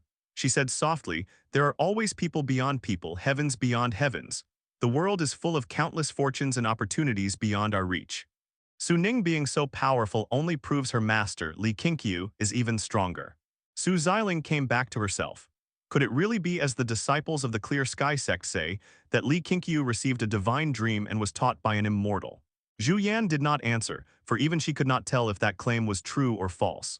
That night, many found it difficult to sleep. After dinner, Su Ning followed Li Qingqiu back to his room and gave a detailed account of Yan Wujin's abilities. "Master, though I defeated him, I couldn't kill him. His martial arts are indeed formidable. If Elder Yang had faced him, he would have been seriously injured within 3 moves." Su Ning spoke in frustration.